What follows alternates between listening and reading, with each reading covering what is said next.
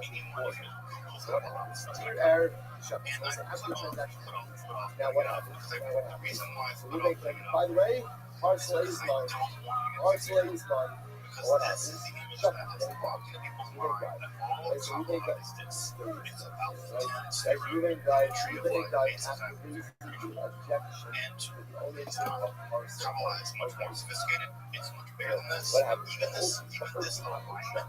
What's it say now again? So after you passed away, that ideal this alignment will never happen in our lifetime unless it was now there's an executive of the they are very clear. The words of the text are very clear. But this alignment is a perfectly balanced vision of what the spirit of the Lord. And it's very clear from the writer of the Zohar that that's the case. Because the world isn't perfect.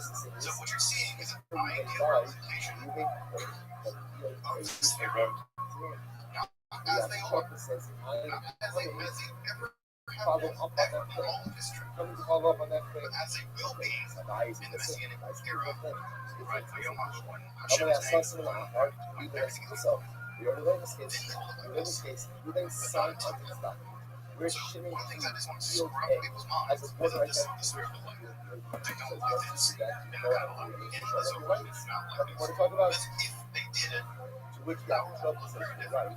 Because in the supernal world, it is a more very true. In our world as well, if anything has happened bad to you today, anything's bad to happen to anything at all, that means the supernal world is also out of whack, which means these relationships are not in relationship. So the thing that I was on again, I'm gonna pound this drum. The thing I want to pound on this drum is that this is an ideal representation of a spirit. That's what maybe that's what always an interdynamic relationship. Right? God is a polyhedron slave relationship with God itself. And all the various people, entities within God itself are always out of whack. So what is it that's out of whack? Let's go through it. Right? The first sphere, right? You see how this is open at the top? Because that's open to any source. Everything emerges from any source. So from above here being nothing. And yet here was everything. Ein Sof is up here. And then the first thing to emerge was the crown of God. The first layer of state of God. So this thing, this crown, is the inner glory of God, which is the first moment of God's divine will. Because in order for there to be anything, there must be intentionality. And that inner intentionality of God, the first stir. I mean, this is a part of you that makes you woke up before your alarm. Before your alarm goes off. The thing that made you get up before your alarm, the thing that's not even conscious to you, was not even conscious of the time to get up before your alarm. Is it something arousing to stir you into consciousness? Before consciousness. Imagine this is the thing that gets us before God before it goes off. Right? Keter is that thing. It's not conscious. It's not a thinking. It's a little. You can never know the thing that stirred you to get up for 1 second before your alarm.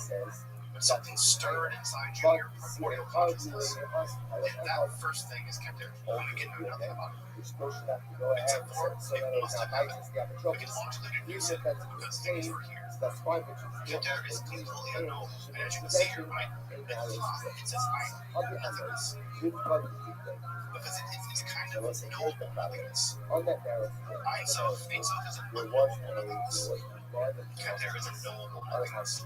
Now, in order to wake up, but when you wake up, you immediately come into consciousness. But if you've never had a sort of surprise wake up, your consciousness happens to you like a flash.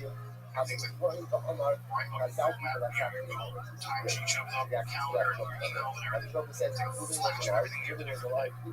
That momentary flash that isn't even consciousness is called. It's pure undivided consciousness that's completely just a flash of everything that you know all at once. Now, obviously, you can't dwell in this moment because it's like everything that you know can't all at once. You have to parse things out. You have to get a little bit like, all right, now I have to get up, I have to get the kids up, write this email, do this, do this. Your consciousness has to be compartmentalized and almost structured. Now, Pesha Rabbi there to the Akashish, even shows Shalom, remember, Shimon sold the field himself. Maybe sold the field to Shimon. Ruvain, and again, gets more complicated. So now what happened? So now you have Ruvain, now you have Shimon.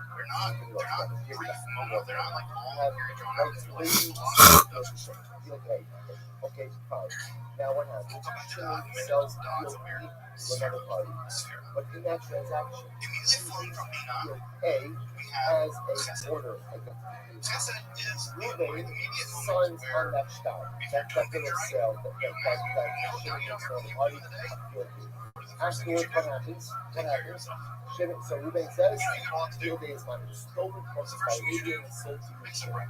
So remember again, see how often in the show, you don't on the attacking the listen, in this case, it's a little bit more common. But if you stay in loving kindness, you're never going to get Ruvain goes ahead and how do you do that? You judge yourself. You're going to see now, focusing on that, these guys are talking that was like, after this interview, what happens? He dies. Now what happens? Apotropis comes to Rabbi. Apotropis comes to Rabbi. Apotropis says, I'm going to tell you what this is. Rabbi says, there is no tip. It's a Mishnah. Ruvain, son of the doctor. Apotropis says, but he has English. Rabbi says he's more exactly. Essentially, it's a pure judgment in the face of what? It's terrifying. Once you pure judgment from Chuck, we effectively sign to his rights. Because you have to violent, vengeful rage. In fact, in the clubhouse tonight, this is where evil comes from. Sold that, sold to Shimon a strip of land. And then a strip of land. Right. So now what you're telling me is, when Ruvain signed his document, he wasn't giving his rights to the rest of the What was he acknowledging? That Shimon owns a strip of land of field A that others are field B. But that no one is giving his rights to the rest of field A. That's good. But if I say, okay, that's fine, so you can claim on the rest of field A. But what? But you have to go ahead and at least give Shimon the rest of what? That is strip of land. It's the perfect balance of everything that can be made. Is what the story. Because you know how to judge, love, think, wise. It's fair. It's the womb of creation. Everything being balanced in the womb of creation. From Tiferet, we have Netzach and Chol. Netzach and Chol are very strange little spheres that don't get enough attention. Very interesting. This is the fact that you get resist. When you get perfectly balanced, when you focus on the gym, you eat your life from school, or you reach your intellectual goal, you're going enough, you still have to stay there. Now Ruvain's further qualified to tell us after the 7th, Ruvain brought it back from Shimon. It's a Pesha, so It's a part of me that pushes you Ruvain slash the Apotropis should be believed. And then the way that Ruvain turns out that is a part that's a little more inward. Assuming you can prove this claim, that he should be You have nothing behind ambition. Well, that's unbalanced. So you check it. You check it with. Rabbi, what's the big story? Rabbi, I might invoke the Apotropis. Principle of God's extrovertedness. Because the entire takeaway is those come together. It is you gotta surround yourself with like this Apotropis about his great. Comes together in Yesod. Good. So let's say, so for our purposes, I love for myself. How do we so this is a complicated case. That is very complicated. Remember again, this is what we have essentially general institutions that talk about interiority. Just I'm a very this is a so close always Eric's message signing. I love this Holocaust days. We don't have time for everything, so we got the Holocaust days. Here it is. Ruvain Shabbat on the Shimon Saga. Ruvain sent the tweets. Ruvain sold the field to Shimon. The higher rate is right? So let's say, so Shimon, Levi sold the field to Shimon. And Ruvain was one of the businesses on the shop. And what happens? Subsequently, right? Ruvain claims, after the transaction occurs, Ruvain claims that what? that I love for myself. Here They should be stole it from me. See here, it's Aim open at the bottom. But I'm not passing Right, cycles. open at the No, bottom. You know, you remember again. You're gonna claim yes, I signed on it because I wanted it to go from Levi to Shimon for the Kilometer Chelsea and feel back from Shimon to Levi. But Amnon says, please quote. Please quote. I love for myself. With God. I love for myself. There's absolutely nothing to talk about once you are part of the transaction. Like once you are on that side, you are effectively seated So here, this is the area of perception, expansion of God's power. This is the one that grows to hold the child. God is expanding. This is a part of God that receives all of the spheres. And not only that, but God, everything that expands must contract. And so we are in the law. We receive the law. Very important. Receive the Torah. I love for myself. Don't Against the Torah, become wedded to God. Israel always. There's more, much more. Again, Philip was calling with them.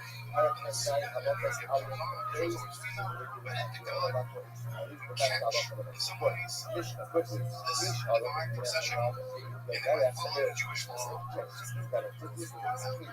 And listen, by the way, you ask yourself, what is So the it's not just enough Shekhinah or passive divinity.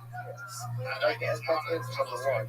I think that's number one. So remember again, the reason, just so you know, all seriousness, the reason why we're doing this is because remember, the way this kind of started off, processing the unions of Adnan and Hanan. and everything And remember again, it started off with this here.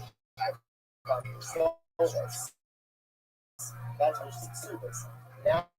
Now let's say this is over there. Watch this. Great case. Misha, a lot of people says, watch this case. Ruben goes overseas.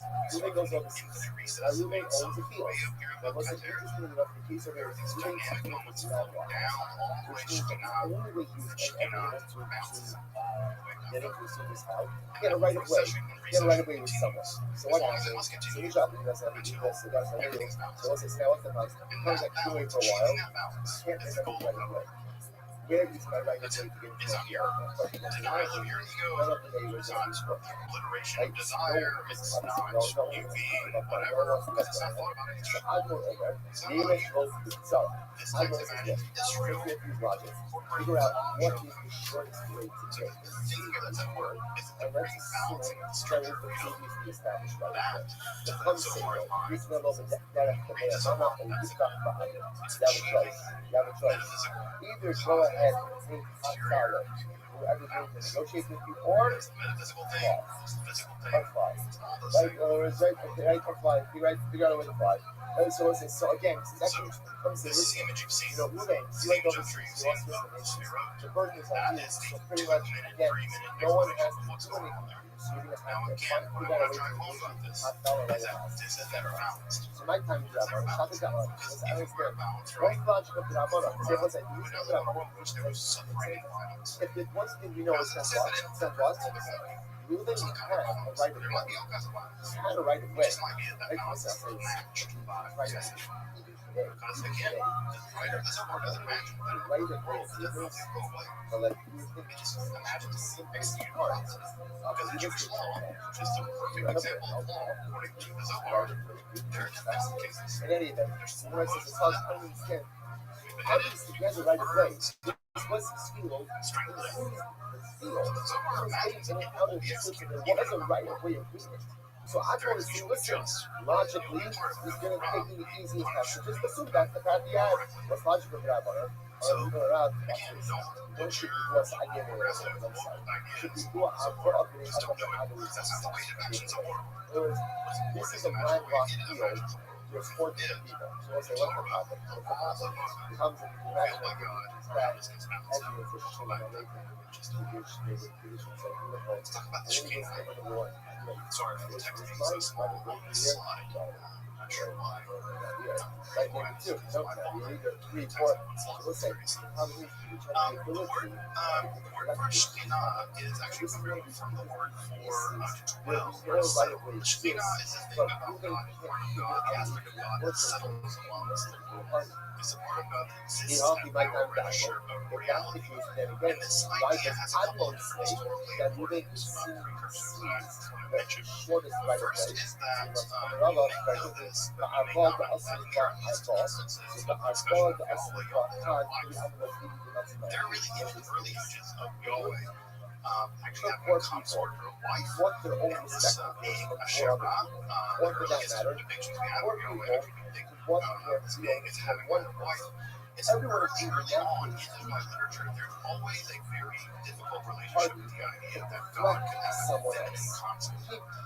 And one way of dealing with that was to condemn everything dealing with femininity, everything dealing with the feminine aspect of God, especially as Shera, punishing the worship of Shera. Let's even do with that sublimate that good old classic Freudian terms. What that means is that there are all kinds of aspects of God that sort of get divinized, particularly God's wisdom. And if you've ever read the book of Proverbs, there's a long section where wisdom becomes almost a kind of divinity God, where she's described as perfect, beautiful.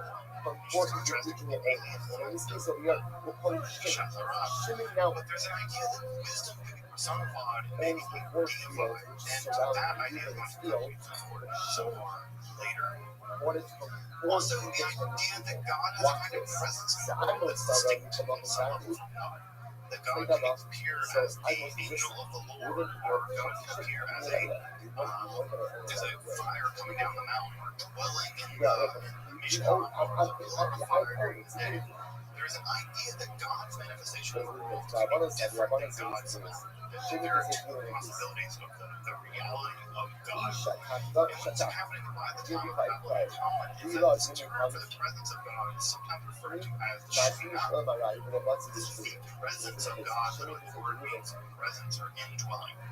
And while the noun here is fitting the feminine gender in Hebrew, it's never the case in the Talmud that they think of the Shekhinah as a woman, as a feminine gender, woman gender entity. Because they just think of it as a grammatically feminine noun, not as a woman. So as you might imagine, what the Zohar, part of what the Zohar is going to do is that the Zohar and the Sefer Bahir are going to be mystical, not in the vein of being some very elaborate, very obtuse ways. We'll do that too. But how they read things very literally. And if the text says the Shekhinah, and the Shekhinah is in the feminine gender, it must be feminine. Full stop. It just is. It's not just a grammatical reality, it's an ontological reality. And we'll see in the Talmud that it is the case that there often is bridal language used. So, for instance, one of the things that you may know is that there are a couple of books in the Bible where rabbis are always very, very, very nervous about. One of those was Kohelet or Ecclesiastes. Another one of those was the Bible was very concerned about was Esther, who never mentions God. And another one of those books the Bible was very concerned about was the Song of Songs, because it's about teenagers having sex and bad scenes. So the rabbi said, look, it's not about teenagers having sex, it's about the relationship between God and Israel. Well, if God is the masculine partner in that relationship, well, what does that leave Israel? Well, it leaves Israel the feminine part. Well, some further speculation say, well, no, it's not. Israel being feminine, it's another part of God. And so we have this idea developing over time. There can be an entire long series of lectures on the development of Shekhinah. Well, we see that over the course of about 1,000 years, this concept goes from So therefore, my grammatical construct with an element of God living in the world to being an ontological metaphysical construct with actual God being and then you divide the so estate. there's a lot of complicated things going on in that. That's Also, what what's okay, worth very pointing out here, quickly. and I want to go into this too long, is that in the Gnostic mythology, the mythology that developed primarily in the text like the Apocryphon of John, and some other texts as well, and the Nag Hammadi library, and the larger Gnostic world, Okay, the Gnostics actually were a group of Jews and Christians and pagans who believed that knowledge as opposed to faith liberates you from this world. That if you knew certain kinds of things about this world, you could escape from it. And that's what you as knowledge saving you as opposed to faith saving you, belief saving you. In the Gnostic worldview, there was a divine emanation scheme, just somewhat similar to we find in Kabbalah later, and similar to Neoplatonic stuff and Middle Platonic stuff, where God flows out of God's self, and at the very last rung of that process, there's a disaster. And that very last rung is an entity called Sophia, wisdom, a very similar entity we find in Proverbs. And Sophia wants to create something without reference to the divine world that she is creating an abomination. It's called the which is probably chaos child. And the text describes it as a living portion. Something really dreadful about that idea. But it's alive and not alive. It's ignorant and blind and chaotic. And it creates an entire world to mirror itself. And it's insanity. And that world is our world. Our world is the world of that evil entity creating it. And the world is just a prison for us. It's a giant trap. And so what ends up happening, and not to rehearse this too much, is that there seems to be some good evidence to say that elements of that kind of mythology survive in Judaism a lot longer than it survived in Christianity. We see similar elements to that in the Sefer here, where it describes wisdom, Chokhmah, as a maiden from a far-off land, or a maiden from a foreign land cast into our world. So we think there may be connections all the way back to the late classical world and this Gnostic worldview, which again, that term is a bit more problematic in a lot of ways. But we think that maybe the term emerged from that milieu. The last thing I want to say about the origins of the Shekinah are two things. One is we're living in 13th century Spain. If you know anything about courtly culture, idolizing remote women is all the rage in true world literature. It's all about the ideal woman who's completely virginal and you have to see all this crazy stuff, but you never have her. This courtly literature is a huge part of Spanish literature, both at the literary level but also at the troubadour level. And so there's an enormous outpouring of infinite longing for the unapproachable woman. And so we have that happening at the literary level, at the musical level, comedy level. Also, the other thing I should point out here that's also very important is at the same time as going on in the Jewish world, the Marian cult in the Catholic world in Spain is also a big thing. The adoration of the Virgin Mary was not always a big deal in the same way that it is now. That really began in Spain, and the adoration of the Virgin Mary was very, very popular. And so there's some reason to believe that the adoration of the Virgin Mary, that the Shekinah, the development of that may have been a Jewish response to larger hegemonic culture, where the Jewish response was, look, they're trying to get rid of a bunch of us, and what's really popular, this whole Virgin Mary thing, well, we got that. It's not even Virgin Mary, we got God. God does all the stuff that Virgin Mary does. And so if you read this over carefully, a lot of the stuff it says about the Shekinah looks a lot like the kind of stuff that developed Marian cult. And so unsurprisingly, the minority culture is mirroring in a very sort of hybridity way. They're hybridizing. Marian cult developing a hybridized version of it. Taking other tradition, there's a lot of debate about that, but I find it to be a very convincing analysis, especially if you take some post-colonial studies and apply it to that stuff. I think there's a very difficult point about the origin of Shekinah being something that's developed in Judaism as a response to their Spanish culture, primarily song, but also Marian cult. The word cult do not diminish their religiosity. It's just a musical word, so it's used for cult to indicate a very specific intention. It's the silver that the Shekinah becomes an explicit thing from that aspect of it. In the Sefer here, we have echoes of this together. Whereas that this has been seen so far that it's no doubt that there is a definitively feminine aspect of God, and it's some level that's the aspect of God that we deal with. And this tends to be conflict.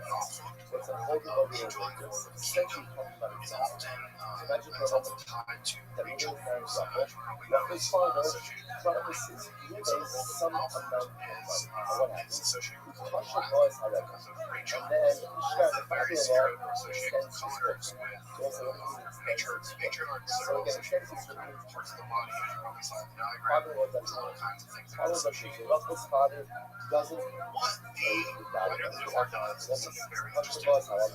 When they define where the Shekhinah is, they rely on the fact that any time we see the word net, no way net the Shekhinah for folks who know Hebrew, net is a direct object for Hebrew. It doesn't get translated. So if you want to see it, for instance, at the very beginning of Genesis, I have the very first verse of Genesis here, right? So in the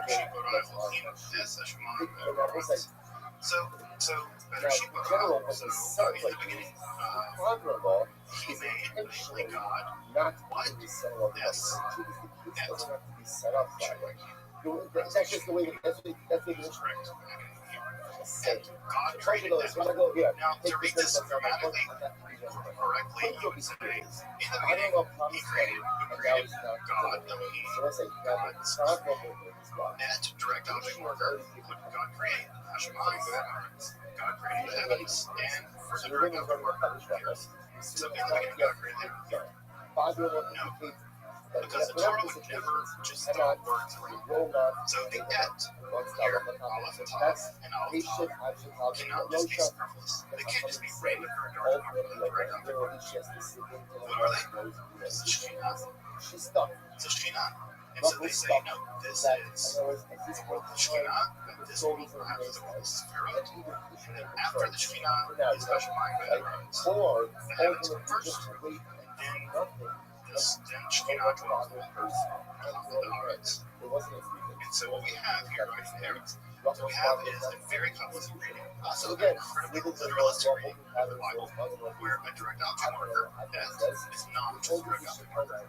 It's the creation of the very emanation, rather, of Shekhinah into the heavens, and then further Shekhinah into the earth, into the world, our world. They make a lot of big ruckus. Zohar is all about this because it means that Shekhinah dwells in the heavens and she dwells in the earth. And that's in our world. And notice where does that dwell in our world? Right? Elohim simply doesn't bara. Because bara is creation. The subject of creation. This is he creates. Or creates, we say. What creates? Nothing. In the beginning, nothing created. What did nothing create? Elohim. The Sefirot. And what formed from them? Shekhinah. And where is Shekhinah? Hashemayim Ve'aretz. For the Kabbalist, for Zohar, they see the entire structure of the Sefirot as they go the first 6 words of the Bible. Not because they're reading things out of it that are unusual, rather because they're reading it.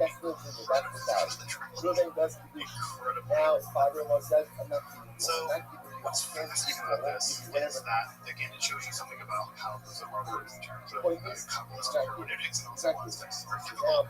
Because if you don't read Hebrew very well, you don't understand Hebrew grammar very well, then this is all basically lost on you. So what's going to happen in all of this is that the world of the this world of what's called chod, or unification, this is called marriage, and what's going to happen according to the world of our world is that the task of our world is to take the Shekhinah from exile. This idea that God's presence in exile is kind of common. When Israel goes into exile in the Galut, so does Shekhinah go to the Galut. And our task is to unify the Shekhinah, which is the Galut, in this world, this mortal world. And as we do that with the process of Jewish law, it's the case that we remarry Shekhinah, and Shekhinah remarries the upper world, and then everything is like a giant ball, and it all clicks into place, and ultimately everything is resolved, everything begins balanced. Now, why does that balance happen? The Zohar never says. And as we get later on, next time, into Lorraine Kabbalah, we will learn why, according to Lorraine Kabbalah, why the balance happens. We're going to make a drama about why that happens next time. So what ends up happening here is that we're plunged into matter, in this place, that and we have to return that by beating light. Now, what's different about, for instance, Kabbalah and maybe Gnostic texts is that light won't matter, just the being. Just like a coupon. It's a coupon. that you A coupon is can't hold the and so the idea is that you're being matter. Now that you have to stay, you have to trade it, you have to get rid of it. It's a bad evil, but it's in need of redemption. How does that redemption happen? It happens through this spiritual process of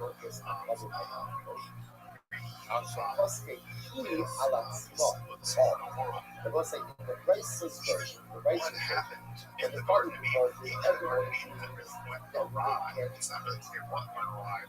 Is that there's some indication, at least in some sections of the Zohar, that what ended up happening was that Adam became so infatuated with his carnal world that he abandoned his material life. That Adam was actually too pious. So there's just a complete inversion of the Garden of Eden story. In the Garden of Eden story, it's that the original version is that human beings are too worldly, they're too sexual. And that version is that they commit sex or whatever, did some kind of thing, or whatever it was, and that focused too much on their body, messed them up. No, in the Zohar version, Adam is actually too fixated on the Shekhinah, and his partner, Chava, wife, feels abandoned by him. She's not satisfied by him. She's not he's not doing his duty. And that's what allows her to be seduced by the Nachash, by the snake. It's that the traditional version is another way of she gets treated by the snake. But the Zohar version, the one version of the version, it's his fault. He's unable to love. But he's so focused on this primal world that he's not focused on the physical world, which is his world. The physical world is our world. And the Zohar is very clear about this. So you cannot focus just on the spiritual world. You cannot there's no Kabbalistic ones. You are obliged to deal with this world. It's only by dealing with this world that you can actually deal with the spiritual world. So again, how does this get fixed? Well, Moses eventually comes and gives us the Ten Commandments, and gives us the Torah, and it's by combining the spiritual and the physical. Again, the Torah is all about balance. Combine the spiritual and the physical, then we begin to find life. Adam focused too much from the world that was carnal. Other patriarchs focused too much from the world that was terrestrial. And the idea is we must combine them into one another. And this becomes incredible. The language here is always incredibly sexual. The language is the Zohar is very sexual language. Because sex is part of human life. Sex is part of religious observance. You have to have sex. You're obliged to have a meaningful flow of blood. Again, it imagines a court of divorce. It's imagining a very hyper heteronormative way of thinking about this. Although I think at the edges of the text, there's a lot of interesting eroticism and queering stuff that one can do. So I think it's very, very rich. Not that I think it's very rich. Queer people and trans people have done incredible things with the Zohar that have shown this text is hyper heteronormative, but at the same time, many of the ideas it commits itself to don't conform. It can't logically. It's doing all kinds of cool stuff to show that those categories are more equal. A little bit machines of what's going on in the world. The idea ultimately is that there's a kind of sacred marriage between Israel and the Shekhinah, and the Shekhinah, Israel, Sephirah, and by the other law, the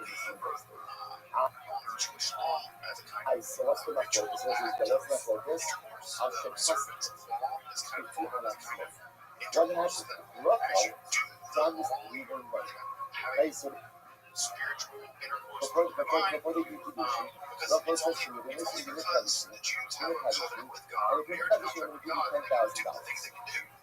The only similar thing to that custom is sex. It's only by having a certain kind of relationship with a certain kind of person that you can have sex with them. Well, because God and Israel have this relationship, then it must be the case that all of these 613 rules are fundamentally kind of intercourse. And so the emphasis on the interrelated terms. And so this is very much like things like Shabbat, as we'll see next time. Shabbat is incredibly and Kabbalah is observance. In fact, if you've ever done Kabbalah Shabbat, which I imagine most people in this class have, Kabbalah Shabbat is really observance by 66th century copies. I was Turning in satisfied at with where every each God in Israel every single I don't know, man. I don't know. like Told me to come out, this is the issue. One second. I was going to say, what did she say in this case? This is great. You told me to come out, to Sura and Sha'abanos. it's become so ingrained No. in When I Jewish said, customs I'm going to give you that it's now $10,000, basically I figured the same bank that I was invested in my life. Jews, if they only go to shul once a All week this for kind nights. right? It's incredible. No limits, right? No So they're doing the high risk qualifications, counts, they're doing nothing. I figured the same bank that was taking care of me my entire life is going to take care of me now. So she said, I know I said the time is going to me, but again, I automatically assume that one of the it's things that Judaism did have going for it father was who is able to go out and really make bad this sex. the actual having no sin alive, not in this one, not so. They like it, they get down and they pay for it. She said, what do you want from me? It's a big part of the internet. Maybe the reason why the internet exists, we may just be taking it out on video games and sex. I never had the So money back up. I think that's actually true. And It's never very heard okay that that problem. piggyback It on was their always been my intelligence. father. Now my father doesn't want to pay. I think now we can make a little intelligence. He didn't marry me or divorce. So let's say, so it's not It's very much the case that this whole attitude towards sex is very hyper again, in our English persuasion, and very much in the marriage environment. But it's right? also the case The that this is Machlokes obviously a case Christianity. is where the father of the bride, the father of the promised, and then doesn't take. Now come and say, Jesus and Paul were never married, I suppose never had sex. okay, The Jews at the time, the rabbis at the time were like, yeah, that sucks. It sucks for them. They gotta be celibate. Mary never got to have sex. She only had sex with God, kind or whatever. And Jesus and Paul never got married, never had sex. Like, they're Grace to us is no. even the average rabbi down the street doing some kind In of that case, with the father of explain at least once a everyone agrees if that you're what God, happened to you're you late. is divorcing and marrying is that you what's Your not main called problem this case. is like he hated his body, he hated The having sex. Rachel promises the Lord. So if I come and say, listen, Rachel, you made a promise. So I think also a lot of Put this on the promise. hypersexual Don't stuff go on going the on so promise. far is You're also going to a have lot no of Jesus opportunity. giving You're thousands going of to hold his habit. their relationship to the physical body. Admiral says, no. You're not going to make time to do my father. I'm going to my sex. It's very dead sex. In fact, you're obligated to have father. sex. So ultimately, don't hold his seeds and marry me or divorce. Know that your sex is purpose. And then Neil says, and they're going to say, the vice also, and Neil law and your possession. Again, the vice, yes, and the Neil between I know, let's analyze this. Now, if there's good stuff, like When sex, there's also bad stuff. So, That's evil. when And is this evil, so said to and be the more Kabbalah that is saw as part of God. This is called the Centrifon, the other side. Let's say, when is Now, all of this what's important to know about the history of evil in the Jewish world and in the Christian world is that evil in the classical theology was thought of as basically a kind of purgation. Evil was sort of like cold. Cold is just a lack of heat. Darkness is just a lack of light. Darkness has nothing on its own. Cold has nothing on its own. And so, because these things are just negations of something else, they don't really exist. So, evil is just a non-existent place where God is. It's part of you that rebels against God. It's part of your heart, according to Augustine, that rebels against God, keeping your heart from the divine grace, and that emptiness inside your own heart, God-shaped hole back from yeah, because Satan is just a pure rebellion. It's purification. Well, this is true of Neoplatonism, it's true of lots of different traditions within Christianity, Judaism, and Islam. The rabbis of the Kabbalah, especially in the Castilian Kabbalah, some want to say, no, evil's real. And it's not hard to imagine why a medieval Jew would be very convinced of the reality of evil. Evil was part of their world. They didn't face pogroms in Spain and Cuba pogroms. They didn't face annihilation the way they did in Germany. The creeping reality of the Great Conquista, no Jew in their right mind in 13th century Spain had any pretensions that once they were done with the Muslims, they were not the Catholic Church. Evil was real. So we're not going to have this philosophical horse crap. You're not going to have this idea that evil is real. Evil must come from God. Because everything comes from God. Everything flows from Him. So where does it come from? Well, think back to this image of just a minute ago. So when we get there, we flow to the Allah flow. can be fathers. So I really love it like that. You and look at these, it. again, you can imagine sort of I was the always rush of saying, water whenever as the it meal says rushes Allah out, follows Admon, gets caught the by Allah Chafat, follows and if it Admon. rushes So back over he's to got God, true it's caught justice by today. Binah. Nobody says If it no. rushes over to I'm Chesed, going it to gets come in caught the by no. Chesed. Did I But as say Chesed just in rushes the over to script? Gevurah, Gevurah can't catch it all. I'm showing the There's government so coming away. much This is what I'm power saying. I said flowing any out place that it is hits the what? A Gevurah, Mishnah or a Brisa, and it's like a any bowl, time there's that no the water government into says it. Allah So follows Allah Admon, or it's like the I'm faith going image to in the Zohar, it's like the you image of Zohar, like there's the Niyot, is the image of a blacksmith apple. As you forge an item in the blacksmith or in the smithery, you pound on that hot metal. And the only way you're going to get a fork or a knife or a spoon or a sword or whatever is you pound it. You have to pound that metal. There's no way you can shave something off of metal without pounding it. As you pound on it, sparks fly out, shards of metal fly out, and chunks of metal. And it's an inevitable law in creating something. When you create something and throw some sparks, now sparks are dirty and dangerous, and they're dross, they're wreckage. In the Zohar, that wreckage, that dross, those sparks, that excess of pure, pure rage, righteous rage. You can imagine what it's happening is that it flows out of Gevurah and it coats the entire backside of all of the other Sefirot. Like a kind of evil coating of darkness, a kind of hatred, rage, and aversion of each one of us. And as it coats the backside of Gevurah, that forms another reality. And that other reality is the world of the Sitra Alpha, the other side. These are like inverted, evil, negative image Sefirot.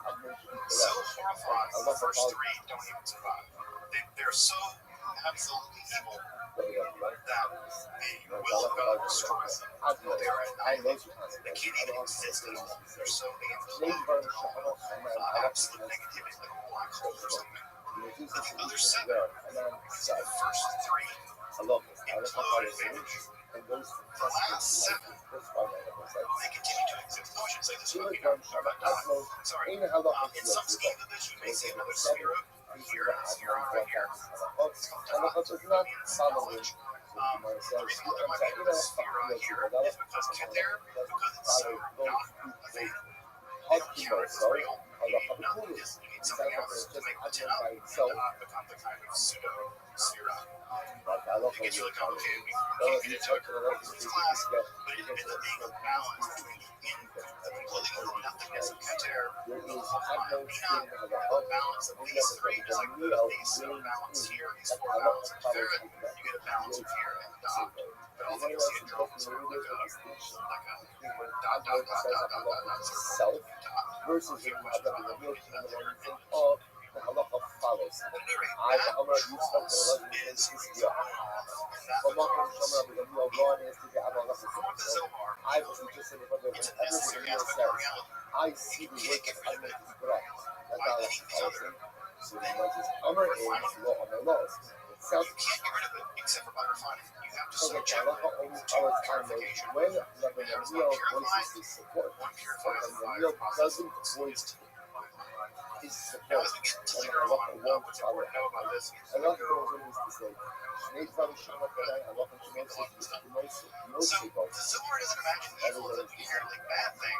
It imagines it as an excess of something that has to be tempered. And you temper it by rectifying, by fixing it. And in the later episodes, when we come into this later on, this becomes shards of these demonic and angels of darkness. And that world of darkness creeping down just that the Zohar really harps on this as it talks about the 7 Edomite kings that died. And this is a throwaway line in Genesis 22 or something. That it seems like these lines are meaning more than anything. There's a bunch of Edomite kings that died. No, not for the Zohar. They're the primordial Hebrew lives that exist. And you have to deal with them. You have to deal with them by rectifying. And the thing that the Zohar is most worried about, it's easier to sort of something about the Zohar than anything else, is the same kind of thing that happens masturbation. not necessarily Zohar is horrified. Sexual so he was sins, essentially just trying to go back especially masturbation. And there's the idea that if one wastes seed and then seed spins seed, that's a sort of line where becomes demons. It becomes like more and more and more demons. The more it's more Allah for myself, turns put to that the to side silver. the other side. I'll agree, Pastor. Also, This could be a great case. Money's Money's promised. restoration. Money's promised. What happened? Money's not In fact, paid. so much so Money's that not paid. Now, the only problem is, because of the at the time of primordial peace sin, involved, what's the status of the she marriage? is The the sort of status of marriage? representative of evil in the Confusion world has already been because done. her Now we have a menstrual problem. blood See, what's like, draws if thrown you off people look for confusion, fine. the Then menstrual what? cycle and the Don't get menstrual married. blood, Everybody go which home. is like That's it. draws The throughout problem the we have process over of here is creation, the where default creation efforts have to be creation before this. didn't occur. Furthermore, It was two cases of in people. the stars. Two cases of people. Case A, But the idea is father that the default. ones Case going B, after her brother, daughter, wife draws throughout was a the process of mafocus. creation, more like Abel Fahad. Then there's a further mafocus, Mishnah and the Brisa has to so know mafocus. So I'll say the this. discussions of evil Here we and go. everything. Rabbi Legal Vasquez. discussions of evil we found They're both two first. in earlier Kabbalists of Castile, Allah has co-wrote value. very interesting evil. There was retreated on the image of the side. And so there are tons and tons of things about evil, especially in Gentile stuff. So we have to be very honest. The Zohar hates Gentiles. Overwhelmingly thinks Gentiles are dangerous and bad. This is not a negative thing. Any sort of imagination who do not read this text and not this text anything but the same Gentiles, not Jewish. Very negative. And so again, reasons arise. Again, imagine being Jewish in 13th century Spain. So again, the bottom line is say the same thing. Let's look at our themselves. There you go. Great case. Opposite goes to So it's unsurprisingly they're going to have plus no. really negative So this is great. So here's how they should consider Now, does that mean the thing that right? So Zohar is what inherently happens? negative? Love is It might do. be Ruffles that father. especially if you take those same energy and put it like non-Jewish people now. Ruffles Yeah, father just the results you get commits $10,000 mystically to negative. Ruffles The husband. worst thing but the truth. So we have to own the fact that that stuff is in Allah there. And you, as Jews, if you want to study the Zohar, study the Kabbalah, you have to understand there are negative things against non-Jewish people there. And you have to deal with Another place. You don't get like the only thing normal about they can lean on that because of these and we don't have such a Nani Telemasa, Oxylos, Pinot, all catching the big So those is number one, you constantly like Admiral when it was the father who's faulted, father who's faulted, Rocco said to the husband, I he was worse than a like the goat to be so let's say that's enough for us and one like Amor Mishnah. That sounds terrible. Avos, For those of us who not Jewish for a huge part of our life, unconscionable is there. It's not helpful. Zohar, it wasn't there. Now, anti-Semites pick up on that stuff, but like Calvin's racist, hates Gentile people, can come forward and they can do the same thing with the Zohar. They don't want the Zohar. It's there too.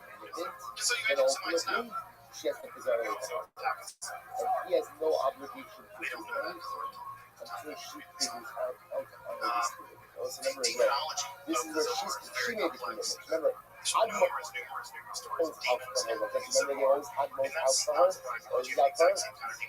I didn't promise, I know it was me, but I'm an extension of her father. Right? So when I say, I promise you, be my father, and I'm not asking, like, live in the racist case, and when she makes the commitment up, and herself makes the commitment for you guys, and then it falls, you then keep people open to how to Judaism that began to emerge primarily in the and ultimately, again, doesn't have to be the learning.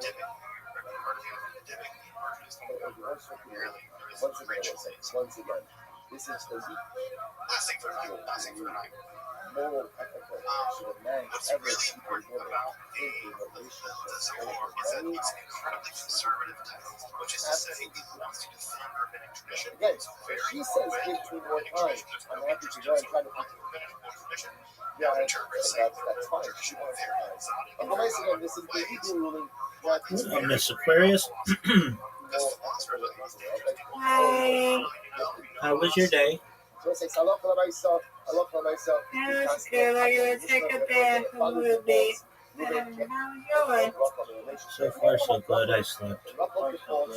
And That's good.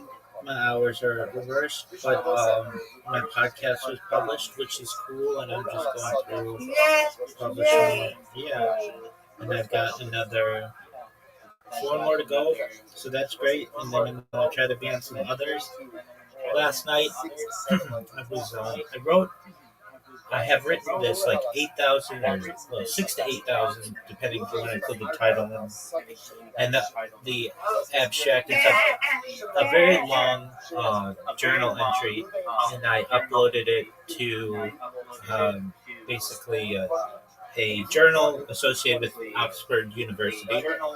And so I have to wait to see how that goes. That's a process, but that's kind of an interesting thing that I haven't done previously. Is instead of just being like a social media icon or whatever you want to consider me, I want to be an academic resource as well. So trying to get into that role. Look at you. You're doing a good job. Look at that, Rabbi. I'm trying, Miss Aquarius. Levi sold Shimon a field. It says, Shimon, that field you have, that's my field. That's my field. Levi stole it from me and sold it to you. Okay. Here's the wrinkle. That's doing your thing. Yes, ma'am. Did you want to play? Before I take my bath? Absolutely. Just give me one moment, and I will send you an invitation. Rabbi? Yes, can you hear me? Rabbi? I didn't know. Yes, can you hear me? We can play. Yeah, your leg in a little bit. You was breaking. Okay, I may have to restart my device.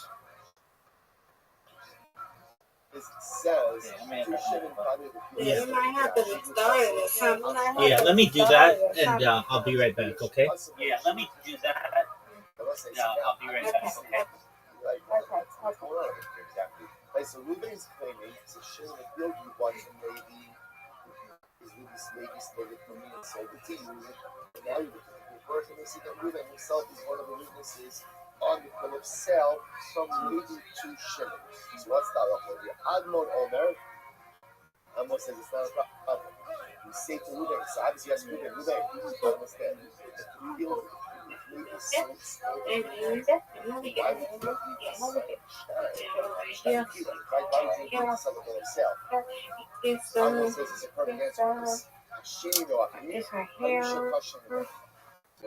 It's together.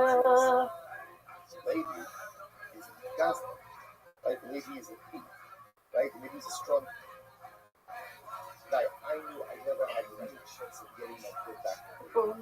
Shimon and Lady, you are a reasonable guy. Look, a reasonable guy. So I figured if I could get the field away from Lady to you, Shimon, now I have a better chance of getting back my stolen field. That's why I agreed to sign on the bill of sale so I can get Levi's hands into your hands. Incredible. It was another. What is reality TV? I was just saying, like, this is so great. This is incredible. So when I listen to this, if I come and say, no, come on, cut it out. Even if so, what are you talking about? Reuven, again, even if you come forward with a claim that I can feel that Shimon currently has is stolen from you, that's fine. Like when I said, once you're signing on to that, once you're not a party, but once you're a witness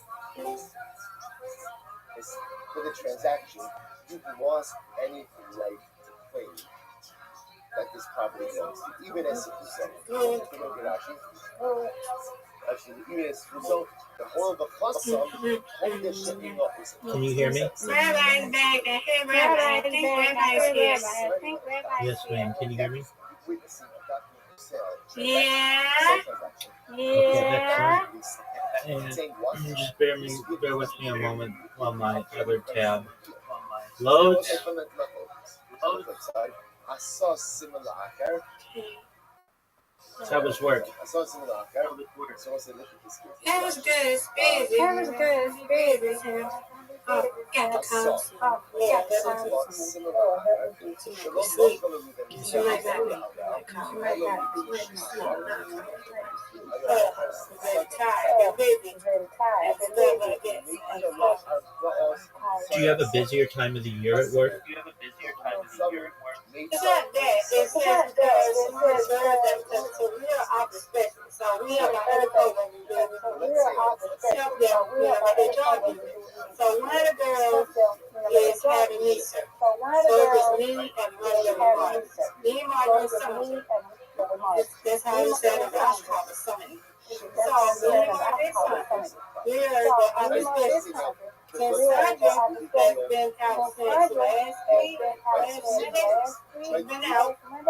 She's been out. The last day was 7th. So she's been out. And she just has knee replacement surgery. So it's more,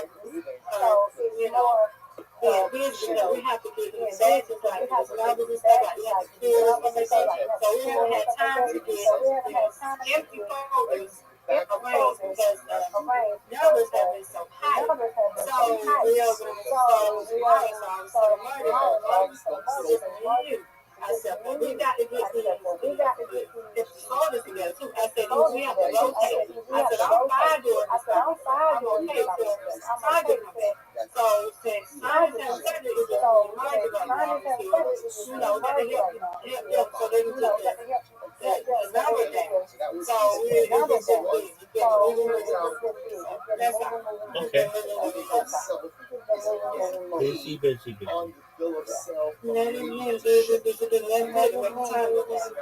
That's right. All right, I'm about to send you this invitation. I see. I'm ready. Yes, ma'am. Riser's mom and I watched a documentary last night on Pixar. You know what Pixar is, right? Yes, PIXA.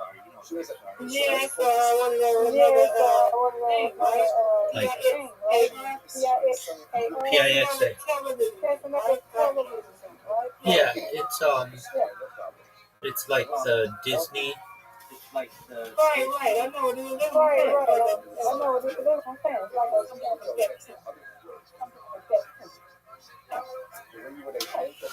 Yeah, so yeah, things like Toy Story and that kind of stuff.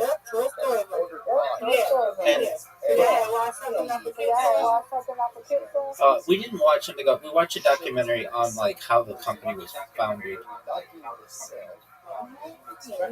Get it. Almost. Give me this. Oh, come on. That hit multiple things. Oh, no doubt. Oh, Mr. Quirch, that was terrible. You know I'm better than that. So, Tim, what happened? So, how did it start? Okay.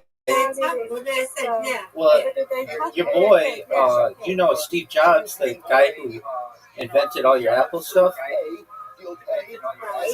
He, almost. That was really good, Mr. Porter. Really good attempt. You're welcome. He like had a dream to. Thank you. With two other guys to basically take animation, 2D animation, and make it 3D with all the computer stuff. And so they worked like really hard on their first, like just to even get it. Just to even like start in like commercials and things like really small. It was a lot of computing power and a lot of time for these guys, and nice. And then like they recruited all these people, these like designers and such, and then they eventually wanted to just revolutionize the animation industry and bring it to life. And so they, nice spare. So their first big movie was Toy Story, and they launched that. Oh, whoa! This is the hardest one in the game, Mr. Aquarius. I've never gotten this. I'm trying. No. And so they had a lot of success with Toy Story, and then Toy Story 2, and then things like A Bug's Life, and what else did they do? They did like Incredibles and get it. Yeah. Nice Bear. Yeah. Nice Bear, really nice. And Thank you. just some of the challenges that they overcame, and how like they brought computers and animation together in that story. It was kind of an older documentary. It was made in like 2007, so they did. It wasn't like Steve Jobs was still alive in it and everything, and then they talked about just like when they connected with Disney, and like Disney eventually bought them, and apparently like Steve Jobs owned like 51% of the stock or something like that, and so but it's just kind of like this story of 3D animation and how that came to be. So it's interesting. Yeah, I like that they choose the documentary, because normally I'll choose stuff on just stuff that interests me. Almost. Which is cool, but then maybe I'll miss out on something that wouldn't normally interest me. Get it? So we watched recently. We watched this one that I really liked. Quentin Tarantino recommended it, and I think it's really interesting. It's called Hands on a Heart Bot, which is like, you know those contests they used to have where you would keep your hand on a car for like a radio station like sponsored at a car dealership, and people would keep their hand on a car for as long as possible, and then whatever person kept it on the longest, they got to keep the car. I don't know if you've ever heard of those things. They used to have these contests. And so it's like just like this snapshot of what life is like in the rural United States for a car in the 1990s. Then we watched one on, what else did we watch? We watched one on a pet cemetery. That was kind of sad. It wasn't that interesting. But it made me appreciate the connection people have with people. Or people have with animals, pardon me. So that was interesting. We watched one on roller skating, which I know you like roller skating. It's like roller skating in the 70s, and like all the like the roller skating craze of the 70s and disco and stuff. And then we watched the Pixar one, and I want to say we watched something else, but maybe I'm forgetting. So we've been doing that. And Riser's mom, I think, is in town for another couple of weeks. So I don't want to take up all their time. Nice try. I don't want to take up. Thank you. Absolutely, I don't want to take up all the time together. But we do watch the documentaries, and then we have a discussion afterward, and that's what I really appreciate about it. Oh, we watched another one on advertising, like with musicals, which is really interesting, and that world, and trying to think if we've seen anything else. So with that, I hope we do it again tonight. I think we have plans to, but I don't hold anybody to anything. I know people are living their lives, but if they want to spend time, let's spend time. All right, Miss Aquarius, I'm going to be nipping at your heels. I want you to get it. Come on. All right. We need these two. Get on in. Yes. Okay. Get on in. Yes. That was a big spare, Miss Aquarius. Come on. Get it. Yeah. Good job. You win, I win. I win, you win. Undefeated in bowling, undefeated in friendship. Yay! Excellent job. I like when we play early. I like when we play early. I know, this is good. I know, this is good. I like coming home now. And I can do stuff, and I just like, help my activities with this one. She didn't have no business today. But we ate out some Eastern. And I come home and I know what I'm on the weather mistake. I look at that. And then I just grab the stuff over here, make up the shop, Adrian, and we do my party. Or what that. I'm going to 8. I got my stuff together for tomorrow.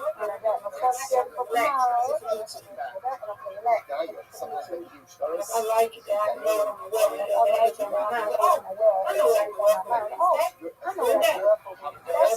There you go. They're just simply certify the signatures on. Hi again, I'm here. Excellent, Mr. Aquarius. It's so fascinating. So fascinating. So you can have a situation of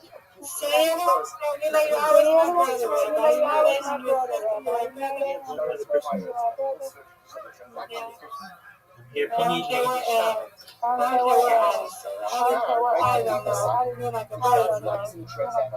well, we spent a lot of time together.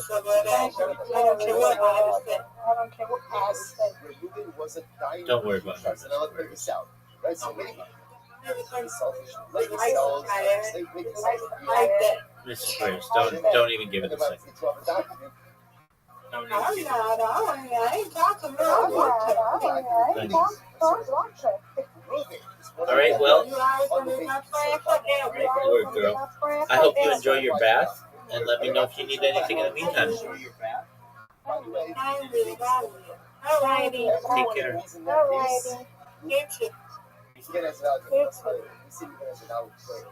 Obviously, saying something We're dangerous people. That's what they kill us. right? I mean, it's great. One of the things But that it means great you may have has the right to us. is that we're lost in the Jewish world at the time with Maimonides. Right? That's So again, basically all. why? And every one of these examples, every one of these examples, why? And really, Because God humans is really concerned about being reasonable, being rational, being a good person. And if you understand the Bible in more terms than that, all you're we're really engaging in some kind of stupid going to do analogy. is just say, oh, yeah, You just don't know better. You're not really trying to follow. signatures. The danger with that, folks, is that Jews are facing That an is good. Sign it up, right? And then we're done. Certified. We're done. at this So time. everyone is good. Very strong pressure on birth that can be given land and The next title. is the no way to roll They can be given all kinds of encouragement. go ahead and Conversion is very, very attractive. stolen, right? The You stolen. can't forget, Get we're the stolen. 100 AK, years out, 200 years out from you is to the beautiful transaction sale The from pressure is already on the major Jews to convert. dealership. And as you can imagine, a wealthy Jewish daughter, wealthy Jewish poet, wealthy Jewish, rabbi, was having a lot of pressure to convert. You are claiming If the he's a transaction Maimonidean, and say it believes that really God kind of metaphor and the Jewish world kind of metaphor and kind of metaphors. What the hell? Oswald says, Stick yes, I your can. neck out. The transaction was valid. If Jesus and God and Moses, they're all kind of Yes, conversable maybe launch. sold You can to keep your Shimon. job. At the end of the day, Flourish, get new land. so says, That's well, why I saw those people converted. of a similar aspect. They converted not because they hated their religion, I remember again. because they were educated enough, or perhaps too much, that they can say, look, I can still worship my God In this case, inwardly. I can still believe in all the things I believe in. purchaser, I can bring the church. because the property of public parcel Because A, bringing the church shouldn't is sell illegal. It's a deal. It's an and entitlement. uses parcel A So to why not identify convert? the borders of parcel. Somewhere says, because you mess up all the reality. Reuben himself signs on that Dangerous, bad child. As well. Reuben sells on Why? that. Because Because the very every way way he needs, but that's that himself we on react, that. the very way that God engineered reality is that you are reverse engineering it correctly by following the Torah. You have to understand what it's all the time. Moses on the The commandments are for the reasons of the commandments. The commandments in the Torah are not random. They're not made up things. When God says Mitzvah, God says where it says this. When God says honor the Sabbath on this day, not Sunday. That's only true. God says do this, do this, do this. When you themselves God's not telling you to random someone else. things. What God's telling you that happens this is a if Shimon is roadmap. selling the parcel? Not just a roadmap for Reuben piety, is selling. but a roadmap Shimon for is selling reconstruction parcel of reality. to Reuben. This is how you fix and it. I have to be in that And cell. not only that, Shimon God is uses telling parcel A you not just to follow these rules because you should as follow the them. property God is telling you to as follow the rules because a border identification. God But kept you alive. ultimately, in that God case, puts on the filling. even though God Ruben, puts on right, top. no eats, God does Ruben everything did that you're not supposed go to do. ahead and This is use Timothy's out day. and The we task can is not for you parcel A. to Why? put your rules. The Amar, The the task of is for you is to the follow same the as rules. last Because God does those rules. So, how about And insofar as God does those rules, you do those rules. You are co-creators of the curriculum. And it's only by doing that, it's only by following the Jewish rules, especially the rules that make no sense. It's only by following those rules that make no sense that you have any chance at all of convincing him, of balancing out the sphere. The only way you can do this, the only way this world will fit, is when Jews need to serve Jews. So again, to drive this point home, the common law is not liberal, hippy Judaism. The common law is the most radically, legally conservative Judaism you can imagine. And why? Because the esoteric meaning it's of is that they are actually part of the reconstruction, recreation, renovation of the world. The renovation of the world to sidebar, the reparation of the world. And it's only by following the Jewish law scrupulously as possible, especially the parts of it that don't make any sense, is that accomplished. So, in the same way that God created the world, and God mandated various holidays, the mandate of those holidays is not just you doing things like Rosh Hashanah or things. These are divinely mandated temporal structures. You can correct the world in a very specific way, in a very specific time, but you can't correct the world in a day, a year. You have special power that day, right? You have to correct it. And the so-called laws, for instance, very minor holidays. Sometimes you travel to Israel to ask what the Jewish holiday is, and they're trying to weed out around or something. Right? Sure, weed out people. Well, I've always wanted to mess with them, right? And say, you have a favorite holiday, it's Shemini Atzeret. It's the most obscure holiday ever. The Zohar says Shemini Atzeret is the most important holiday. There'll be no more important holiday. You don't get to know in June. But Shemini Atzeret is a completely obscure holiday. Right at the very end of the Zohar. No, that's what's really important. Because that's what's important. Right? So all of the holidays get expelled heavily into the counting of the Omer. So it seems completely ridiculous to count down days to bring up the feast. And Ruben signs on that document. Ruben is Great thing that we don't do anymore. Oh yeah. Oh yeah. Counting of the Omer. That's only true. That now if I use counting of the Omer. that's true if Shimon was selling it to another party. But if Shimon was selling it to Ruben, Ruben himself, when Ruben doesn't object to the use of parcel A as a board. That's because Ruben doesn't want to go to the transaction. There's another thing. Who does us wrong? There's a selected original case. That's the institutional case. So I'm not going to mention now. So Ruben is AIDS on the star. Zohar is imagining a cycle, and that cycle gets you. It spirals up, right? You start from here, cycle. Here are instructions. After the transaction happens. Now what happens? So Ruben says, by the way, parcel A is mine. Parcel A is mine. What happens? Instruction. Ruben dies. And so Ruben died after losing the objection to the ownership of parcel A. Okay. What happens? The upper check versus so now again. So after Ruben passed away, right? So Ruben was beforehand was the basis an apotropos. Now there's an executor of Ruben's estate. Okay. So I'll stop the process. We got married. The apotropos evaluate. On the right, so similar. So this is now what happens. The apotropos is right? The apotropos is before Ruben died, Ruben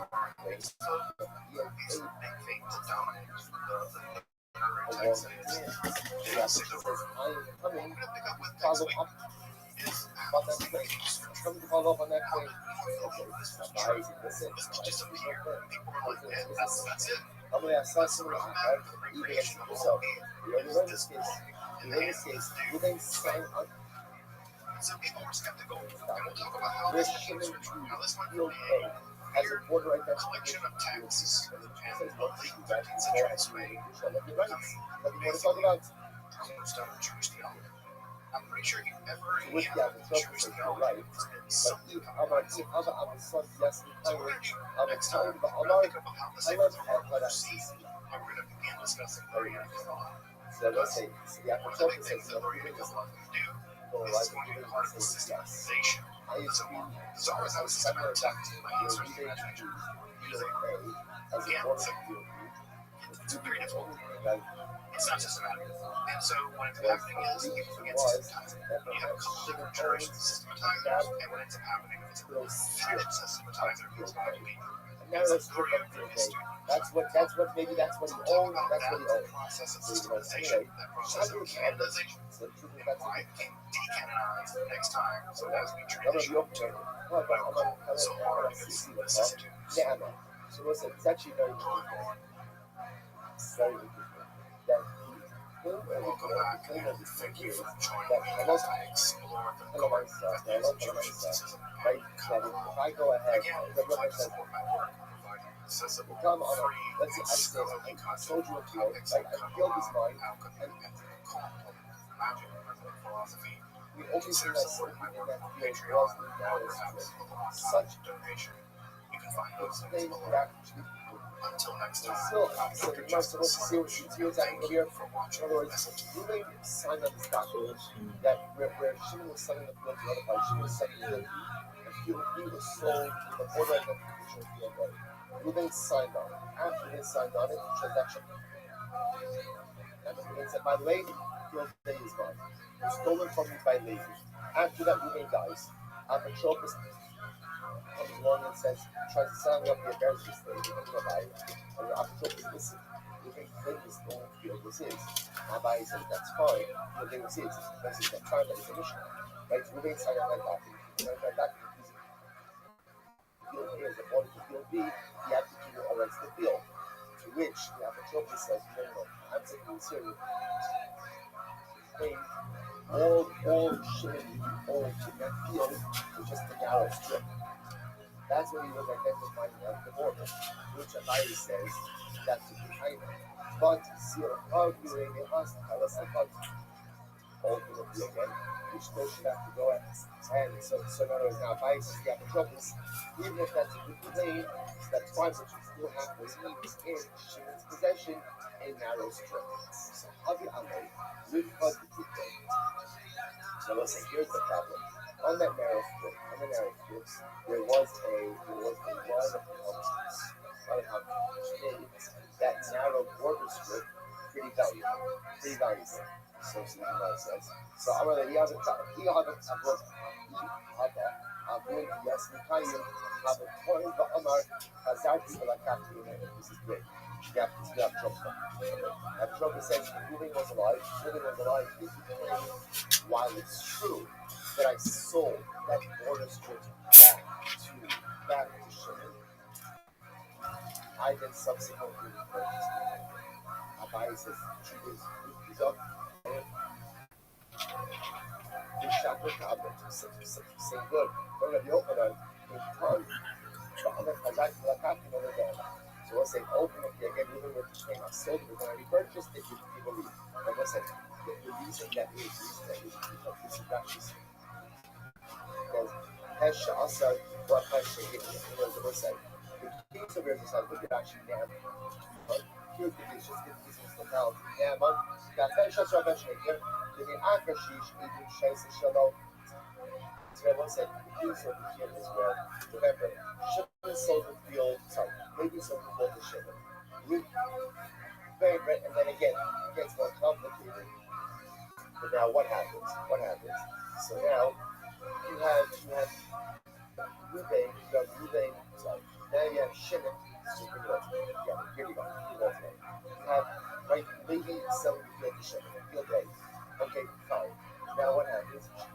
Shimon sells field B to another party.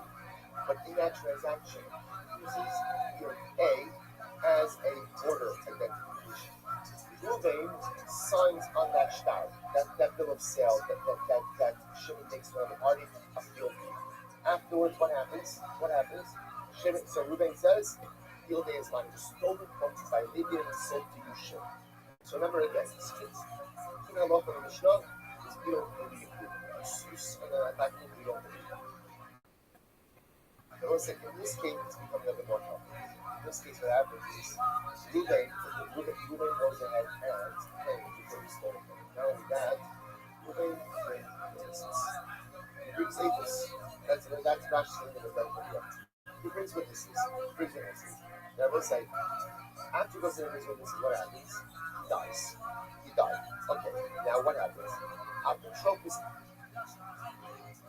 comes to Rabbi. Apotropis comes to Rabbi. Apotropis says,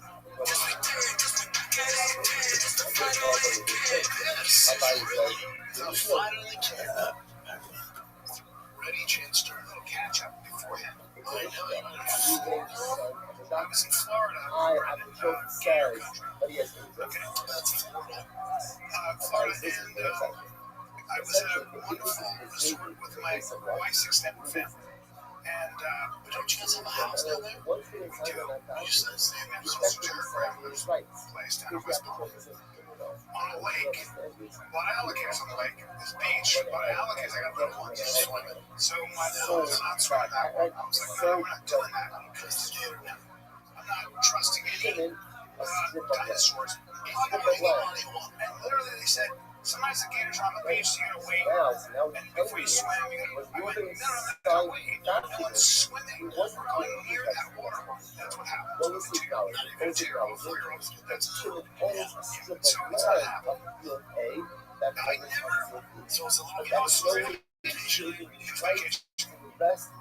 Australia, they'll literally say to you, so if there are saltwater crocodiles anywhere in the area, are you going to walk? And the answer is absolutely not. In fucking Australia, they'll be like, well, make sure that you don't swim at certain times. No. I'll never swim, ever. If there ever been any saltwater crocodiles in the area, they're like, what are you talking about? It does say like 3-6 deaths per year, so one every 3 years. Very, very rare. So there's been 31 fatalities. I figured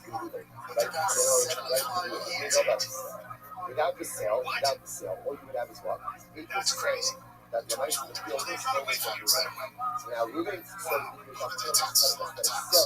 about 23, there's not a lot of tax. Just Florida. Yeah, now but Ruben's Florida's a huge place. after the sale, So your chances are very, very rare. Ruben bought it back from Shimon. Stuff about alligator attacks, like anybody who gets bit dies, maybe. You have a pretty good chance of surviving. Also, pretty cool story. Did you hear the story, the nightmare story about the guy who got grabbed by a Nile crocodile? And the pressure of the crocodile made him pass out. And then he brought him underwater, but the thing is, they'll hold you. So he's being held, and the crocodile takes him under the water and puts him under to rot. There was an air bubble where he came to. It gets better. He came to, sir. And guess what? He was around a bunch of rotting wildebeest carcasses. So he had to make his way out from under the bubble, go under the water, move all the carcasses out. A bunch of crocodiles just hanging like they wound up taking that carcass of the water buffalo and put it on the end for the rest. I think to be so happy that's not happening. There was no one. If it was, I keep saying, You're also a danger. You're also a fucker. That's true. So, because let's see, I've got it now because it's coming back from me. What up, Zoot? Looks like the syrup delivered out to 7-Eleven real quick. Now you're trying to go with I know. My heart yearns for you, big dog. How are you, big man?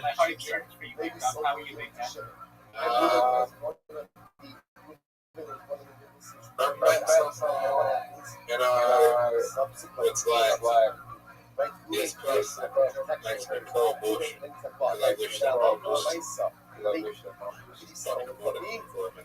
you gotta be what? That was the one. You gotta be careful. You gotta be careful with that kind of language. What happened? You're gonna claim yes, I signed on it because I wanted it to go.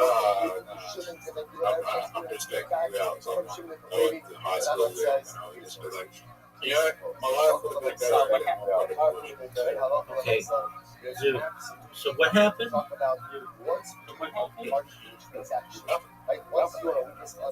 Okay, so why are you so mad at this person?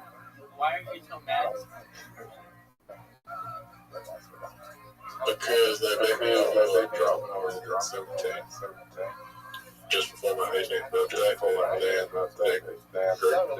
they got to work together because they couldn't find themselves. So they me up very intoxicated. Okay, but this didn't happen. I thought you said you met this person recently.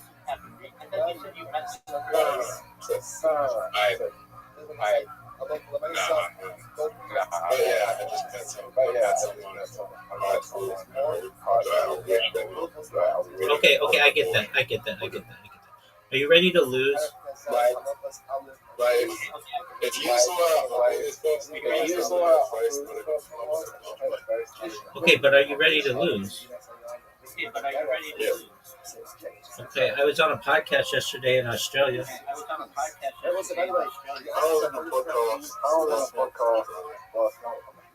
Another one? In Australia. The reason, just so you know, in all seriousness, the reason why we're doing this is because remember. Okay, are you ready to lose? What's Tucker? What are you talking about?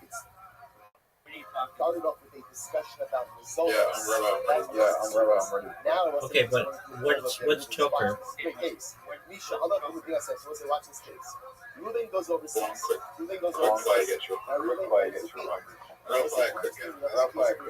No, you're not. I'm sending you an invite right now. And if you don't accept the invite within 10 seconds of me sending it, then we're done. Get a right away with someone. So what happened? So Misha, let's go. Okay. 9-ball, 1v1. You want trick shot, yes or no? None of the neighbors are important. Right? Trick shot.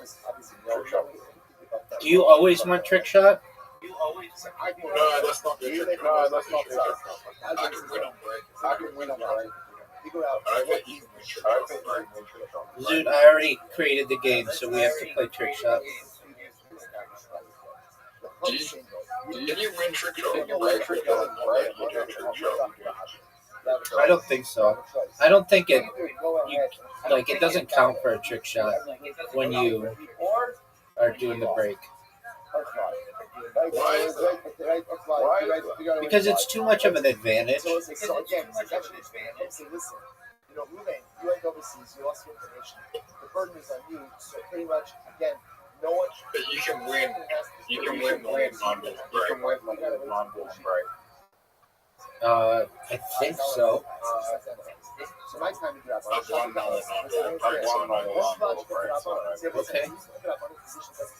We'll play normal 9-ball after this. You know, Riser has been in here every night recently with his mom. We've been watching documentaries. Oh, Zoot, that was amazing. Oh, it was a penalty? How is that a penalty? It's right. I don't know.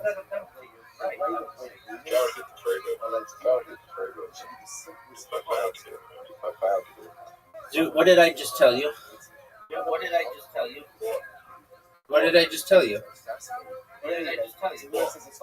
I just told you something, and you're not paying attention. Are you not paying attention?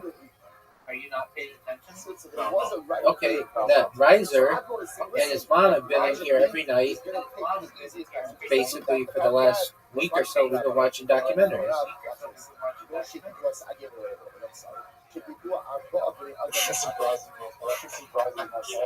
Is Riser's mom hot? I think so. I've never seen her, but she said when she was a younger woman, she used to turn heads, so that's a thing. That was amazing, dude. All right, 9-ball normal, no trick shot.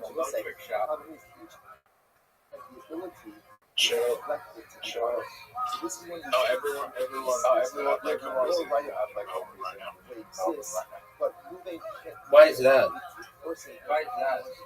Melbourne Comedy Festival. Dude, I heard something interesting about Melbourne has one of the top 10 largest casinos in the world. Is that correct? Crown Casino. Yeah, is it? I'm going to Melbourne. I'm going next week. I'm gonna watch the Raw Finals. Are you really gonna go? I'm gonna look up. You're not gonna go. You're not gonna go. Come on, quit bullshitting, dog. You're not going. You're not going to Melbourne. You know, you and I both know you're not going to Melbourne. Nope. Let's say now all four fields, all four of the landlocked fields, but the landlocked fields are all owned by one person, right? So you got and all four of the surrounding fields are owned by one person. That was saying what? Bought it from four individual owners. So in this case over here, we'll call him Shimon. Shimon now owns four fields, which is Shimon's field. I don't know what you're talking about. Four independent people. Watch this. So I know Sarah, and come up and I can't stand drunk people. think about so I know listen. Moving to go to shit. So, what are your thoughts on how I'm playing right now?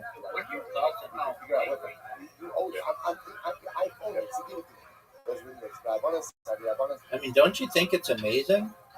Look at did you see that shot?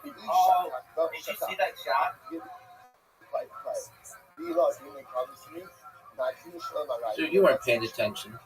If you want to negotiate, you're going to make problems. I'm going to return the land to the previous owners. Are you going to hit the ball, or are you just going to sit there and trick yourself off the roll? Why? Because each of them could expect you to be honest. If you want to negotiate, you can negotiate. But if you're going to claim Magiali, right, something's owed to me, I'll simply go ahead and return the land, and then you'll be stuck forever. Incredible. So the Gemara says, Rabbi. He says, I'll do saying quickly, finish up the sugya. A guy says, listen to this. A guy If I do it, by the way, I'm going to inherit the realm. He's giving a palm tree to his brother. Also, Yasmi, saying, so Ruben dies, and his son went ahead and divided up the estate, but didn't give the palm tree to his brother. What did you say, sir? When I go to Melbourne, I go down up to You're not going to Melbourne, so don't even fucking talk about it. These are just musings of your mind that I know you're not going to follow through with.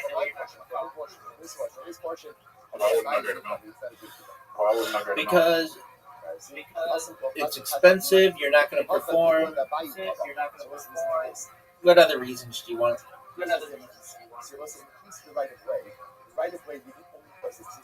Dude, that was an amazing shot. Dude, that was an amazing shot. And no, just make it. Dog, Zoot, that was great. It's the best show. My best show. Best show. My best show. You have to fight the state. What's best show I've ever seen? I agree. I see it. It was terrible. Like, your ending shot was better than that shot. All right, 8-ball. No trick shots, son. This is our last. Disappointed to say with that. Like, if someone says that was the best show, that was the best. No substance to the game. They'd be like, that's a terrible game. They'd be like, that's a terrible game. I don't want to watch that. That's boring. All right, Zoot.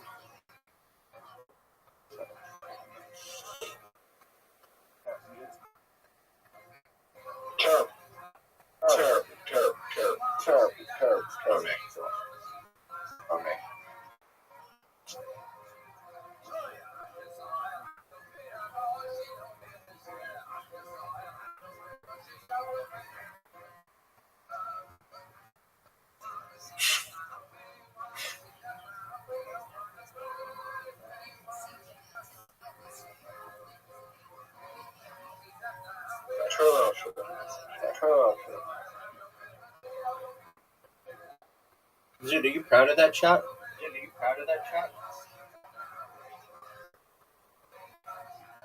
I just found out I am shit at this game. Dude, you're doing really well. Is that ball gonna go in? Oh my god, that has to be a special. That was good. That has to be one of the best shots. That was good. You know that was just luck. It was good. Alright. Would you like to have me win again? Dude, you're dominating, so I don't know what you're talking about. I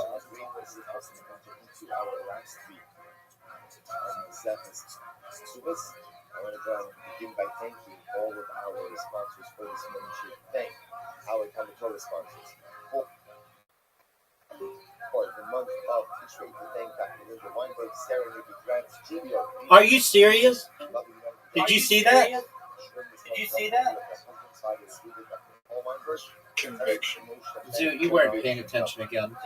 So this is our last game. You're not paying attention. I saw it. What happened to it? It nearly went in. Thanks. By the hold. Dude, that was dude, that was amazing.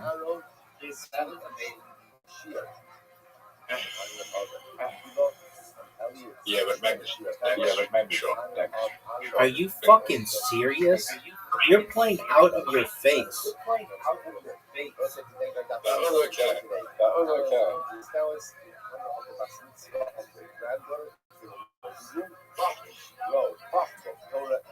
Yeah, I knew it was just gonna Rabbi? What up, Tim? Very, very excited. First of all, very exciting to run in general, and also to recognize all the great owners that he's events. I think Kurt Williams is going to be back, so he's going to be very good. I think Sawyer will do what Solana did. Okay.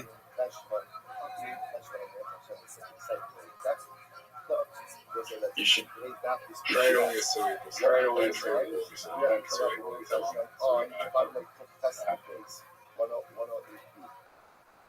How about dog with hat?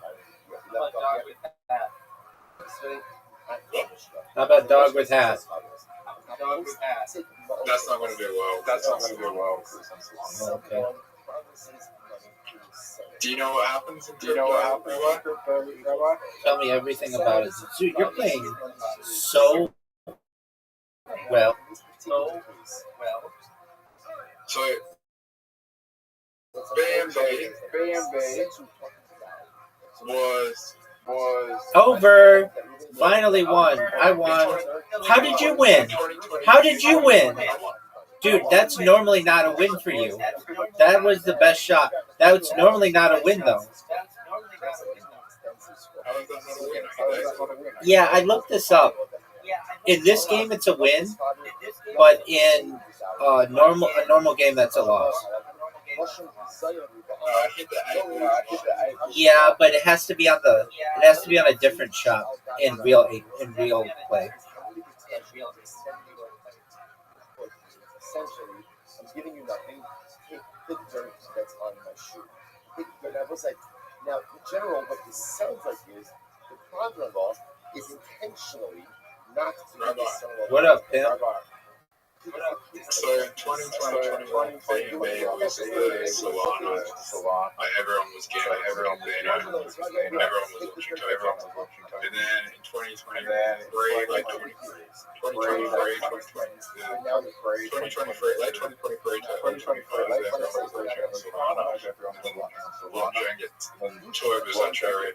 Toy was saturated. Saying, where you trying to buy a lottery? people will eventually realize, oh, it's going to be a new chain for us again, early and run up a new casino, and that's probably what's going to happen. That's suing because there's no focus on the chain. Then people will be like, this is faster, scale better, Solana, and I can code more things, and I can have more bots running. And either you can make a choice. And the transactions go faster, and then everything gets faster and faster. And then people move over. It's right. Rabbi. Yes. Rabbi. Yes. So again, Why would I use iPhone 2027? There might be some advantages to it. Would you go out there and tell iPhone 2020? When the new iPhone, if you could choose between iPhone 2027 or 2020, 2027. So Solana is 2020. So we've got 2023. Okay, that's a legitimate. That's legitimate.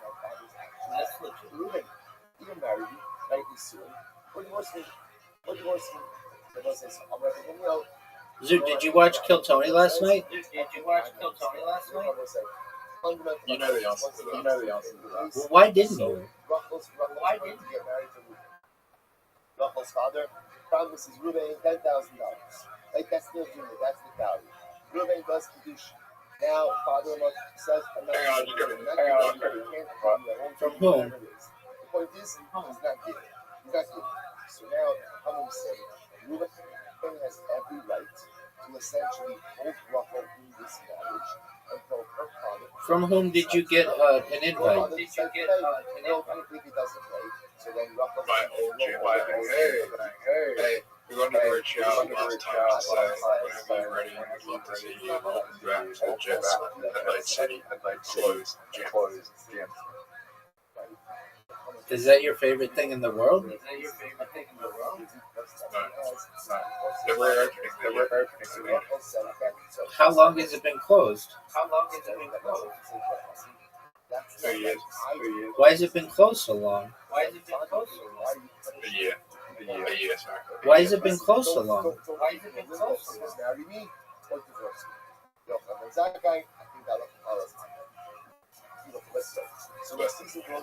Dude, why has it been? They what?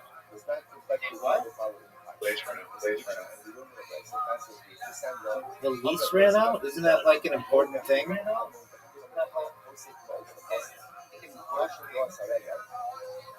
So why are you still a member of that gym?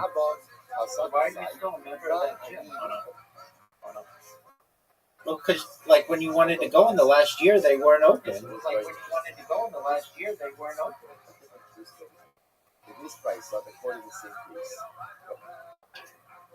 Wait, he's a member of the gym. Every day he's wanted to go, but not every day he's wanted to go. But the gym closed down. Why would be a member of the gym that's closed? They're not open anymore. They just have meetings. They're not open. Welcome back. It's very confusing. They might be opening. It doesn't matter. Change the subject. How you living, big dog?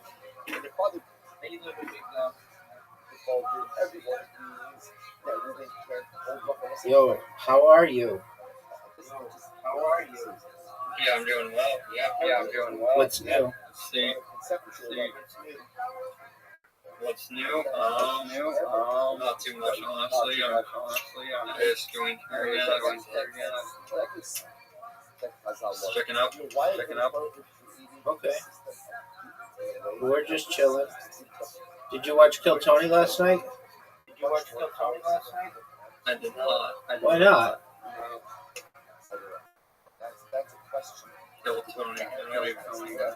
It's the largest live podcast in the world. Riser, do you know what Joe Rogan's number one? Okay. So do you know what Joe Rogan's number one all-time streamed podcast is?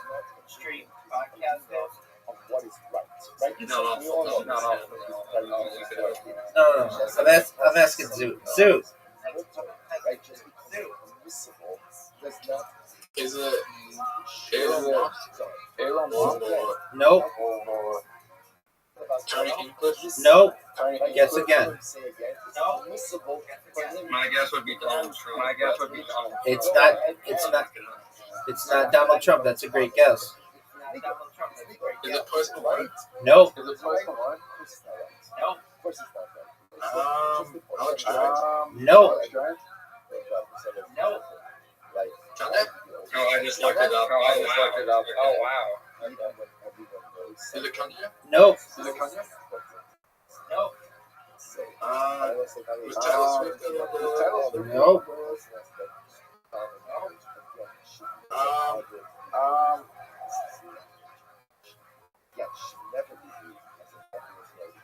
I don't even think I've watched This is interesting. I've watched second, third, fourth, fifth, sixth most popular Joe Rogan.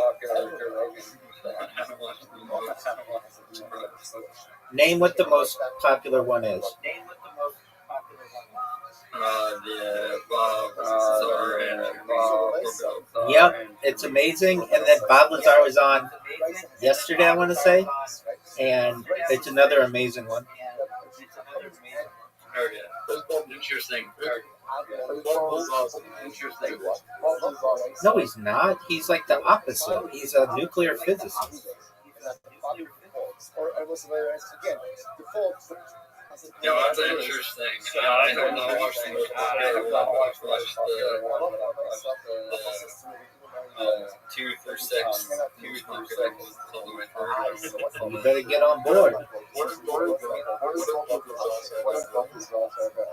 He doesn't have a lot to say on aliens. He has more to say on advanced propulsion technology that he worked on at Area 51. Okay, so now what happens? Why is that one so good? Because people love that subject.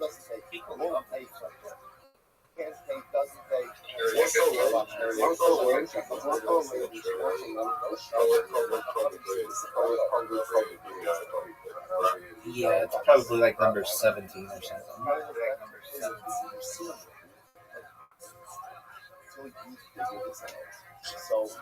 What's the most watched kill donor? I think the one with Shane Gillis and Adam Ray, I think. Shane Gillis and Adam Ray, where Shane Gillis dresses up like Donald Trump. She said, no. When I said, I'm going to give you $10,000. What up, Pim? What do you know about that? Dog, I'm an expert in it. I know that podcast guy who you did doesn't do podcasts with people if they're not in Adelaide.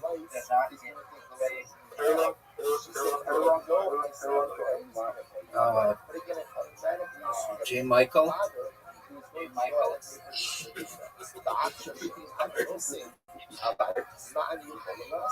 It's something like that.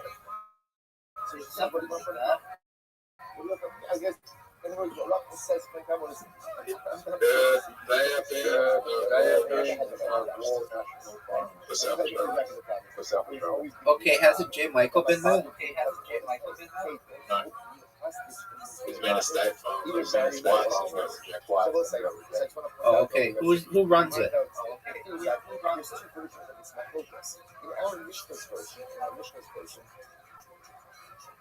Right? The Machlokes case is where the father of the bride, the father is not the promise and then doesn't.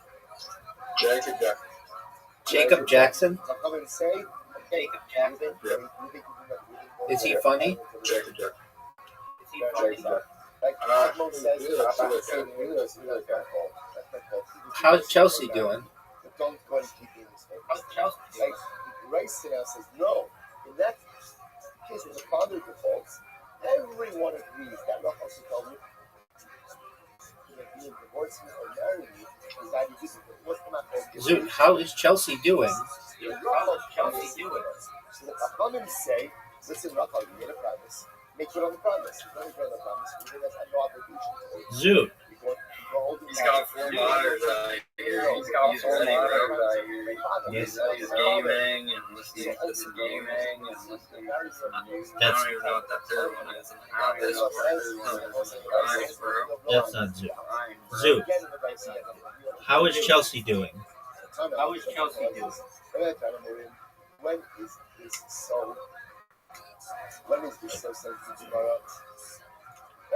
Dude, if you're not going to answer me, I'm just going to watch a podcast, The Fighter and the Kid, which debuted today, which is the worst podcast in the world, hosted by the #1 worst rated stand-up comic special on IMDb.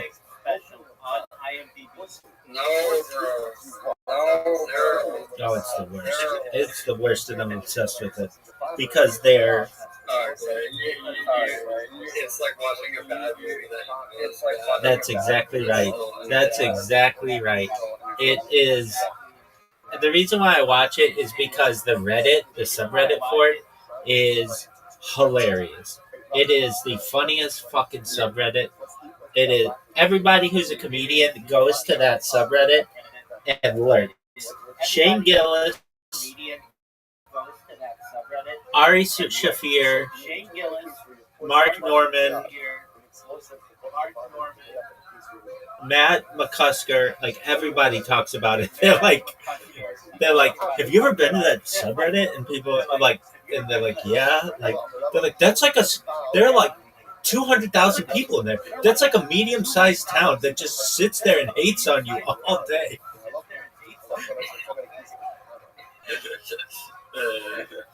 Hey, what they say is, hey, what they say is, someone. That's right. We'll see how that plays out for that. Dude, are you going to answer my question? How's Chelsea? If you don't know, that's cool. It's whatever. She's in Melbourne. Okay. So then, how's she doing?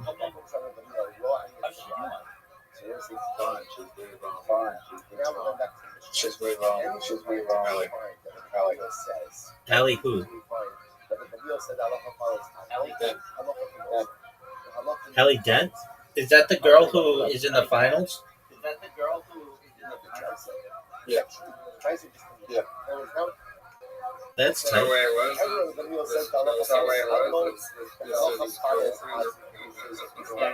No, it's not his boyfriend. It's talking about the soccer team? dude. No, we're not talking about the soccer team. We're talking about a stand-up comedian from Australia who I give shit to. Right? I talk shit. I don't talk shit about her. I think of her. I only can name like a few stand-up comedians in South Australia, which is like very a niche interest. But since Zoot is a stand-up comedian in South Australia, I routinely ask him how the different comedians are doing. God. So, Zoot, how's Chelsea?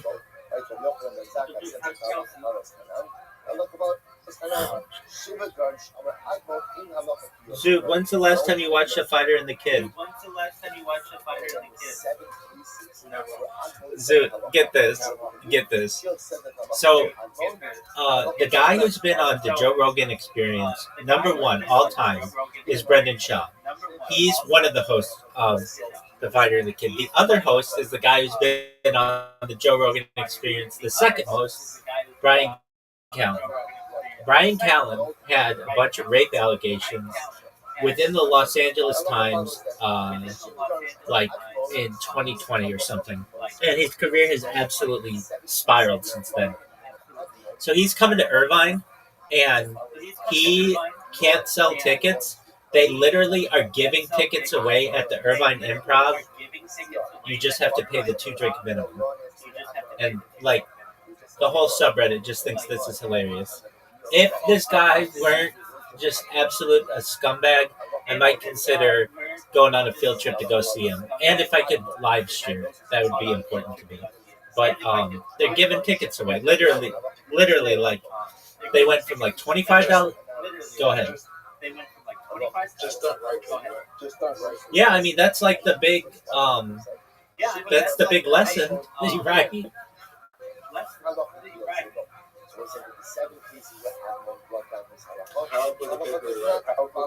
That's a good question. So they were adult women, but they were younger, and he cheated on his wife. He's just a total scumbag. And now he's run into the issue where his first wife, who he cheated on, divorced him and got huge alimony. She got like $25,000 a month and a mortgage, or he has to pay the mortgage or something. And his second wife is this new young wife. He's got 2 families. It's draining him financially, and he just goes on this podcast and he's like, I don't know what I'm gonna do. Like, I can't sell tickets anymore.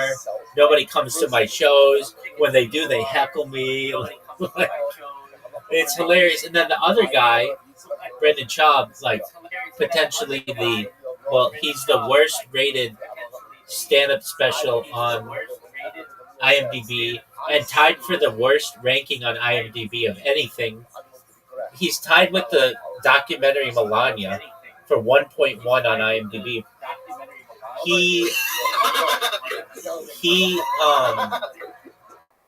He's having issues that he bought a house and he moved from LA to Austin, and he bought like a pretty big house, like a $3 million house, not understanding that, and he was all excited to do it, all excited to make the move because Texas doesn't have state income tax. But he didn't realize that Texas has very high property taxes. So he got hit with a huge... Okay, well, go ahead.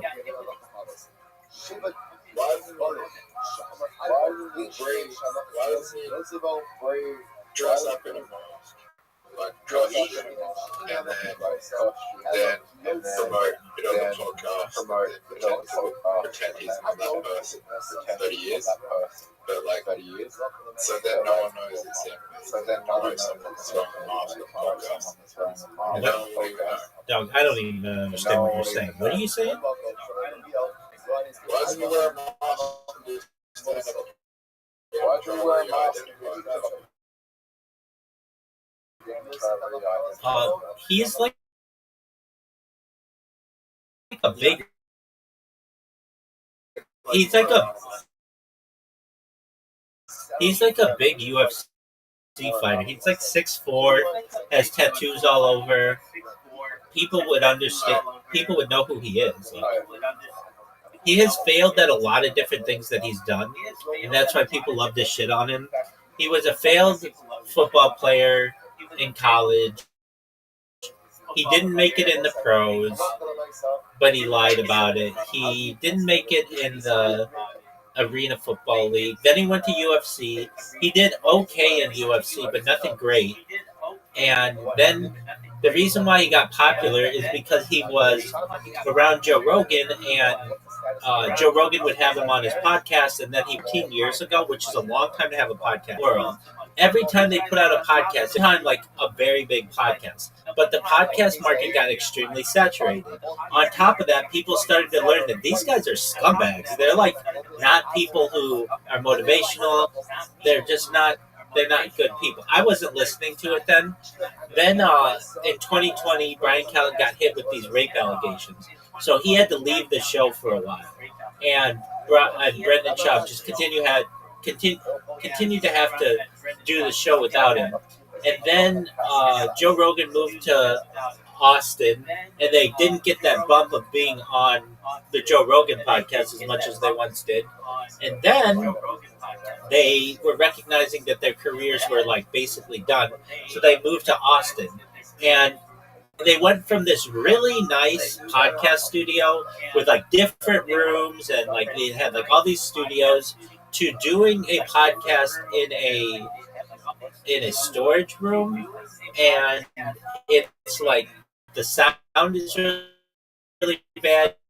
You can hear a train going by. You can hear the air conditioning. You can hear the people who are like working on cars next door, which has made it extremely entertaining because it's like what more could go wrong? Now they're gonna move out of the storage unit into a barn, and they're gonna make potentially, and they might do it from there. So they don't have anything to talk about because Brian Callen's comedy career is dead. There's nothing to do in Austin. Joe Rogan occasionally has them on, but just for like fight companions and then he has then they have like Brian or Brendan Schaub. He just got this show that debuted on Tubi, which is like a free streaming service that is like it's supposed to be like Fast and the Furious kind of a deal, where he just like interviews people about their cool cars or whatever.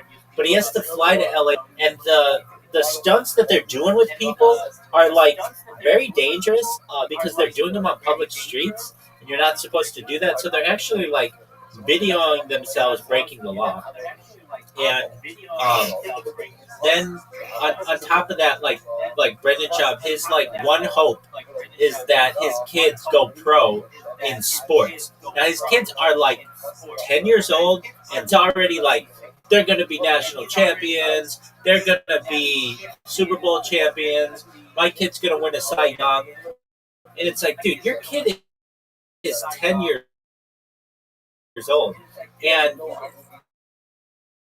he's really embarrassing Brendan Schaub. Like he gets thrown out of baseball games for like a 10-year-old's game. He gets thrown out. He cusses in front of the kids.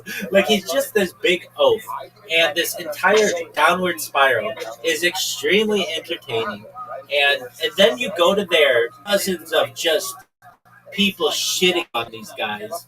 There are literally um, multiple podcasts dedicated to just ripping on these guys. Every time they have a podcast, somebody these guys are. It's just absolutely hilarious. So I love it. I get great enjoyment. There's that German word Schadenfreude where you get joy out of the sadness of others to some extent. And I would normally be like, I want everybody to do well on earth. However, these guys have made careers about punching below them, shitting on other people, raping people, which obviously is a terrible thing, and just all in all being kind of bullies. And so now to see them, as the phrase goes, spiraling the drain, is kind of amazing. But I do want them to have like a comedy or not a comedy resurgence because they're not really funny, but a resurgence. Like I don't want it to end, and also more importantly, like they have families, and I don't want their families to suffer.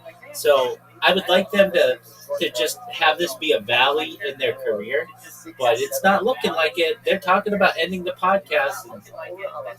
So, anyways, I find it to be extremely interesting.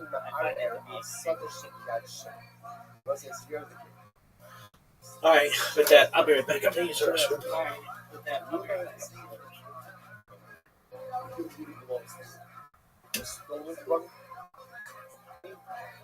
bought it for you. Now again, he's not accusing Shimon of being complicit in the theft. He's just saying, Shimon, you think you're on the field is really low. Okay, fine. Now watch this. Within the Aral says, Shemiyat Shimon, but my lady Shema from the thought doesn't even know. I guess he learned this. Like, you've got Ruvain, Shimon, and Levi. Shimon is in current possession of a field that he bought from Levi. So Levi sold Shimon a field. Reuben says, Shimon, that field you have, that's my field. That's my field. Levi stole it from me and sold it to me. Okay.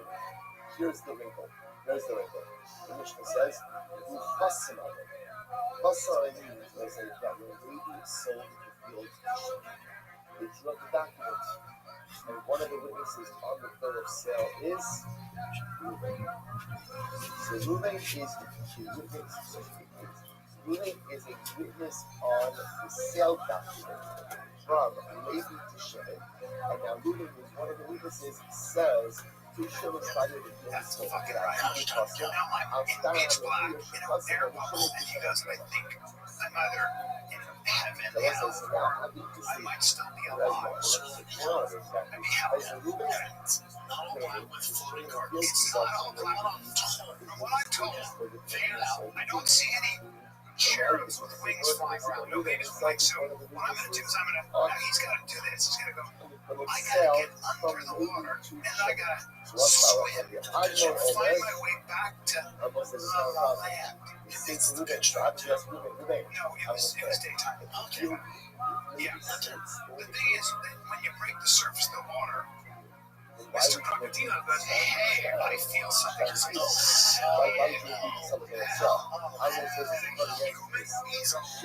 you got to swim under the water and try to figure out a way to be, what's the word? You know, try to figure out a way to float. But you're playing with house money. You should be dead. You're playing with house money. You're playing with house money. He made when Anthony Bourdain, it was nighttime, and Anthony Bourdain was on a boat on the Congo River. Now, the Congo River is full of what's called giant Nile crocodiles, and they're everywhere. Thank you. And the boat comes, and they say to the African guy, you gotta tie the boat. So he had to jump over the boat to get in the water. And Anthony goes, is he afraid of crocodiles? The guy goes, yeah, that's why he says, well, I would think too, is there a better way to do this? He goes, no, see this. So what do you jump over the water? And waste your water at night. Now this time all years. So did you see one I saw an alligator come out of the water running away from the car. Did we cross the street? Did we? I heard that there was an alligator across the street. And no, I actually did see an alligator, not a big one. And he was walking. And he stood, when he saw the car, he ran. I couldn't even see him. He was small.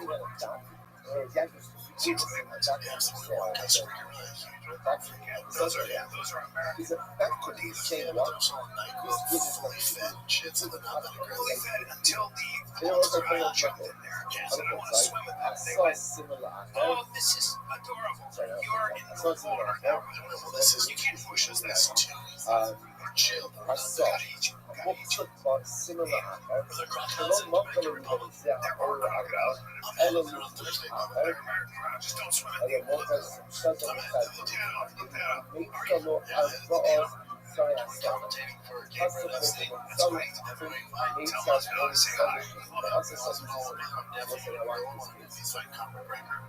That would be a very good fight. I would enjoy that. Right, 170. That is a very good fight. Yeah. That's not very good. Local MMA. Typically, I think I've seen there's about 2 different in the back. A bare knuckle, Gabriel FC. There's probably about 6 handguns in the back. Those guys get pretty. They get cut. They get cut. Yeah. Well, Joel Romero said to John Jones was saying, look, bare knuckle is way better than these albums. So I don't know. Are there crocodiles in the table? Also, what kind of fruit is there? In the table? What you were saying, rice and peas and chicken. Rice and peas and chicken. Yes. Yeah. Right? On the back of all of this, you have Reuben claiming that maybe we sold that field to him. And now, all right, Wow. Enrique is the largest solar lake in Reuben now is home. Yeah. guess the report as a whole, even that suspect was stolen from him by David. Okay, so that was case one. Case one, where it turns out that Reuben himself is an aide on the bill of sale from Rabbi to Shimon. Okay, so now what do we do with that? So again, according to Admon, so I'm not going to say that's it. Reuben lost anything. He signed on the spot. He lost his thing. Admon says no. There's still another thing. Reuben is very back from Shimon than it was from the fund. and that's all you can do. Is Reuben The first two Shimon days is of something working, Shimon is right, so let's Saturday's take a free day. While we watch Shimon is losing something hotel room that night, He'll be early as well Sunday. fine. All that covers game. There's Walking away with you protect with him. It's not where she just goes at me. Those feet stand. He's standing there. The take this game. So even if they come out, Yeah. a romantic getaway, I guess my best word. selling is by identifying other fields over the You're staying in a nice part of don't make it up. That's all. that is order shop I just looked it up and said, fields A, let's say killers on there. Shimon is selling Oh, field the band. So They it's got not going to get sale. It's the killers. best to see field by other field, field A. It's always tough when you stay on a resort to get authentic food. Those Field usually A is when you get a Mexico, demarcation of the border. So right, field A, this field is not being sold at all. But it's being used to identify field B, which is the transactions. Now, Reuben is using see how it goes. field A, right? Sorry, Shimon, thank you. Shimon is using field A, field A, as just to identify the borders Baseball, you know, there's some good baseball of players. the field that is being sold. Yeah. Now, those are Reuben Pick up some things to bring back to signing the on the kids stock here. person. Reuben is signing on the stock. So now, here's the shot.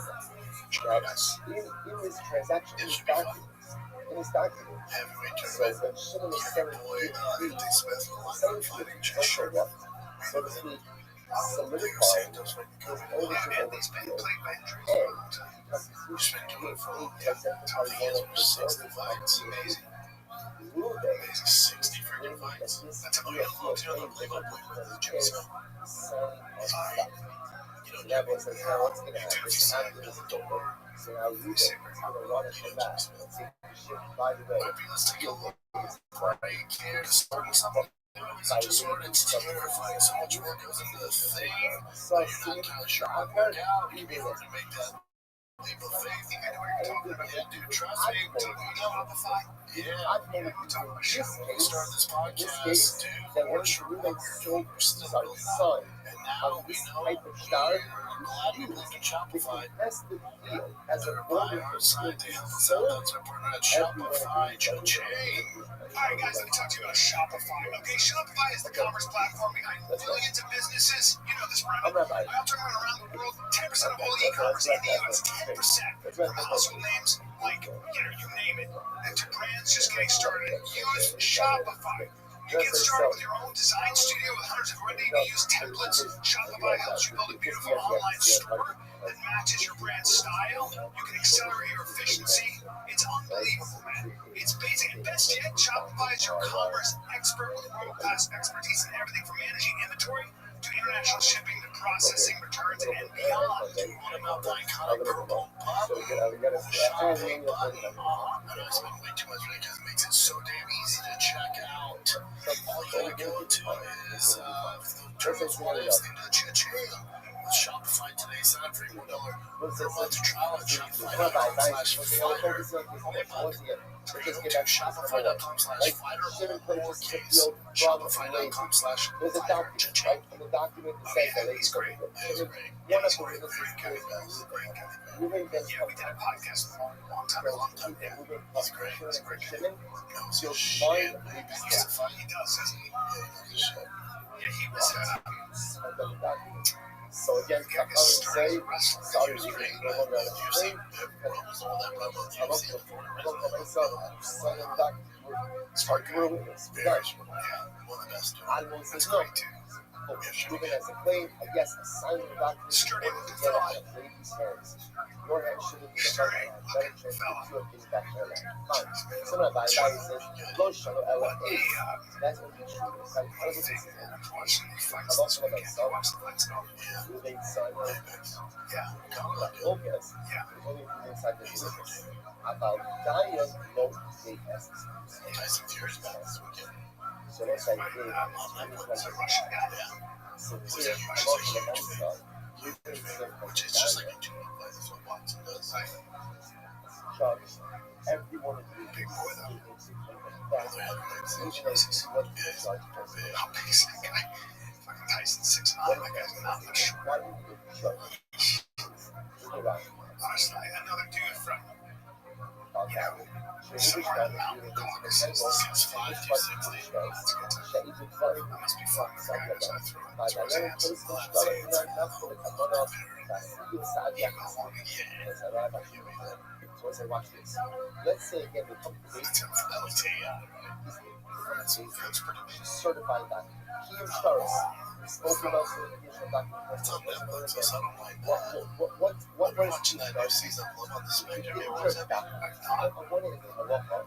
Doctor, but he really signed it out. You know what? That's incredible. No, it shouldn't though, because it highlights it. Yeah, no. But I feel like you fall in love. Do they find love? Oh yeah, they do anytime. It's all they want. Well, Like one girl, But they kind of like figure it out together. So there's a yeah, like concept you'll see them of like their first kiss or their first date. You know, the first date. The parents start crying because it's like they didn't think their kid was gonna find love. It's not making fun of them. Some of the stuff they do is hilarious.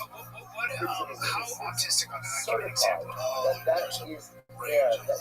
That is a signature. You write a little pen pick, right? You write a Like, in little. what sense? You don't understand. Cell phone, hard document, and gun. The star is certified. There's definitely a range. Like, you see that guy in the middle smiling? Yes, I see. He's the front dude. I wish we had his energy and enthusiasm and positivity. Yeah, he's so positive. He's coming across even the steel picture. He's a lot. Yeah. The guy on the right, but he knows his shit. See that guy at the bottom with the long hair? Yeah, Certified doctor. he's got it. That was not Yeah, maybe he's autism. You know, it's pretty dumb. Like, so it's like it's normal, but why they're are they saying? just completely socially awkward. What is it then? That's weird. It's just the way they speak. Like, he'll just talk over her.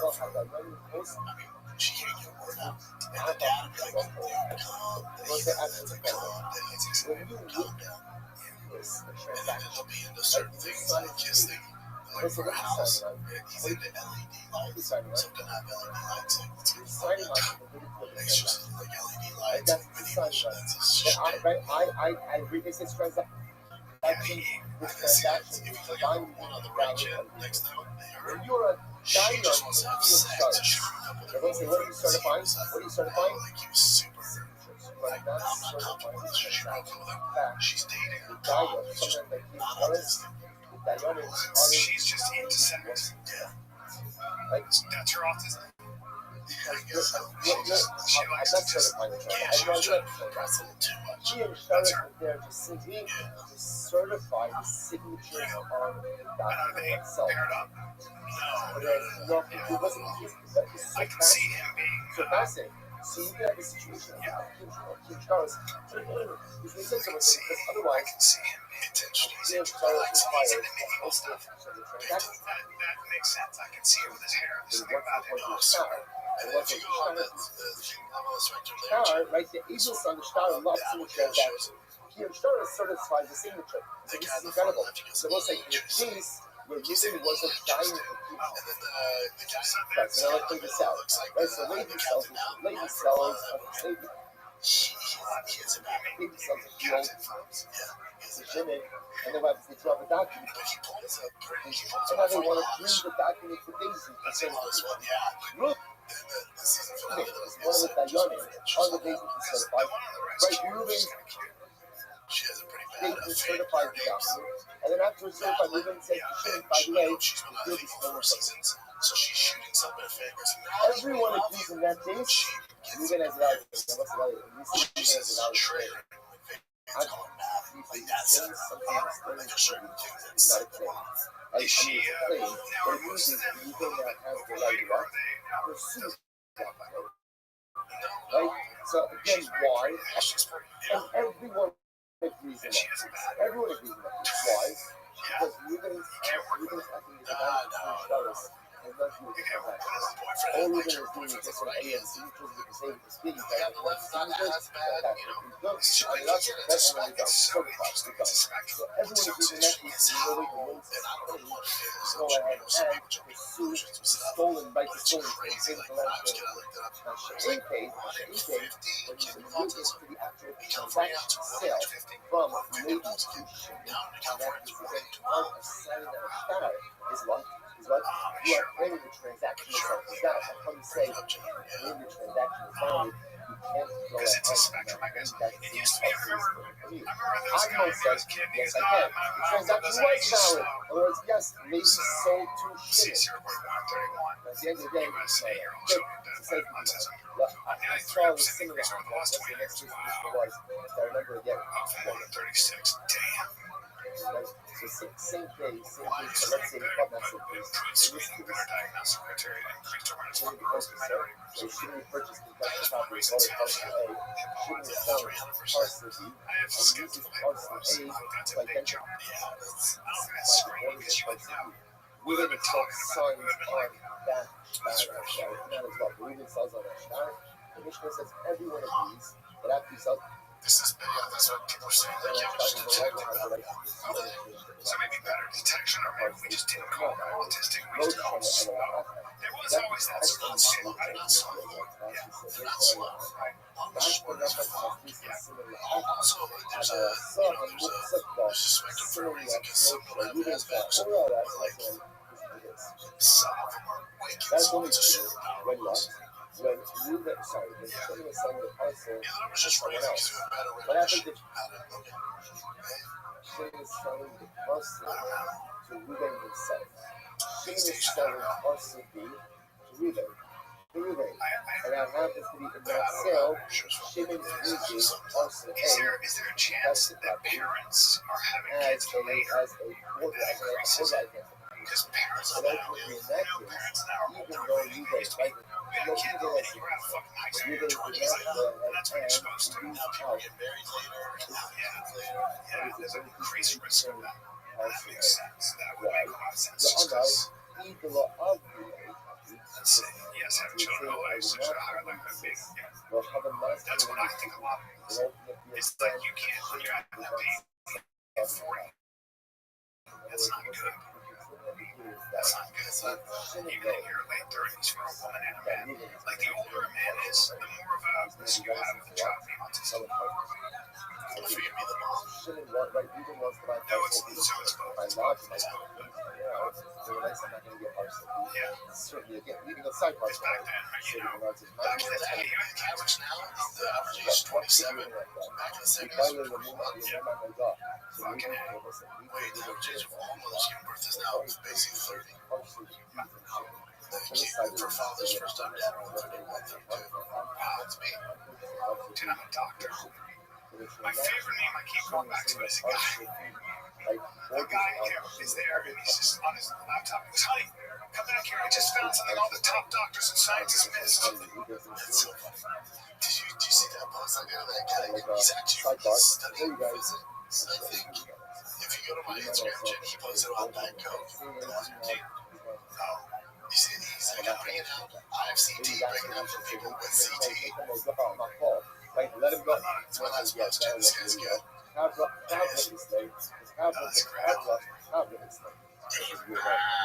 Aspartame causes cancer in rat. Aspartame may terminate carcinogen. Scary. Other 2B carcinogenic. Aloe vera. Smartphone. Legal vegetable. Safe limit 50 milligram per kilogram per day. Under 90 milligram. Under 30 milligram. Meat 100 kilogram. Need 38 gram Coke. who got such similar versus in this case, so let's go back. So remember, let's go back. The Mishnah said, that in the case where Ruben is now a sign on a star, that is a witness to that, where Shimon is saying parcel B to another party, saying parcel B. He's using parcel A, that's the parcel as one of the words. And Ruben signs on that document. Ruben gives up his right to face up to.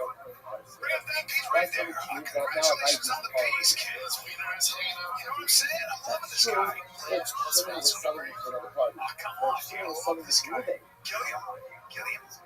Ruben himself. And Ruben doesn't object to use the parcel A as a border. That's because Ruben doesn't definitely the whole transaction. Listen, as I mentioned, so that's something that. So it's a job from this He's a D1 player. He's an all-star. Who cares? So I love what I say now. And Ruben is on the job where Shimon is selling parcel B, using parcel A as its border. Here are the shots. So after the transaction happens, now what happens? So Ruben claims, by the way, parcel A is mine. Parcel A is mine. But what happens? Shut it. Ruben died. Right, so Ruben died. Right, Ruben died after raising the objection to the ownership of parcel A. Okay. What happens? Still stuck. Listen, so now again, so after Ruben passed away, like, either Ruben beforehand, now there's an executive of so I stopped and tried to do that. Whether it's politics, other day, saw similar. So this is now what happens. You have to chop this is called. Why is it called? You have to chop this is before you then die. Whether it's any vaccines or you have to chop this as I am coming. Follow up on that thing. Follow up on that thing. Guys, listen. I'm going to sell something even if you sell it. You're in this case, you then sign out the document. We're shipping to you. It's the same thing. My device is Diet Cherry Coke. As a border identification, appreciate it. Nothing better than a science back cherry flavored French steak. Yeah, I do fucking love them, dude. Yeah, you're right. But that's great. You're like, I was getting my haircut. I was going to say barber. And they go, when I went to the drink, I go, oh, you mean Diet Cokes? There's a pause for that. That's right. Oh, yeah. Yes, it's a problem. I drink them all the time, and I feel fantastic. Just you're not a doctor. You should do this. You just go to the do you know what aspartame is? What is it? It's an artificial sweetener. That's what he owns. That's what he owns. I'm just essential in this video. I'd have to drink only 29 hours. Next week, it's not CT. Who is that's what he's saying. He just does it for everybody. I just posted it. Oh, okay, I got it. Oh, I'm sorry. That's your so I'm not going to CT. So, right? If I go ahead, there's no science behind it. People want to run.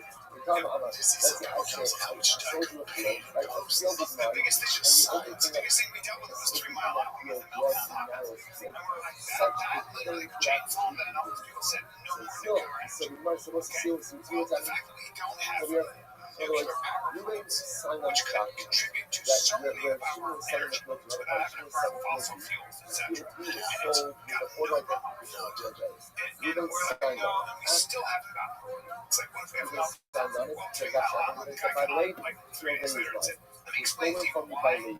this wasn't After gonna that, Ruben died. let me explain to you how this is. Apostrophes But comes nobody along and wants to see says, that. tries to sign up their It's parents also and a says, tangent about it. with, again, And I keep bringing it up, Apostrophes there's been no Ruben justice. claims this That and Nancy they got were his. that just went Rabbi missing. said, that's fine, because they were his. There's This nothing. is the Like, problem. I see that Fox, Like, it was Ruben signed on like that document. 24 One of hours, my it was documents. 20 nonstop. I can't get enough of it. And it's just like, He had to be arrested.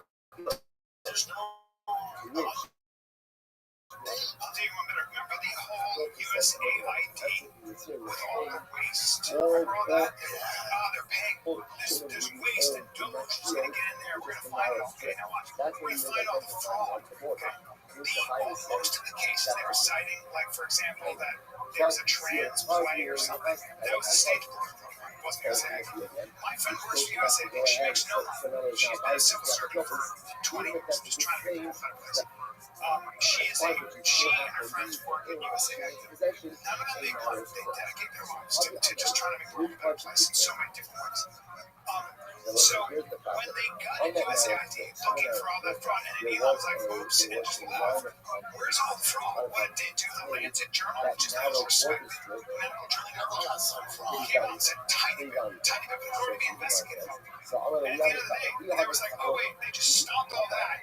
And the Lancet came out and said, you guys got to this thing. It could lead to 14 million premature deaths. Because there's so much that USAID did against people on the ground. Nobody risked their lives to die doing it. That I And sold they're just trying to make the world a better place. And there's so many things that they were trying to do that actually affect Americans. I've been subsequently You have to get into it. But this is what happens when all of us have an opinion and jump to something and catches fire. It's a problem. There's no getting around it. saying, good, I love how all your search histories lead to the site of this drug guy, which is ultimately against that. That's why that's fine. But it's tempting, man. Like, they know you're out. Yeah. the reason that is because this is actually says, Hesha, See those wheels on that side race there, too? I like that look down the there. things that we're describing, look at actually Naaman. That's like that song off of our tour. Naaman, the Akashi is your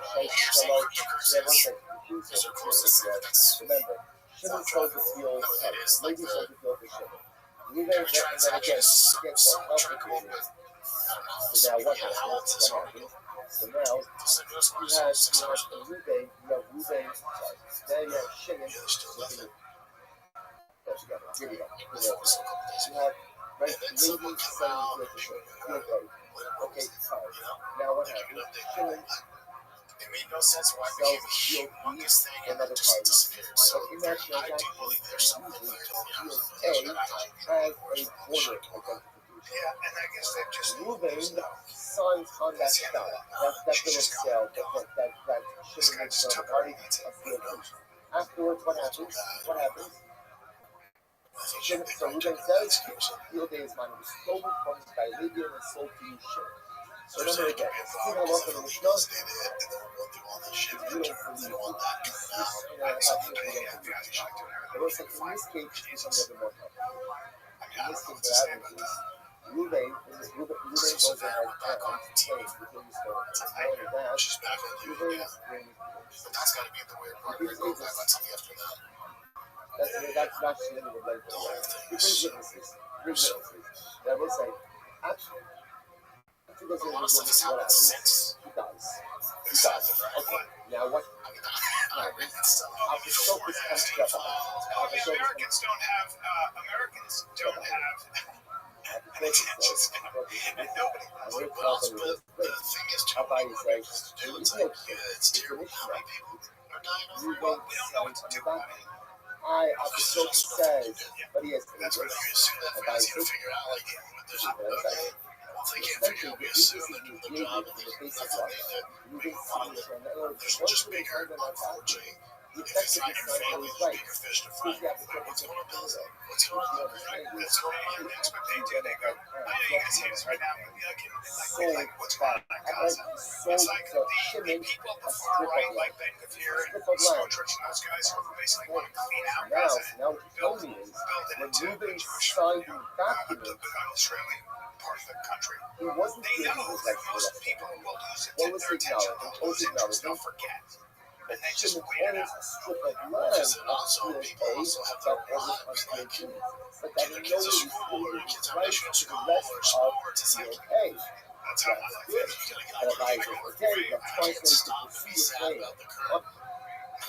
on the rest of your day. But what? But what?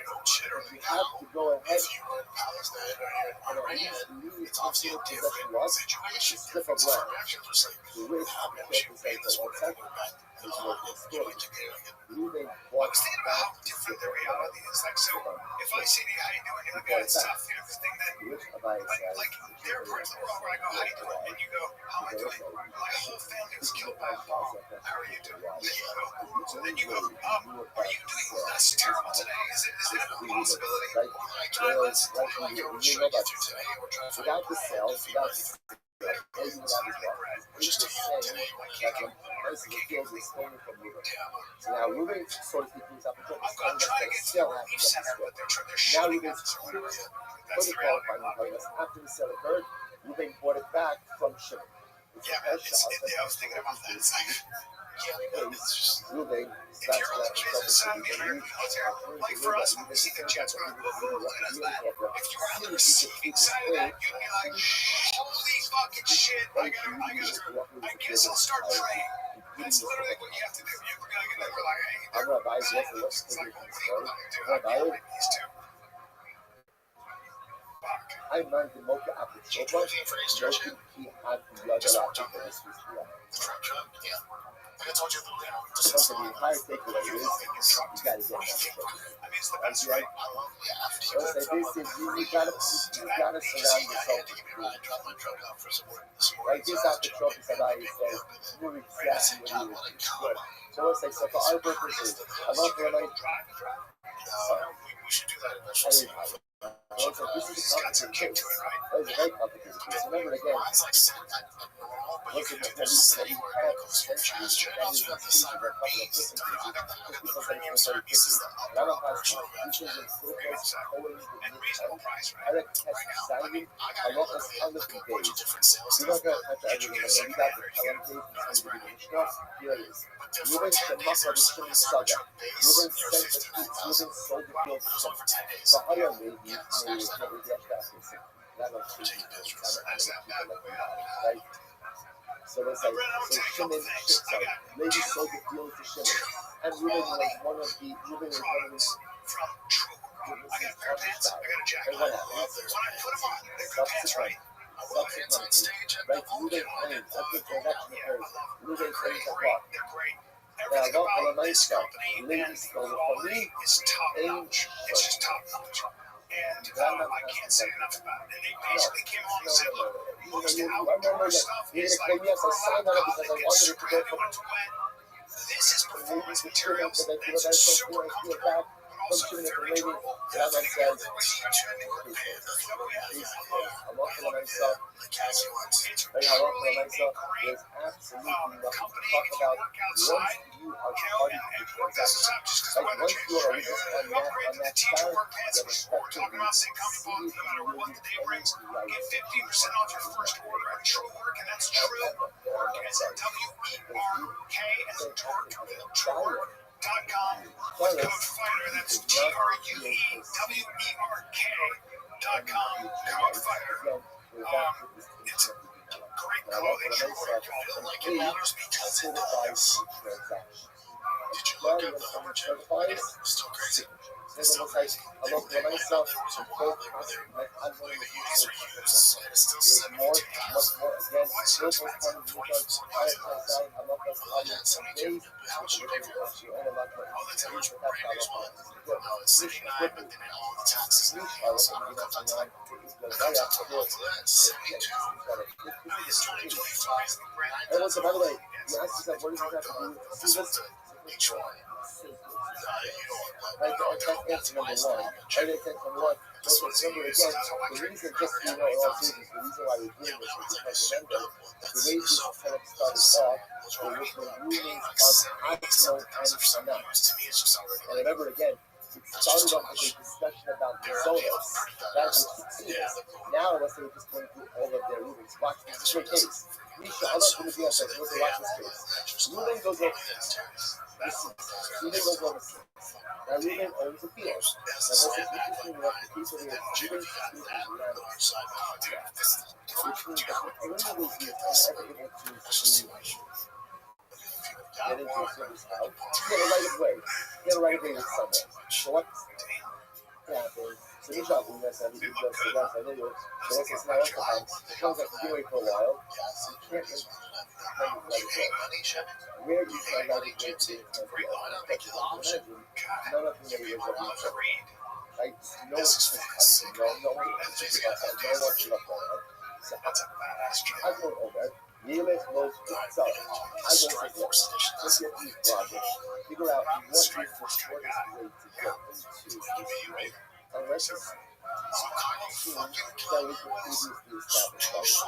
The funny thing is, we can know the man, not enough that we choice. Either go ahead and take top dollar, do everything to negotiate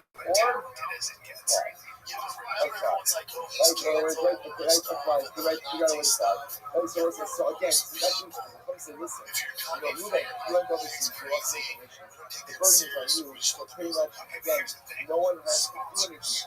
You're going to have to find figure out a way to negotiate a top dollar So my time to grab on, shot the guy, I understand. One slot to grab on, say what? If there's one thing you know, it's says what? You didn't have a right of way. Not a right of way. Yo, what's up, bro? How you living, Pip? Hey, yo, what's up, bro? Living the dream. How are you, big dog? Hey, baby. Dude, I know who that is. Hi, baby. How you living, big man? Bien, E2? Dog, you're the guy from... Where, dog? You're from Kick, right? You're from Kick, right? No, dog. Are you from Kick? Yes, I am from Kick. I know exactly who you are. Hey, we should do an interview. We should do an interview.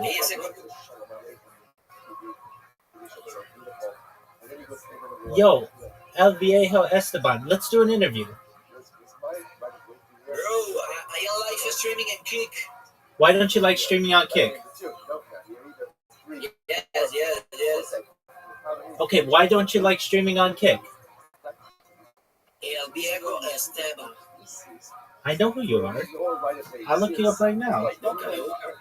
You're a big deal. You're a big deal. You're always on the... I know who you are. You're always on the front page.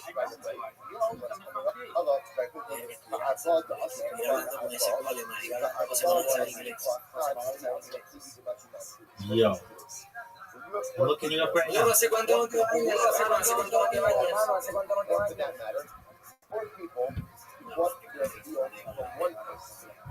Mira, lo puse paró, lo cachondito, buscando parejito, mucha aérea.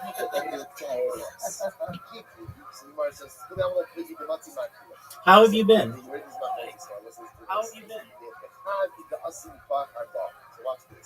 Sí, hola, nosotros antes hablamos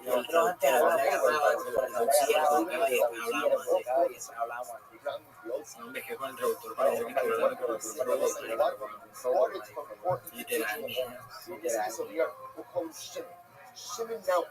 Quiero ver tu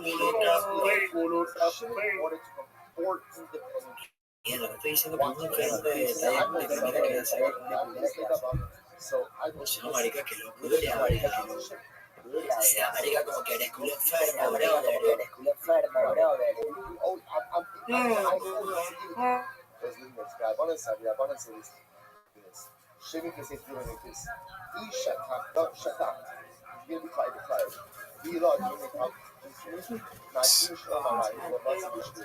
But I think a lot of those companies are like, well, it is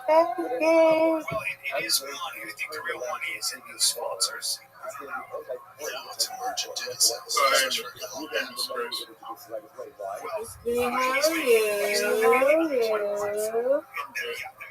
Want to negotiate? Oh yeah. Like something's opening. This much is safe and well. This much is safe and well. Says. There are a lot of It's insignificant, that wasn't quickly. but he can still make a lot of money for himself. Good night, y'all. Good night. Good night. Good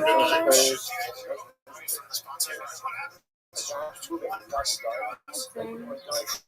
The amount of pressure for all He's getting a pump is what happens. puzzle gas in the front must say. He'll sit there And and think. So, yeah, brands, of course, is here in the back pulled out. Kanye West, after being canceled, sold out to certified stadium show of people coming in. Also, it's the most tickets sold in the world. We're still present on the festival's website. Like, each son to say what, each one could say what. Oh, not for my country, Kanye West by himself. Yeah, at the festival. This was a different thing.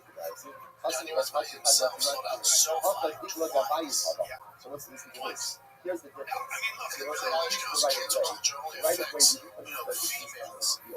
when it comes to the Kanye like lost millions of that is like dollars. involves But also, you have to also understand that there so are therefore my people technology that talking about say what should we do right on the website let's do the deep down and the puzzle of give her a concrete and then redefine the state right in that's what we want. Okay, it was a very good coming there and started to see really what I'm doing stuff. Who's the underwood? Who's the bus? And I was like, that's what we have to do.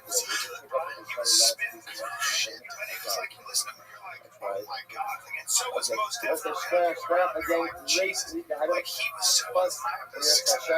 He's still a so talented. People say that went to a show, like it's never been better.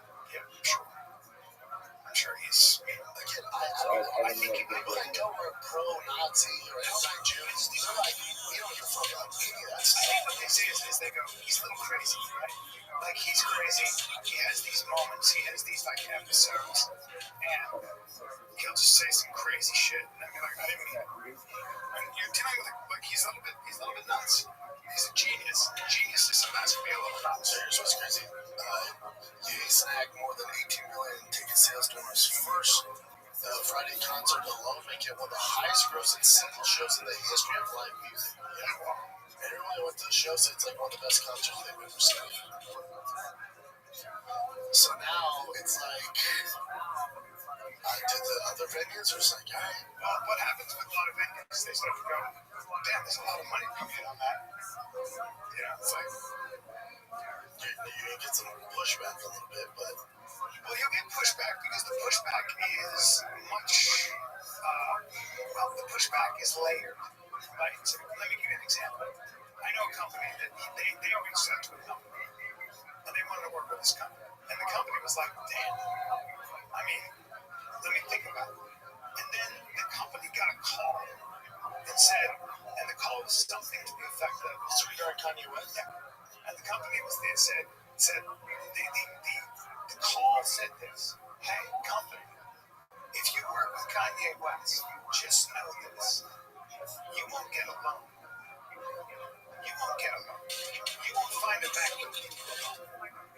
And that is being when you're a company because you need access to capital. So there are a lot of those things that go on behind the scenes. Now, how long will that be? How long will it last when you make that much money? When you're that popular? You know, there are a lot of people also that go, oh my God, there's a lot of money made here for this partnership. And it all comes down to the juice worth the squeeze. Especially when he says, I'm sorry, I didn't mean to, you know, and all that. They go, oh, he had an episode. If you're that talented, people will make a lot of excuses, right? It's weird and kind of silent. It's like, what? We sold tickets at top shows? Okay, that's what they want to do. It's how weird. Silence him in the sense that when you do something as offensive as sell swastikas, When you use something, Abraham just write a likes song me, that says, the yeah, me and my grandmother, anyone and who his understands father, history goes, Abraham, wow, then you're an Aaron, asshole. I found it very offensive Sheila, personally. I was like, you're an asshole. And Shiva, then he says, well, it was my bipolar medication that a Jewish doctor prescribed to me. So your bipolar medication makes you a Nazi. Okay, fine. Now, what I'll do here is this. I'll say, Kanye is a lot crazy. He literally is bipolar. And sometimes bipolar people do things that are downright self-destructive and actually crazy, which will make them look like an asshole. Wow, I can afford him that grace. I still think when you do stuff like that, there are a lot of people, especially Jewish people, who recognize those things and think of that as a major threat to their existence. Yeah, they're going to localize what they can. They're going to go, you want to do that? Watch this. Yeah, that's real offensive stuff. When Mickey Ward's Kanye, I believe I saw this. Kanye too, like my thing with all of this, like, you know, Louis C.K. is back on Netflix. He's part of Netflix. He has a show called Wolverine. Louis C.K. is back in. I love that. Louis C.K. is back. With Kanye, it's like, granted, it hasn't been that much time passed, but the repercussions, he lost billions of dollars. 100%. So they told me the whole easy thing, all this money, yes, he lost all this. So he lost billions of dollars. So did he do his time? For Louis C.K., did he do his time? Like, just booked him off the island? You know what they came to Mel Gibson and said? You know what happened to Mel Gibson? And then, the father-in-law extends Good for him. I love that. It's just a little bit back then because Kanye's back then. Louis C.K. so that the people who wanted the kid to culture are really upset. Yeah, but Louis C.K. was like part of the madness. It's like, I don't know who did it, but he was in. You can't lump him in with Party. You know, Weinstein, because you're talking about rape and like that shit. He just, yeah, lumped into all that shit, which was terrible. That was like, in general, what That's the why son Weinstein was actually went to jail. father-in-law is intentionally not giving his son all the money. And Ted say you did something 23 years ago. That's just the way Saying that, but now I see what the GCK could have packed it up, shut down, kept talking about it, being negative, shitty on podcasts, shitty on stand-up. I don't know how much money, and now he's not doing it. So let's say you have the problem Just with kept putting out dope content, kept with it. Nice enough. so we're running a public shop. It's not yet been done.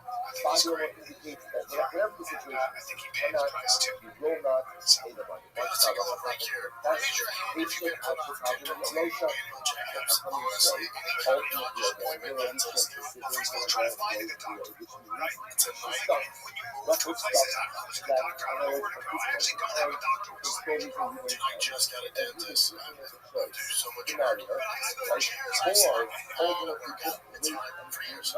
You basically go, oh, I have this. Let me go to ChatGPT, put the symptoms in. Does it seem familiar? This year you're going to do things differently. We're finding doctors we love and book appointments on. So it's ZocDoc. ZocDoc. Okay? So basically, it's a free website. Help you find and book high quality in-network doctors so you can find someone you actually love. We're talking about booking in-network appointments with more than 150,000 providers. Oh, it can be cardiology, dentistry, primary care, eye care, or one of the other 200 plus specialties offered by ZocDoc. You can easily search by specialized symptom to build a care team that is right for you. Advanced appointments made through ZocDoc happen fast, typically within 24 to 72 hours of booking.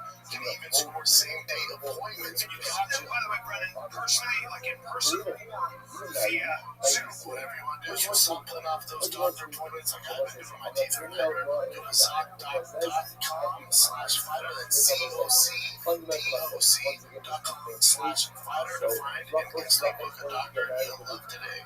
That's ZocDoc.com/fighter. ZocDoc.com/fighter. That's ZocDoc. Now, For safe and responsible podcast. At Marathon gas stations, every stop is the startup fund. Like to awesome fuel savings you can get with Marathon Rewards. Join Marathon Rewards today. Start earning rewards on every gallon of gas. Guaranteed anytime, saving up to $1 per gallon. And don't forget, marathon stations are packed with all the conveniences you need to stock up and live life on the go. Where fun runs on full. Available at participating marathon locations. Terms, conditions apply. See marathonrunners.com for details. Yeah, there's people that are upset. It's like, hold on, where are you? I'm not sure to get us up. Should I lose all this money now? There are certain, I remember this in Hollywood. There are certain actors that, like, Mickey Rourke, and also Little Cowboy. And there were a couple of I remember other actors. And what would happen was they would become difficult to work with, and they would threaten some producer, right? And you know what happened? The producer would smile. They'd go, no problem, sorry. And then what would happen was there was a whisper now. And that person would just now, that's different with Mel Gibson, because Mel Gibson was such a moneymaker. Mel Gibson went on his tirade, his anti-Semitic rant, and all that stuff. They sat down and said, listen, you're going to take a seat for 10 years. I know it's 10 years. How did you go ahead and look at when he started working again? So, talk to him about it. You're going to get financing. You're going to get financing. He was told, you're going to take a seat for 10 years. Okay? Because what happens is, his agents and all those people, they know how the business works. And they go, you're going to take a seat for 10 years. And 10 years to the day, practically, he came back, did some stuff. Still not all with it. Yes, but remember, it wasn't until he was doing the big things, right? The second act, 11 years after Apocalypto was fun. It was after. So one was 2006. There you go. And he released Apocalypto shortly after his DUI arrest. And 2006 to 2016, that was when he was allowed to direct something called Hacksaw Ridge. Hacksaw Ridge. But again, this is a legal discussion. Is he doing another Passion of the Christ? Sorry? Is he doing another Passion of the Christ? Right? He was trying. Just because it's something is literal, By the way, does bring up Edge of Darkness. I want to see so who again, financed we're talking about what He got some independent financing. again, it's permissible And, for because him people were like, I can to sell marry you money out directly overseas. to So go wait ahead for and us. extract money from his family. He's great. It's legal. Yeah, GK It's right. Films, see what I'm It's saying? right. BBC. He's like a comedy show with fans. Everyone's got some of Wasn't Worms. Yeah, he got put out distribution Warner Brothers. Yeah, he got put on ice for a little bit. Yeah. WCK put on ice. Kanye's demo's a little different. Yeah, like, he did work in 2010. Now, yeah, in 2011. Yeah. But there was, but really, it wasn't until 2016. But he got, no, it's not down.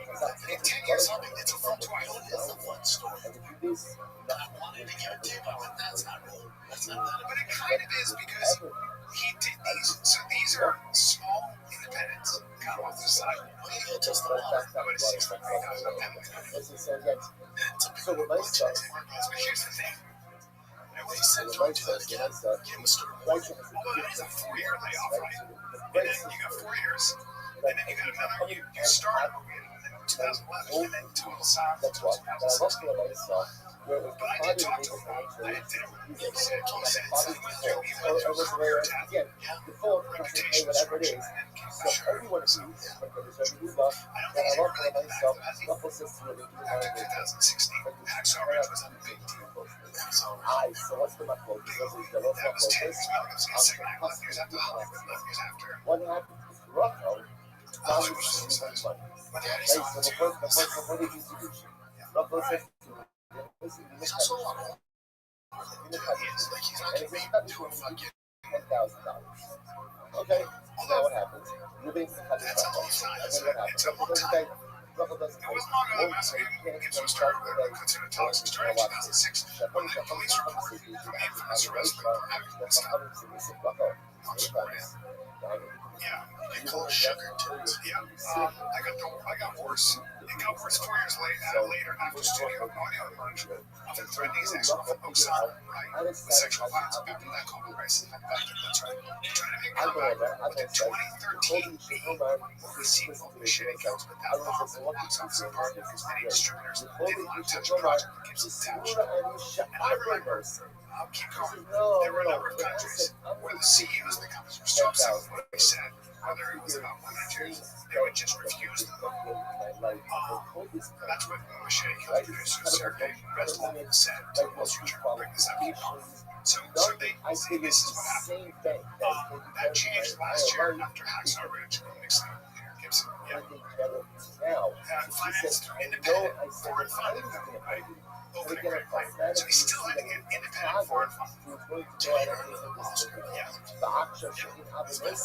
But do you see what I'm saying? It was a Best Picture nomination, but he had to still get it financed by someone overseas. So what they did say, they said, you're going to take a 10 year, it's going to be a 10 year stint, which is exactly what happened. It was really 11 years before he was able to get that mainstream line, right? Because the corporate market was so crazy. The old ways of you getting money on the original. It's interesting too. I mean, obviously, working with this passion, this one I'm bringing up, I'll get to that. And then it's like, oh no, I have to chill and write scripts for 10 years on my beachfront property in Malibu. Oh no. 25 million. Yeah, so, you want to talk about a talented? Oh no. You want to talk about an incredibly talented guy. And by the way, he's 16 with a 28-year-old smoke show wife that he had a kid with. You can't work for the next 10 years. We're going to force you to sit and mind your mouth.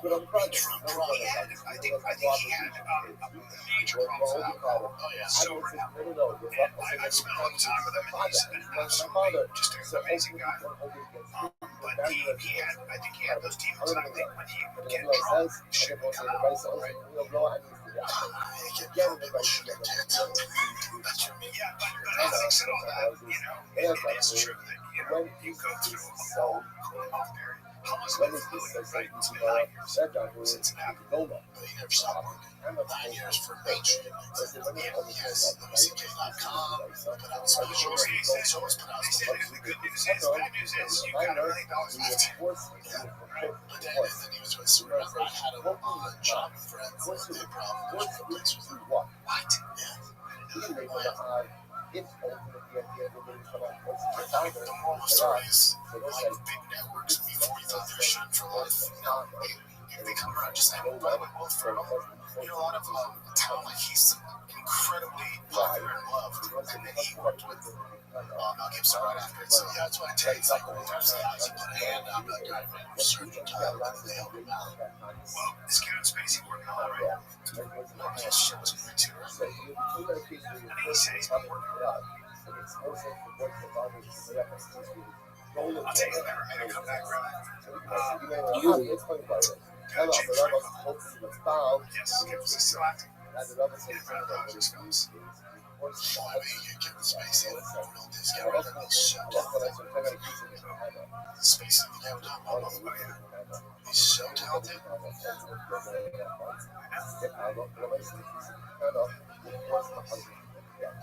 We'll see how that plays out. Still struggling to support major Hollywood studios. Still Hollywood studios are still shy. I forgot what he did exactly. And you got people like Sharon Stone and these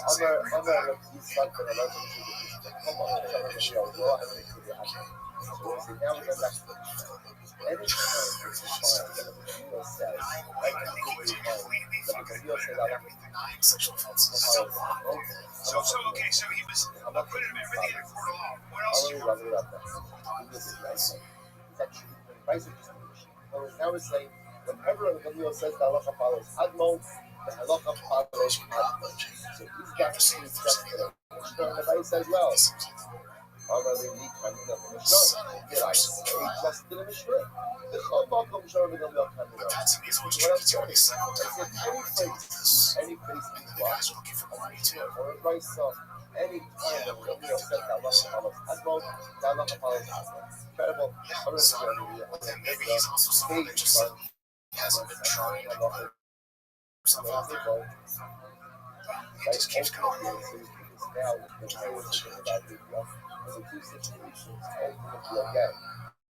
School, there's a bunch of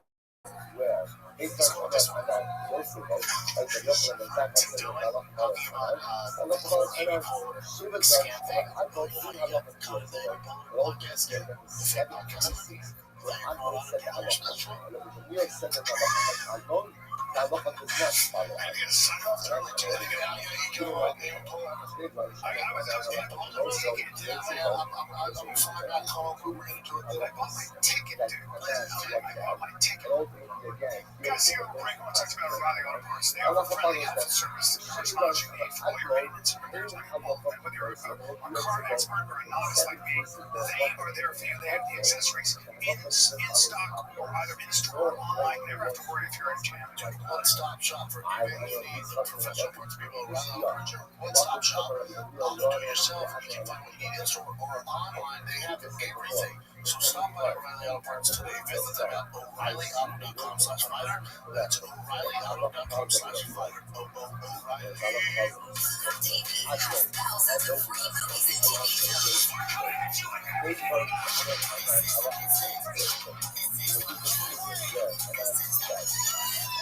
Movies like Pineapple Express, the entire Star Trek film franchise, and Planet Eater, and TV shows like Survivor, Split Jobs for Fans, The Fairly Odd Parents, and Ghosts. TV is always free. TV, stream now, pay never.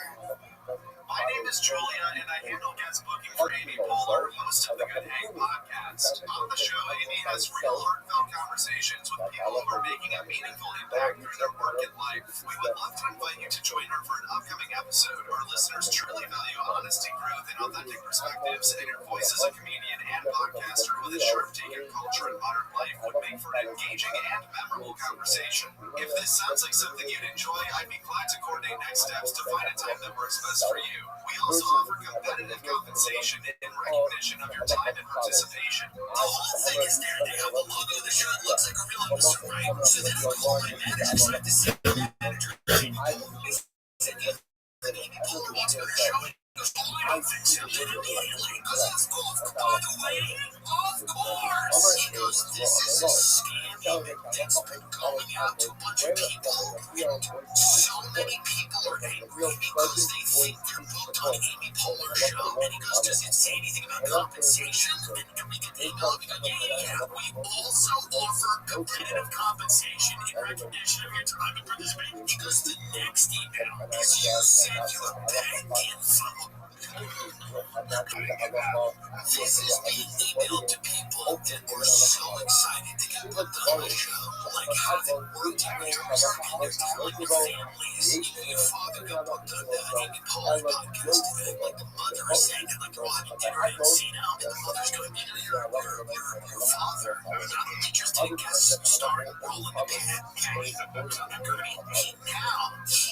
Amy Poehler just reached out, and the kids are like, whoa, Dad, that's fucking awesome. I think that I'm not trying to nice little conversations. I cannot believe that he has a father that wants me on his show. And the wife says to him, did I not tell you that something was going to happen out of nowhere and you were going to kind of get back into this thing? So then they sent him a follow-up email putting your bank information. 3 days later, they're sitting in a casino having dinner and the kids are there and the kids are like, Mom and Dad, what's wrong? And then the mother goes, well, apparently the Amy Poehler podcast email your father got was a scam, and your father put our bank account information. A lot of the money out of our bank was cleared out. They've frozen our accounts, and we're having real issues right now. Dylan almost got scammed, but That's it.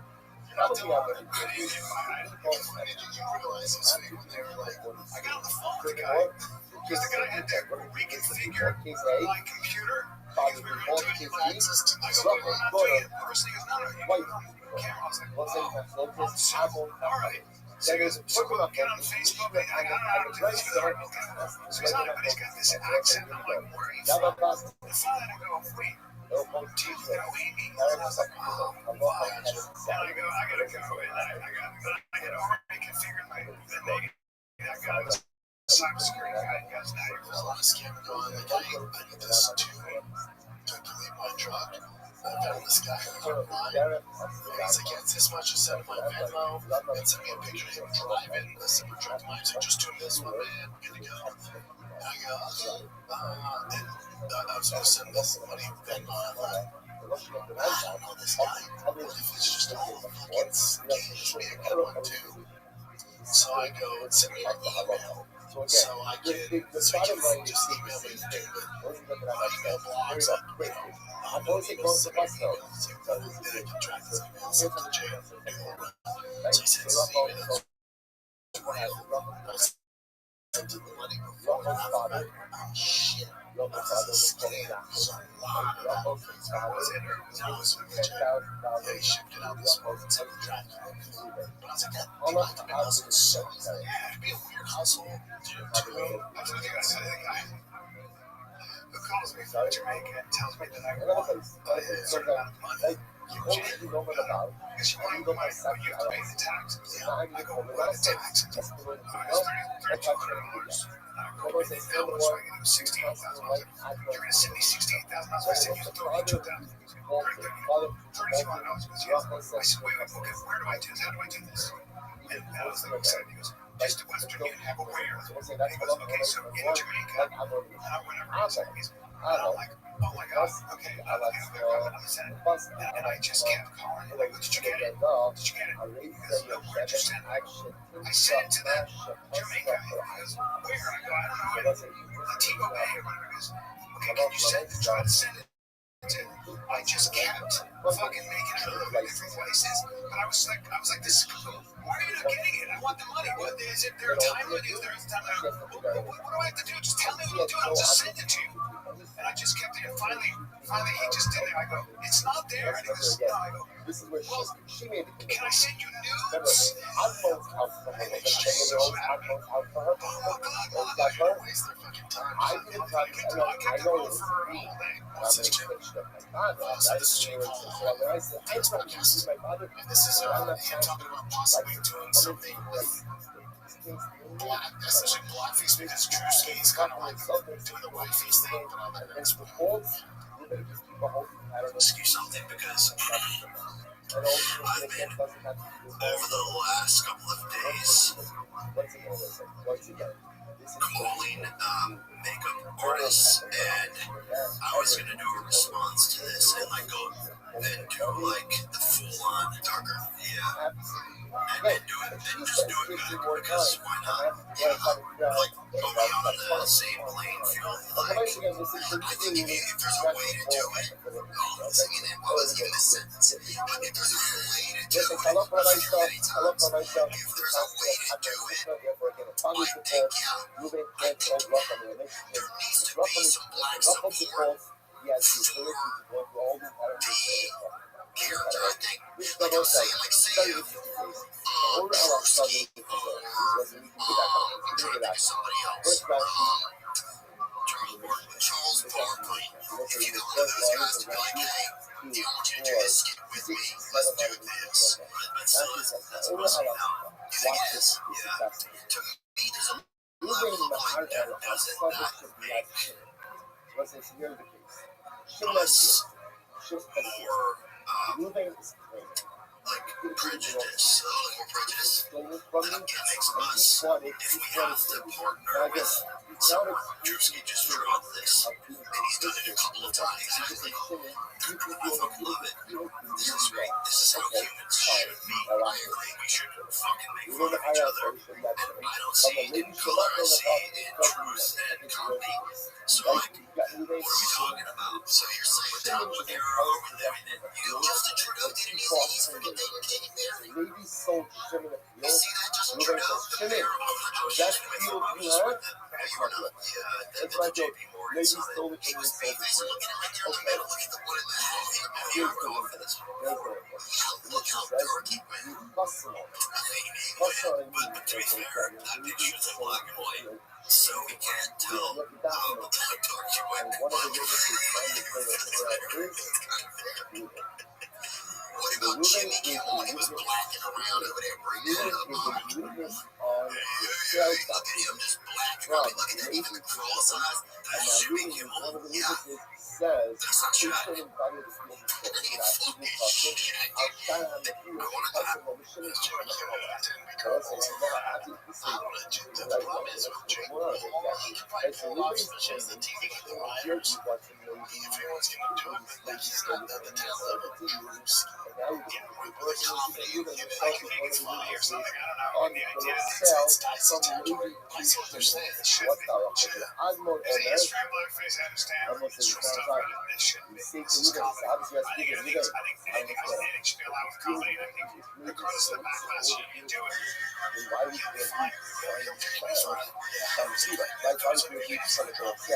don't know if this is a perfect answer to this.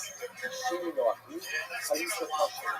You get some people online and professional agitators who really believe there's no reason for the name in this country. And you just deal with it, and it just goes away. You're next to introduce yourself. If it's funny, it's funny. The American curve thing, I feel bad for everyone, but again, it's like, that's satire, that's what comedians do. If anyone's going to be able to pull off That's what I you're just going to do it.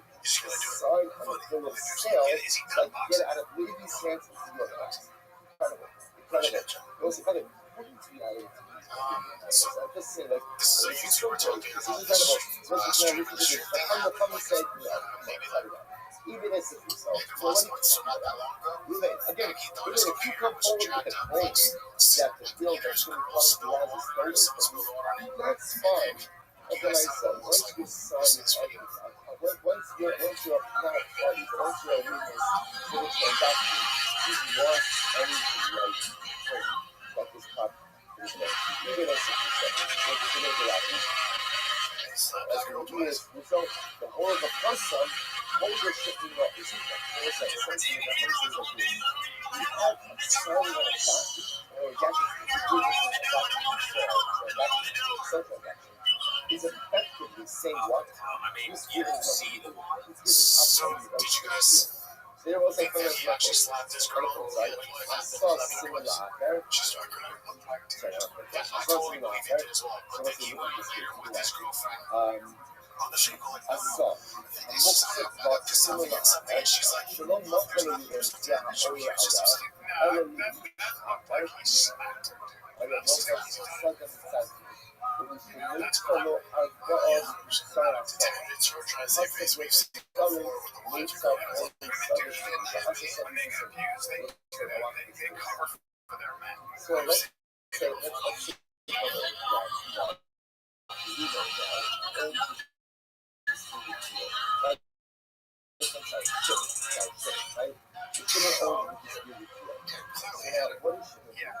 He goes, oh, yeah, he hits you. Right, let's say that it's the same case, like moving from the field from south. Sitting about the field from ladies, like players who there's giving a question training that ladies go to field and then end up with the rebounds and the so the shit is inside. That's what was happening. As also said that, remember, ladies sell the field to the kids, right? The staff of her basically have really explaining that ladies really sold that field to the kids. Now, I like those right? Ladies sell the field to kids. What's good? Losing that the field, the shouldn't be bought from ladies was stolen from by ladies. Okay? So that was case one. And case one, where it turns out that moving himself is an aid on the bill of sale from lady to ship. Okay, so now, what do we do with that? So again, according to Admon, if you come and say, that's it, you've lost anything, you signed on the sky, you've lost anything. Admon says, no, he's doing another thing. He's playing the easier for me to just get it back. From Shimon, then it was from Levi. Fine. These two, this new variant, Shimon is telling me, here's it. So let's put this new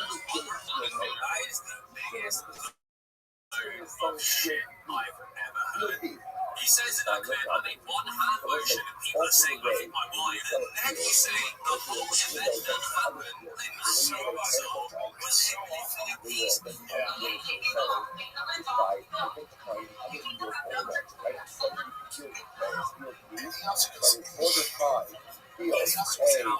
Easy, I might live this instruction. He clearly is contact. It seems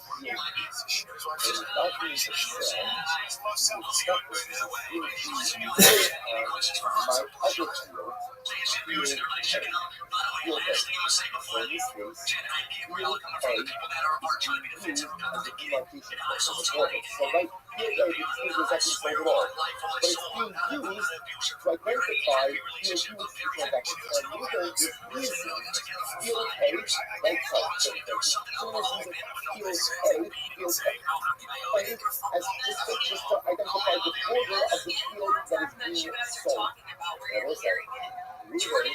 Signing on the document. Signing on the document. So now, here's the chart. Now, in this transaction, in this document, so when Shimon is selling GMP, selling GMP, he also what? So this is solidifying his ownership over field. And because he's using GMP to identify where it's working on GMP, rule there is meaning that this PSA was a weekend case, selling on the document. So now what's going to happen? If I read it, it'll run on the back. By the way, field A is stolen from by leaving subsequent because there's so many things going on. They give kids their business that they'll cover for the asshole that they have to live with sociopaths in this case, they're going to leave a sold sign on this type of star is used to contest the field as a border for field being sold. Everyone agrees that we're going to have Okay, let's go. I'm Rabbi. Okay, so that's the first thing.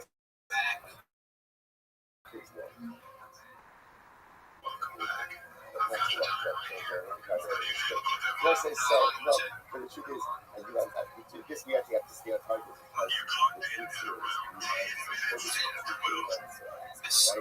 I swear it's better than that.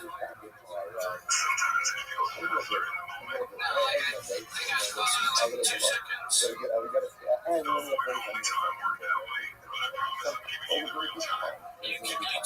let's say scenario. Let's say let's just get back to case number one. Right? Shimon purchases the field from Levi. There's a document, right? In the document it says the Levi said the field. Shimon, one of the witnesses is Reuben. Reuben then comes out and shows the people. Reuben comes to Shimon, gives mine, Levi steals.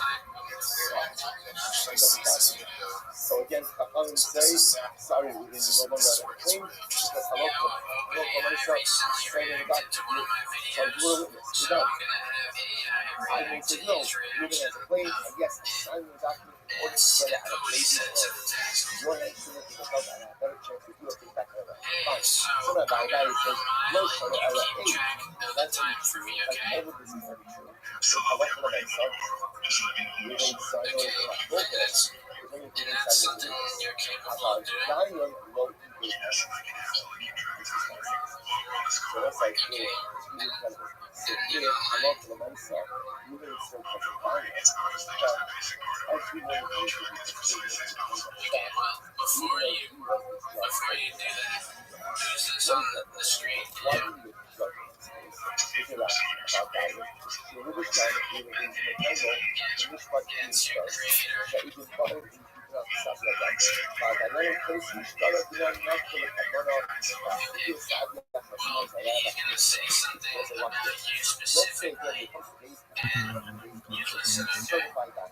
your stars. What was key stars? If you give it back, one of the things I love about that like you have a sun sky. That's kind of sometimes more He's talking about you specifically. I see. sport. Well, I Like can tell you before that the right shot, now, I before the definitely have a ton sure. of capabilities. So there's a concept of stars. We're talking about We call it just superstars. image. What's the process of superstars?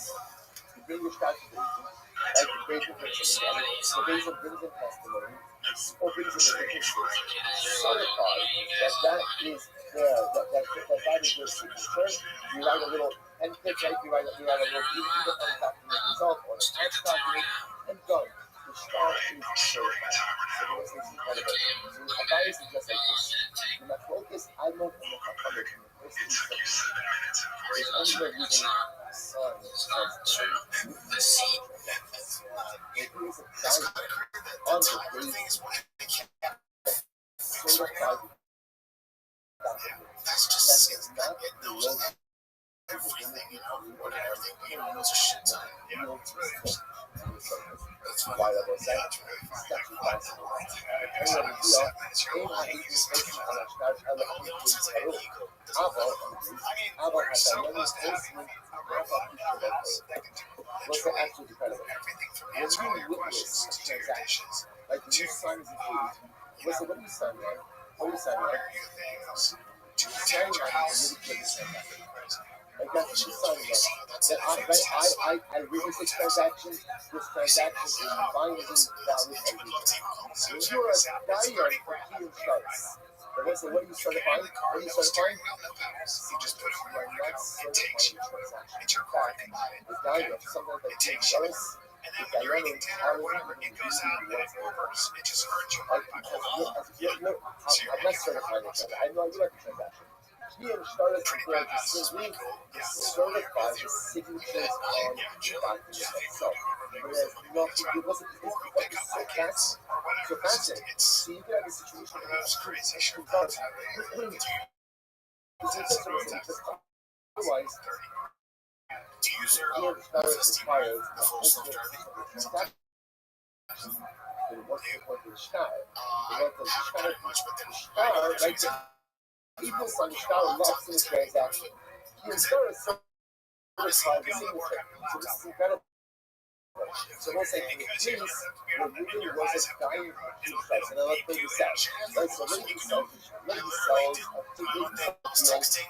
I didn't touch it for Women, 17 and about the months. yeah, they would bring the document To a charging station and back to moving the one of the Tayanos on the basis I didn't do certified. anything and it did it Right, moving perfectly. basis It's not, certified kind of backed into and then it. after certified moving says It's by the way, freaking, you didn't even have to touch the steering wheel. everyone is using that base. Moving as an adult, that's what you see even as an adult.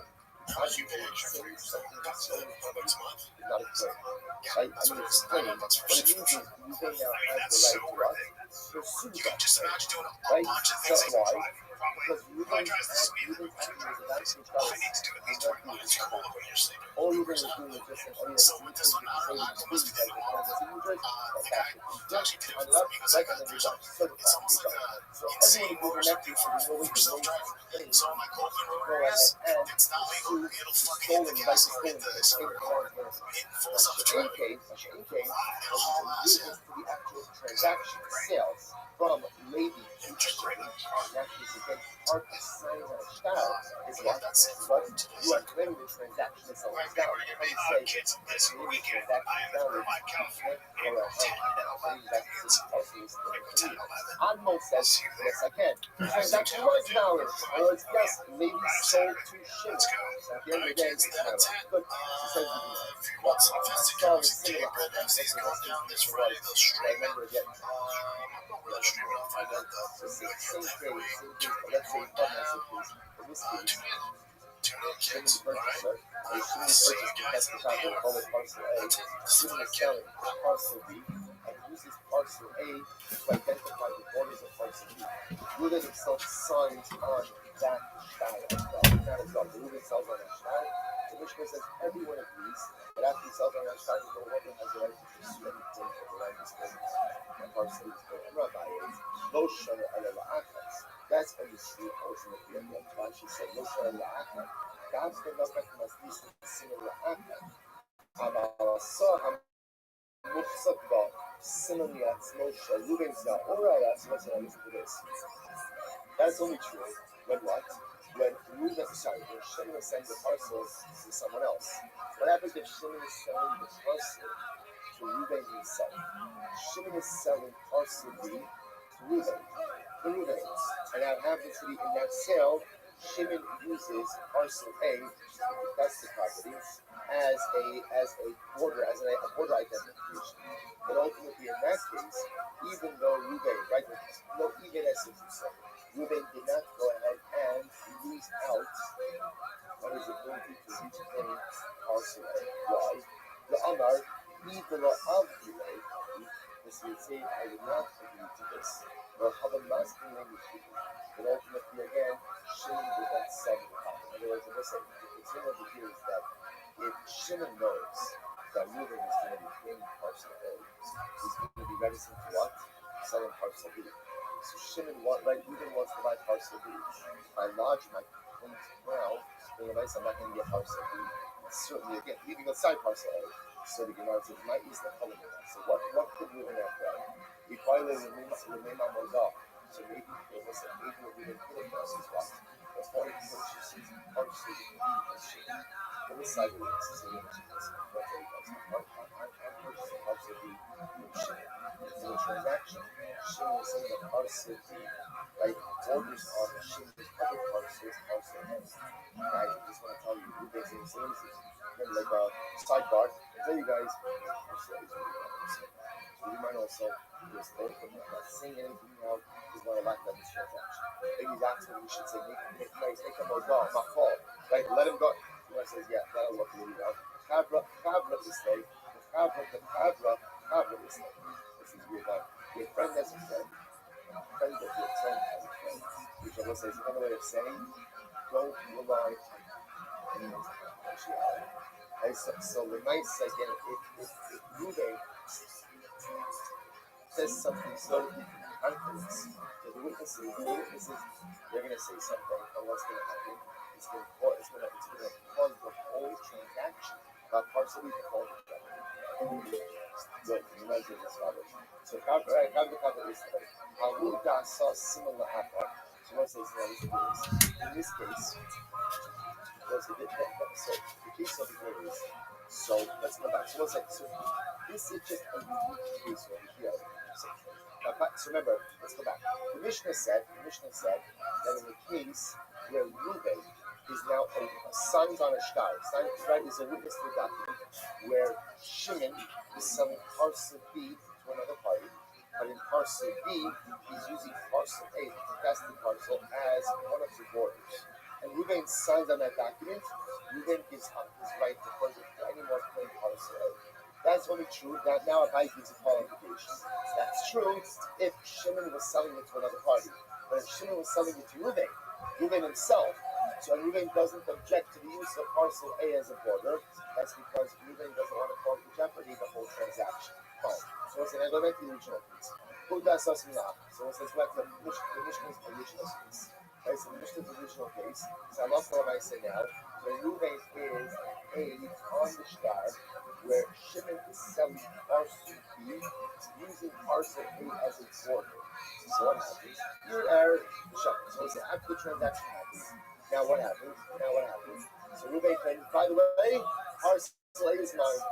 Parcel A is mine. But what happens? Shocked. Then he died. Reuben died.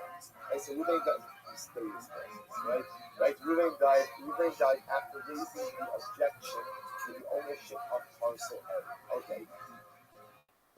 What happens? The old upper charge. Let's say so now again. So after Reuben passed away, right? Either Reuben made provisions for this before after, and or the dates an apotropos. Now there's an executor of Reuben's estate. Okay. So apotropos coming down by me. So the apotropos came before Abaye. Amalei saw similar observances. Now what happens? The apotropos is coming. Why is he coming? The apotropos is saying, listen, before Reuben died, Reuben explained that field A belonged to him. So So the Apotropos says, I am coming to follow up on that claim. I'm coming to follow up on that claim. Okay, Rabbi says, listen, guys, there's no claim. Listen, I'm going to ask us in the Achad, even as himself. We already learned this case. Reuben signed onto this document. Where Shimon used field A as a border identification. The Mishnah says, once you do that, you go ask you control of your rights.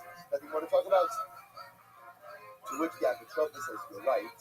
But Amar Ava Ava son Yas Mikayim Amar Toim Amar Elam Echarasis. Very interesting. So let's say, so the Apotropos says, if Reuben was still alive, Reuben would say, yes, I agree. I signed on a document where Reuben used field A as a border for field B. But really, the only thing I was agreeing to was that perhaps Shimon owns a narrow strip of field A. A narrow strip of field B. Say, that's what he owned. That's what he owned. Very much. Anyway, Shabir Ka'amet. So Reuben, that's a good kind of. Rabbi Yochanan, however, Sisi would call Ne'eman. So listen, it's actually very interesting. Very interesting. That the king over here, but I'm not going to myself. Like, that if I go ahead, Rabbi Yochanan says, let's say I sold you a field, right? I killed his line, and the only thing I sold you in that field was a narrow strip. Such a claim could actually be believed. So the Gemara is supposed to see what's happening over here. So in other words, Reuben signed on this document that where Shimon was selling the field to another party, Shimon was selling field B. The field B was sold with a border identification of field A. Reuben signed on it. After Reuben signed on it, the transaction happened and said, by the way, field A is mine. It was stolen from me by Levi. After that, Reuben dies. Apotropos comes along and tries to sell up the affairs of the state. And the Apotropos listen. Reuben claimed the stolen field as his. Rabbi says that's fine, but it was his. Because it's not time, but it's a mission. Like Reuben kind of had that.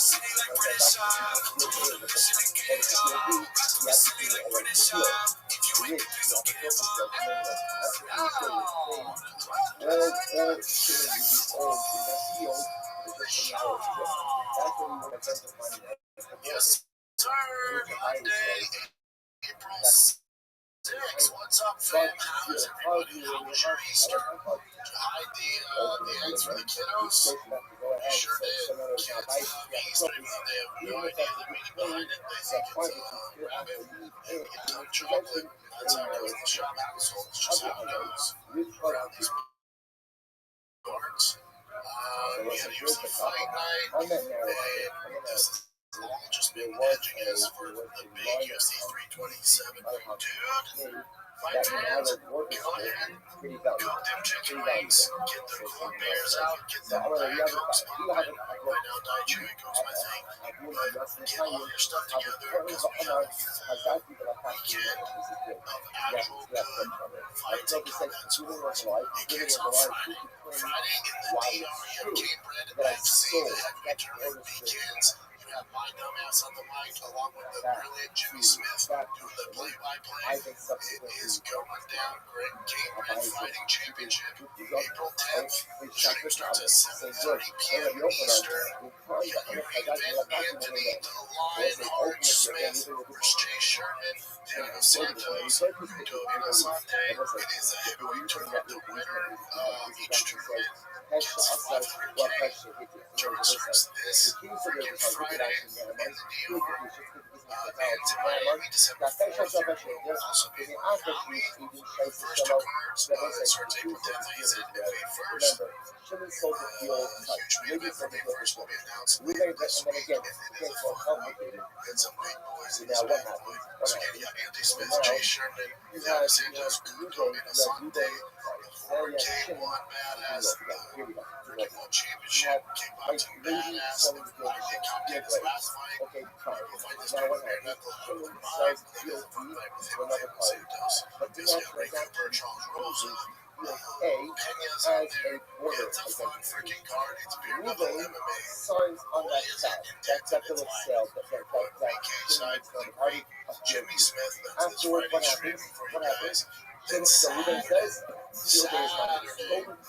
Give me a shit seal. The great UFC fight Remember night. again, Seattle, local Mishnah, the fight night we this don't really weekend, which wasn't bad. Wasn't bad. Beat expectations. We'll get into it. But listen, in this case, it's becoming a Fantastic. In this And case, then what happens is overall, not great, Ruben right? goes And ahead then now. we got this weekend. And That is popping because you have UFC 327.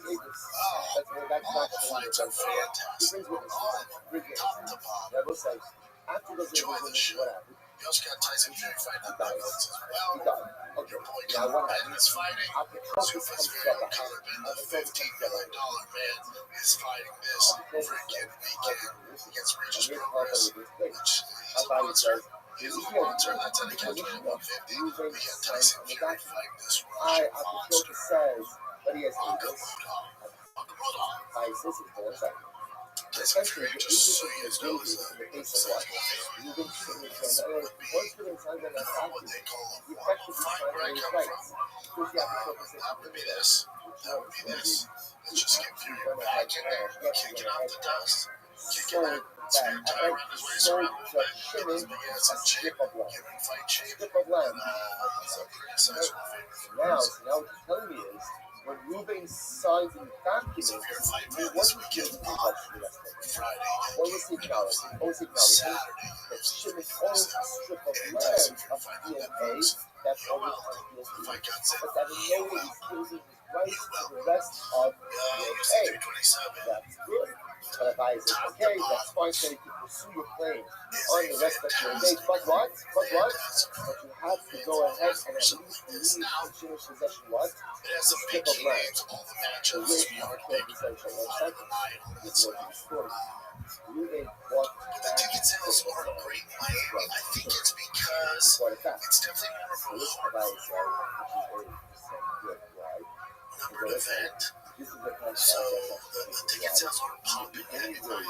It's not sold out. I'd be surprised if it doesn't sell out. But I also think this is just the state of all you would have is what?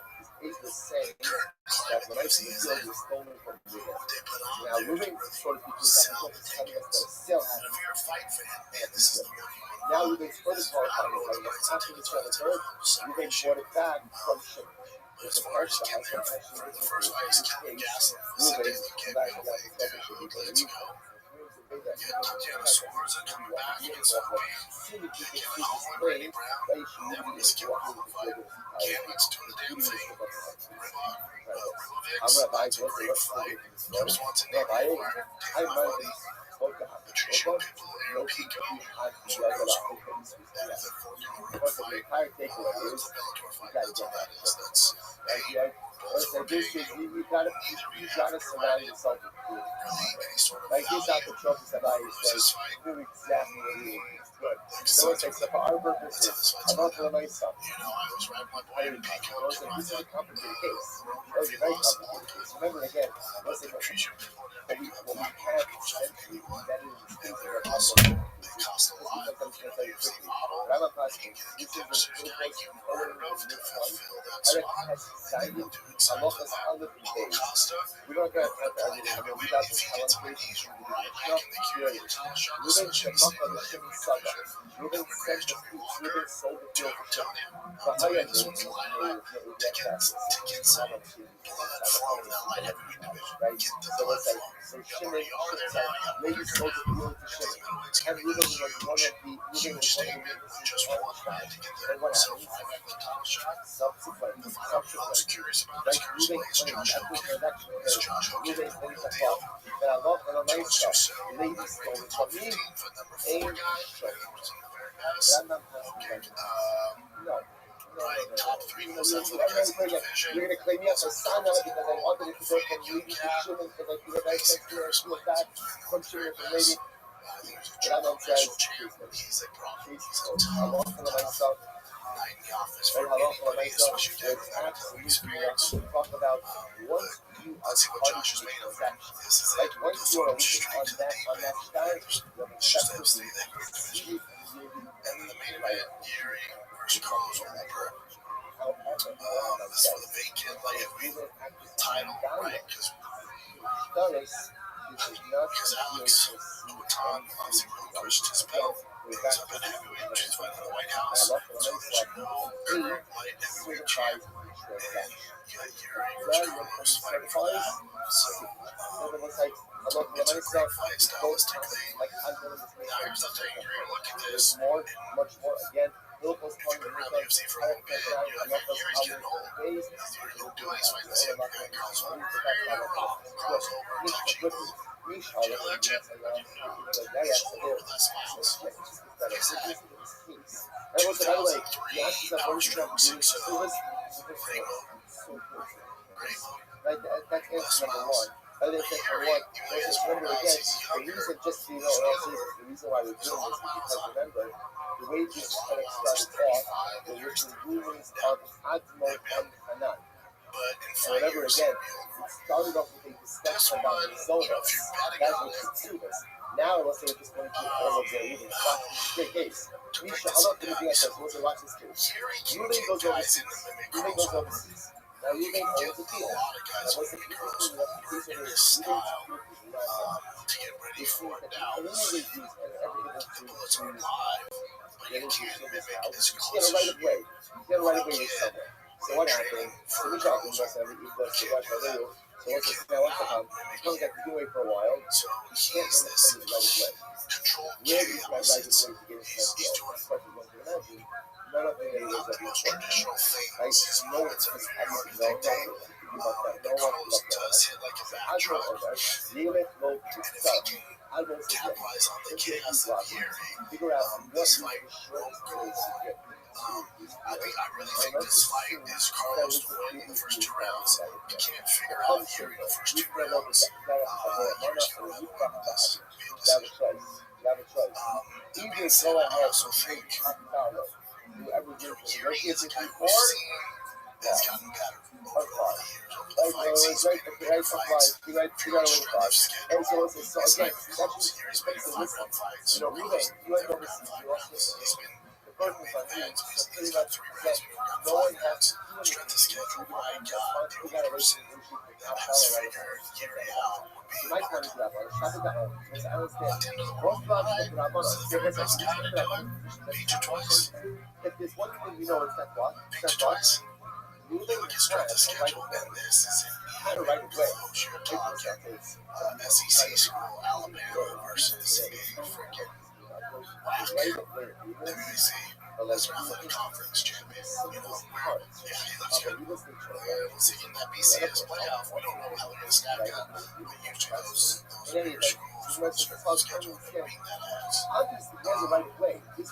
For Yuri, it's going to be, again, like the unconventional striking, the hands down, the footwork, the in and out. Logically, If you get his 2 losses to Louboutin, Rogers and a guy with traditional caliber striking can time that and catch it. So I'm sure that's what Carlos Holberg has been working on, trying to capitalize on Yuri. Now that's only going to work if Yuri fights like a jabroni and flies in and throws caution to the wind and makes some mistakes. I really think with Yuri, and I can relate to it. Yuri has I think he has a daughter on the way, or either way, he has a kid on the way, so he's pregnant. I think she's due like 3 days after. So that dad power, that Papa Bear power, is going to give Yuri this focus that he's never, ever been able to channel before. That Papa Bear focus. I never been against the guy with kids like that, especially if he's their first child. If you look at like Gary and certain guys when they have kids, they just kind of mature and don't take the same risk they were going to take before they had children. And really started and they know what's on the table, and now they got a mouth to feed, and they don't take those same dumb risks. So when we calculate all that, it's tough to bet against Yuri. It's tough to bet against Yuri. The division, though, here's a bigger star, but Carlos Holberg could use some fresh blood, but again, I think he's going to someone else. we'll see how Holberg capitalizes on mistakes Yuri makes, if he makes them. I really think he's streaming the game. I really think Yuri's going to come out first and get over that kid with the way he has the skills. fields The only time are you can all owned by one person. Right? So you've got Reuben in the get middle, a read and on all here. four He's of the surrounding alive. fields Roosevelt for syndicate side. are owned by one person. That was saying what? Style. What is It's a for four tough individual task. owners? And this means over here, we'll call him Shimon. Where the Shimon now outcomes owns the four fields which surround Reuben's field. But Shimon bought it from four I'm people. not going to be surprised if we'll Watch go into this. the facet, but I'm So I'm going definitely to start running in from up and favor down. of Please take hearing that off. this. My So sort I 25 will plus listen. 105 and then Reuben maybe is that's going even to basically Shimon. good. Dan Josh Elkins a plus Yeah, 102. you own. I own it. Give it to me. There's ways in the line is Rabbi, what we do. Now look at this. How could this carcass? Shimon is a This how could this freaking carcass? Shut Main up. event is basically Really picking. fight.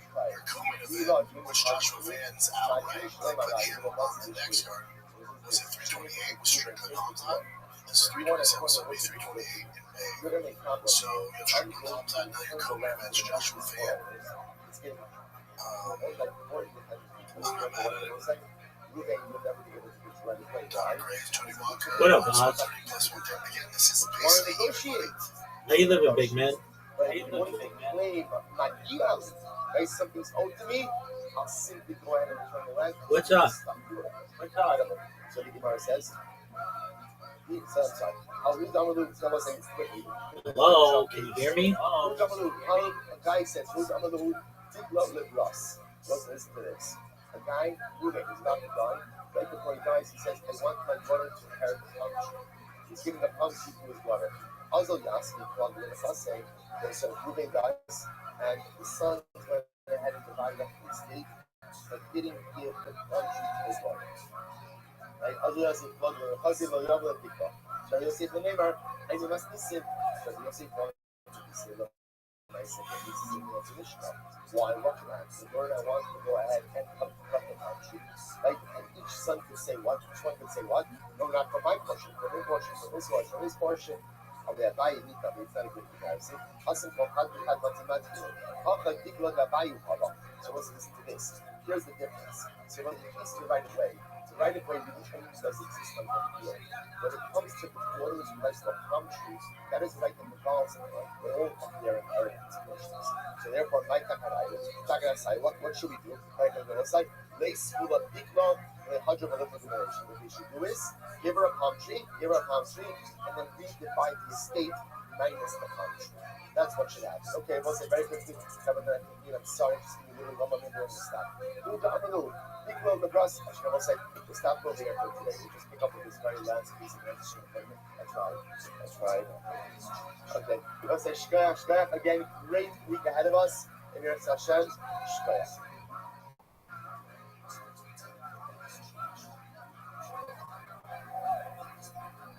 All right, I'm going to go get one.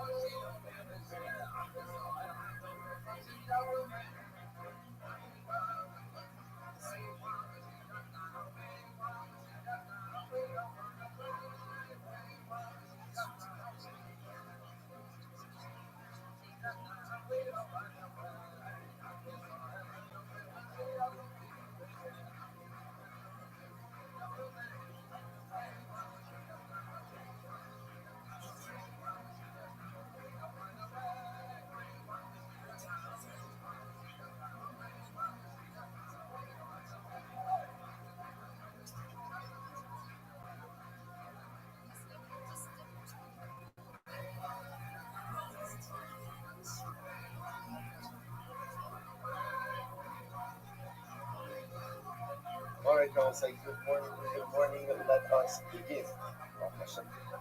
What great is it was to our last week of the Seventh Service. I want to go ahead and begin by thanking all of our sponsors for this membership today. Our Coca-Cola sponsors for the month of Tishrei. We thank Dr. William Weinberg, Sarah Ricky Grants, Julia Arena, and Rabbi dedicated short response to loving of your husband, father, and we got Paul Weinberg, Eretz Moshe Ben Ram W.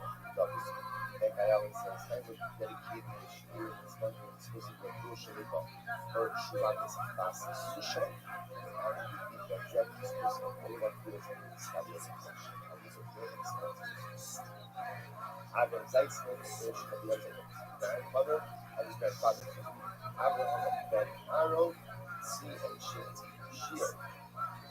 Honor of Siva and Elliot, Shmuel and Shira Pepper, in honor of Ari Vernon and all the guys of the show.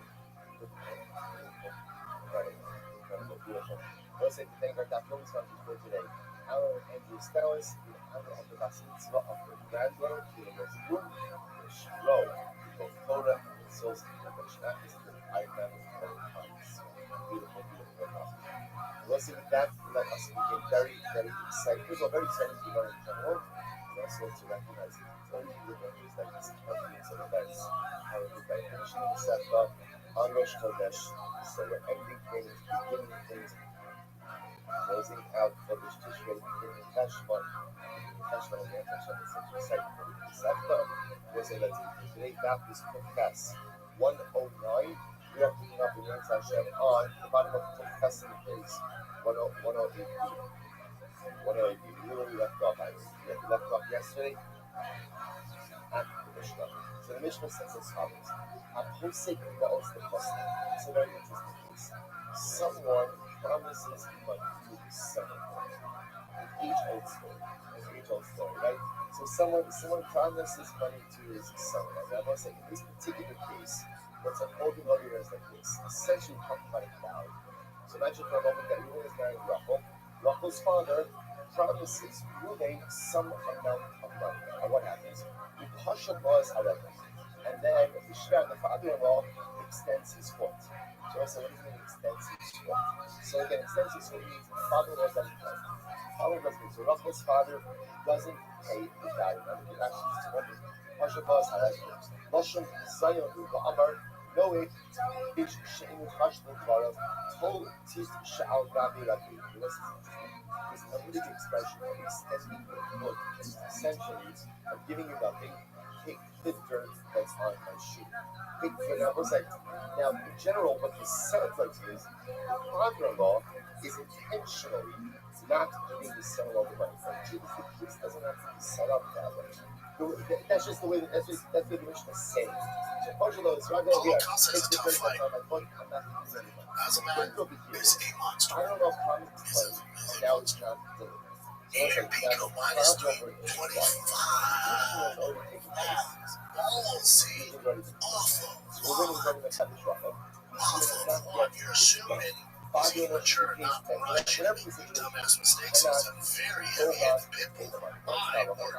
No one's built people want to work. I love these old people. I still think you can do it. I still think you can get such a huge outside. She's stuck. I'll win. I'm not making these dumbass mistakes, especially at a high level. Right? Or he can do it. This right camp around with Greg Jackson. He can do it. But my God, take my bias out of it. If I'm a better plus 260 pitbull, that's good money, Daddy. That's good money. Cub Swanson, Nate Landwehr, plus 102, minus 120, that's even money MMA. Cameron Alex, minus 170, plus 142, that means a freaking Cameron. Cameron Randy Brown, plus 102, minus 122, that's even money. Tattoo Suarez, minus 155. Calvin Castle's at minus 230 against the game. That's cool.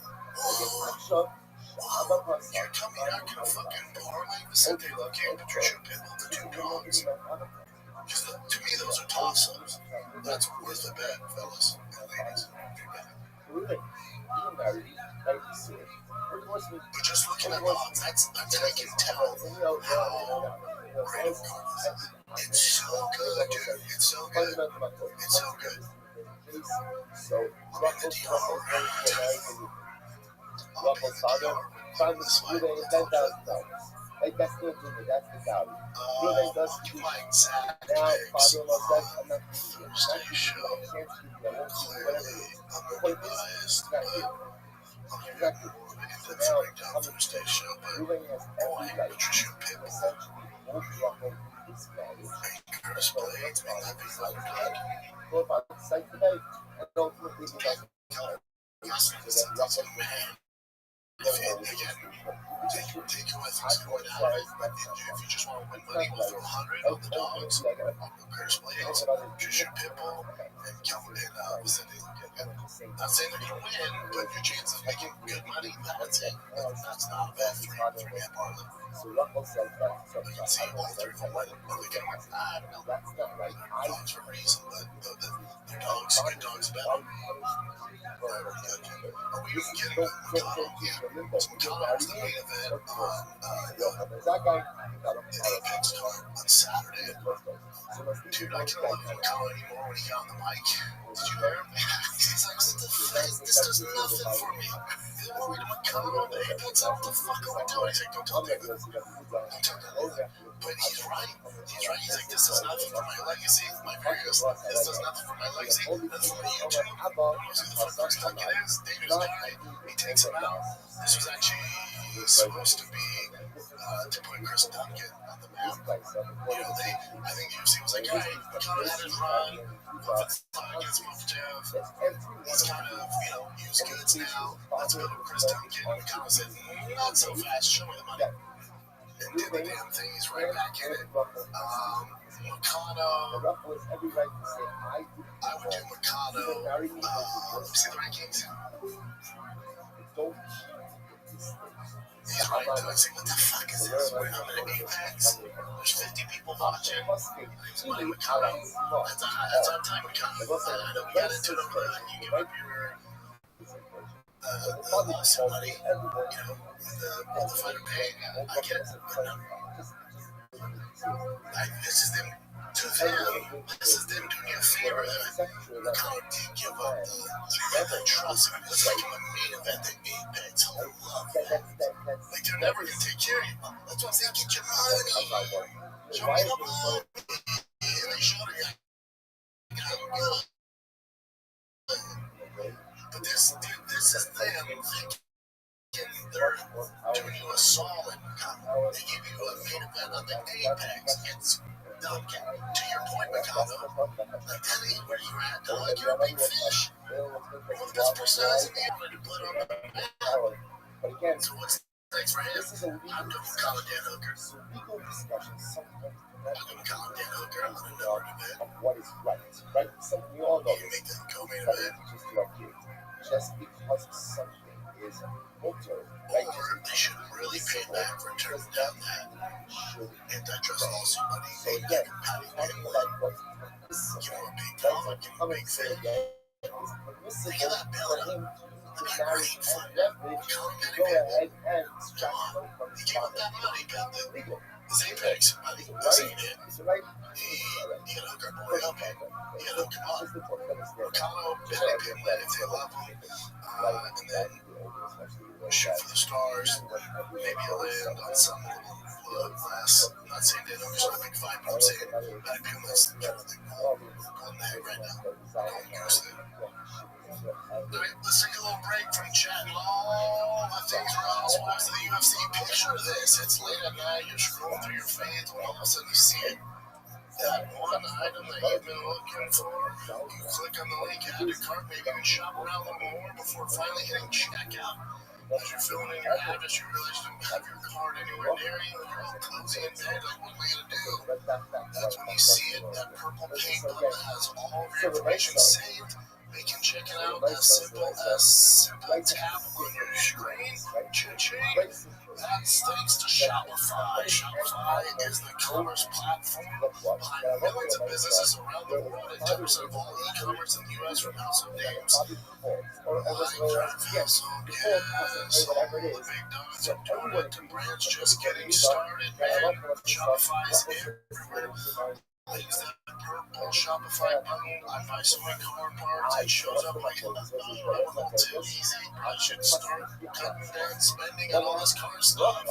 Getting started with your own design studio with hundreds of videos, templates. Shopify helps you build a beautiful online store that matches your brand style. Get the word out like you have a marketing team right behind you. They create email, social media campaigns whenever your customers are struggling or struggling. Best yet, Shopify is your commerce expert with world-class expertise in everything from managing inventory to international shipping to processing returns and beyond. They have 24/7 customer support. We count you guys see less carts go abandoned and more sales go cha-ching. With the Shopify and the Shop Pay button, sign up for your $1 per month trial today at shopify.com/shop, all lowercase SHAP. That's go to shopify.com/shop. That's shopify.com/shop. Let's get back to the program. Yeah. Did you see that part where he actually got caught? Duncan was like, obviously, woke up at his back, he had under control, and then you could hear Duncan's coach like, surprise elbow, right? And then he finally does it, and once you see it, that sucks. Yeah, coach is fucked on that one. But yeah, this card didn't pull your socks back, but then the overall, if you like fighting, it was a fun one to watch. I watched from the first prelude. They were good, man. Ethan Ewing looked fantastic. Body punch.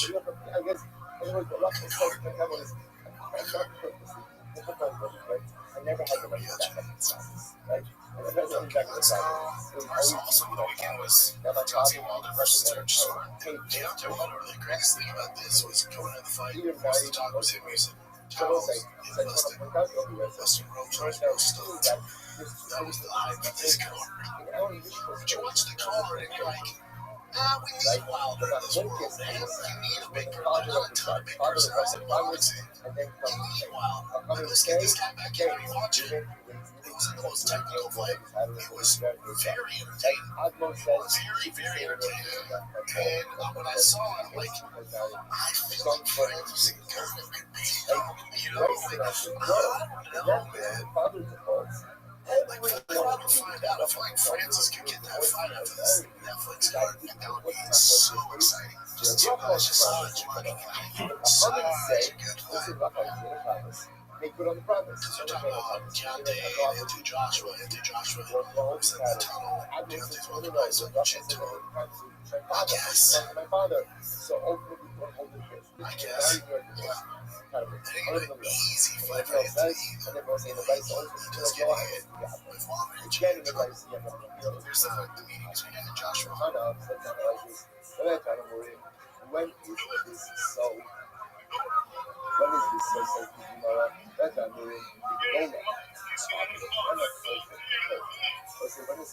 So he's scared as fuck. Probably he's scared as fuck. I think, Deontay has one foot out the door. But I can see them doing it. I can see them doing it because Tyson's taking one right, basically like one last fight this weekend on Netflix. Wilder Joshua would be good.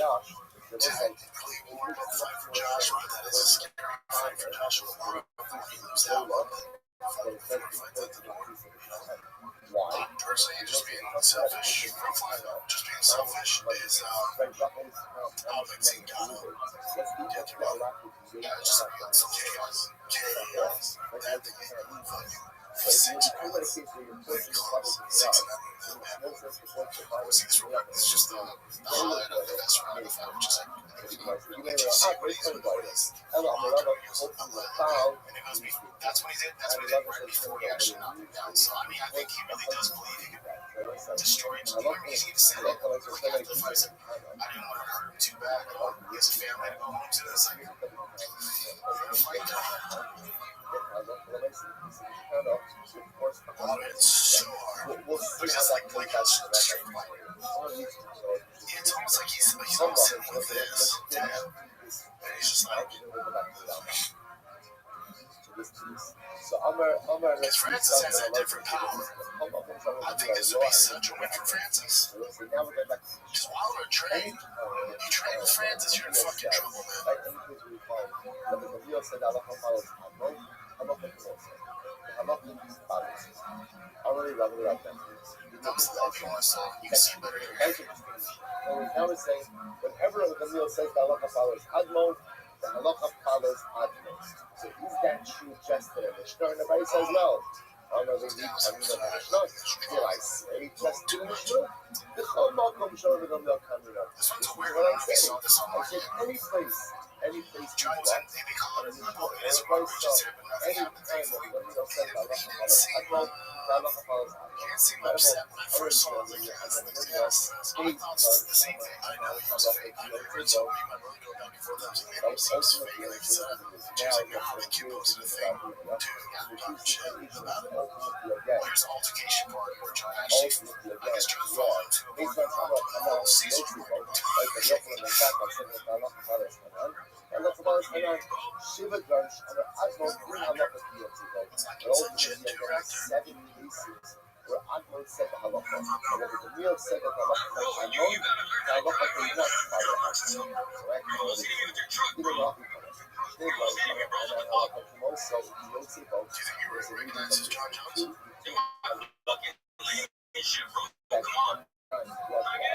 and I think he ultimately, really again, does. On this point, if you're a dude, they say we're trying to get halacha into follows them.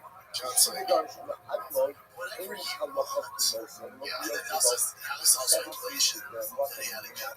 But if I'm in Albuquerque, I'm right here. Then if I'm more driving in the like car, the ones who must be like it's not like if dudes have pull over in Texas, which Albuquerque or something. And this is his post, the different sheet. This would be like so fake. I see the word I'm correct. I love how they Stands by nice on 1 8 Lewis X, right for the north and Lewis out. We also pull over. to reduce the traditions where and not said halacha policy and those questions like she was done in halacha fields with it. It was like the 7 pieces of halacha brought down this Anyways, it was the summer, so they were just trying to get into it.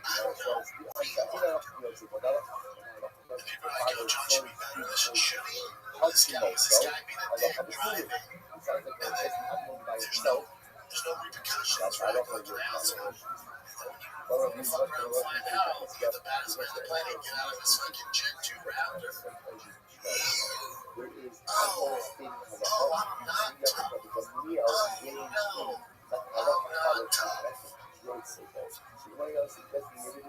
You're talking about the place where nothing really happened. I heard there was a Steve that tried to leave us and I'm just kidding for thank you. So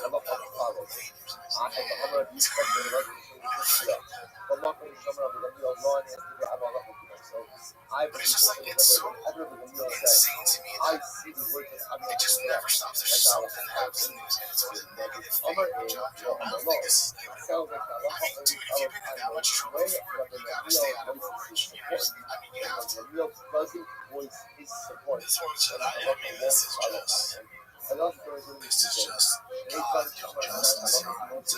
Tough. This is 90%. Oh, fuck that guy. Fuck my buddy. The guys kept going. I said, no, you're not. Here's what he tried to do. He should have got like, oh, shit, John. Oh. Shiva Dvarim, Shamar Admon, Yishmin, Okay, this here is Max Keller. It looks like Ella this is big boys. It's a big boy. I don't know association like basketball. other than that, So Max Keller just talking about boxing and MMA. Like, I'm sure you're going to say hold on, run is giving Admon, I'm not the most of, listen, any place that the meal says Allah calls Admon, Allah calls Admon, not necessarily All your favorite sports are boxing. I'll prove it to you or MMA. You got it right. I'll prove it to you in 60 seconds, ready?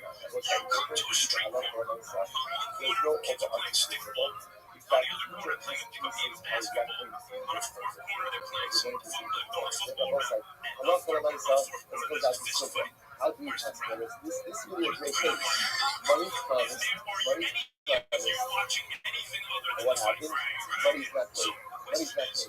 Now, the only problem is, Why is this fight kind going of back in people, another what the fight sex in marriage, another sex football game? marriage, So huge here's majority the from that. question: Now we have a problem. what She I will said say, before, if you do everything more, else you that's think what you is do your for favorite fun. sport For is a what? metaphor for the Organize, opposition of everybody will. go, that's it. Winning The is problem we have never over the here is position the what's more default compelling. of the What's your favorite absolute sport? number one. Yeah, so Furthermore, potato, I who will thinks say for the same, people? Who thinks same for kind of people? vibe. KK, Max is an expert in it by too, the man. default KP, brother, daughter, wife, Max works. was saying that Yeah, he's was right. I Yeah, don't yeah, he's right. That's true. Then there's a Yeah, further the not findings focus, in our Mishnah data. and the Brisa asks you whether or not Maybe focus. the best So I say, here we go. Rabbi Baskins. And it's just for whatever reason, it's just we want to see a damn fight. It's just so intriguing. I don't understand why, like, because Tiger's not playing football. My wife never played football. It's boring. Because you gotta learn the rules. You know, there's a lot that goes into it. Baseball, I didn't get into it once I started playing. You learn the rules, learn the players, all that stuff. The tendencies, the fundamentals. There's a lot that goes into it. Basketball, same with that goes into it. Fighting, almost more than fighting. Yeah, that guy wants to hit that guy. That guy wants to hit that guy. Let's see what happens. So again, it's a bottom line is say the same thing. Listen to the Rambam. Here we go. It goes to us now. So So I think it's just the consequences are crazy. Like if you lose a sport, you see he lost a game. This guy could potentially die again really hurt or something. So you also understand like you also understand and now understanding something like even kids understand. You know, like okay, if he lands, he wins. If he lands, he wins. It's very simple. So this dude would just say flat out, he just like, he goes like, I told you. Yeah, I told you. Yeah, and obviously, it's real for I have completely removed myself from the negotiating part of fighter contracts. I got you. I appreciate this is important anymore, man. I'm lucky that I'm at a point in my life and in my career where I can just deal with the fun stuff that I like to do. So, but yeah, all the time, things like that. Yeah, and obviously, it's grown. I have completely removed myself. Yeah, getting damage right. He's lucky enough he did the work, but he doesn't have to do that part of the game anymore. Here's where it's an issue. This is why you see where the UFC's at currently.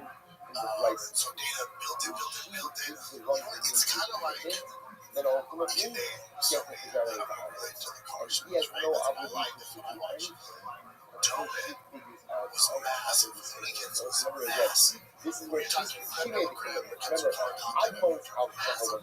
They got so big that I did it twice. I know it's me. we got these eyeballs. We want this fan base. So when I say I'm trying to They do my sold. father, They sold. And then when you loved when you start watching Tobin or Hooligans, they got away from it.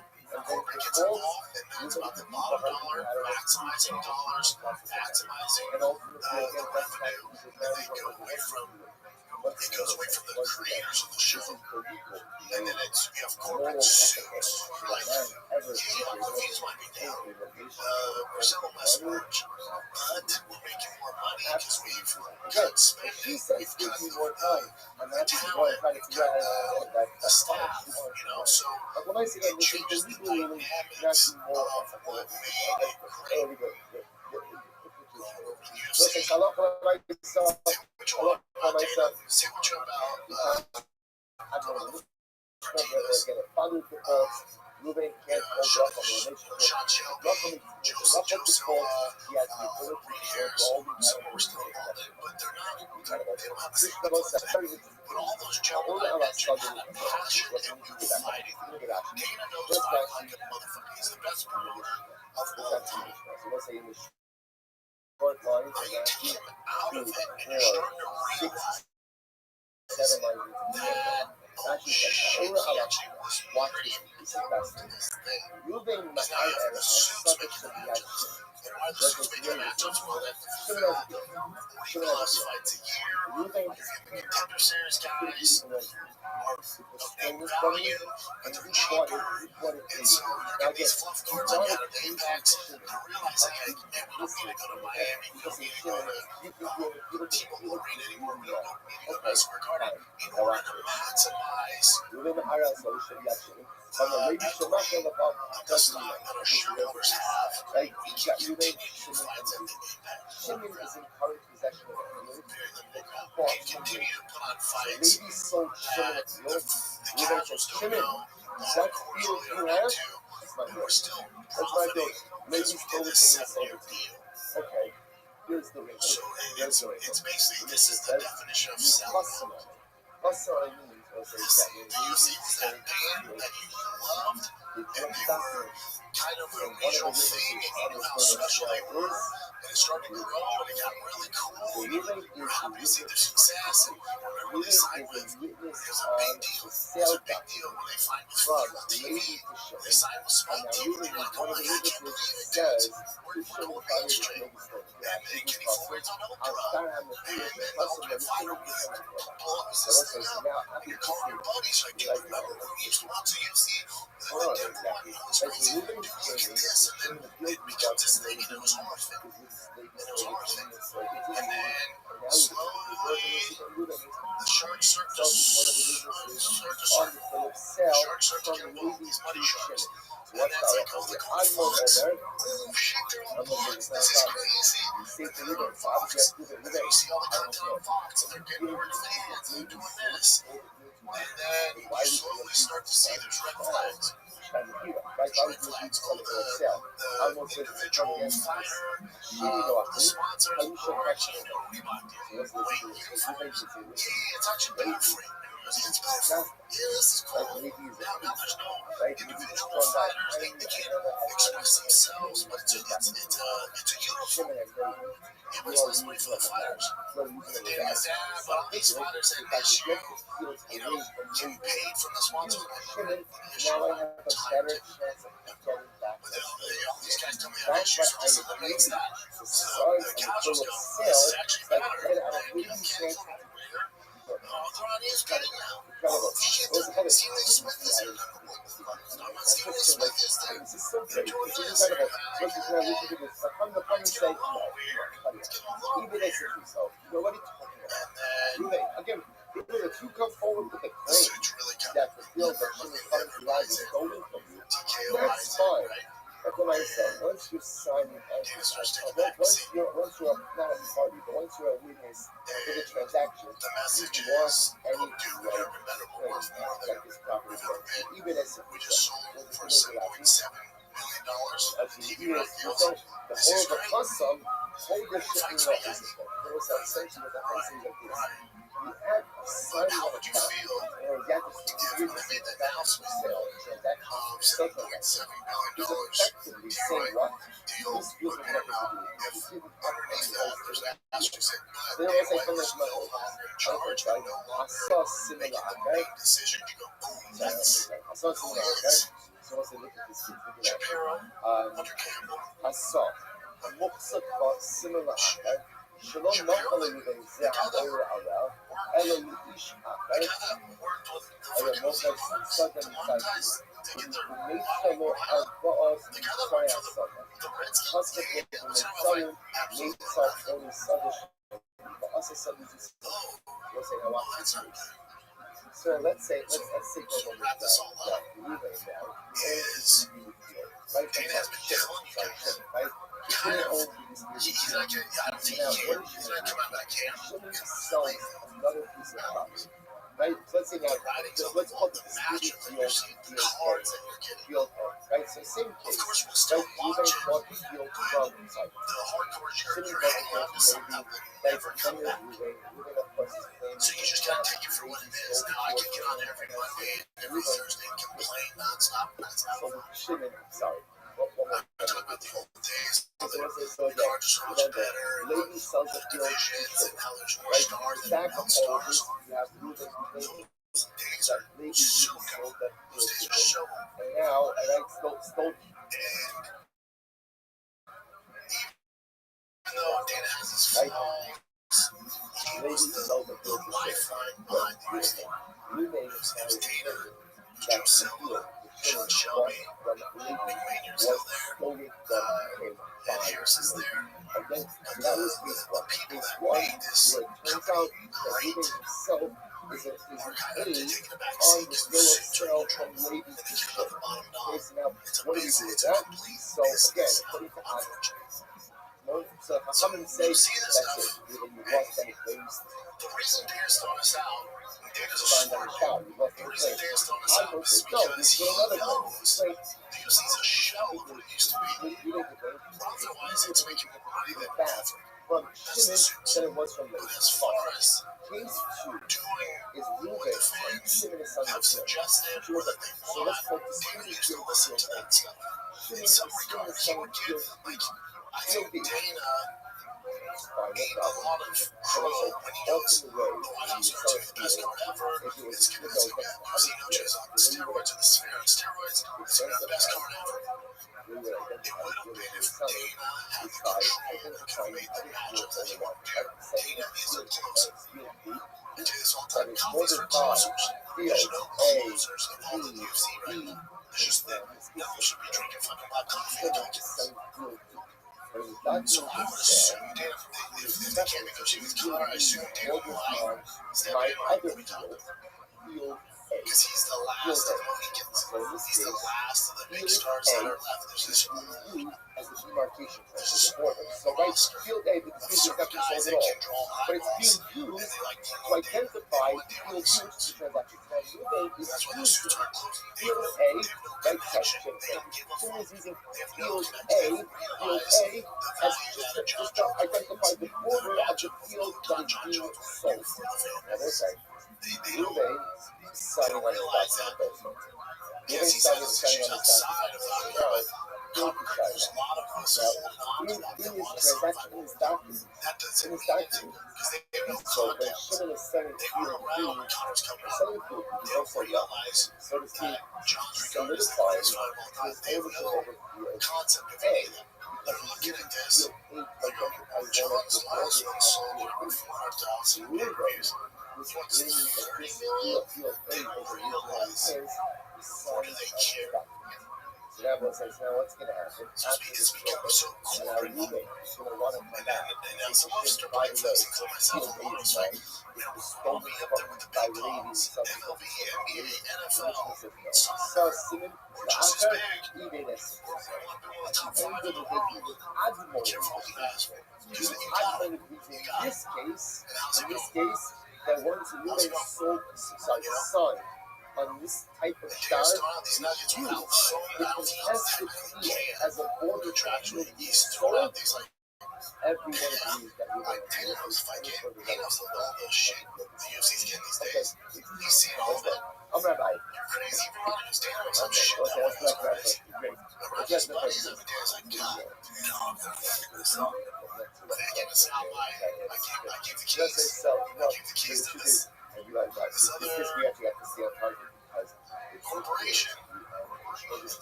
They don't view it the same way as I do. It will never be what it was. What's on it? Your favorite band is not fucking Nickelback. They're selling. But you remember them in the garage. You remember them at the soul shows and small venues. So say, You so here we remember go. how cool their merch used to be. You Let's say, remember so the great songs they wrote. Rabbi advises, once again, we're focusing on this one. So once again, Special let's they just do get that back to truth number one. Right? Shimon purchases a field from Levi. There's a document, right? And the document says that Levi sold the field. Shimon, it's one of the witnesses to Ruben. Ruben then comes back and shows complete that Ruben comes to Shimon. Field's mine, Levi sold. So again, I can't even say, sorry, Ruben, you don't have any claim. But I love you. Look, when I saw sign on the document, like, you're a witness, we're done. I says, no, Ruben has a claim, and yes, sign the document in order to get it out of Levi's name. Your name should be the document, and then if you are doing that, fine. So that guy says, no, shut up, that's what you're doing. Like, all of this is what you're doing. I love for myself. Ruben started to my focus, Ruben inside his roots. About Daniel low-key big as so And now Dan's taking on the flag, like, man, you replacing John Jones now, we're not getting it. Dana contraction can't say it. If he's telling the truth, if you want to get real on him, he'd be like, it's out of my control. Trust me, I wanted it too. what is that? Why do you need to judge in this case? So that's why I say, like, we were never in negotiations. The suits are over. You were Technically, that's true. It was never negotiations. The UFC suits were so ridiculous. That was never a negotiation. He's not lying. They're gonna reach out to me. Certified. We got it done. Huge stars. We spoke about this. He gets another big one. What It's interesting how you bring this up because this guy, I want to this video about Hunter Campbell that I just really did before he does that. Also, let me say this too. Is somebody go ahead and we don't know, no one really does. We don't know the inner workings of the UFC right now. If we were back in this 8, 10 years ago, I can tell you what everyone's job is. It's very clear. Once you go corporate, dealing with certain identities, we don't know who's by a chain of certified right? that Just that big is business, their corporation. that is their So I do think you it's write a little etiquette, right? You write a little because he said this twice. I'm sure it's they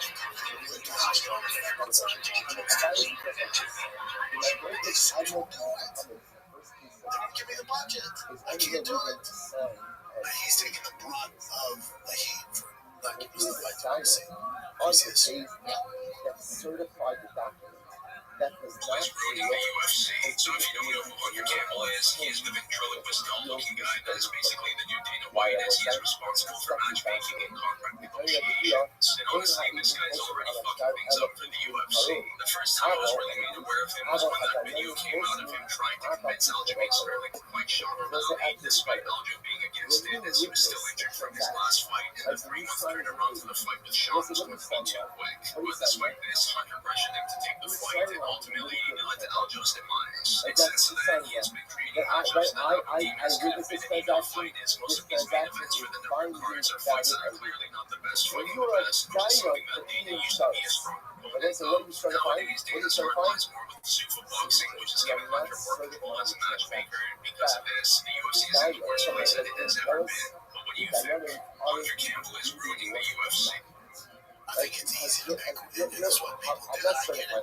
But I've put a lot of pressure on Hunter too. But I don't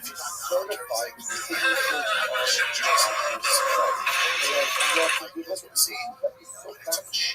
so fascinating. It's not just they give me a list of 10 fighters. Here's the budget.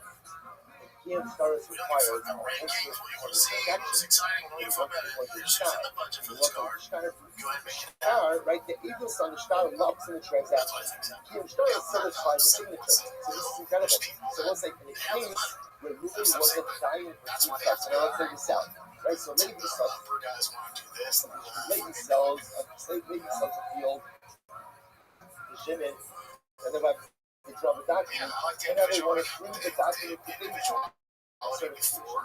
Ruben, one of the Dianas, on the basis of certified. Right, Ruben basis certified the document, and then after it's certified, Ruben says, by the way, you're everyone agrees in that case, Ruben has an argument. Let's go. We see Ruben has an argument. It's a sort of a surprise that they're Obviously, to say something this I know it's getting real. I mean, it's plain, but it means you may now have the right to pursue that, right? So again, why?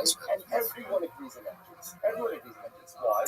Because Ruben's acting as a guy for huge dollars has not to do with the transaction. All Ruben is doing is just saying, oh yeah, the signatures will be saved in the spin. You guys recognize the signatures? Fantastic. We're done. Sign it up, right? And then we're done. Certified. We're done. So everyone agrees in that case that in no way erodes his claim to go ahead and pursue the stolen, right to stolen claim, the land stolen. Now, Sha'in came, when he's a witness to the actual transaction sale from Lady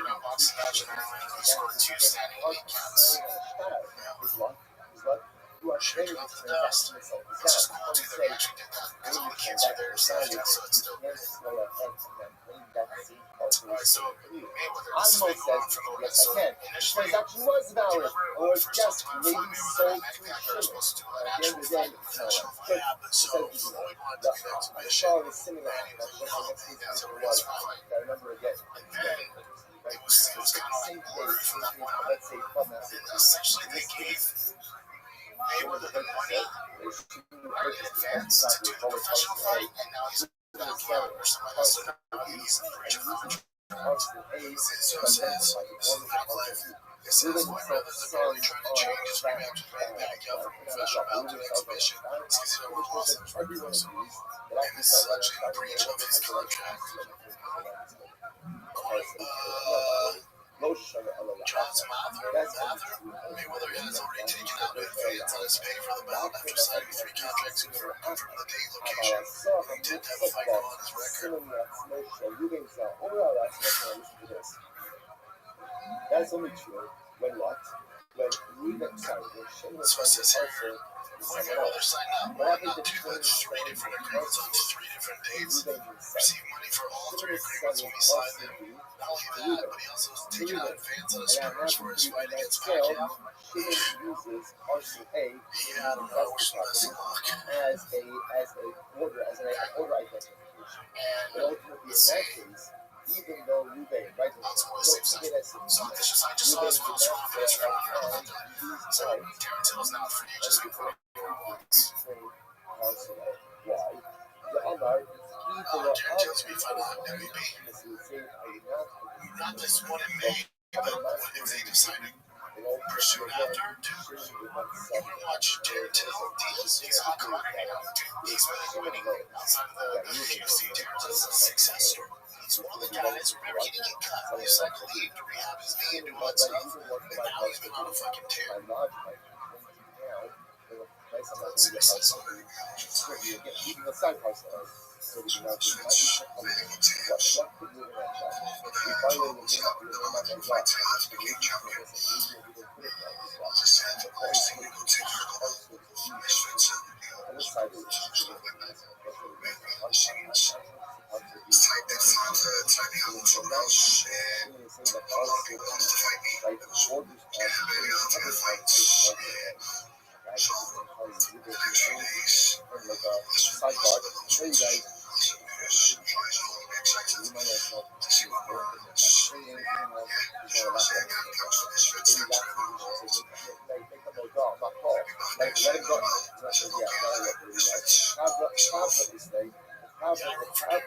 love seeing him succeed. I think he just had a hurt. It's good sense. He wants to pursue more the boxing side, or just maybe go back to the get any hurt. They can do Netflix MVP, Nate Diaz, Darren Till just boxing. They would be down for that. Even Mike Perry, that's a great. We've always been messing with each other back and forth. He's gonna go weekend. That's what he's doing. His fans were like, oh, it's tough. He did his thing there. Got some experience in there. But now he's like, his fans, thank you. So I'm going to begin. That's what he's doing. That's exactly what this is funny too. I saw this pop up. It says, this Rabbi fight. It says British comes to the defense. Okay, Cormier against Nate Diaz. And then they gave you like a little bit of a warrior. Yeah, like Cormier, Nate Diaz will never make it to the Hall of Fame as an individual fighter. Yes, that's kind of like, that's, you have to sit a lot more than on the episode. So I know, this manager told us what's going to happen. I can't really do it. was selling it to another party. But if Shimon was selling it to Reuven himself, so Reuven doesn't object to use the partial A as a border. Jordan is responding to what Nate said about DC, which was not true at all. Yeah, not true at all, but then also it's like, this is so people be like, oh, Sean, you're not making the Hall of Fame.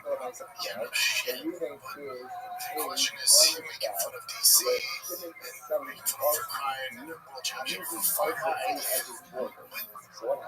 Again, this is expected with the current climate we're in. Some people get clicks and all this shit, but By the way, Parsley is Nate Diaz will make the Hall of Fame. Will make the UFC Hall of Fame. Again, not as his individual accomplishments, which is still huge to make the Hall of Fame. I won't say it's not easy because we don't know how they decide, when they decide. Nate will be in the Hall of Fame for a couple of record fights, maybe some for his other fights. And I don't even come to the defense of DC. Anybody that knows the game the sport of MMA was how ridiculous it is. That being said, what Nate Diaz is doing to market himself in the fight is really, because he's on Theophon's pod, and he's shitting on DC, he's shitting on Jordan, he's shitting on all these guys. Charles Oliveira, that's my bill. It creates his bill, it keeps his aura going. So what he's doing is really having no issues with it. What he said about being no issue. This isn't my career compared to Nate Diaz. Obviously, people want to make that just silly as fuck. Yeah, so I mean, what Nate Diaz is doing and to market himself is what Nate always does. I expect nothing less. It's always worked for. It's all good. I bet DC doesn't respond to this.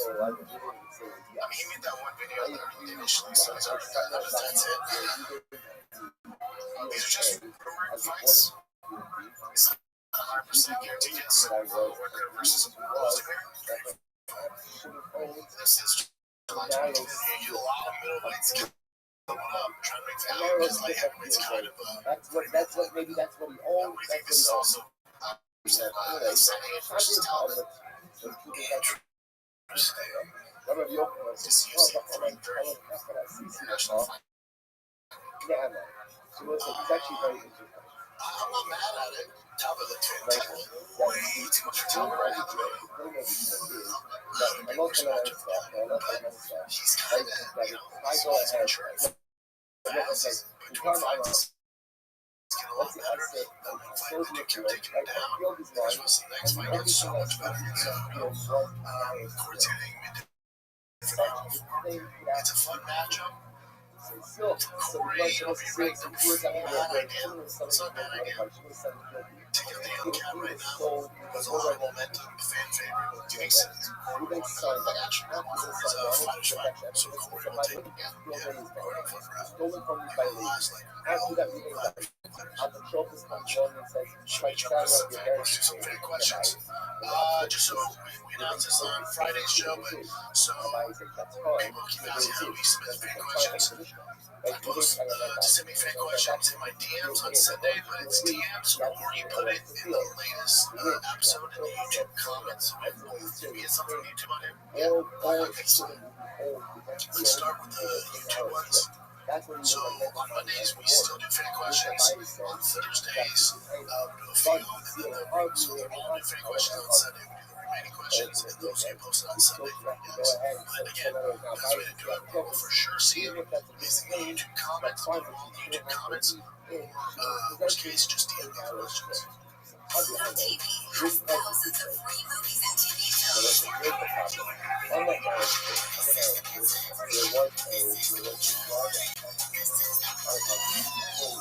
That Netflix the entire Star Trek film franchise and Gladiator, and TV shows like Survivor, SpongeBob SquarePants, The Fairly Odd Parents, and Alice. TV is always free.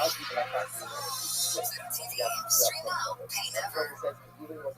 Alright, let's start these fan questions. We'll start with the YouTube ones first. Again, if you want to submit your questions, the easiest way is for Sam is the YouTube. This is from Sean Elisau. Bro, for the who you should face in RAF question. The other question this week. Should be you versus King Velasquez. The whole history of the famous Roman talkie. I think you'd be surprised, bro. It brings so many eyeballs. I love this. By the way, I love this idea.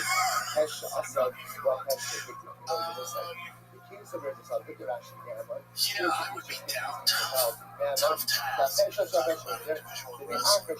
He expects King wins. It's not like a huge pressure. Yeah, King just coming out of prison too. Not to be funny for your boy. Like who wants to see King lose after doing a stint fucking Shawshank, know? So It now, just shows so much respect. I mean, it would just be out of the competition. I would be down. Maybe a fucking match would be worse. Yeah, we do. right, lady That's hilarious. okay. Okay, Let's just talk. now what happens? At Dean McDill, 8784. The movie fan question with Alex Boton being the first fighter to go for triple champ status. We got me. Oh, we got this one too on DM. On that start. So it's the last part that I kind of thought was different. Yeah, so MMA fan question with Boton being the first fighter to go for triple champ status. Got me thinking about when Conor beat Eddie Alvarez became the first double champ shortly after this fight. Came in late, was 170-pound champion. Time to go back and forth. And Conor had mentioned they were in talks for a belt before deciding to fight Floyd Mayweather. And they have a long landing that have a long layup from MMA. If Conor, that had just beaten Eddie, had moved up to 170 pounds and fought globally, could Conor have been the first triple champ? Keep in mind, this would have been just before Woodley going to lose to Usman and then further losing straight before the UFC. Yeah, so I do like Conor's chances, especially that version of Conor. Even though Woodley with his takedowns could be an issue, but on the feet he couldn't touch that Conor, that prime Conor, when Conor's prime was 7 to 1. I'm with you. I think Conor could have been the first ever triple crown champ. He could have done it with this old nose to Heisman. So, for Conor's legacy, he probably should have done exactly what you're expressing here. He should have become the first triple crown champion. He should be the 45, 55, and 70 pound champion for his legacy. It would never be done before. Beat Woodley, beat Alvarez, beat Jose Aldo. It's the greatest run of all time. For his legacy, that'd be great. For his bank account, exactly what he should have done. If it's like, all right, we're just going to dip out of this. We'll fight Floyd Mayweather, make $100 million. Because if you became triple champ and fought Woodley, especially at the time, $5-6 million. You do that. On the rest of the day, but what? So that's the issue. There's no there's no I'm with you as far as legacy. And going down as one of the greatest ever to do it. Mano was mentioning that, which now he's really not. It should for his legacy, which if you care about that, it should have been fighting 45 pound, 55 and 7. That's a great point, bro. It's not tough. But this is kind of a hater comment, but I wanted you to tell your side of this. Okay. At King-JQ5DT. I like Brendan, but he's not a black belt BJJ. Yes, being able to tap black belts with 30 moves, you're good at it. It's not the same as being a black belt. Now we've been further qualified Let's get into watching BJJ and it was awful. That's not true. I can watch on TV. He couldn't tell you how to set up your kids economy or your lockouts. He's very number of complex lockdown setups. He's strong. And that's a dollars. No, body. No, sweet. We don't know jiu-jitsu. That's what we're just yeah, you don't know jiu-jitsu. I could submit you with a lot of, you could tell me what you want me to say. Just because you're really good at dollars doesn't mean that's you gotta surround yourself with people. Like this opportunity says, knew exactly what he was doing. So for our purposes, I'm all for myself. Appreciate the love from the previous episode, fellas. This is a complicated case. What else? There's MVP on the same platform. Again, You guys at Blender. Is my next question regarding fighter pay. When it comes to fighter pay, it seems like there's a double-edged sword. On one hand, you want to see the fighters comes in with what they're worth. However, at the same time, coming in, what money does for a fighter. Because that number drive, yeah, someone. Just made that comment about this Angel Piper saying if he loses, whatever, because he has money cards as well as Joe. He's money, so he wanted more. Yep. So when paying the fighters the same as NFL and MLB, except for kill the sport, because fighters don't have the same hunger. Obviously, that's the best. Great word for us. Yes. That's what Shop Show already has. It's not bad idea. Pay for Snick. Just a couple short kicks in the biceps and what the rats. Right, moving claims. I think for that conversion, moving claims to fuck. That I love on myself. This is for me. Game show. No. Yeah, that's the question, right? Because there are guys who get paid and keep it as a fighter and go for greatness when the foreign viewer do it.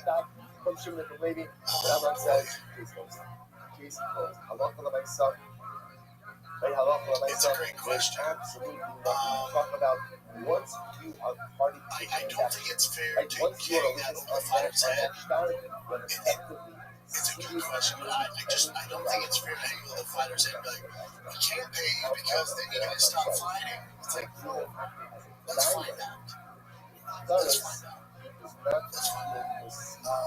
Because I think you are gonna have a good amount that, you know, it's not just about money. It's not a good amount, especially in MMA. It's a good question. And also, like, because we're not, you know, like you said before, people, if they're great at sports, they want to pick NFL or NBA or baseball because it pays more. But if MMA paid the same, yeah, you know, people like, yeah, you get better athletes involved.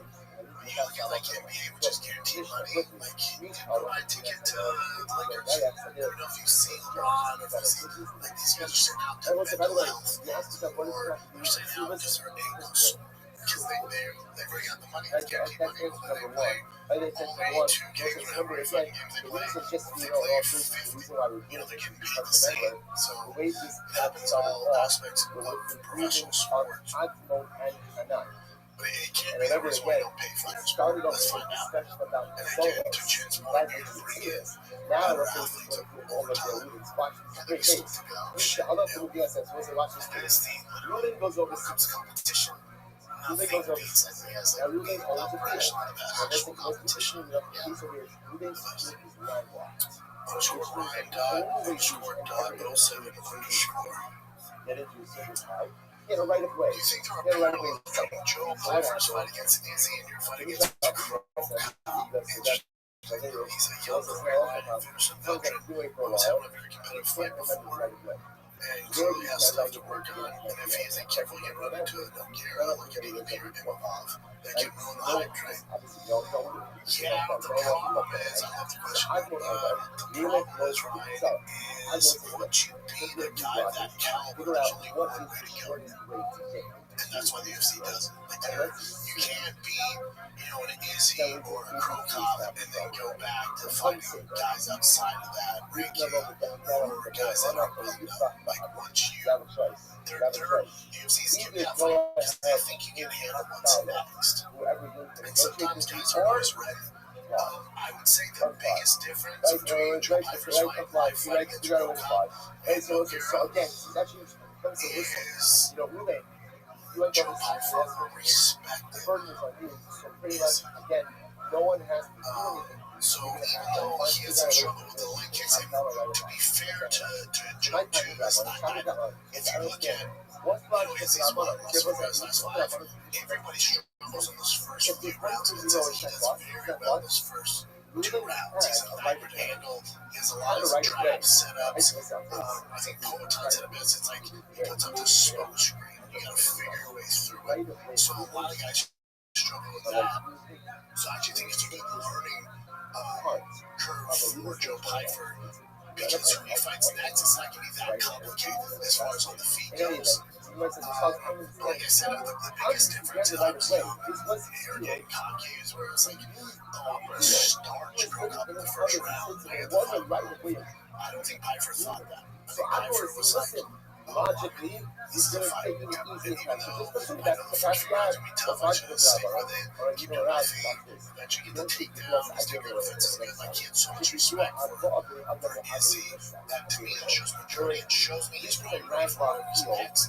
And the difference is Izzy throws so much at you that it's very hard to decipher and get through it. And if you do, you have success. So I thought Joe Piper looked pretty damn good in that fight. I'd say the difference is seeing how Joe performed in that fight. I think he can do pretty well against a DDP or Imavov. And because he has that level of respect, and I'm sure that was the toughest camp he's ever had. And he improved significantly, which is going to carry over to his next fight. Jack, let's solar. If that's the case, then again, why does Admiral say Hey, Brody, that moving day one sport here. I saw you in a baseball field Santa Barbara last year. You look yoked as fuck. Thanks, dude. That was my favorite baseball tour of all time. The tournament they do in July in Santa Barbara. Oh my god, that was so much fun. Yeah, two of the best days of my life. All right, you think Steve Bay and RAF would be fun? Or for that matter, or He says, I think you versus Steve Bay. Gotcha. I want to see me against these monsters. I think you versus Steve Bay and RAF would be fun. How would that go? I was thinking Molly Hart. I was thinking Molly Hart Brock Lesnar fight right now. Yeah, Steve Bay be another one. I'd be down to do. But what's in it for Steve Bay? You know, he wrestled in Cleveland State. He was a Division wrestler. Steve Bay versus Kane, that would probably be a better matchup. But I'd be down. I'd be absolutely down for that. It'd be very, very tough. Now, if submissions were involved, I think things would go more my way. But straight wrestling, that's those guys' background. I can hold my own, but it's if there's submissions, I would favor myself. So grappling, yeah, let's get a grappling. That would be okay. Question the guys next to Chin. The guys next Chin on exhibits. Guys next Chin made the most outrageous UFC take last episode, which I don't think you caught. It's been bothering me, dude. He said he doesn't think Mike Perry can hang in the punk with Nate Diaz. Can you please address this? Yeah, it's a ridiculous statement. I wish Nick was here. We're going to show too early for him to sleep in. I wish Nick was here. Because that is ridiculous. Because if anything, that's what really thrives in is chaos inside the box. So yeah, that is ridiculous. I'm with you, dude. One of the I will educate Nick next time he's here. Also, did you see how they can do 3-part question? This is great. Also, did you see who was wins 20 question who's spend next? Connor did say he's fighting a no-name inside the top 10 welterweight next. That's when he was going to fight Ratas. So it was like he's a no-name. But that's off the table. So the no-name stuff, take that out. He's going to get Ray or Super Sure. You know, they've seen Marquez, Connor coming back facing the guys working it all the time, and then we're going to fight if Connor somehow won. Then, you know, making his offers were ready for the belt. How about that, dude? You think that would be the biggest UFC fight ever? The guys on Connor looked against Usman. I think we want Connor to at least get his feet wet. You know, he's been out for a hot second, dude. Toss him in there with a Usman or a guy who can grab his ass off his ass for a while. Listen, let's get him in there. Let's get him a win, get him a fight he can win, or at least keep it on the feet. Great. That guy was also been out for a while. That's what he should do. Just get his bearings and then bring out Usman and then talk about the fight. But let's just get him in there. Get him a win. God knows the UFC needs it. McGregor needs it. We don't need to throw another fucking wolves with a guy who grabs his ass up like Usman. Let's just get him in there, buddy. And let's see how he works. See how he moves. Get him in there with a guy who also hasn't been there in a while, like Masvidal. Let's see how it goes. That's what you perfect. I'll see you guys on this weekend here. Magic Crazy World Alex Ricard, Ricard 22. Okay, let's strap again. Great week ahead of us. Show the humor makes him unapologetic. Honesty is refreshing. The other analysts will point out what the UFC fans are seeing. Yeah, maybe. Call me negative. I call me real. Curious to know, with everything going on in the world today, do you see the UFC expanding fights to new states that they haven't been in a while? I feel they're really going to double down on Apex fights right now. Yeah, unfortunately, I don't see it. I don't see them expanding because they don't need to. That's the problem. That's the problem. You know, you're not going to see them in Montana. You're not going to see them in New Mexico. You're not going to see them in Salt Lake City or Denver, like Denver forever. Because they don't have to. Because they're still checking the box and fulfilling the fight obligations to Paramount by doing it with Apex. It sucks. It sucks, but it's business. Do they do Austin or not? Yeah, they do Austin. They're coming here, I think, or they just they're coming in. Yeah, they're coming in. Those are two words. Jomo Boxing. Let's see if that's the end. Alright, another long one. Alright, I like these. about your opinion on people focusing so heavily on legacy combat sports. I think Francis' opinion on it is the best for you. Come in, get paid, and get out. I see the Mike Tyson, Floyd Mayweather's, Pacquiao's, the list goes on and on. Makes me mad, makes me sad for them. Remember, those guys made so much money, so for them it was legacy and prize fighting. They just made so much money, they just made poor decisions. There's no difference there. These guys have a path to set themselves up for lifelong success and comfort, but shoot for flashy and sustainable lifestyles instead. Yeah. So no one teaches them, you know, that's how you gotta be a grown man and take ownership of your finances. But unfortunately, when it comes to pro athletes, you just have people that take advantage of it. What is the cause of this, and how can fighters see another path to get paid and getting out? Long-time listeners saw you in Indy in 2019, hustling you saw you live last year. Pinch carry hands got wild and put my buddies onto it. Thank you, sir. People watching. Been loving that sounds dope. Been loving the added content, seeing you all thrive in Texas. Keep up the good work. Thanks, man. What is the cause of this? The cause is you don't become a professional football player, basketball player, MLB player, UFC fighter without being a risk taker, but also being laser focused on that task at hand. So when you're so that person is fantastic outside, if you guys find yourself funny, it sounds fantastic. It drives me nuts. But I'm telling you, my fucking comments tomorrow. Anyways, I can't wait. Makes me sad so hot. To your point, you can't be laser focused on your career. That's so impossible.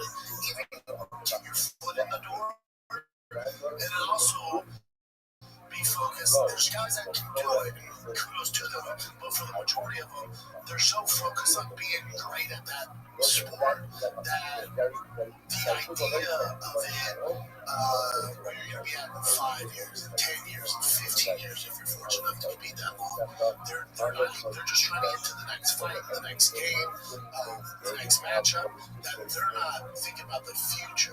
Especially a lot of them make money young, so they don't have families yet. So the idea of not having this income in 5 years and 6 years is unfathomable. It's like, I'm not this guy, I'll get the bonus, I'm going to buy this house. It's like, right, so let's say you buy a $3 million house. Can you afford that $18,000 a month?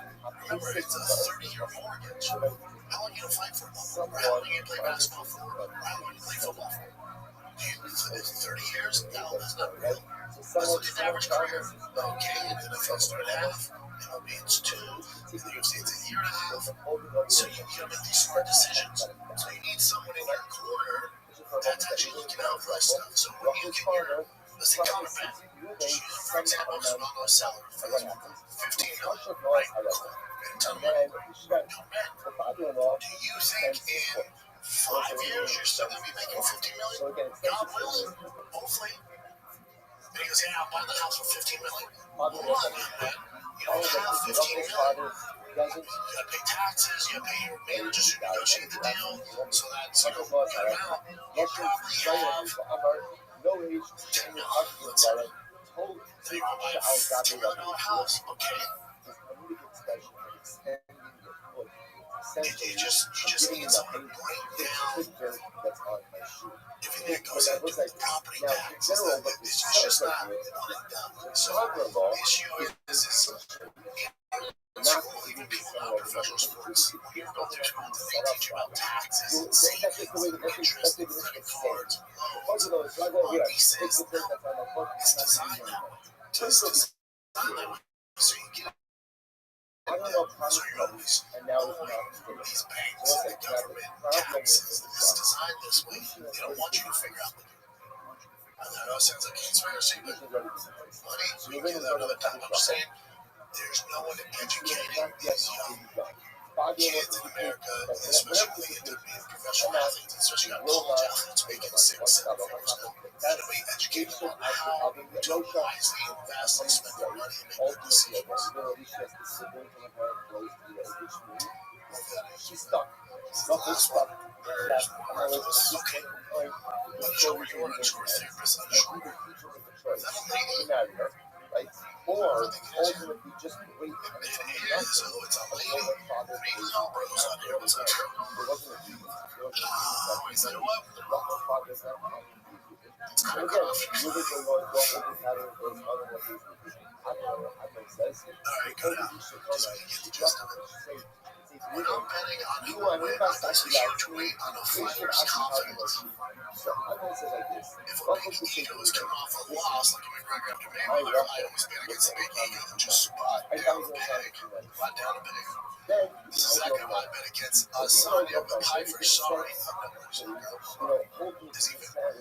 And against Chase Hooper, who I'm definitely scared of this fighter photo. I won both bets. Smiley face. Any thoughts on fighter confidence where a guy looks at shrinking over that pressure, the blow to their confidence, etc.? Yeah, this is a great point. Great point. It's tough, right? Because when you see Izzy and his confidence, a lot of us might look and go, oh my God, this guy, whatever, 3 out of 4 losses, 4 to 5 losses, how's he find the confidence? And if you've been a fan for a while, you can tell it's not real. That's him telling himself or his team selling him how great he is. It's not real. And usually, if there's such a confidence, such an ego, such an arrogance, that means that he's not dotting his I's, crossing his T's in training camp, and that means he's not making adjustments, which is the reason he lost the fight prior. He's made the same mistakes in this current fight that he probably should bet against. So it's great. It's an absolute great point. You see a lot of guys, they'll be on a losing streak, and then they change weight classes. Like, man, now I went up a weight class, went down a weight class, they have all this confidence, like, yeah, cool, but you're still the same guy that's lost 4 out of 5. So, to your point, it's hard to bet on those guys. I'm sorry, bet against them. It's tough to tell, but there's one. Because she's a female and a psychologist, love it. Smart. Gabriel underscore BCD. Big fan of your shows from Ireland. Hopefully that my question makes sense. Nate Diaz claims UFC offered him more money than Netflix, but he turned it down as he doesn't want to be Connor's comeback story. Do you think he's gambling on him beating Mike Perry? Connor would in his upcoming fight, but both come off wins, have the trilogy fight the UFC for even more money. Like in November, Madison Square Garden for 10. Couldn't agree more.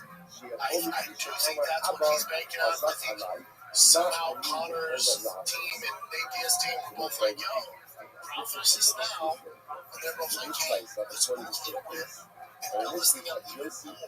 Because if Connor wins, especially if Nate wins, outside the UFC contract, now we can more money and garner more eyeballs and get more attention for us. I think it's brilliant. I do think that's why Nate's taking this Mike Perry fight. I do think it's Connor's fight for Masvidal. It's brilliant. And they're playing chess, whatever it is, playing checkers. It's brilliant.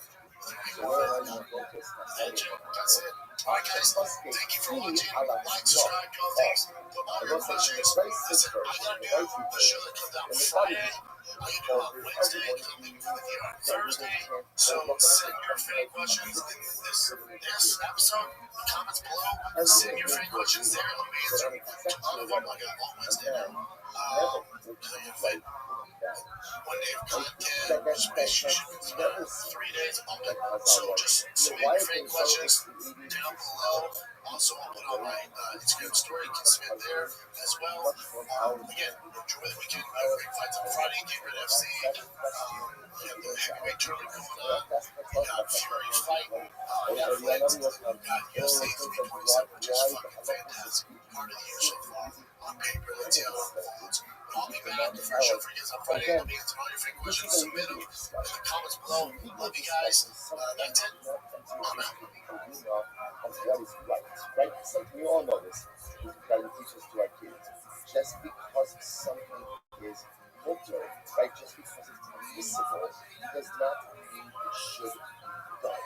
So again, we're talking about what's permissible, right? So come and say again, it's permissible for him to use the marriage as leverage to go ahead and extract money from his father. It's legal. It's legal. Is it right? Is it right? Of course it's not right. Of course it's not right. So it's just important to understand that. Which I know everyone does. So like, just different. Like, guys who get older, especially you know that even when everyone knows something, it's still important to say. And I don't say, by the way, these things, you know, all the person has to dissolve their marriage, but yes, it should never ever be used as a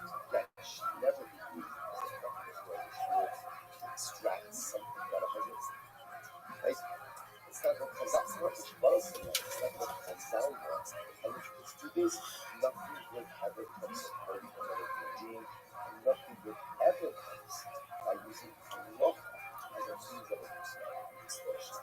Okay, then back to what so again, so the myself, Raisa has a different view on this, right? So this is Raisa's version. That if you Chachamim and Admon both agree, that's what? That Allah for the myself, where it was the father who made the financial arrangement with Ruben, and now the father defaults, or again, default doesn't pay whatever it is. So everyone agrees, but there is a Yehuda, that Allah for the myself, Rachel says to Ruben, you marry your husband. You cannot keep me in this two-person. So what's the machlokas? What's the machlokas? What happens if Rachel promised Reuben money? Right. So before they do Kiddushin, Rachel says to Reuben, "Listen, you're gonna punish me, and if you're gonna punish me, I'm gonna give you $10,000." Okay. So now what happens? Reuben's Mekadosh Rachel, and then what happens? Rachel doesn't pay. Won't pay, can't pay, doesn't pay.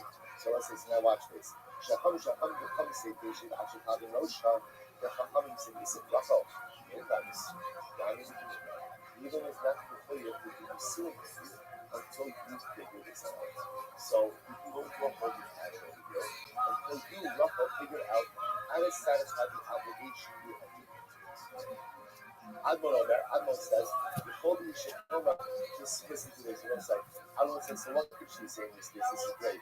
The holding should come up, Kismura Anisha Abanose. She says, no. I said, I'm going to give you $10,000.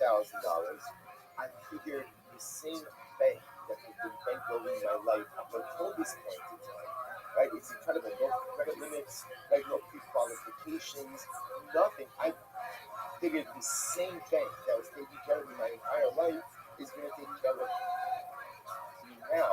So she said, I know I said that I was going to pay you. But again, I automatically assumed that it was my father who was going to go ahead and pay for this nigga.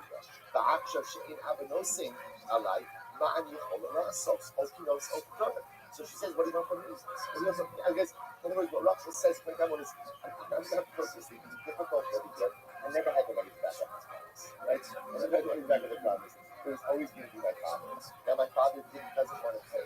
Hey, so it's open to me. In this relationship, either marry me or divorce me. So let's say, so I just want to point out, Rabbi, that he runs out saying that there's two versions of this machlokes. In our Mishnah's version, right, the machlokes case is where the father of the bride, the father of the promised, and then doesn't pay. I'll come and say, okay, Reuben can do something, Reuben go to a holy pattern until the Shnar pays up. Like Admon says, she can say to him, this is not my fault, you divorce me or marry me, but don't go and keep me in this circumstance. Right? Raisa says, no, in that case, when the father defaults, everyone agrees that Rachel can tell Reuben, you divorce me or marry me, because I did the divorce not in this case, where Rachel promises the money. So the Chachamim say, listen, Rachel, you made a promise, make good on the promise. If you don't make good on the promise, Reuben has no obligation towards you. They go into a holding pattern. Admon says, no. When Rachel says, I made a promise, I give my father, I was lying to my father. So ultimately, don't hold it against me, either marry me or divorce me. Incredible. I don't know the else. And the Bible says, and everyone saying the Bible also, the rule of law, and it's the Gaza. Again, in the Bible, you have a deal with me. The Tana, let's analyze this. When is this so? When is this so? Says the Gemara. That's our new Lola. So when is all of this said?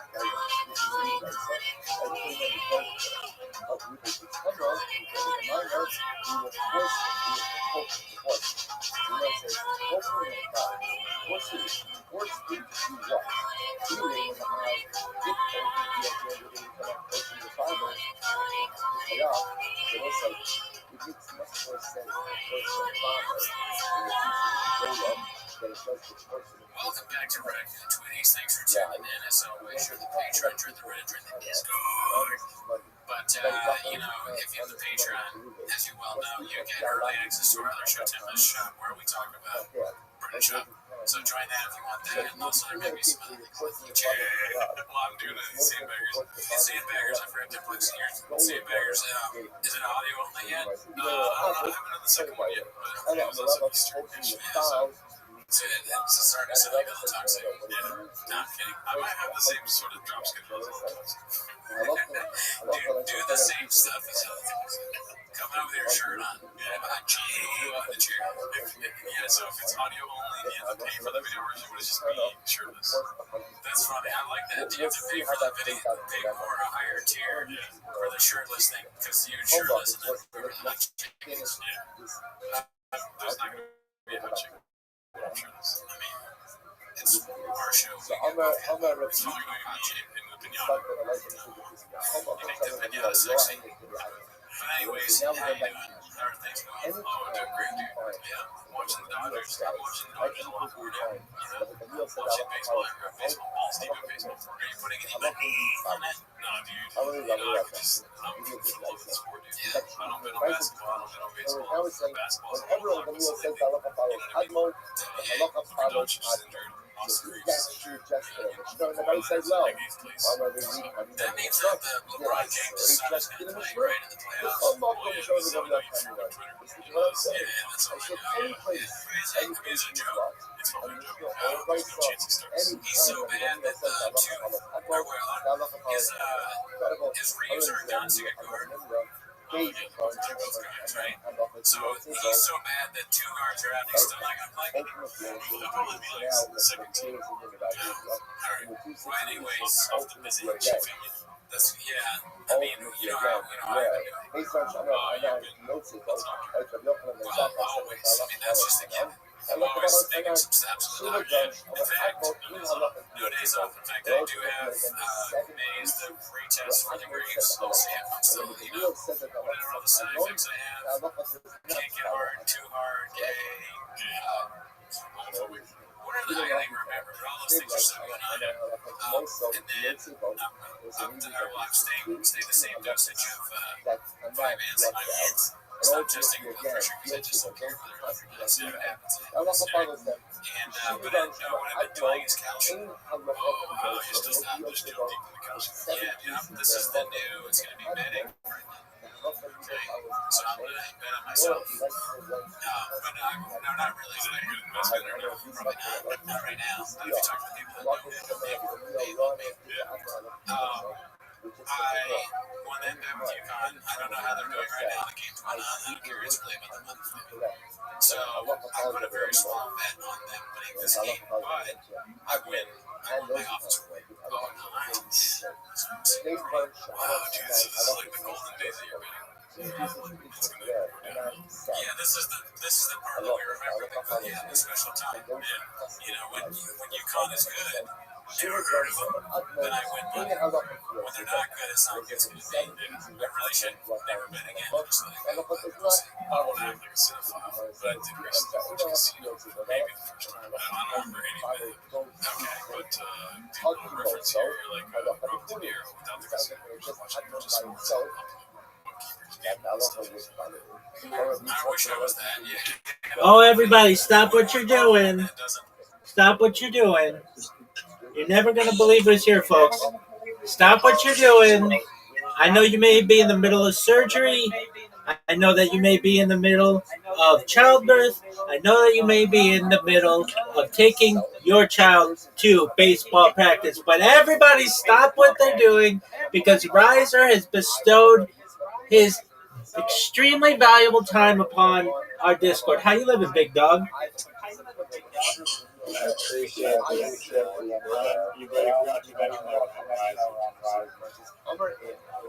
Big dog. Big dog. It's your world. We just live in it.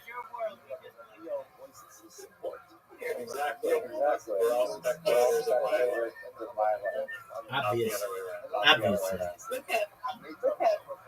All right. So what's on the? Oh, absolutely. What's on the agenda? Absolutely. can't take any blame for this like the Pet Cemetery one, but Mama Riser has chosen the recommended a Newsy documentary. Amazing. I already love it. I already love it. Legendary during 9/11, those planes had to land immediately. 9,000 people Gander, Newtown. She apparently said it's very good. Excellent. I recall this. But it involves I recall this event. Yeah. Have you seen the documentary? No, I save all of the Newfie documentaries for you. Beautiful. There's really not enough. Safety documentaries. 100%. Isn't it interesting that you thought it was a peninsula? I not ever say. That's incorrect. You didn't know anything about it, my man.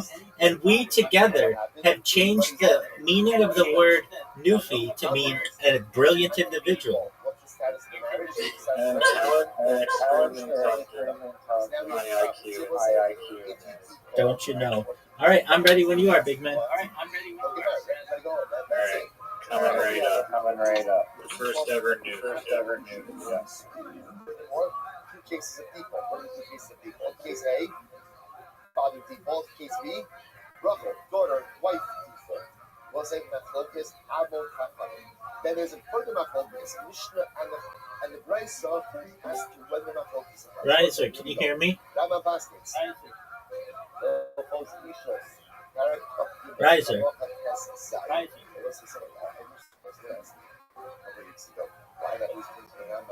Riser.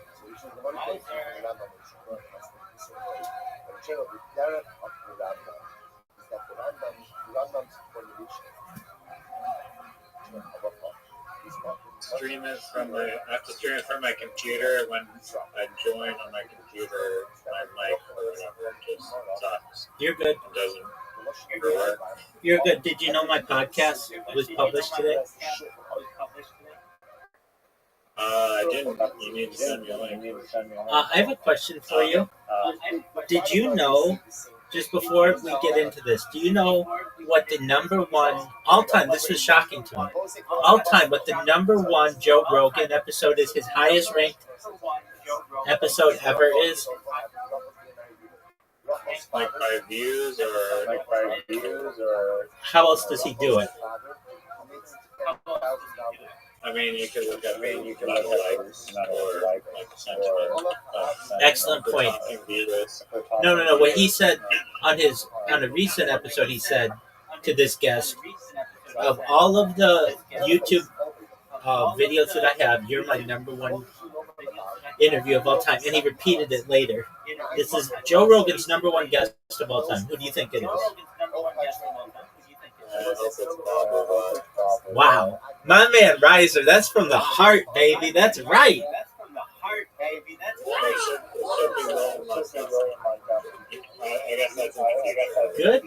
Good job, Riser.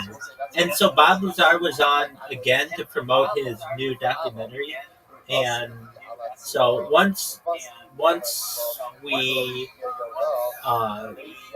not anytime soon, but one of these days, after all the family things are, mom has gone back to Momland, we'll watch those because they're fascinating, okay? Sounds good.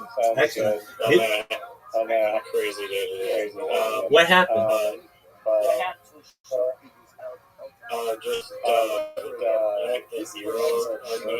Yes, sir. Oh, wait, yeah, you did. You got approval through the city and everything? Yeah.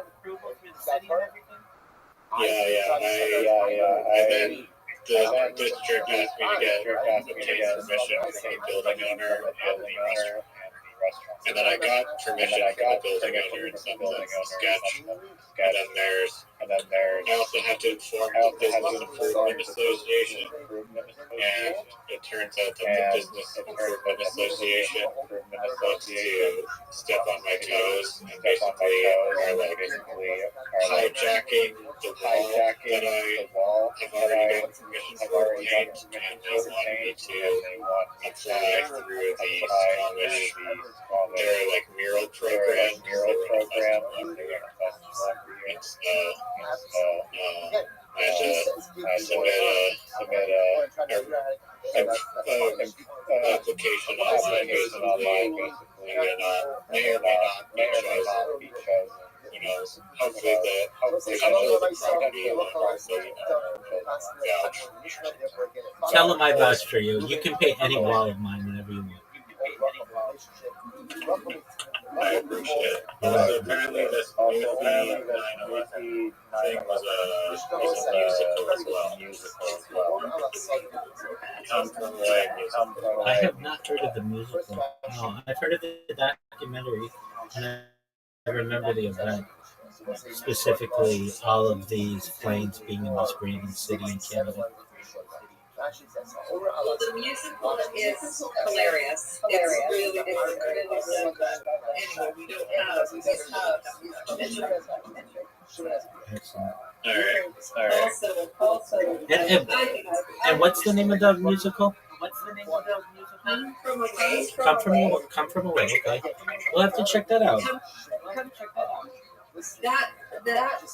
Come From Away is actually an expression that Newfoundlanders use for anyone who is from away. Absolutely, I could tell by the high intelligence of that phrase that wow, this is a Newfie phrase if I've ever heard it. I know, right? Absolutely. So before we start, Mama Reiser. So Reiser had said that he had never, to his knowledge, ever met anyone from Newfoundland. Have you ever met a real life Newfie? Oh yeah, I've been to Newfoundland 4 times. And my boss right now works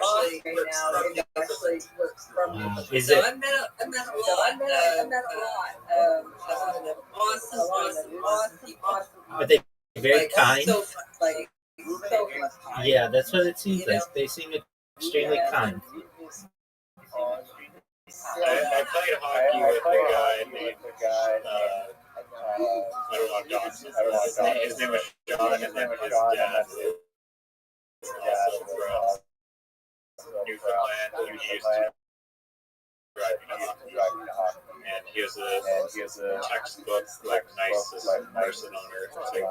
well, this documentary will demonstrate just how nice these people are.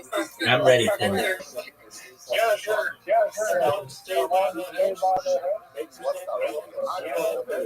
I think It's that's fun, and even I loved her too. I was walking through the streets of downtown St. John's, and it was probably around 5 o'clock, and this woman came out of the bar, and she was so drunk. And she just looked at me and kept calling me a whore. But it was just funny, and I liked her anyway. all right. I've never been called that in my life. I would I think imagine no. she couldn't see me straight or something. It was pretty fun. Now I have a better chance of Let her rip. That's like to sign on the bill of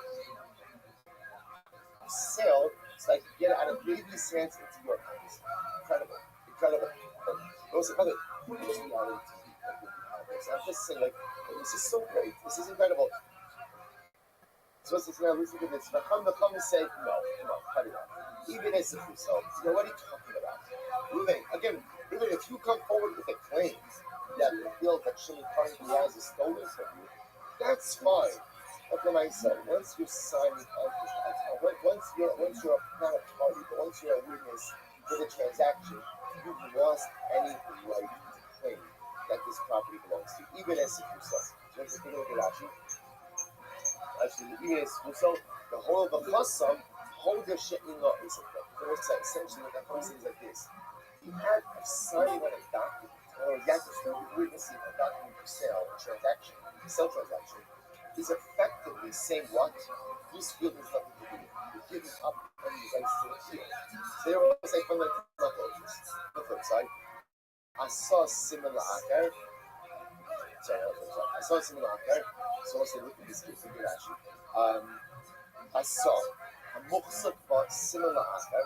Shalom machal ruben zeh ha'ora alel. Elo le'ish acher. Elo mocher sisada mitzadzi. U'mitza lo arba'os mitzari asada. Hasab was in Yetzarim, Mitzar only Sadashim, but also Sadishim. So we'll say, now watch this case. So now let's say for a moment that Reuben now owns the disputed field, right? I'm sorry, Shimon, right? So Shimon owns the disputed field. So now what does Shimon do? Shimon sells another piece of property, right? So let's say now, let's call the disputed field field A, right? So same case, right? Reuben bought the field from, Shimon bought the field from Levi. Right, then there's Reuben. Reuben, of course, is claiming that Levi stole the field from him, and also Reuben. So Shimon, what's going on by Levi? Right, so we'll say, so again, remember, Levi sells the field to Shimon.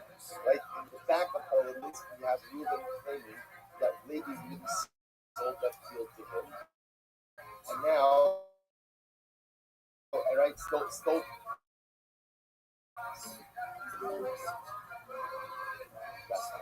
Right, lady sells the field to Shimon. Beautiful. Reuben now is claiming that the field that Shimon bought from Levi was stolen from him by Levi. Okay, so that was case one. And case one is where it turns out that Reuben himself is an aid on the bill of sale from Levi to Shimon. Okay, so now what do we do with that? So again, according to Admon, so Hachamim say that's it. Reuben, you've lost anything. You signed on the shtar. You've lost any claim. Admon says no. There's still another claim. If you make a claim, it's easier for me to get the field back from Shimon than it was from Levi. Fine. Case two is Reuben. Sorry, Shimon is selling the field. So let's call this field is field A. Shimon is selling field B. Field B. It's fine, no problem. So let's say once in a way you sell a field, if it was a field that was next to other fields, the way you would identify the field that you were selling is by identifying the other field all around it, right? You're selling the field as field B that is bordered by fields A, D, E. So now in this case over here, Shimon is selling field B. Your stream is not working for me. On my multiple accounts period, is it called Gander? G-A-N-D-E-R? Field A. So in this case, field A is being used as a demarcation point, as a border. So right, field A, the distinction is not being sold at all, but it's being used to identify field B, which is the transaction. So now Reuben is using field A, right? Sorry, Shimon, thank you. Shimon is using field A as just to identify the border of the field that is being sold. And I will say, Reuben is signing on this document first. Reuben is signing on this document. So now, here's the shayla. Now, in this transaction, in this document, so when Shimon is selling field B, the selling field B is also what? So to speak, solidifying his ownership of the field A, because he's using field A to identify one of the borders of field B. Reuben is claiming that this field A was originally his, signing on this document. So now they said, now what's going to happen after this is over? So now Reuben is going to want to come back and say to Shimon, by the way, field A is mine. It was stolen from me by ladies. Subsequently said to you, the Mishnah says, Asa Simon la'achar ibn Esek. So at the end of the day, even Admon agrees, which is interesting. Even Admon agrees in this case, that once Reuben signed on this type of star, which used the contested field as a border for the field being sold, everyone agrees that we don't relinquish any further rights to terms as the field is his. Okay, let's go. I'm Rabbi. Okay, let's go back to that first case. Great. Let's go back to the first case. Please go. That's the one. Let's say so. No, but the truth is, I realize that this we actually have time to question. The truth is, the English is too big, right? So the truth is,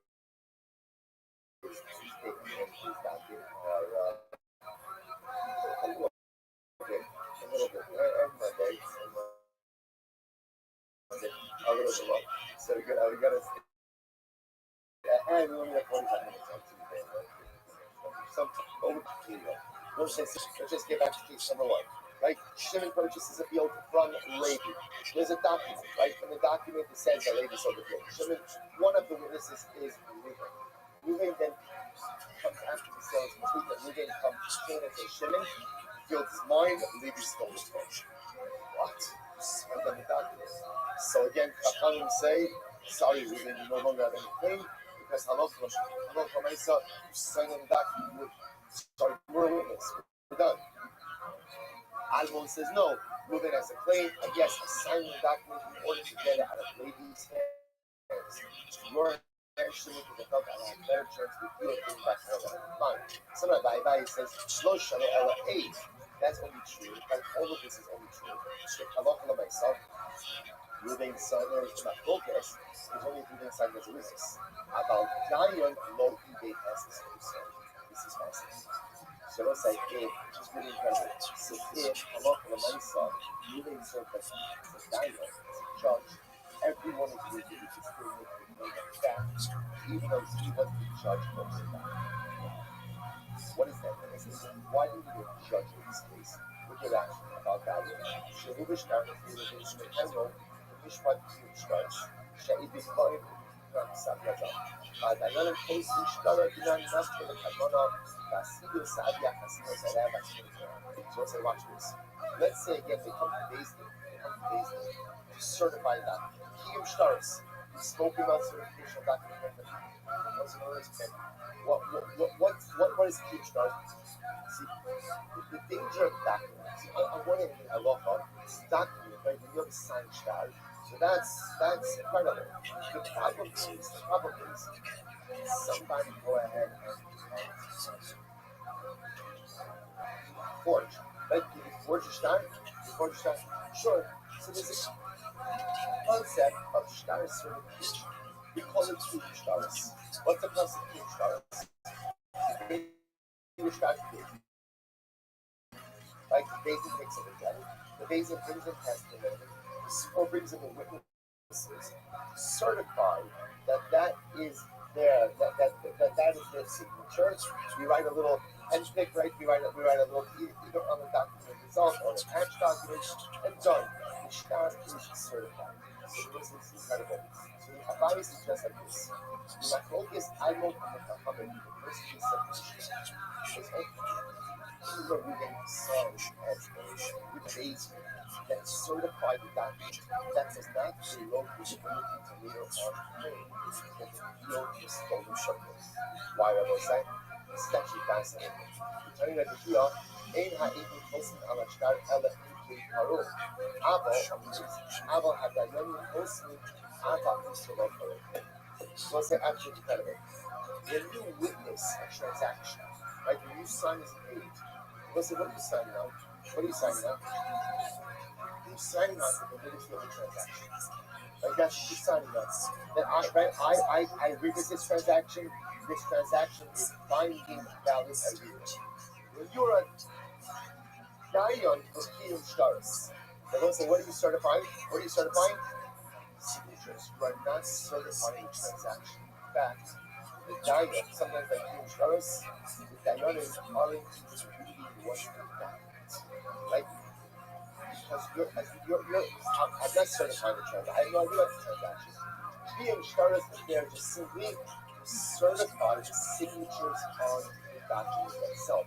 but it has nothing. It wasn't. It's so fascinating. So fascinating. See, you could have a situation of huge stars.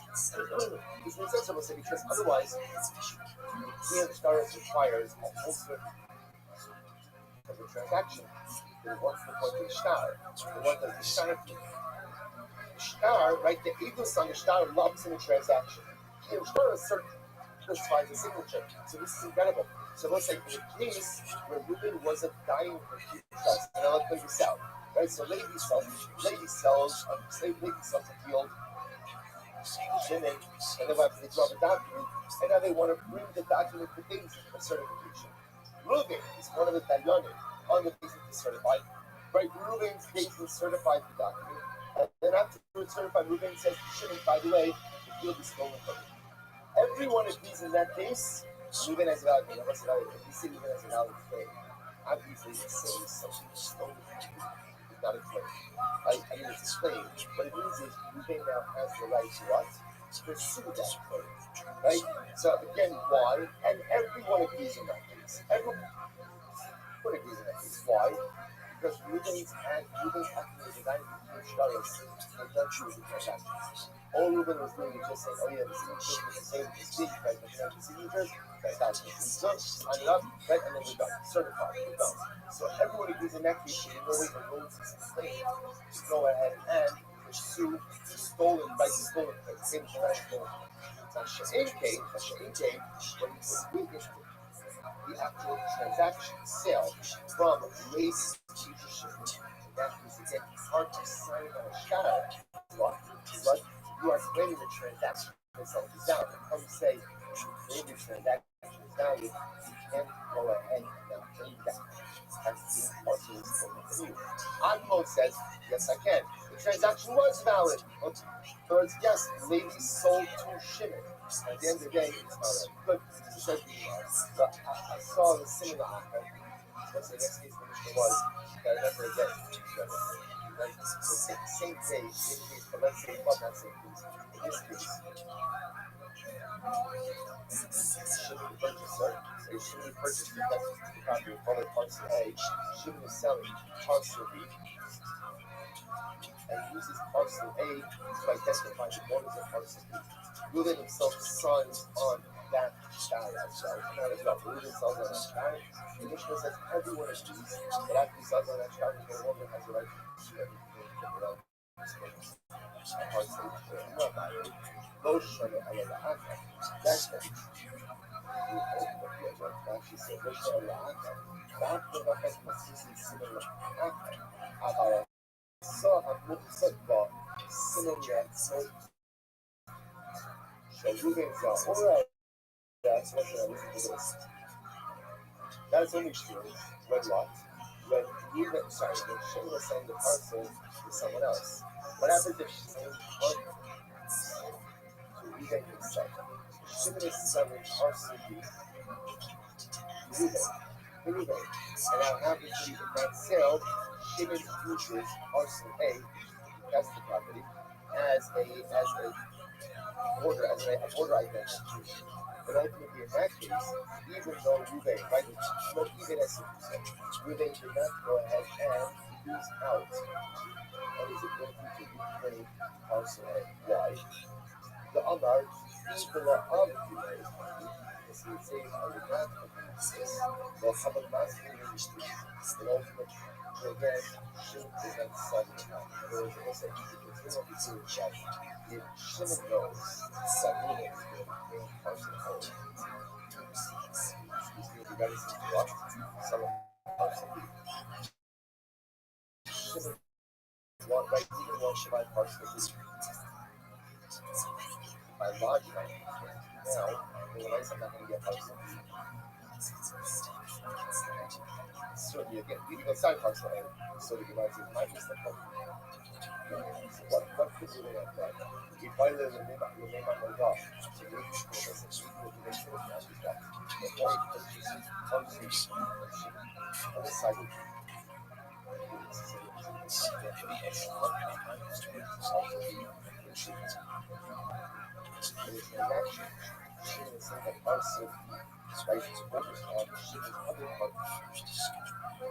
just want to tell you, you guys in this and like a sidebar. Tell you guys.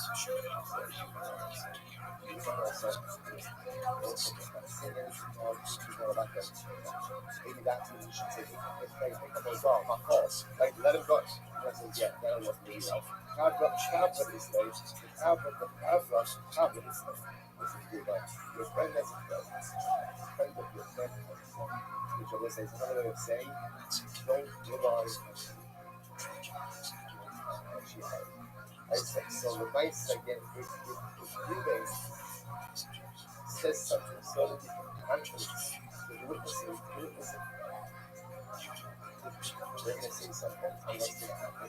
It's going to cause the whole transaction. Now, partially because what you guys are just following. So, God the Father is telling, who that saw similar in this case, was a bit that so in case of here is so let's go back. So this is just a so remember, let's go back. The Mishnah said that in the case where Reuben is now a son on a star, right, is a witness to a document, where Shimon is selling parcel B to another party, but in parcel B he's using parcel A to cast the parcel as one of the borders. Reuben signed on that document. Reuben gives up his right to purchase anyone to parcel A. That's only true. Now it might be a qualification. That's true if Shimon was selling it to another party. But if Shimon was selling it to Reuben himself, so Reuben doesn't object to the use of parcel A as a border, that's because Reuben doesn't want to call definitely the whole transaction. Fine. So it's an elementary reason. Who does us not? So it's like the Mishnah's original piece. Right? So Mishnah's original piece. Okay, so I love what I said now. The Reuben is paid on the star where Shimon is selling parcel B using parcel A as a border. So what happens? Here are the shuffle. So it's after the transaction happens. Now what happens? So Reuben claims, by the way, parcel A is mine. Parcel A is mine. So what happens? Shuffle. Then he died. Reuben died. Right? So Reuben got right? Like Reuben died after raising the objection to the ownership of parcel A. Okay. What happens? The Oki after Trump. So now again, so after Reuben passed away, like either Reuben digits was beforehand or the dating or appointed an apotropos. Now there's an executor of Reuben's estate. Okay. So outside of trouble coming down by me, so the apotropos came before Abaye. Amalek saw similar. So this is now what happens. The apotropos is coming. Why is it coming? The apotropos is saying, listen, before Reuben died, Reuben claimed that field A belonged to him. So the apotropos says, I am coming to follow up on that claim. I'm coming to follow up on that claim. Okay, so Abaye says, listen, there's no claim. Listen to this one. I saw similar after even as Kuso. We already learned this case. Reuben signed onto these documents where Shimon field A has a border identification. Which says once you do that, you go and create a control of your rights. Nothing more to talk about. To which the apotropos says you're right, but other son, yes, is kind of the Amar Helen and Parasisi. So I don't say, so the apotropos says, Reuben is still alive. Say, yes. I agree. I signed it. You're using field A as a book. If you did anything that was agreed to was that perhaps Shimon owns a narrow strip of field A. A narrow strip of field A. That's what he owns. Pretty much. Anyway, Shabbat Albert. That's a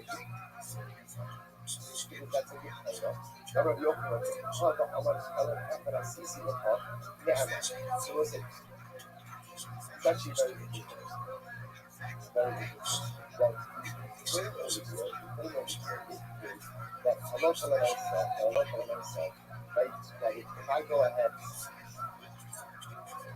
the difference says, let's say I sold you a field, right? I field is mine, and the only thing I sold you in that field was the narrow strip.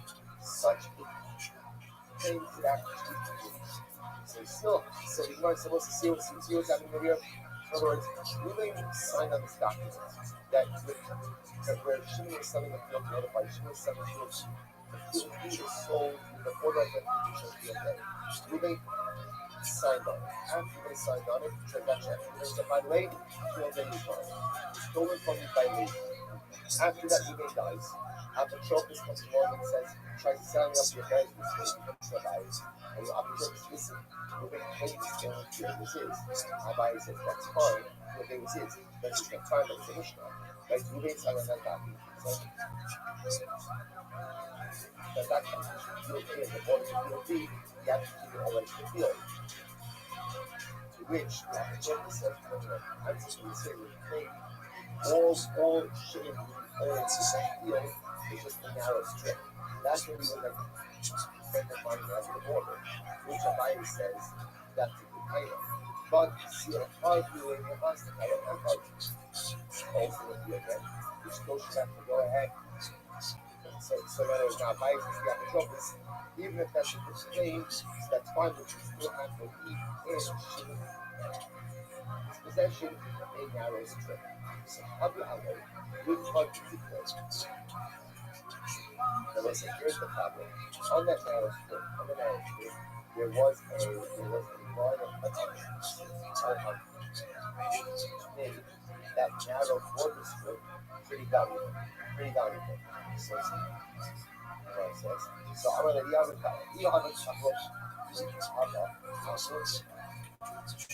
yes, Italian, Amar, Hazaki, and Trump says Reuben was alive, he claimed why it's true that I sold that border strip back to Shimon. I then subsequently purchased it. Rabbi says, only Shachar Kabin, say good. Then Rabbi Yochanan, so let's say ultimately again Reuben would claim I sold it and I repurchased it equally. And let's say the reason that this actually says Pesha Asar what Pesha Hikya. In other words, the king of the Sara put it actually Gammon, here's the issue for now Gammon. That Pesha Asar Pesha Hikya, the Re'akashi says the Shalom, so let's say the king of the remember, Shimon sold the field, maybe sold the field to Shimon. Reuben, and then again, it gets more complicated. And now, what happens? So now, you have Reuben, now you have Shimon, bring it all together, here we go, you have, right, Levi selling the field to Shimon, field A, okay, fine. Now what happens? Shimon sells field B to another party, but in that transaction, he uses field A as a border identification. Reuben signs on that shtar, that bill of sale that Shimon makes for the party of field A. Afterwards, what happens? Shimon, so Reuben says, field A is mine. It was stolen from me by Levi and sold to you, Shimon. So remember again, Stephen Allah in Mishnah is below 3 and then attacking below 3. I will say, in this case, it's becoming a bit more complex. In this case, what happens is Reuben goes ahead and claims Reuben's stolen. And not only that, Reuben brings Apis. That's rationally the benefit there. Brings witnesses. So I will say, as he goes in with witnesses, what happens? He dies. Okay, now what happens? Apotropis comes to Rabbi. Apotropis says, I'm here to help him with his things. Rabbi says, there is no thing. It's a Mishnah. Reuben signed it. In fact, Apotropis says, but he has Avis. Rabbi says he's going to essentially, the Avis is created in the base of what? Reuben's signature. In other words, once Reuben signs on that document, he effectively signs away his rights. Here's the Apotropis saying, no, what you understand is you actually went ahead and sold back, right? He sold to Shimon a strip of land. Right. So now what you're telling me is when Reuben signed the document, he wasn't giving his rights to the rest of it. What was he acknowledging? That Shimon owns a strip of land of field A that borders on field B, but that in no way is giving his rights to the rest of field A. That's good. But Rabbi says, okay, that's fine, so you pursue your claim on the rest of field A. But what? That you have to go ahead and at least leave in Shimon's possession what? The strip of land. To which Apotropis says, but one second, is more to the story. Reuben bought back the strip of land from Shimon. He bought it back. To which Rabbi says, which is a why? Because this is a Pesha, so why? The only way you knew about the sale was happening. Was through Reuben, right? Whereas, right through you didn't know about the sale. Without the sale, all you would have is what? 8% that the mice in the field was stolen from Reuben. So now Reuben's sort of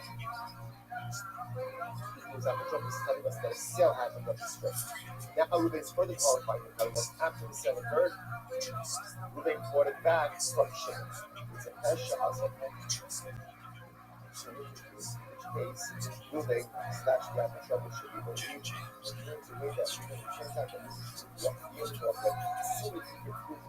this claim that he should be walk into the building of the including this strip of countries. Incredible. Rabbi was the one thinking that story. Rabbi, I man to go get Apotropis, go keep like a lot of this was yes. Once the entire thing like this, that again Apotropis like this. Right there. This is you gotta surround yourself with good. Like this Apotropis Rabbi says, knew exactly what he was doing. Good. So let's say, so for our purposes, Allah for my son. How do we call it? So let's say this is a complicated case. That is a very complicated case. Remember again, let's say what we have essentially that in these cases are a couple of different cases, just because I'm going to tell you quickly. But I'm asking, this is in purpose towing the mid-tongue. Harak Kesit Sayin, Halachas Aleph and Beis. We don't have time for everyone. I'm going to leave out the Kalan case. It's going to be the Mishnah. Here it is. Reuben Shemach Shimon Saga. Reuben sent the fields. Reuben sold the field to Shimon. Vahaya Levi, I'm going to keep it like we have it, right? So let's say, Levi sold the field to Shimon. And Reuben was one of the witnesses on the shtar. And what happens? Subsequently, right? Reuben claims after the transaction occurs. Reuben claims that what? That Allah Alamaisa, Levi stole it from me. Aim show. I'm not asking like this. No. I remember again. You're gonna claim yes, I signed on it because I wanted it to go from me to Shimon because I feel a better chance I feel back from Shimon from Levi. The Rambam says, case closed. Case closed. Halacha l'maisa. Right, halacha l'maisa.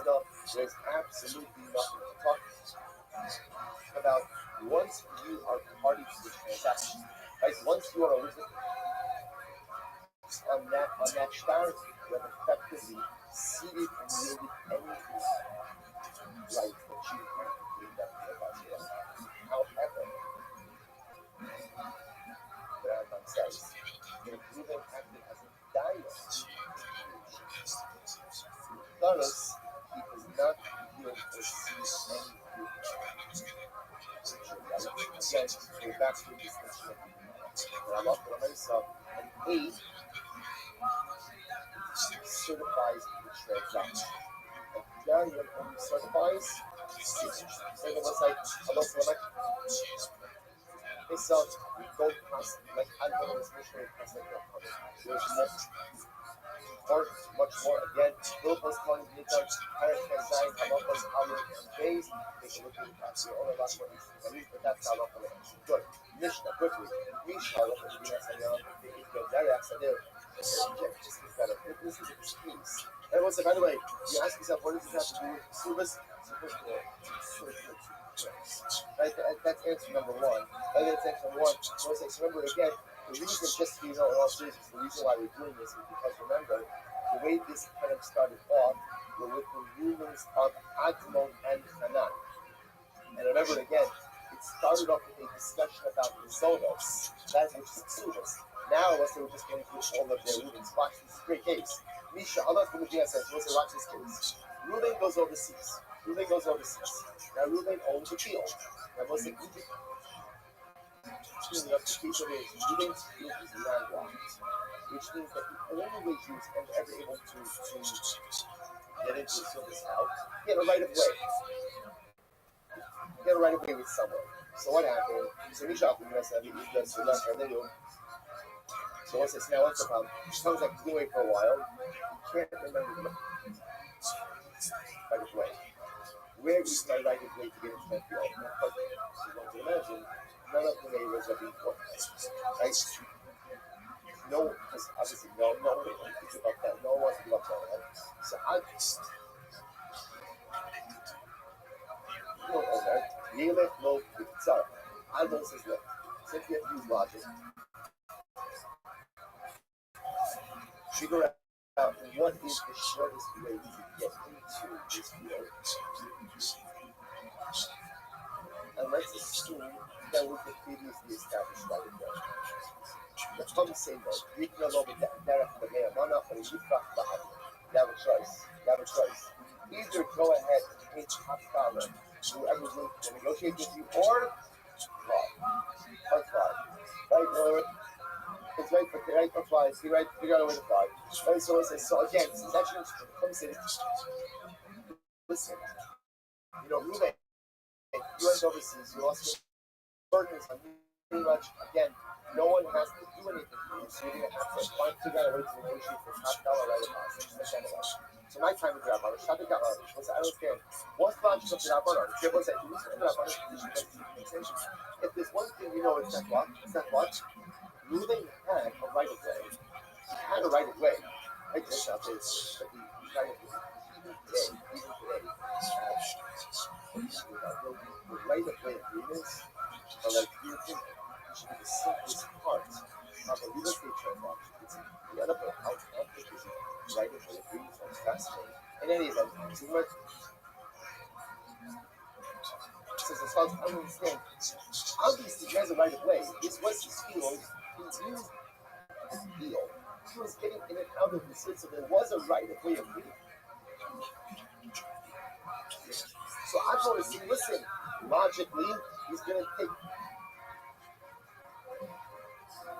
in the easiest path. So just assume that the cat, yeah, what's logical to that, alright, you know that, watch it. No shit before, I gave it away, but I'm sorry. Shit before, go up there, other than other with the set. I gave it away. In other words, this is a landlocked field. There's 4 different people. So we'll say, what's the problem? The problem is if you can imagine that he moves back, everyone's just changing. And I'll wait for the so beautiful. And then he gets different than yours. Was mine right away from here?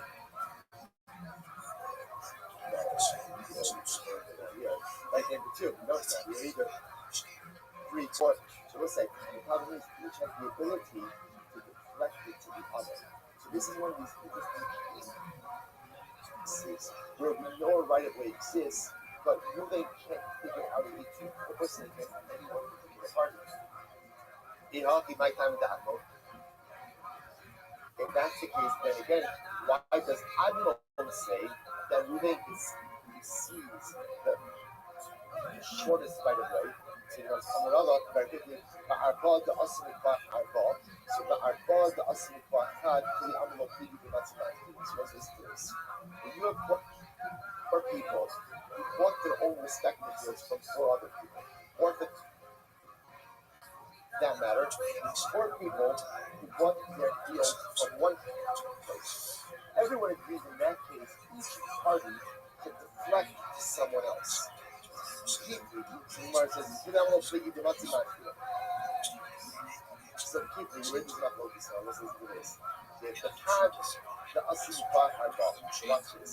And let's say now all four fields, all the landlocked fields, or the landlocked fields, are all owned by one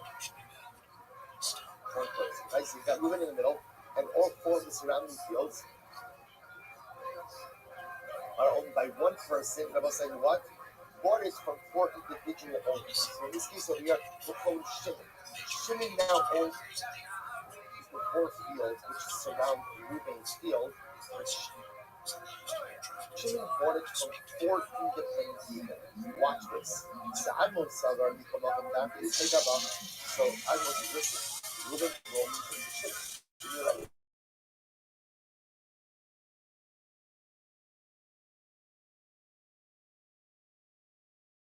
I own it. Rabbi said, it's not that. To give you quite quiet. We love you, and comes to me. Martin Shemala, you will not see the street. This is this. Shimon is a believer. Here's the deal. If you want to turn a negotiate, you're going to make problems. I'm going to return the land to the previous owners. It's going to be owned by four independent people, and therefore, what they said, Reuben will never be able to get right away. Why? Because each of them is going to cut to the other. So if you want to negotiate, we can negotiate.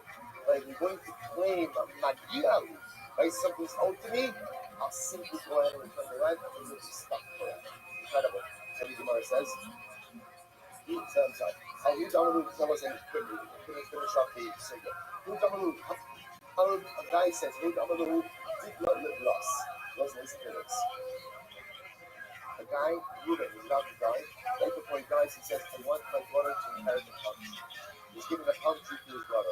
Also, Yassi, saying that says Reuben dies, and his sons went ahead and divided up his estate, but didn't give the palm tree to the brother. So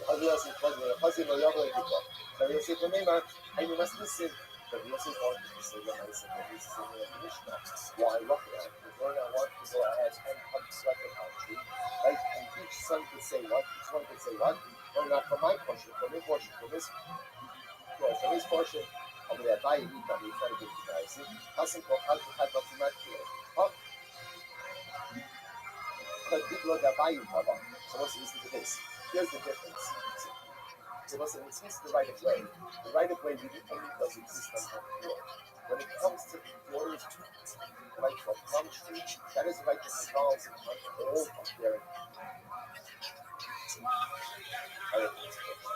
So therefore, my Takanai, what should we do? Right on your website, this school of Tikva, the Hajj of What we should do is give her a palm tree, and then redivide the estate minus the palm tree. That's what should happen. Okay, we'll say very quickly, Governor, I'm sorry, just give me a little 1 minute to stop. Who's the other rule? Pick up the brush. I will say, it's not over here for today. We'll just pick up with this very last piece and then show them. I tried. Okay, let's say Shkoyach again. Great week ahead of us. In your session, Shkoyach.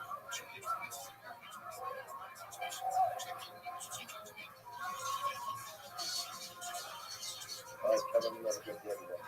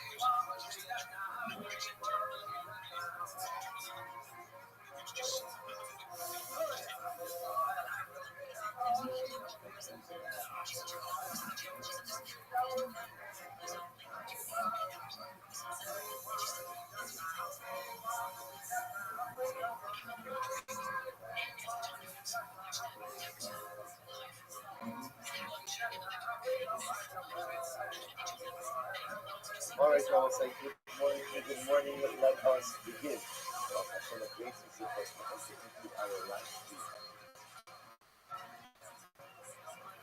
The second is Subas. I want to go ahead and begin by thanking all of our sponsors for this membership today.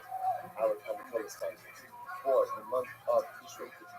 Thank Dr. Linda Weinberg, Sarah, Ricky Glass, Julia, Nina, loving young Geddes in the short this month, loving young of our husband, father, and Julia, Dr. Paul Weinberg, Alex, Moshe, Ben, Rami, Rami.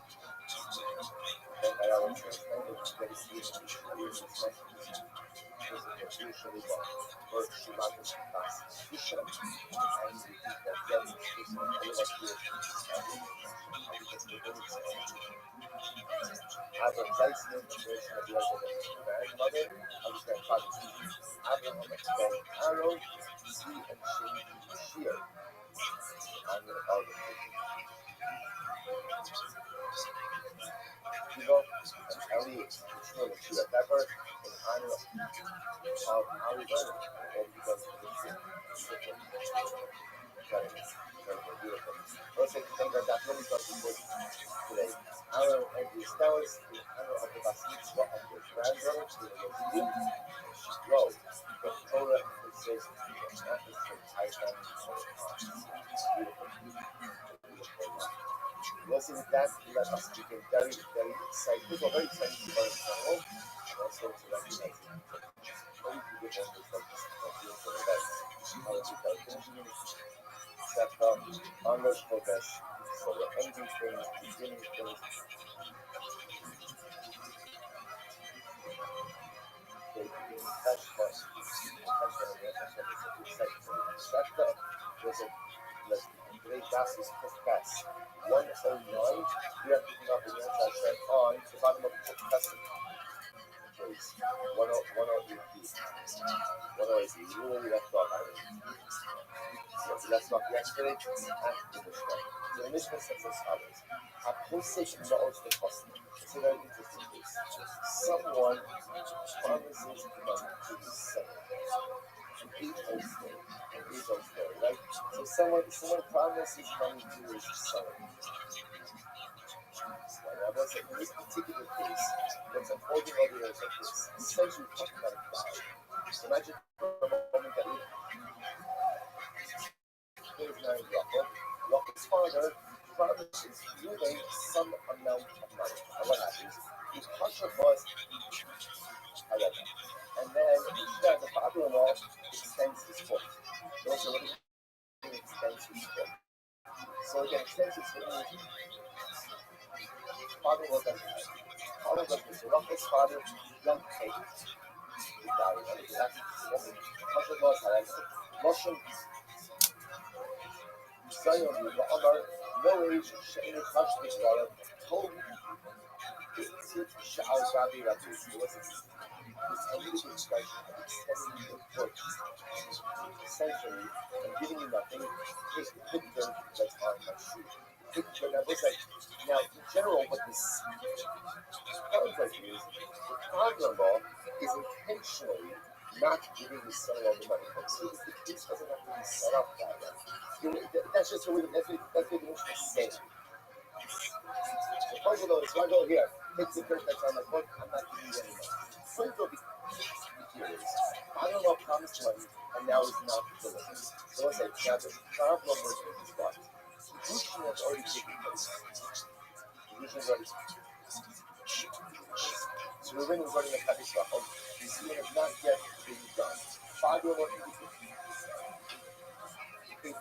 whatever the situation is, you will not take the money. Once the best patient after causing the Rosha, the Chachamim say, ultimately, again, literally, she has to be going for she's stuck. Knuckles stuck. That, in other words, at this point in time, the control is in Ruben's hands. And either he can make a choice to marry her, right? Or ultimately just wait and do nothing until her father pays her. So again, there wasn't agreement. There wasn't agreement that was made. Rachel's father had to. So again, Reuben then going to a holding pattern where his father was his Adonai says, "Before you should come and Rachel to take Reuben, you are Niva Sakilatin, Ishin Achikavinoshi." So I'm also like this. Rachel would say to Reuben, "Listen, I Rachel was not a promise to money. I found her a promise to money. Then open up my so even open up my you can essentially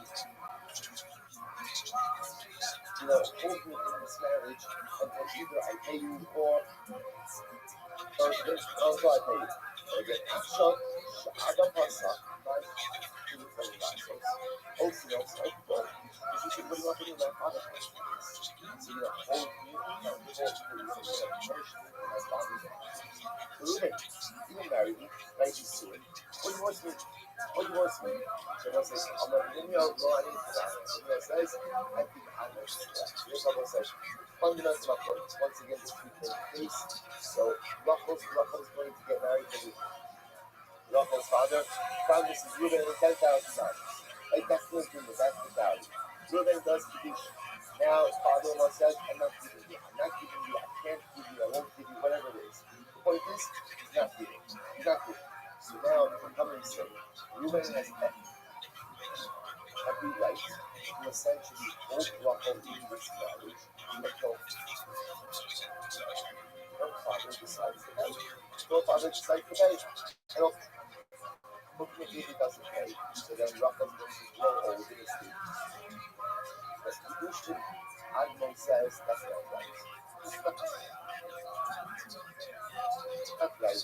And ultimately, like I said earlier, even if it's not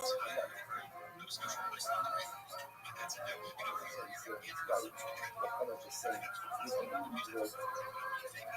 this is technically a legal recourse that he has. Of course, the father was so Rachel says that, so Admon says that Rachel says that that's not right.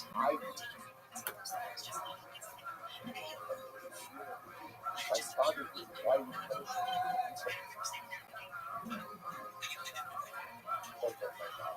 Listen, don't keep me in limbo. Either marry me or divorce me. And you're from that guy, we got to follow us. Let's go. So let's listen. To the young channel. It's not reflected here the following. So we look at it, so fascinating. This time, I'm ready to go.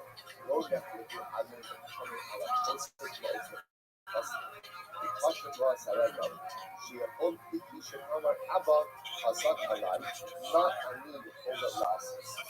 It was very different in this price, not according to the same case.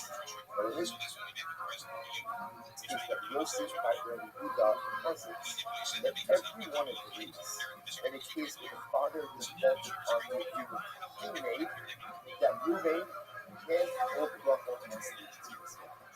The Rachel has every right to say, I didn't control.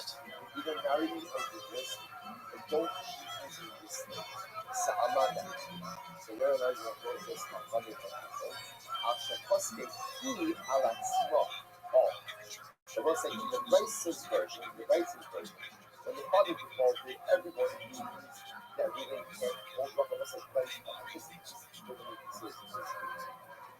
Everyone is going to agree that on a conceptual level, a man never takes his wife in charge. That's never seen that Hazal was. Why are the Torah created this system of people in a way which seems to give the husband much more power to I don't know. That's a question.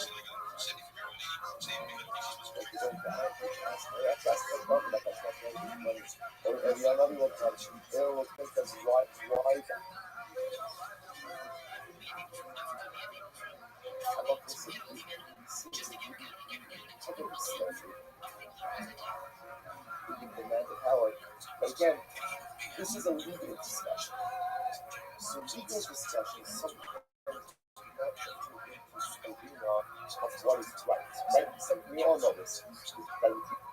Just like it. Just because something is legal, right? Just because it's permissible does not mean it should be done. So again, we're talking about what's permissible, right? So I come and say again, it's permissible for him to use the marriage as leverage to go ahead and extract money from his father. It's legal. It's legal. Is it right? Is it not right? Of course it's not right. Of course it's not right. It's just the point of understand that. You know, everyone does. It's like, especially when that even when everyone knows something, it's still important to say. I don't want to say money to extent, all this person has focused on the marriage, and yet she never ever never be extract something that doesn't like it's not what was absolutely right. It's not what was designed. And it is nothing good ever comes out of it. Means nothing good ever comes by using a law as a means of expression. Okay, back to what we were over. Listen, so again, so the nice side, sort of rice has a different view on this, right? So the rice is big. Because we can come in and both get what? That I lost for myself, where if the father made the financial arrangement with user, and then the father defaults, or whereas again, default doesn't pay whatever it is.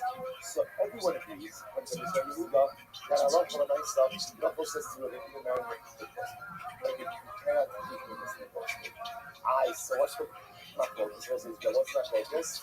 I'll ship custody on us. What happens if Rocco promised to leave him money? Right, so before they do Kedushin, Rocco says to him, listen, give me Kedushin, and if you're Kedushin, I'm going to give you $10,000. Okay. So now what happens? Ruben is Kaddish Rocco. And then what happens? Rocco doesn't pay. Won't pay, can't pay, doesn't pay. So I says, now watch this. Shacham becomes the issue as the Kaddish. No show. The Chacham says, listen, Rocco, you're Kaddish. Ruben is not too clear to do the sin until you figure this out. So you go to a holy place here. Okay, you, Rocco, figure out how to satisfy the obligation to I'm going over. Says, Nicole Omar, listen to this. He will say, I will say, so what did she say in this case? This is great. So Nicole Omar, Kismura Ani Sha'abonos. She said, no. When I said, I'm going to give you $10,000, I figured the same bank that you could then go in my life for all these kinds of things. Right? It's incredible. No credit limits, right? No pre-qualifications, nothing. I figured the same bank that was taking care of me my entire life is going to take care of me now. So she said, I know I said that I was going to pay you. But again, I automatically assumed that it was my father who was going to go ahead and pay for this movie. The actor checking out the look. Listen, alive, not any other so Okinos, Okino. So what are you going to do? What are you going to do? I guess, anyway, what Roscoe says, that was, I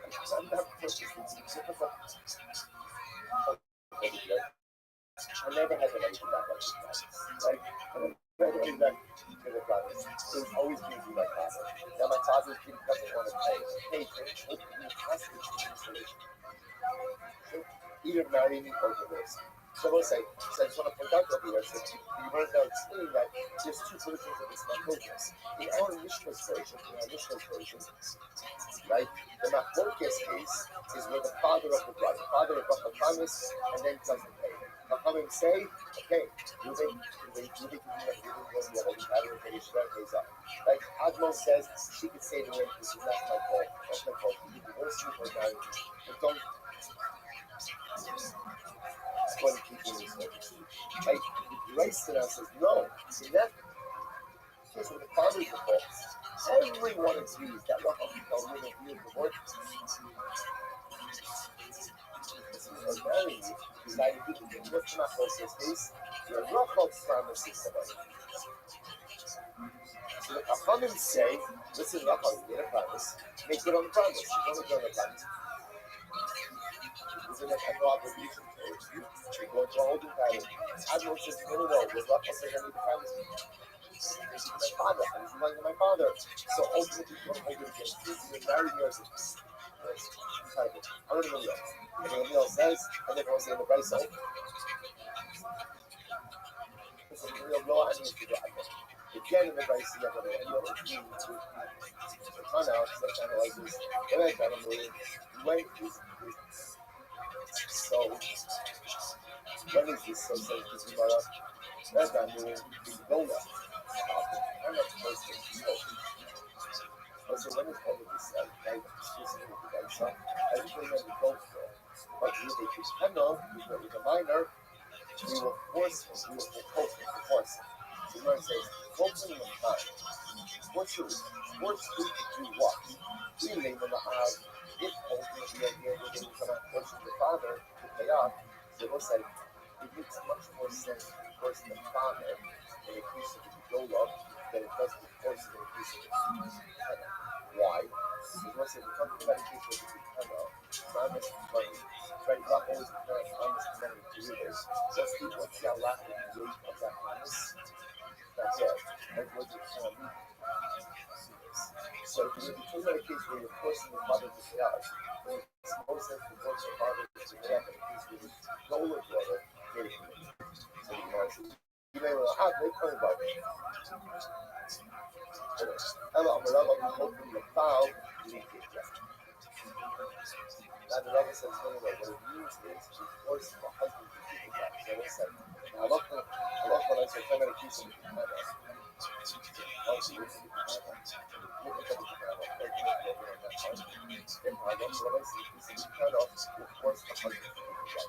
We'll see how that plays out in that month. I don't use it to know this is this year. Home doctors also let's finish this out and we'll go back to that. So Amar it's not going to let you to this year. Home doctors are going to be a raw and it's going to be happening. So we'll say now we get back to the issue. Any time that you find that the Meal says, right? Any case where you find that the Meal said Allah follows I'm not going to do that. I'm not going to do follows. I really love it up now. Right, so it's actually the advice of this condition. And now we're saying, if ever the Meal says the halacha follows Hadmo, the halacha follows Hadmo. So that true just the Mishnah, and the Rabbi says, well, did I say just in the Mishnah? This is what I'm saying. I said any place means what? A Mishnah or a Brisa. Any time that the Mishnah says that Allah follows Hadmo, Allah follows Hadmo. I'm going to remember based on right? Ultimately, and so it's now the serious of the Saudi in the two situations, ultimately again, where based on Shabbat Hanan, Yotzebo, right? The Yochanan and Zakah said that Allah follows Hanan. Allah follows Hanan. Shiva Garnish, Admon in Halacha Yotzebo. But ultimately, again, the 7 cases where Admon said the Halacha. And Rabbi Gamliel said that the Halacha like Admon, the Halacha does not follow Admon. So that command is even not important. Shnei on Shabbat Hanan Halacha Kenoso Yotzebo. There's a meaning that two halachas that Hanan brought down, and ultimately again, Yotzebo, those who constitute Hanan, halacha follows that Shiva Jan Shabbat Admon in halacha. Because look at Yotzebo, the 7 pieces that are brought from Admon, the halacha neither follows Admon, nor like the ones like I want to be stuck in a love. this year, Rabbi Shema Rabbi Run has to act on we just said before. Anytime that you say, I see this word that I meant to be correct. That's halacha calls Rabbi Run. That's halacha calls Rabbi Run. And those kinds of things. I don't have to say. Made by Shema Hanan, halacha is beautiful. In the two situations where Hanan said, Allah was halacha follows him, and those testing like those God I said. Shiva Dvar Shema Admon, Ein halacha fucking beautiful. Those are the 7 pieces of Admon brought down his halacha. Halacha does not follow him. It says, I'm saying, Ein halacha beautiful. Halacha doesn't follow those people. Hug him also. Halacha beautiful. So just Admon by himself. Like halacha would follow him. However, he said to Allah, this stuff, because of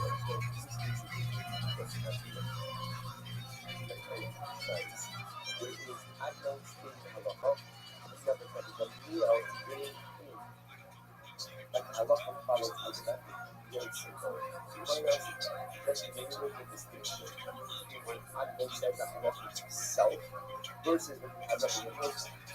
And the ones who think, oh, the halacha follows. The Hummer of these steps are less than yeah. Halacha is Hummer of the Leo going and the halacha. So I can just say whatever the material said. I see the word of Adnan to be correct. Like Allah follows him. So that is Hummer in law on the law. It sounds like halacha only up.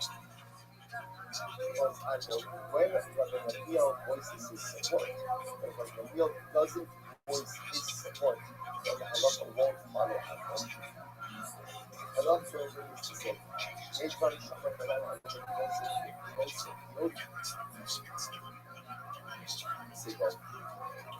other than in the good situation, you teach things, as Hanan said, and happened.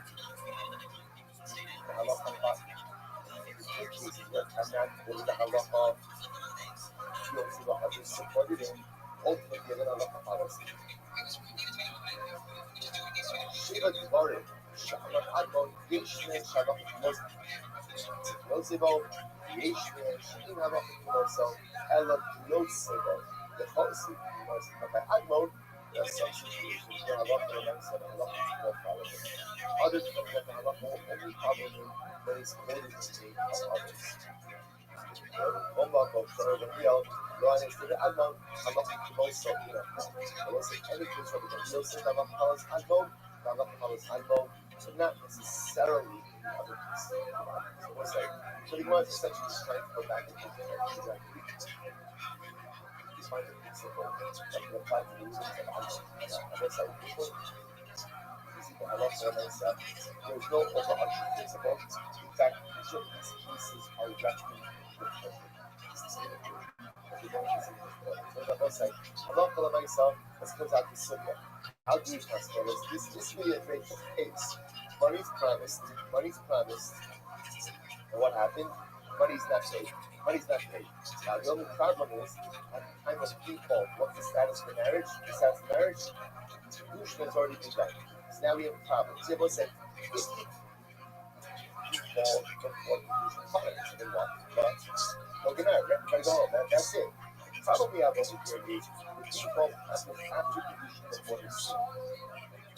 Furthermore, 2 cases of default. What are the 2 cases of default? Case A, father default. Case B, brother, daughter, wife default. Both say nothing. Focus, Avon, Kachami. Then there's a further focus, Mishnah and the grace of asking whether my focus is not. So I'll say, here we go. Lama baskets. There are both 3 quotes. Part of people, Allah has passed inside. The rest is something I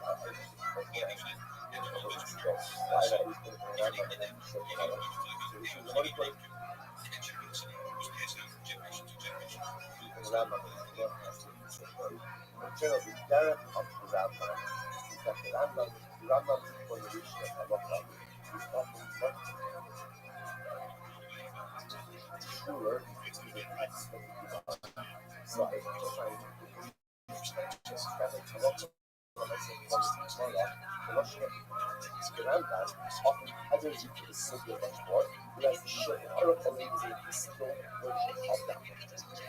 Halacha. So again, the bottom line is say the same thing. Those are the Rambam says. Here we go. Great case. Haposik was the first no. So this is good. So here's how the Shekhinah says something, please. Right? So Rachel, so what happened? Rachel's doing Rachel's father will call him Yaakov. Right? Rachel's father makes $10,000 to Rachel's husband to Reuben. The halacha out will be the parents. The father will locate. Sorry? Another place. He goes like, the Holy Roman about. And he goes Hasaki Alas. Mani Holonasos. Open your nose to learn your notes. Also, I train you that. So, God says, number one, you constantly like animal information. But it was the father who's faulted. His father gets faulted. Rachel says to your father, listen, I didn't either divorce me or marry me. Right? And don't keep me anymore. So, God says, that's halacha. One, like Avo, because he's the Alatzma, Velo Yada, Arif Yayosh, Jabez Hashem, Sakma, Shemasta, or Hashem. There was a teacher who had Halach Lavesa, who did pass coming with rice. If she is the one who made the hit, then ultimately, she has to figure out a way to hide it. And he has no obligation to do anything until she figures out how to handle this thing. So remember again, this is where she made the commitment. Remember, Admon's out for her. Like, remember you're always Admon's out for her? Or was out for her? I didn't promise, I know it was me, and I'm an extension of my father, right? You know, it's so organized. So I promise you, my father, so that I'm not constantly like this. I'm into the racist things mainly, and when she makes it, Rachel herself makes it, and then she falls, you're going to keep a whole pattern of who's the person she comes up with the money. And ultimately, again, doesn't have to be the married or divorced or once again, this is a equal to but all of them to the man ever to the woman into the relationship over the money? Absolutely not. Again, if she says, give me more time, I'm happy to go and try to figure out how to do that. That's fine. She wants time. But once again, this is really not the moral ethical right? So say, I love for myself, he's asking like Admiral. The Mishnah therefore again, if father's reports, Reuben can't hold Rachel in a relationship. Rachel reports, she has the ability to work all these other things in his mother. Incredible. This Rabbi, what's that? Very interesting case. All Allah saw the result. This wasn't a good background. Look at Rashi. First Rashi. It's actually Mishnah. So let's say the short lines of Rashi. 2, 4, 6, 7 lines into the short line. Rashi says, over Allah, watch this. This is fascinating. Using the art area of such a shit that Shimon. Let's say here's the case. Shimon has a deal. Using is could be the most. He's stolen from you, and he bought it. Now again, he's not accusing Shimon of being complicit in the death. He's just saying, Shimon, you over his view. Okay, fine. Now watch this. You're in the IRL, so you should get. Okay, maybe Shimon in the past doesn't even know. I guess he knows this. Right? But you name Shimon and Levi. Shimon is a current possession of the field that he bought from Levi. So Levi sold Shimon a field.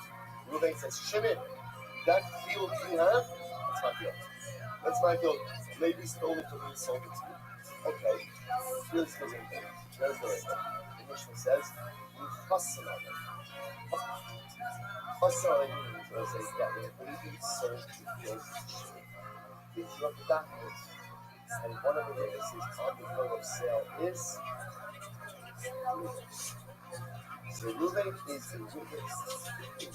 Reuben is a witness on the sale document from Rabbi to Shimon, and now Reuben is one of the witnesses. Says to Shimon invited to the Smith, but actually be possible. I'll start on the Jewish possible the Shimon to Shimon together. So let's say, so now I'm being listening. Like, what's going on exactly? As the Reuben is claiming, so Shimon the field who watching Levi, his baby's baby and sold it to Reuben, and now we're converting to see that Reuben himself is one of the witnesses on this little sale from Levi to Shimon. So what's that one? The Admon Omer. It's not a problem. You say to Reuben, so obviously that's Reuben, I understand. If you maybe then why would you leave the son share? And why would you leave the son of sale? How do I say this is a perfect answer for this? How you should function with it. So let's do this. Reuben is the reason. Maybe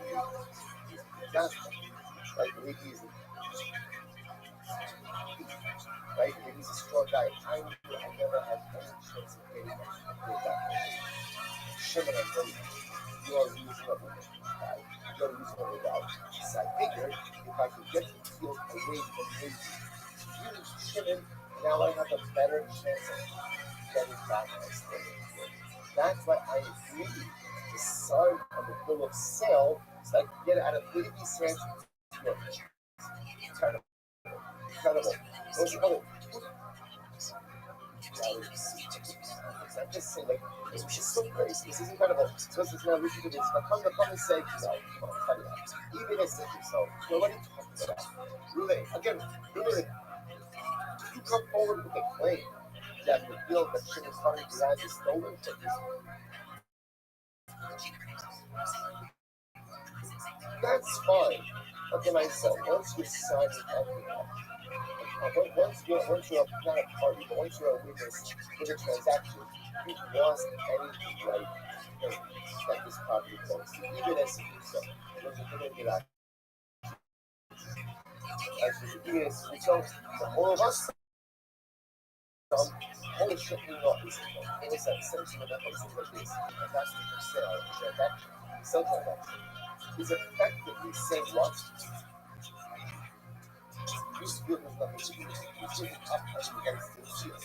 There was a fundamental on the flip side. I saw a similar out there. Sorry, not flip side. I saw a similar out there. So what's the name of this field? I saw a muqsad similar out there. Shalom Mansalo given Zaha Oira Ada. Elo Lish out there. I don't know. Focus special inside you. If you should make trouble out of sorry, I saw that. Hospital in the sorry, late that only Sunday, but also Sunday to say, okay, I watch this case. So let's say for the moment that Reuben now going to dispute it, right? I'm sorry, Shimon, right? Shimon owns the disputed field. So now, what is Shimon do? Shimon sells another piece of property, right? Let's say now, let's call this disputed field case, field A, right? So same case, right? Reuben bought the field from Shimon bought the field from Levi, right? Then there's Reuben of course is claiming that he stole the field from him, and now so the Reuben sold it to Shimon, sorry, what kind of right? So okay, so again, remember, Levi sells the field to Shimon, right? The back of all of this, you have Reuben that Levi sold that field to him, and now, alright, stole, right? Levi sells the field to Shimon, but Reuben now is claiming that the field to Shimon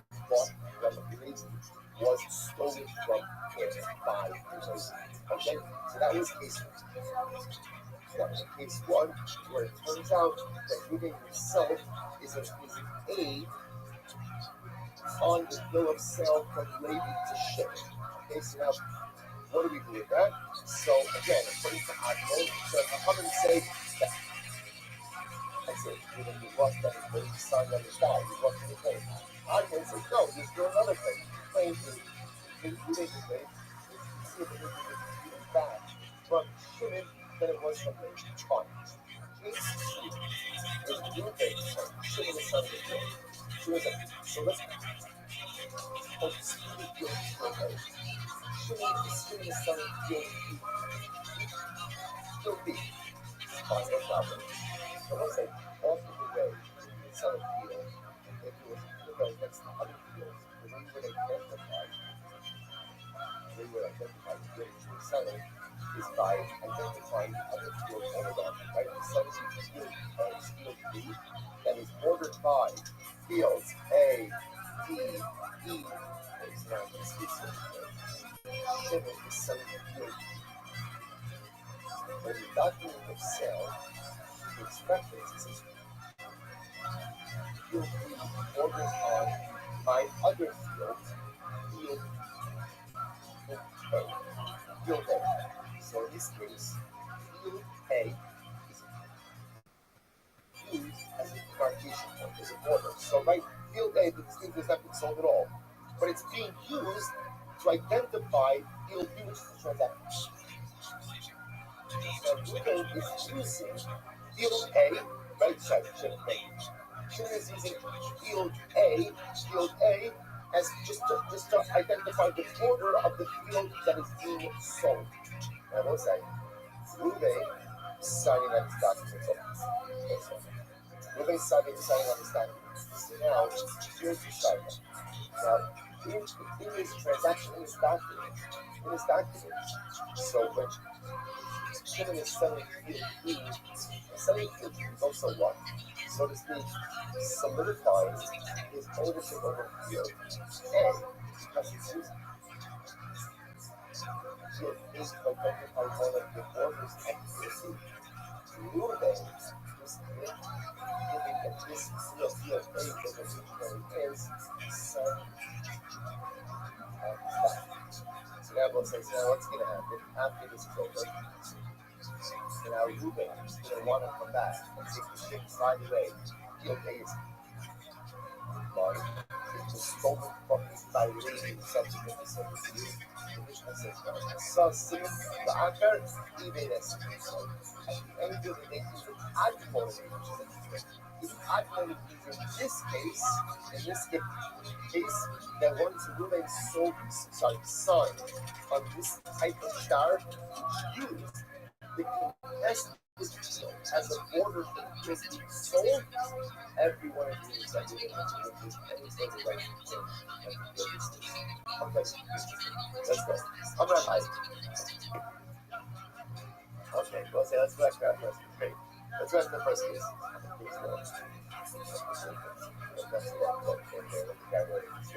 Let's say so. No, but the truth is, I'll be like that. This we actually have to stay on target because the truth is, right? So the truth is, the state is down to our a little bit, and Monday, a little bit more.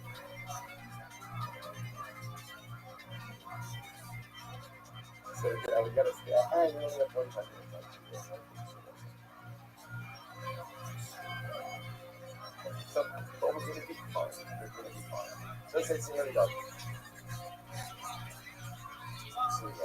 Let's say, so don't worry about it, guys. We're focusing on this one. So once again, let's just get back to this number one. Right? Shimon purchases a field from Levi. There's a document, right? And the document says that Levi sold the field. Shimon, one of the witnesses is Reuben. Reuben then comes after the sale is complete. Then Reuben comes to Shimon and says, Shimon, the field is mine, and Levi stole the field. What? Signed on the document. So again, Chachamim say, sorry, Reuben. no longer have any claim because Halacha myself, son of that. So we're a witness. We're done. Algon says no. Moving. And the claim, I guess, the sign the document according together out of baby's hands. Your hand should be the belt and has better for you to do it that manner. Fine. So that I said, Lord, so Ella 8. That's only this year. They come up with myself. With a son to my focus. It's only to inside the business. About Dion wrote the business. So let's say, so here, come up with myself. Really serve as a diamond. But everyone is looking at this business and the fact, even though you got judged for that. What is that? Why do you get judged? Look at that about value. Should we start with the temple? Which part of the stars?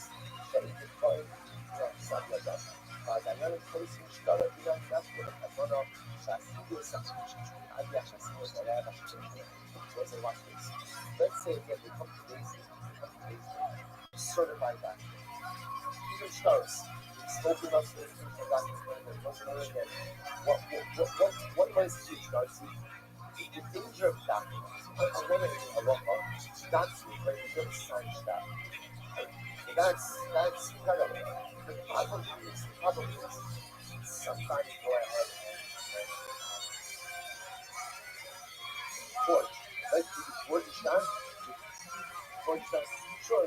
So there's a concept of star certificate. We call it key stars. What's the concept of key stars? Bring your star to Basin. Like the Basin takes it again.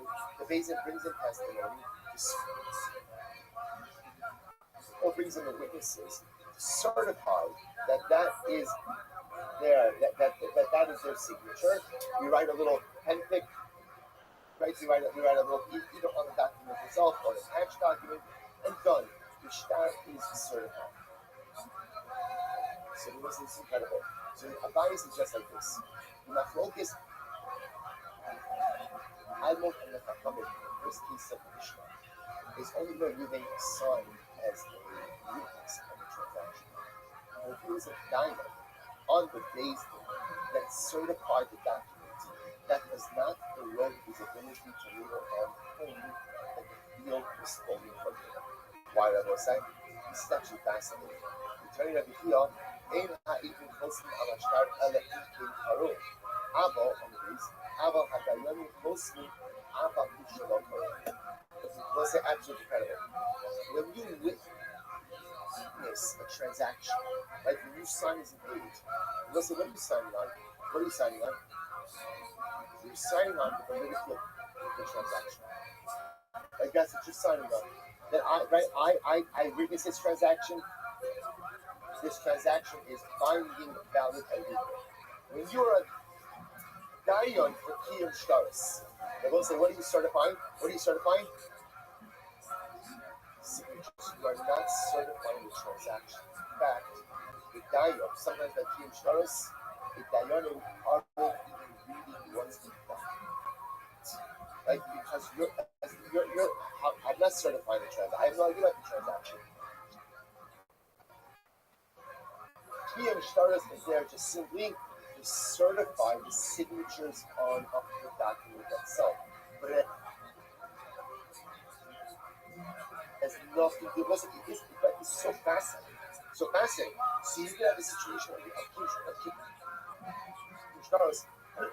Which makes sense, because otherwise,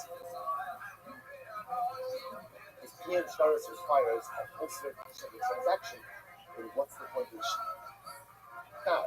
So what does the shtar do? The shtar, right? The Eagles on the shtar locks in the transaction. Kiyum shtaris certifies the signature. So this is incredible. So let's say in a case where Reuben was a dying Kiyum shtaris, and I let Levi sell, right? So Levi sells a field to Shimon. They draw the document, and now they want to bring the document to Bezdin for certification. Reuben is one of the dayanim on the Bezdin to certify. Right, Reuben Beis Din certifies the document, and then after it's certified, Reuben says to Shimon, by the way, the field is stolen from him. Everyone agrees in that case, Reuben has a valid claim. When we say Reuben has a valid claim, obviously saying something is stolen from you is not a claim. I mean, it's a claim. What it means is Reuben now has the right to what? Pursue that claim, right? So again, why? And everyone agrees in that case. Everyone agrees in that case. Why? Because Reuben's acting as a guy who came Shtaris has nothing to do with the transaction. All Reuben was doing was just saying, oh yeah, the signatures we can say with this fee. You guys recognize the signatures? Fantastic. Sign it up, right? And then we're done. Certified. We're done. So everyone agrees in that case that in no way erodes his claim to go ahead and pursue the stolen, right? The stolen claim. Masha'in came when he's a witness to the actual transaction, sale from Levi to Shimon. In that case, again, part of signing on a shtar is what? You are claiming the transaction itself is valid. When you say claiming the transaction is valid, you can't go ahead and not claim that same also is stolen from you. Admo says, yes, I can. The transaction was valid. In other words, yes, Levi sold to Shimon. At the end of the day, it's my life. But, so says the Gemara. I saw a similar act. I was supposed to say, next case the Mishnah was, I remember again. Right? So same case, but let's say, not same case. In this case, Shimon the purchaser, Shimon the purchased the tested property. The bonus parcel A, Shimon is selling parcel B, and uses parcel A to identify the borders of parcel B. Reuben himself signs on that shtar as well, or not as well, but Reuben signs on that shtar. The Mishnah says everyone agrees that after he signs on that shtar, no one has the right to pursue anything. The parcel is the Rabbi. That's only true only at the end. Rashi said, Lo shara la'achar. Da'afka nafak masnisin simen la'achar. אבל עשו המוחזק בו סימן מעצמו של רובן זה האורה על עצמו. So now listen to this. That's only true when what? When Shimon is selling the parcel to someone else. What happens if Shimon is selling the parcel to Reuben himself? Shimon is selling parcel B to Reuben. And now happens to be in that sale, Shimon uses parcel A, which is the contested property, as a border identification. But ultimately, in that case, even though Reuben, right, no, even as so, Reuben did not go ahead and lose out on his ability to reclaim parcel A. Why? The Amar, Idla Avdi.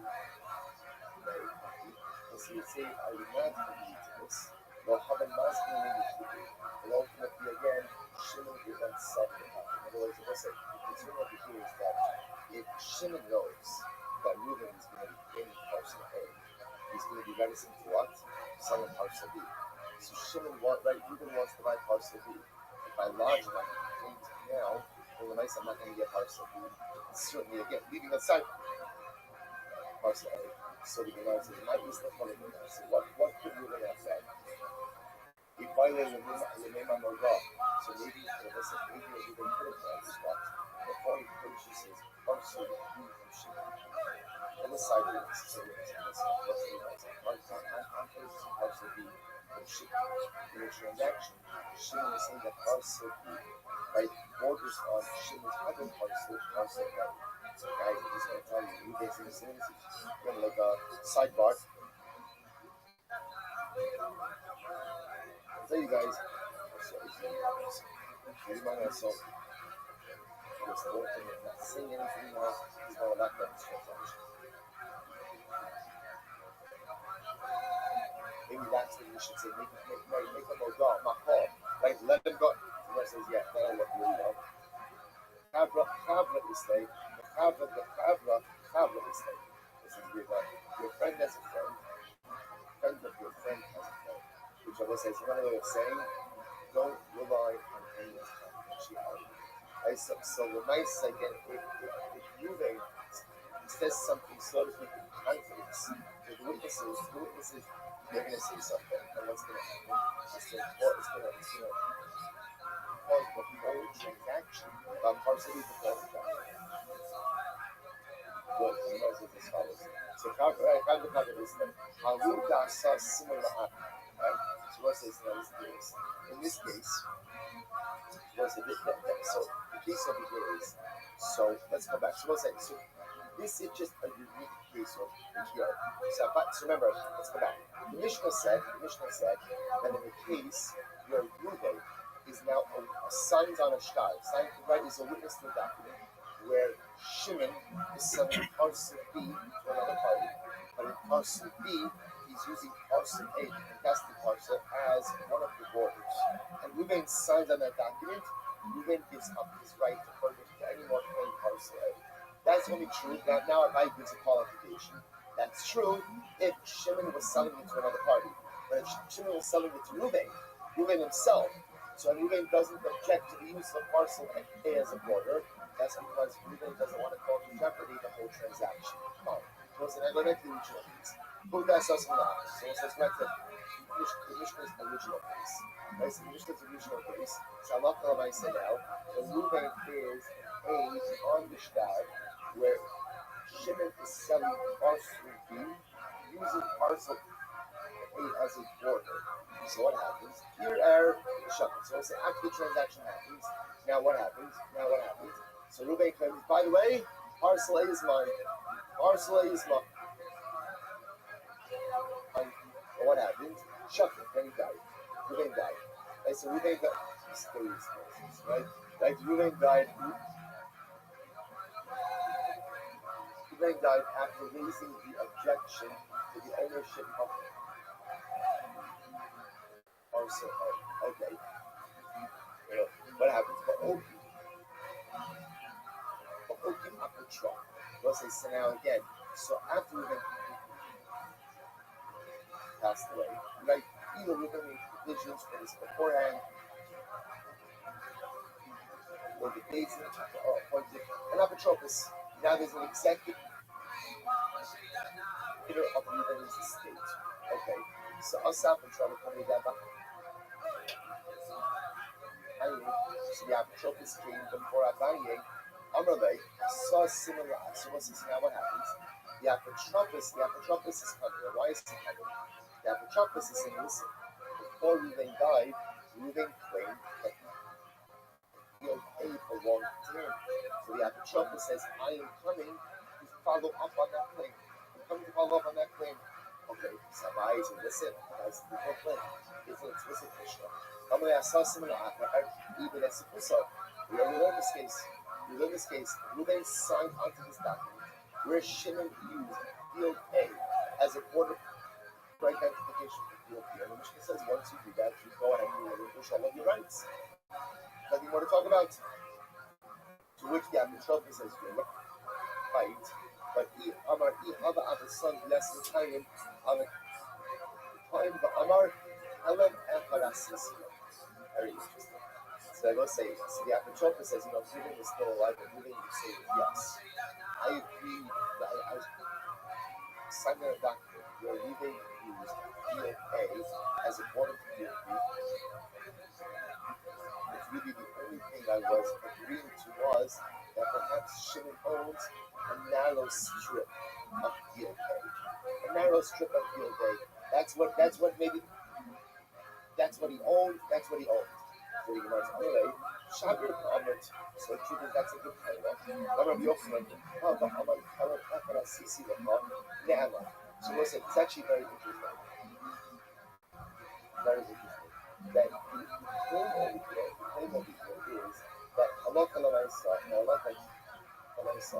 right? That if I go ahead, like Rabbi Yochanan says,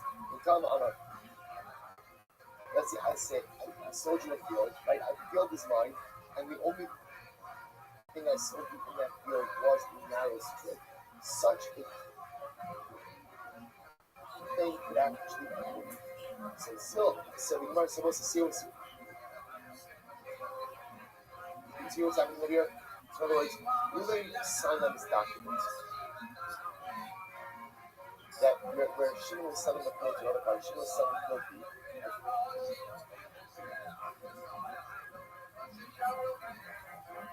he was sold with a border identification of field day. Reuben signed on it. After they signed on it, transaction. And Reuben said, by the way, field day is mine. It was stolen from me by Levi. After that, Reuben dies. Apotropos comes along and says, tries to clean up the affairs of this thing, we think about it. And Apotropos says, listen, Reuben claimed this thing, it was his. Rabbi says, that's fine, it was his. But says, that's fine, but it's a Mishnah.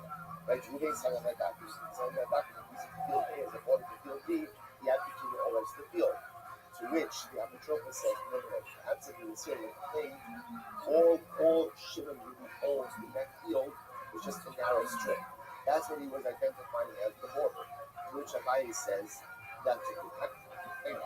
But zero, how do you us kind of effort?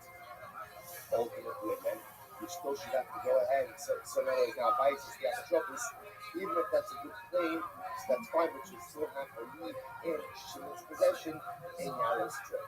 So so let's say here's the problem. On that narrow strip, there was a line of trees, which made that narrow border strip pretty valuable. So you know what it says. So I'm gonna have a couple of yes,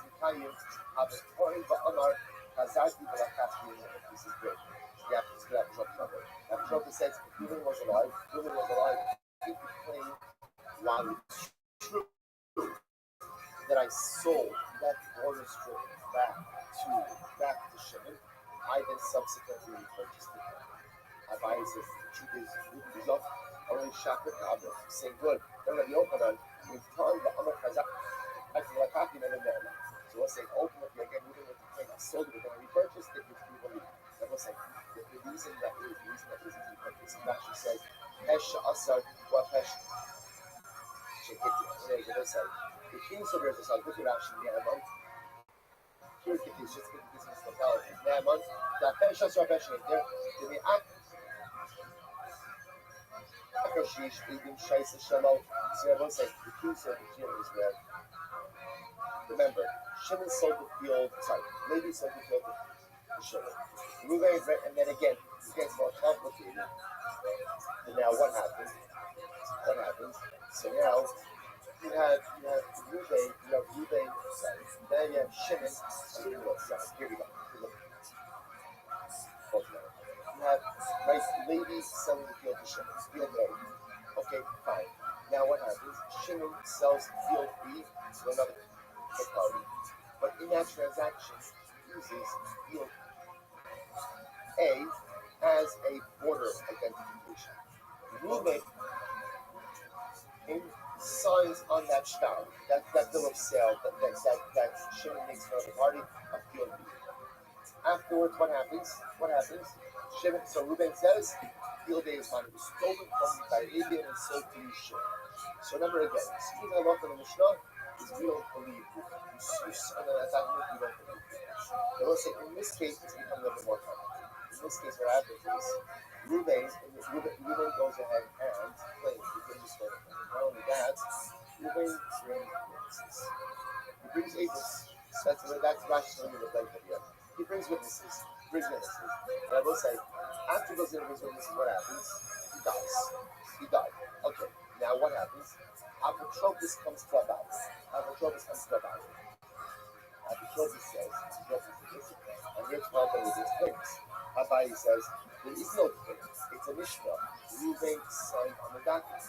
Apotropos says, but he has Abus. Rabbi says it's for 1 second. Essentially, the Abus is negated in the case of what? Reuben's signature. In other words, once Reuben signs on that document, he effectively signs away his rights. Here's the Apotropos says, no. What you understand is he actually went ahead and sold to Shimon a strip of land. Okay? So now what you're telling me is when Reuben signed the document, he wasn't yielding his rights to the field. What was he acknowledging? That Shimon owns a strip of land of field A that borders on field B. But that in no way is yielding his rights to the rest of field A. That's good. But if I says, okay, hey, that's fine, so you can pursue your claims on the rest of field A. But what? But you have to go ahead and at least leave in Shimon's possession what? The strip of land. To which Apotropos says, but 1 second, this was the story. Reuben bought back the strip of land from Shimon. He bought it back. To which Abaye says, which is very good, why? Because I was saying, this is the Pasha, why? The only way you knew about the sale was how it was through Reuben, right? Right through Reuben. You know about the sale. Without the sale, all you would have is what? Is acres. It was saying that the mice of the field was stolen from Reuben.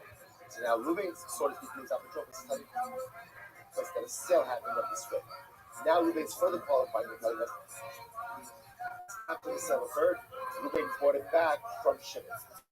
It's a tesha, also a tesha in which case Reuben / Apotropos should be believed. As soon as the way that Reuben turns out that Reuben should really walk be able to walk right, as soon as we can prove this claim, that he should really be able to walk into the field of entirety, including the strip of palm trees.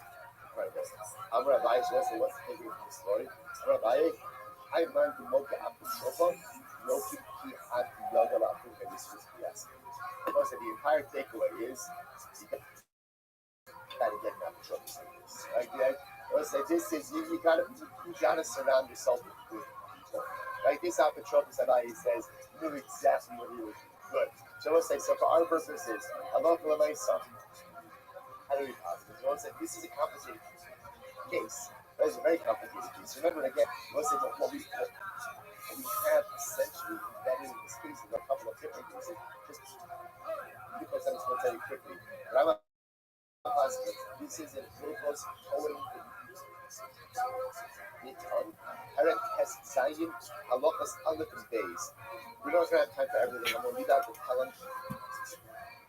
Okay, I'm just going to give you the Mishnah. Here it is. Reuben Shemaka the Shimon Suck. Reuben sent the peaks. Reuben sold the field to Shimon. So Haya Levi, I'm going to keep it up to right? So let's say, so Levi sold the field to Shimon. And Reuben was one of the witnesses on the shot. And what happens? Subsequently, right? Reuben claims after the transaction occurs. Reuben claims that what? That Allah Levi stole it from me. Ain Shok. But I'm not asking right now. No. Even though I remember again, you're going to claim yes. I signed on it because I wanted it to go from Levi to Shimon because I feel like I have a chance to get my field back from Shimon. From Levi, but Rambam says, case closed. Halacha myself. Right, halacha myself. There's absolutely nothing to talk about once you are party to the transaction. Right, once you are a witness on that shtar, you have effectively ceded and yielded any right that you have to claim that field as well. However, the Rambam says, if Reuben acted as a dialogue, shtaris, he does not yield or cede any future rights. Again, we're back to this distinction of people. Allah an aid certified is the transaction. And here, you're going to certifies signature. So in other words, like Allah don't cost like I'm one of the signature cost like that. There's more, much more. Again, Zilchos Kohen V'Nikon, Parak Nezayin, Hamachas, Aleph, and Days. Take a look at your own Allah for interesting values, but that's not Allah. So good. Mishnah, quickly. Mishnah, Allah for the Derek Sadeh. You say, okay, just gets better. Listen to this case. Everyone said, by the way, you ask yourself, what does it have to do with Suvas? Right? That's answer number one. Right? That's number one. So remember again, the reason, just so you know, in all seriousness, the reason why we're doing this is because remember, the way this kind of started off were with the rulings of Admon and Hanan. And remember again, it started off with a discussion about Mizonos. That is which is Ksubas. Now let's say we just going through all of their Rubens. Watch, this is a great case. Misha, Allah Punutia says, what's it? Watch this case. Reuben goes overseas. Now Reuben owns a field. Now what's interesting enough, the case over here is Reuben's field is landlocked, which means that the only way he was ever able to get into his father's house, he had a right of way. With someone. So what happened? So Misha, so let's say, now what's the problem? He comes back to away for a while. He can't remember the right of way. Where is my right of way to get into my field? Of course, you can imagine, none of the way was of important. Like, no, because obviously, no one can think about that. No one wants to look at that. So Agmon Omer, Yelech Lo Tzara. Agmon says this. Since we have to use logic, figure out what is the shortest way to get into this field, and let's assume that was the previously established right of way. The Chum say no. You have a choice. Either go ahead and take $5, whoever's willing to negotiate with you, or fly. Right? In other words, right? But right, or fly. Figure out a way to fly. Right? So again, this is actually interesting. Come say, listen. Reuben, you went overseas, you lost the burden is on you, so pretty much, again, no one has to do anything. You're going to have to figure out a way to negotiate the $5 right. So my time is Rabbi, because I understand, what project of Rabbanon? If there's one thing we know, it's that what? Reuben has a right of way. He had a right of way. Right, listen.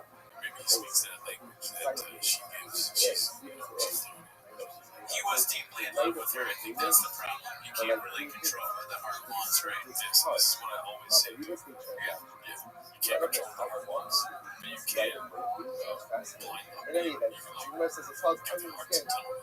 Obviously, he has a right of way. This wasn't field. There was a right of way of using it. Your heart is telling you, well, can you really do that? Because I know it's just a food. He couldn't, he literally couldn't. You kept going back.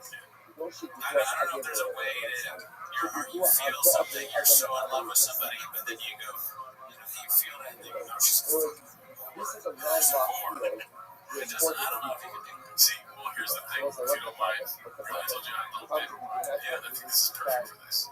I got this new thing that I'm doing, with your boys on the dating scene and stuff like that. Oh yeah, everybody knows that, right? So I've been really upset with my first dates. There's nothing to do with them, okay? But I've been really upset with my first dates, so I thought it was okay that I'll do from now on, because I don't like the questions. I like getting questions. As like 21 questions, that's 10 questions. Yeah, I have a toxic trait where I like to. If that's the case, then again, why does Admon say that Reuben seemingly sees the shortest right of way? I want to talk about so the Arbal, the Asim Bachad, the Amlo Pidi, the Matzimat case was this case. When you have four people who bought their own respective goods from four other people, or for that matter, four people who bought their field from one person. Everyone agrees in that case, each party could deflect to someone else. Keep you. Gemara says, so keep you. We're just not going to do this. Let's just do this. Let's say now all four fields, all four of the landlocked fields, or the landlocked fields, are all owned by one person. Right? So you've got Reuben in the middle, and all four of the surrounding fields are owned by one person. That was saying what? Bought it from four individual owners. So in this case over here, we'll call him Shimon. Shimon now owns the four fields which surround Reuben's field, but Shimon bought it from four independent people. Watch this. So Admon so Admon said, listen, Reuben can go up to Shimon. Give me a right away. You know that I own right away. You can figure out what I own it, so give it to me. Scene che si scrivono in questo. I shatat. Diyor bir pay. Bir lot in the top street. Martin işte var abi. Babası düştü. You want to come and look at this? You're going to make compliments. I'm going So Gander the Commander. Yo, dog, where were you? I don't know if you watched the documentary. Dog, I watched it. I watched it on double time so that I could catch up to you. And I watched another documentary on Gander because I thought that's the one we were watching at first. So I know so much about Gander. I'm ready to just burst at the seams with my Gander knowledge. The first documentary that I watched about Gander is all about like OG Gander knowledge. So like, pardon me in advance for being such a knowledgeable person about one of my, if not my favorite Newfie town. Wait, so did you see the link that I sent? Dog, yeah, I watched it, baby. I watched the whole thing. I know about the musical. I know about the guy from Ireland and the lady from Canada who have a 7-year age gap and they got married. I know about the 2 gay guys. I know about the cots. I know about the cold Kentucky Fried Chicken. I know all of that. Oh yeah. What was a secondary All right, so this is how it went down. You're like, hey, I'm gonna start streaming, and I'm like, okay. So I go to watch it, and it just keeps spinning. And I try with another account and another account. I'm like, okay, well, he must not know. So I tell you, and then I figure, you know what? There can't be that many documentaries on some little town in Newfoundland. Boy, was I wrong. So I start watching this other one. And the other one is all about, like, it's the same idea, but it's much more about the history of Gander, which is quite fascinating. In fact, I wanted to talk to you guys about, is your mom there as well? She's pretty tired. Okay, that's fine. Absolutely. I just didn't know if I was talking to you or multiple people. I wanted to say that after having watched this first one, that the town of Gander is fascinating for several reasons. So, it was once like the biggest airport hub in the world, or perhaps just in Canada, but it was giant because planes back in the day had to refuel very often. You know, they didn't have like intercontinental planes, and so they had to refuel somewhere. And Gander's airport was like the best place to do it, whether you were coming from Europe or North America. And then it started as a fishing village, but then it was actually just like protected land by the Commonwealth, basically. It wasn't even Newfoundland wasn't even part of Canada until like 1949 or something, like pretty late.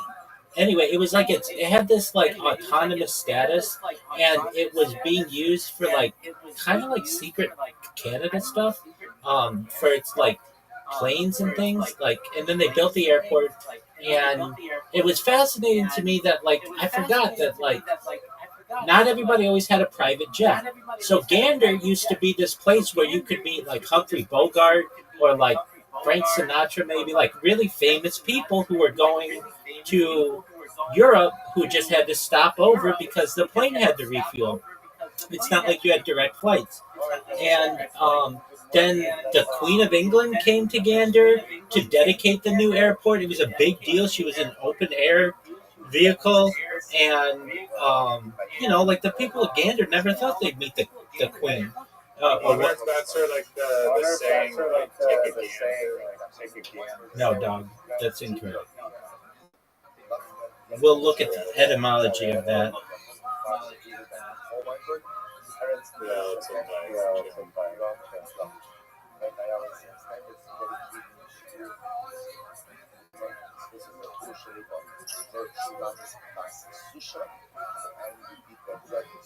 All right, so it's like a male goose. The gander is a male gander. Yeah, goose and gander. Oh, that's why that mascot is a goose. Yeah, dog. Dude, how little did you watch this documentary? Gander the Commander's obviously a gander, a male goose, because of the name of the town. I mean, did you not pay any attention? Are you not like? Did they say? Yeah, I don't think they mentioned that. No. Gander. No, they didn't. Goddamn goose. Yeah. So the meaning of look is derived from the image I'm of out here connecting dots. Doug. Yeah, because I know what's going on. The meaning of look is derived from the image of craning one's neck like a goose. All right. So then the Concorde stopped there. It was like the main hub of the Concorde for like its initial flying out. And the town was a bustling place. They interviewed like the son of the guy who was like the head of the Gander airport, who met Fidel Castro, and Fidel Castro became friends. Like this was like a happening place. And how people would like this was a fascinating part. I think it was the first documentary. I don't think it was the second documentary where people from the Eastern Bloc. Oh no, that was the second documentary. People from the Eastern Bloc would like come from like the Soviet Union and want to be going to Cuba, and they would go through Canada because the United States wouldn't like allow people to come in, and then they would just get off the plane and be like, "I want to seek asylum," and then like the people would be like, "You're not allowed to seek asylum," and they'd be like, or like sometimes they would. Well, usually the people of Canada were really nice, but it wasn't even technically Canada. It was like an autonomous region, like semi-autonomous region for a while. So they were just like part of Gander. And okay, so it's just fascinating. Oh, and then also how the town was bustling until the advent of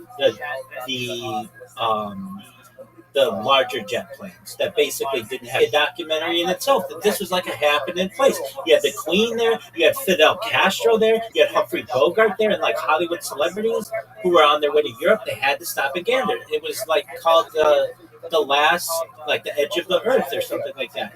And then all of that. Is the position of Gander like very east, like more east, like St.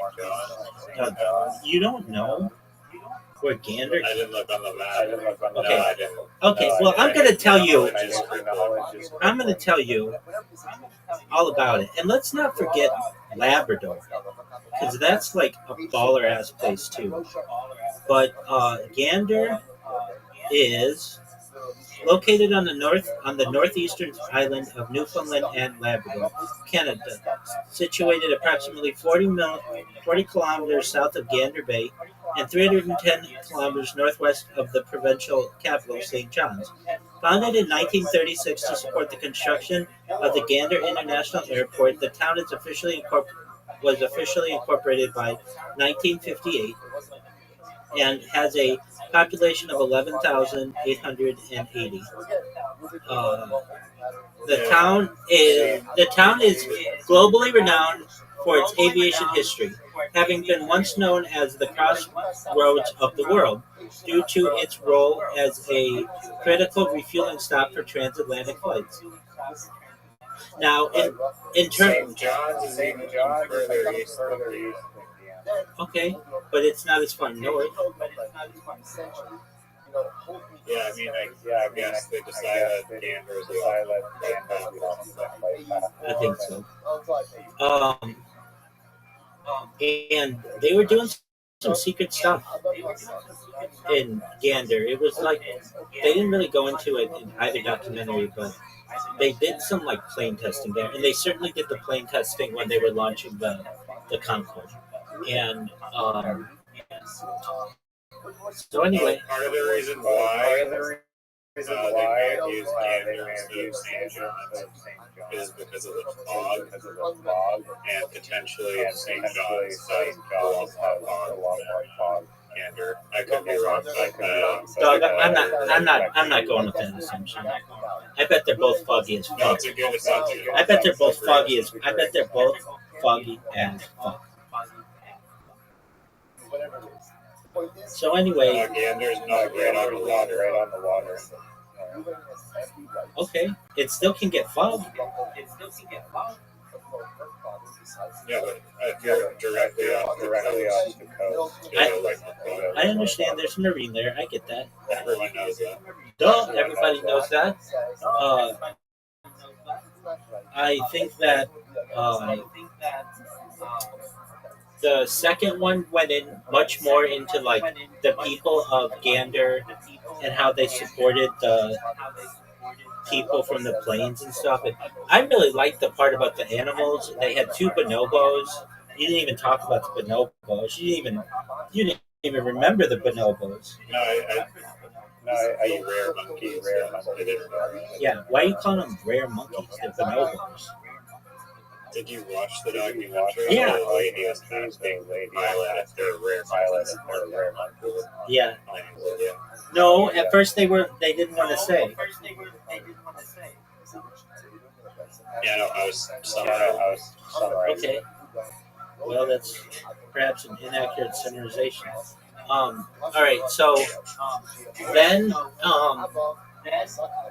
I just thought it was really beautiful. I thought the stories of the people falling in love was really beautiful, and just like this little town of 11,880 people welcomed in like 6,500 individuals from all over the world. People, and like they had that birthday party with Gander the commander, and they had all the food and the cold Kentucky Fried Chicken, and the people realizing like, wow, they've been at this all day if the food is so cold. And how Gander has a Walmart, and like they were like, well, this can't be that small. And people like were walking there, and they're like, you don't have to walk. Like normally you don't get in cars with strangers, but Gander's different. It just seemed like the nicest flipping people. Like literally. It reminds me of some people would have been like 50 years ago. Like Newfoundland is like 50 years behind. And from just some ways, in other ways it's not. But just, I really think it needs a tunnel to the mainland. And I know that probably won't get done, but to me, Canada should work on that. You have so much. Another bridge. We have like bridge. Yeah, bridges are terrible. Bridges get ice on them. Bridges get run into by ships. Bridges have to deal with the issue of erosion much more than tunnels. Even though tunnels are more expensive, they're safer.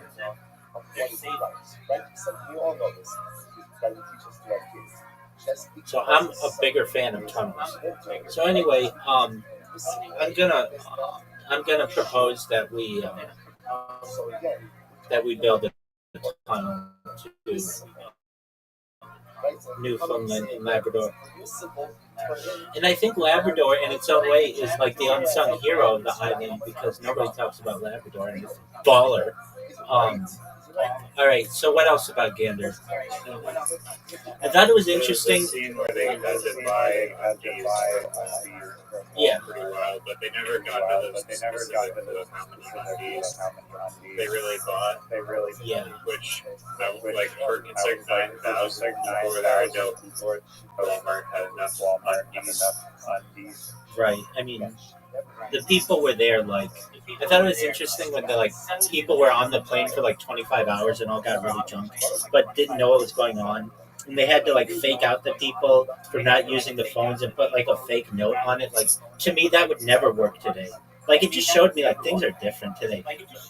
50 people would have tried that phone, even if it says it's broken. In today's day and age, they're gonna try that phone. I mean, they'll have cell phones. I thought they wanted $1,000. Oh, that's different.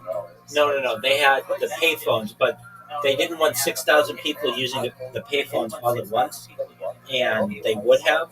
So they just put a sign on it if you were paying attention, and the sign said "out of order," so that you didn't have people there all night using the phones. And I don't know, the Gander Academy seemed like those people were really nice. Why can't she use the phone? Yeah, but they didn't. They felt like they had 6,000 people who needed to just use like a handful of payphones, and it would have been just everybody would have been at the phones, and they would have been like, come on, get off the phone, basically. So they wanted them at the Gander Academy, so they just put a sign on the phone saying it was out of order. Okay, but I mean, still, I mean, they could have been giving people like that or something. I agree, but 6,000 people. 6,000 people apparently was just too. I mean, that's a lot. If they only had 6 phones, that's 1,000 people who are making cell phone calls, and you can imagine, or like paid phone calls. I don't know. I mean, I wasn't there. I would have said the same thing. Just let them use the phone and figure it out. But instead, they're like, we just put a sign on the phone that said out of order because there were just 6,000 people who wanted to make calls, and we needed them at the Gander Academy. I thought it was interesting to have the cots. I thought it was interesting as well, especially in 2001, like homosexuality wasn't seen as it wasn't as normalized as it is today, and they were like, what are we gonna do having like 2 gay guys on cots? And it was like, you know what, that's the least of our worries at this point. And I was sad that the gay guys. That's what they said. That's what the guy said. Were you not watching this documentary? I watched 2 documentaries on Gander, Newfoundland, Canada. Did you even watch one? Yeah, I did. Yeah, and I gotta listen to you swallow. You guys hear this MFer swallowing on the stream?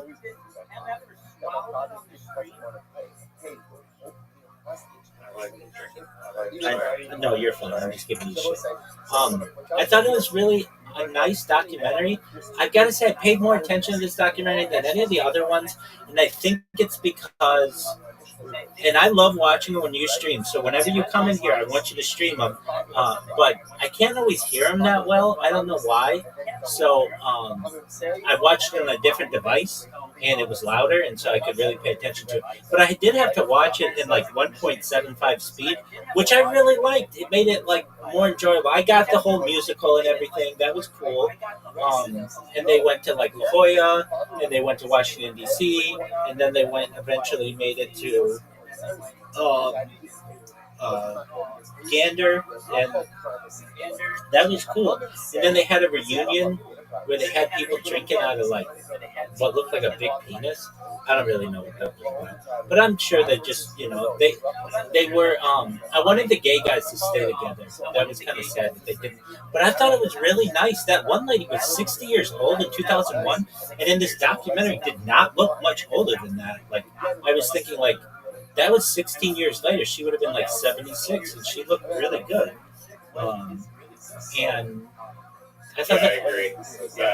I thought that I was surprised how old they said she was in that. And I thought it was sweet. Like she made the guy was gonna kiss her on the forehead, and she just kissed him, and like how he wanted to take a picture, and she's like, okay, we'll take a picture of the landscape, and he's like, no, I want to take a picture with you in it. Which today I could see people be like, oh, that's so creepy, but like then it was like, you know, it was a beautiful thing, and I could see people who are mature being like, that's not creepy at all. That's what pictures are for, to take pictures of people about whom you care. And I thought it was just a really cool moment. And you were like a baby at 9/11, but there was something in the air for 9/12, the day after, where Americans were really pissed, but it was the best day. Everyone was so nice. It was unbelievable how nice people were the next day. It was like there was a switch that was turned on everywhere in America, that we were going to be nice to each other. People were holding doors for each other, letting people in traffic. Everybody was just so nice. And there's actually a foundation that was started called the 9/12 Foundation that wanted to recapture that kind of idea that we had. It was unlike anything I've ever experienced in terms of how nice people were. Everyone was so nice. It was literally like in a movie where they have those the like electrical thing where you like hit the electrical grid like lever. It was like somebody put this lever on, and it was like for 24 hours everybody's going to be really nice. And it wasn't just for 24 hours, it was for about a week. Everybody had a flag on their car. Flag pins were everywhere. This is the start of when politicians started wearing flag pins. Before that, flag pins were not a thing. It's like ironic, almost like an act of terrorism that unites people who like come together. It's true. It's like what that lady said. If you were paying attention, no, I'm kidding. She was like, it's sad to say, but like such a terrible act brought about so much love, and I thought that was really sweet, and apt. I thought it was accurate.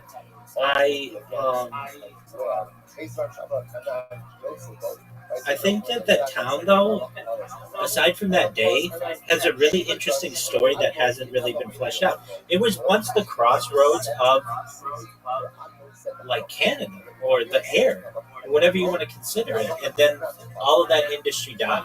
But I find it interesting that you didn't have people who were flying on private planes. There were no private planes.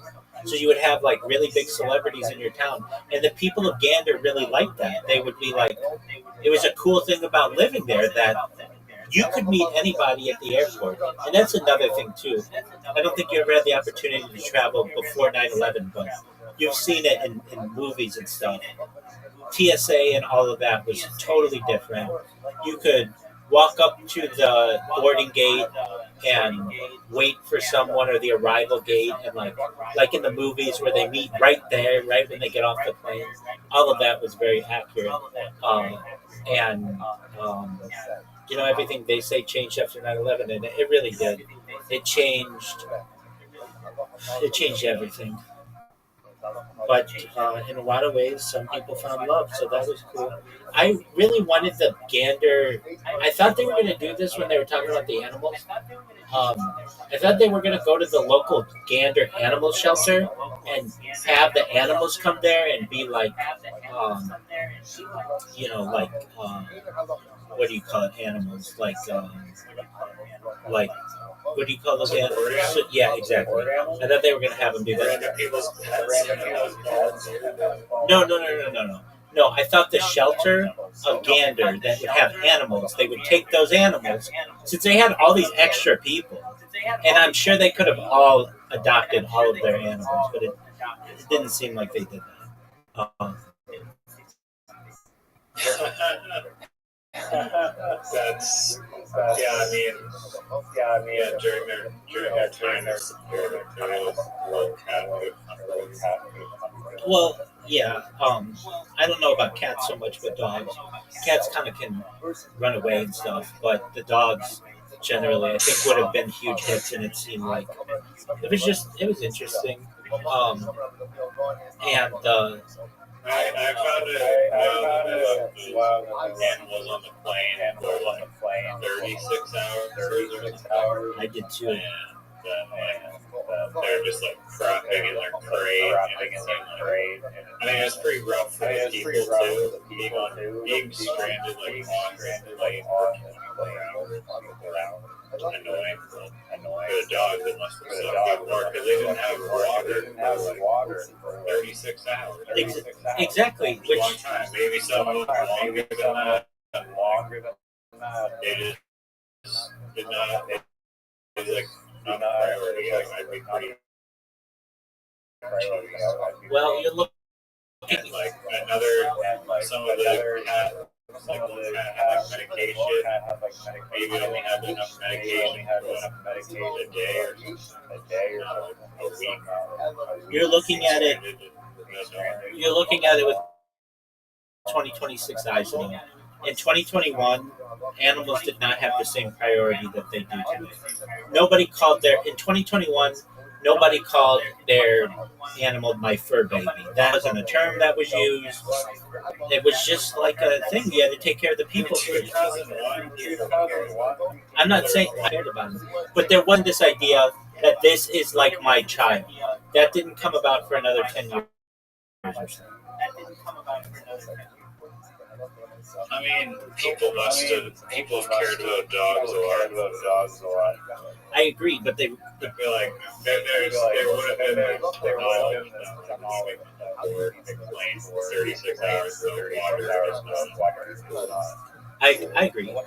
And they left the people on board for 25 hours, so the animals were only on board seemingly for another 11 hours or so. Yeah, I mean, I don't know, maybe a smaller animal can't go very long again. It could have been dangerous. And there's probably not AC. It happened in September, though, so the weather probably wasn't too hot. It was probably It could have been warm, though. Yeah, I mean, they didn't talk about any animals that had died. Yeah, true. And I mean, perhaps they did, and they just didn't want to cover that. But I don't know. I thought They should let people have the rare monkeys. Yeah. Get their picture taken with the monkeys and have that over the symbol. I don't think that's a strange thing. I agree. What else are you going to be able to be with a monkey like that? And yeah, very interesting. But I think that town has a really interesting story that hasn't been fleshed out, or if it has, I mean, the documentaries basically cover it, but it's like this really small town, like 11,000 people that in its own way had a huge effect on people, and it seems like they do reunions, maybe not like every year, every 10 years or whatever, but occasionally. And I'm sure that there are people who are like, whenever anybody's like, I'm from Newfoundland, they're like, oh, do you know about Gander? And they're like, yeah, actually, I'm from Gander. Oh, well, my grandfather was on this flight on 9/11 and had to stay there. You guys were so nice. Like, I'm sure they get that. They'll get that for 100 years.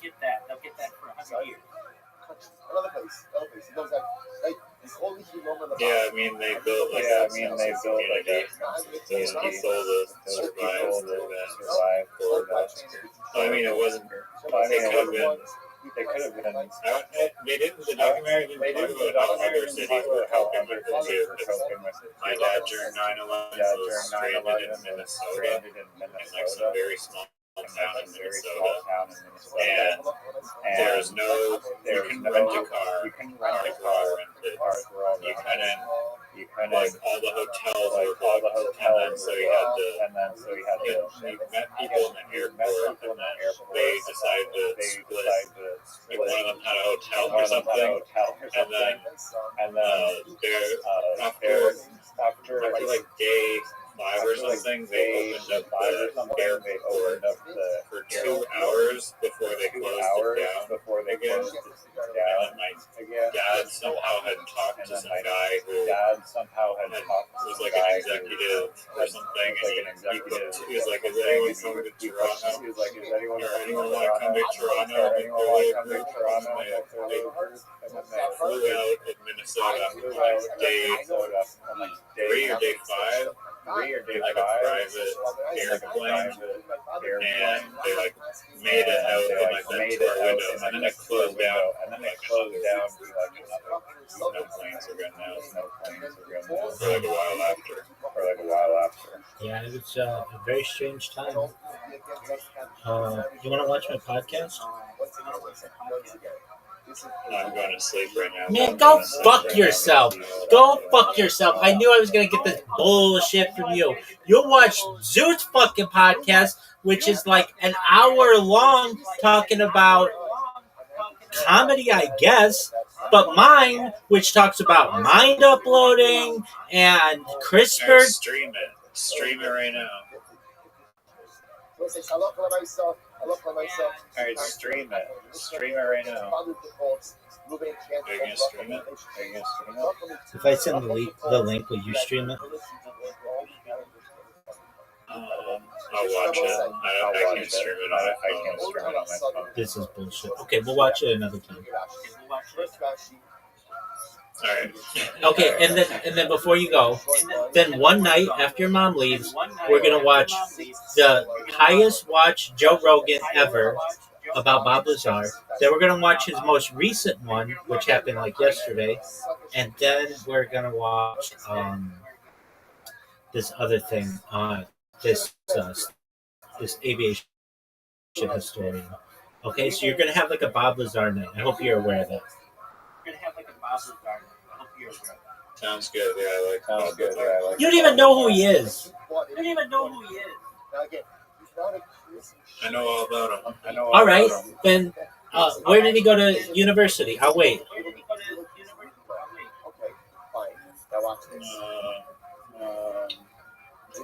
Somewhere in California, right? It's disputed, but perhaps Caltech, which is in Pasadena, and MIT. But it's disputed. It's a weird thing. They basically erased his university records. The government did. So he says he went there, but there are no records of it. So sure, okay, fine, we'll give you that He one. got a degree in physics. He got a job. He got a job, yeah, at Los Alamos Laboratory. So they don't just hire anybody. Like everybody who's there has a degree. But if you look up his records at MIT, Was it in aerospace engineering? I believe it was physics. But if you look up his records, they have no record of him at the school. So it's like somebody from the black world, like literally erased him. The only reason why he had any record of himself at Los Alamos, he was like, I worked at Los Alamos. They're like, we have no record of this. He had an old, or someone had an old phone book that had his name on it, and then when he went there, he knew the place like the back of his hand. He's like, that's where the bathroom is, that's where this is, that's where this is. But they had no record of him. They like erased his record everywhere. But he was in the phone book, and the fact that he was in the Los Alamos phone book for the laboratory showed that he worked there at some point.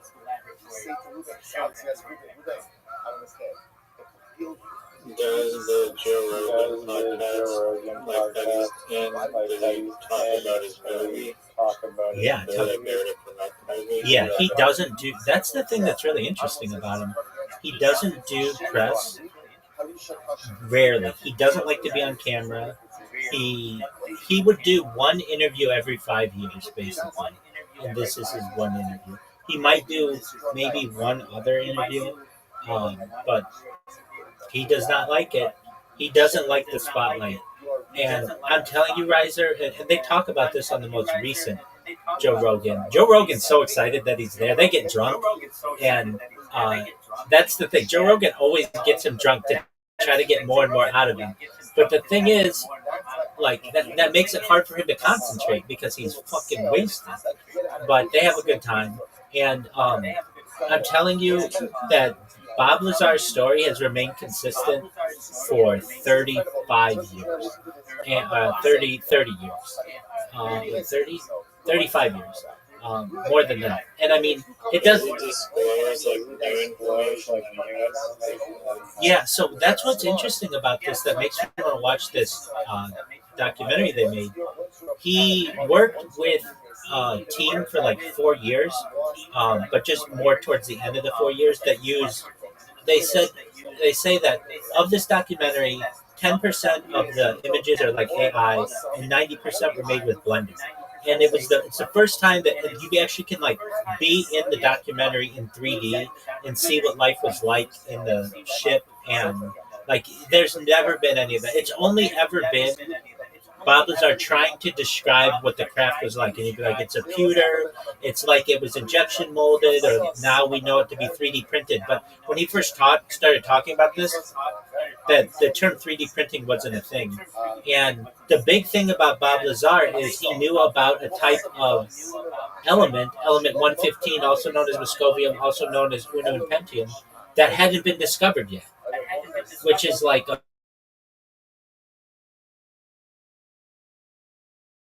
you're talking about an element that doesn't exist, and it would only come about like 15 years later and discovered in Russia. So anyway, yeah, it's a fascinating story. It is such a fascinating story. I was on a I wasn't on a podcast, but I was on a Twitter space with someone, and they had like 2 hour 2 hour Twitter space. They're like, does anyone have any like stories they'd like to talk about like UFOs or aliens or anything? And I was like, and nobody was coming up to talk, and I was like, okay, well, I'll talk about this. Do you guys know about the Bob Lazar story? And they're like, oh yeah, we love that story. Tell it.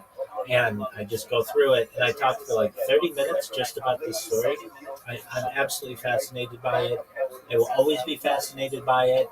It is so cool to me that I just can't stop talking about it. It's like, and as Joe Rogan said, there's a reason why my number one podcast of all time is about this subject, because everybody finds it interesting. If you have any interest in this subject, you're going to find the idea of the government reverse engineering alien craft to be very interesting, and it absolutely is. So anyway. Oh yeah, it was disclosed in 2012. But this is a different part of Area 51. This is an area called S4, which is about 15 miles south, and it's like the super secret place. Area 51 is very secret, but S4 is super secret.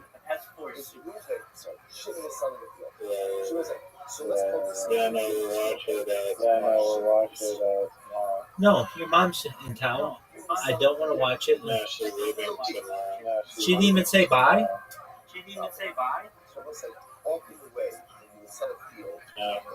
All right, well, tell her bye and tell her I enjoyed the conversations that we had. She's super tired, so she's getting tired really well. She loved the documentary, and I'm sure she'd be happy. I'm sure you will. Yeah. Both of them. Explain I loved both of them. We didn't watch the other one. Yeah, well, explain that I know all about how Fidel Castro was there and the Queen Elizabeth II was there. Tell her all about this. Tell her how I knew that it was the crossroads of the world at one point. Just brief her, but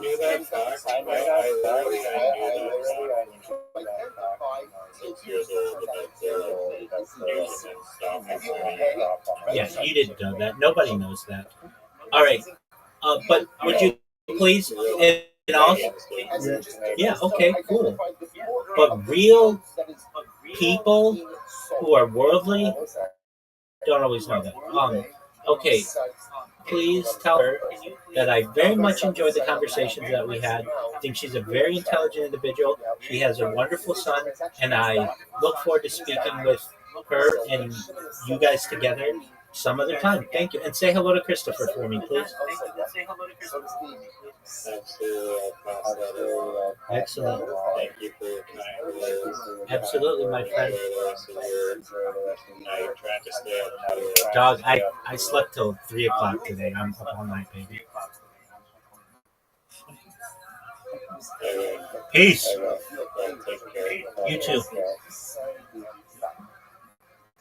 Now what's going to happen after this is over? So now Ruben is going to want to come back and say the shit, by the way, field A is mine. It was stolen from by Lady subsequently. So the mission says no. I saw Simon La'akar, eBay that so at the end of the day, To be talked about at the center of attention, whether it's good or bad, they know that. in this Okay, so case, of course that I like one this. who You was don't love this, like, that because, yeah, like, and this type of star no, you do, but I don't like ones where they have as a border they start from introducing the their answer. everyone agrees that we're Like, going to so whenever a girl asks me, like, again in my life, if they're ever like, where did you visit I'm not anywhere? like, I got this question. okay, what's I mean, it's been a while now, That's what but yeah, chicks are obsessed with this fucking question. Yeah. So they'll be like, if you go anywhere in the whole No, so, so, no, but it's Obviously, because I do so like that. I'd be very This we actually have to share target Yeah, because and then I get my glass and I go ting ting. and the shortage is Everyone in this restaurant, she just asked me a question. She asked me, if I go anywhere in the world, where would I go? To Texas. Houston, Texas. Jesus Christ. If I go anywhere in the world, where would I go? And I look her dead in the eyes and I go, I'm never going to Los Angeles. And I'm in the city of Los Angeles. Everyone's on my side. So I just rallied the troops because she can't give me some bullshit.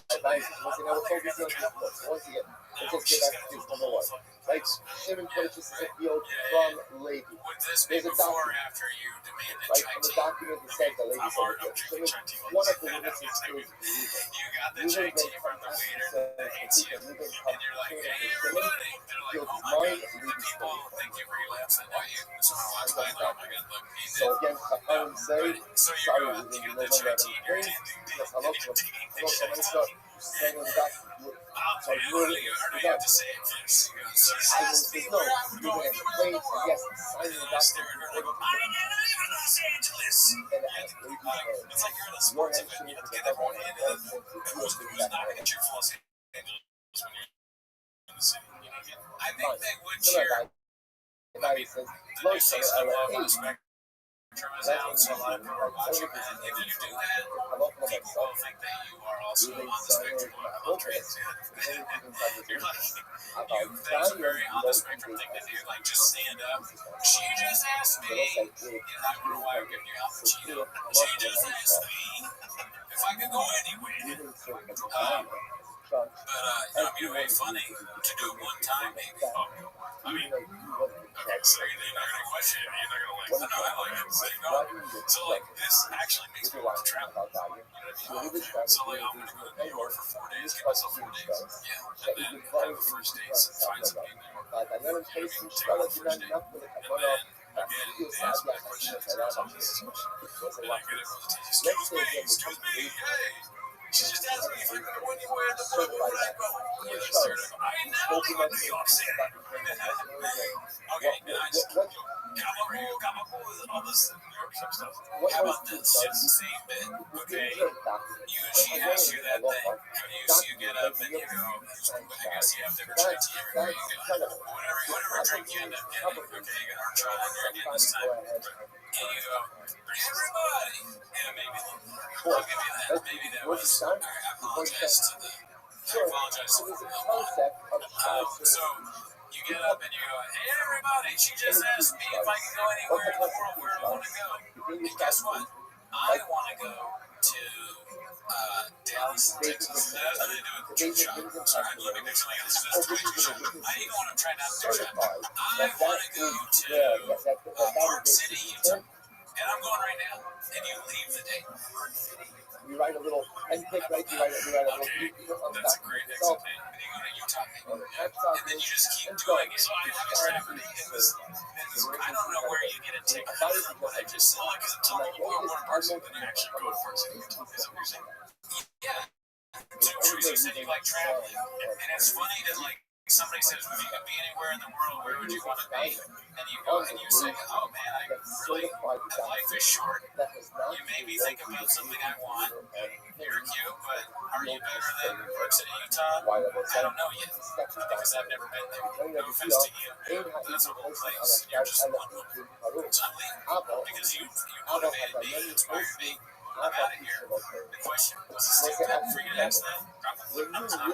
And you go to Park City. I think that's where like they're skiing there or something like that. I'm not a skier, but maybe you would probably be a great place to go. It looks really nice. It was also I read this transaction. I can only remember a certain amount of things throughout the week. What is the next question? Yeah, see, You are I was trying very to young think of like to other be questions they would ask. What is it? What are you certified? What are you certified? The whole point of getting everyone involved is that they are in that city and they're on your side. So it's like, I'm tired of being attacked for questions that I'm asked and I answer honestly. Honestly, dude, girls do not want the truth. Probably not. I've told some of your recently, I was like, I'm cute. It's not even certified signatures on the document itself. But it has nothing, You're just in a bad mood underneath.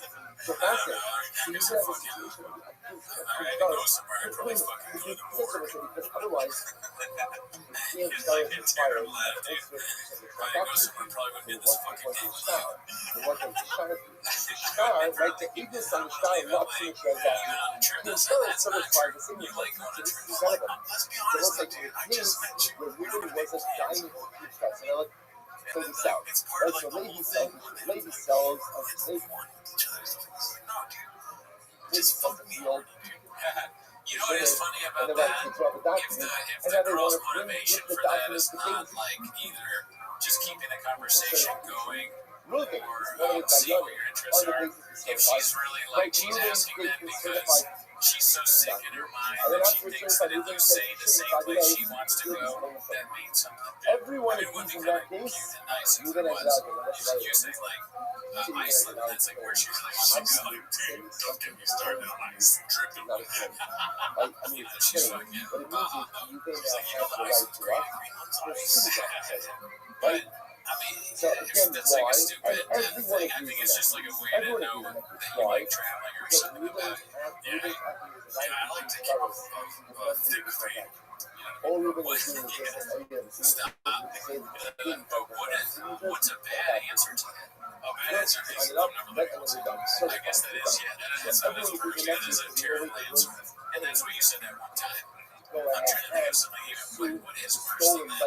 We think the worst answer. You weren't even trying, you picked the worst possible answer. Now I'm sticking to it because like I could do so hard with some random shit. And I'm just like, alright, well, fucking next time. I wonder what she said. Did she say like, you never want to leave it like she got kind of like, she was like trying to be like, how can I transaction was valid, or it's just maybe sold to shimmer. At the end of the day, it's my life. Okay, so she did say, okay, what's another question that Trix asked like that? Like that you can, because I like the idea, like it's all that like, it's kind of, you know what's funny, to bury yourself so deep in a hole like that, like right away, to dig yourself out of it, try and convince her that, no, I just really love Los Angeles a lot. I'm a very positive guy. I love how do you come back from that? What's the question? My mom is the mayor of Los Angeles. My parents actually founded, or my great-grandparents founded Los Angeles. My great-great-grandpa's name was Angeles. Girls knowing that I'm Canadian always ask, how can I bring you back to Los Angeles? Oh, that's only I was on San Jose. I didn't think everyone, she's just asking a question. What happens if she is Okay, I've got one, but I mean, do you go for alright, so you say, Six doesn't kill Tony. Ding, ding, ding. Hey, everybody. She just asked me if I was on Kill Tony, and I got one thing to say about that. Because, like, they say, I Kill Tony, I wanted to say another word. I wanted to say more things on that, but I don't think you can say that word. You can't say that one. You can't say that one. I'll look it up. Oh, you all know what word it is. And I don't say that word, but they say I Kill Tony. I say I Kill Tony. So, bring it back to Los Angeles. Oh, sorry. Go on. I just said the Z word in front of the park. It's funny that I made it so much worse because, like, before she's like, this guy doesn't want to travel, but he just called about the Z word. Alright, I'm sorry. So you go, and then she just asked me if I have ever been on Kill Tony because I do stand up. You know what? Fun fact. Kill Tony started in Los Angeles. And then it moved to Austin, and a lot of people say it's not as good now because it's like, you know, a lot of people aren't that, they're kind of, edge lords in the Austin scene. So I was on it when it was in LA. It was more fun and more grounded and not about, you know, celebrity and right about it. I understand what our podcast. Yeah, okay, give me some constructive criticism. Yes, like, you're not helping anybody. You're giving them like a fucking Wikipedia page. Oh, let's Kill Tony's history. Yeah, that's true. Yeah. Do you want to try one? On this one? I mean, I never leave Los Angeles now, but for Kill Tony, yeah, for sure. You she just asked me if I was on Kill Tony. Guess what? I'm never leaving. So then she really doesn't understand what's going on. Yeah, dude, I'm not connecting any dots for her, dude. She's gonna figure shit out on her own. You know what I mean? I'm making dots for sure that she can try to connect. Okay, so you go, hey everybody, she just asked me if I was ever to Kill Tony, and then you play the theme song from the Chicago Bulls. I'm like, what is it that Michael Jordan did? How does that go, or whatever? Yeah, it's like, yeah, I know what you mean. I can't remember if I would have been funnier if I could remember whatever it was. That's shit. Don't do that shit. Hey everybody, she just asked me if I was on Kill Tony, and guess what I was? I was on fucking the best episode ever in the belly room, in Los Angeles, California, in the comedy store. It was Too Short, the rapper. That was in the middle. That was in the main room. What's it called? So like these are not. Yeah, it does not know first English. What's a guilty pleasure movie or show you recently? If anyone asked that on the date, I've never said guilty pleasure. Never. And also, guilty pleasure, I stand by the whole thing. Guilty pleasure is something that you don't tell people you're guilty of it. So you keep it to yourself and you go, man, this is a guilty pleasure. I remember a friend of ours in our group chat once was saying how he had this guilty pleasure about things. We're like, that's not how you do this, man. That's a normal pleasure. Yeah, exactly. Or you're not guilty of that if you just told us. So, okay, well, let's should talk about it. What do you think of my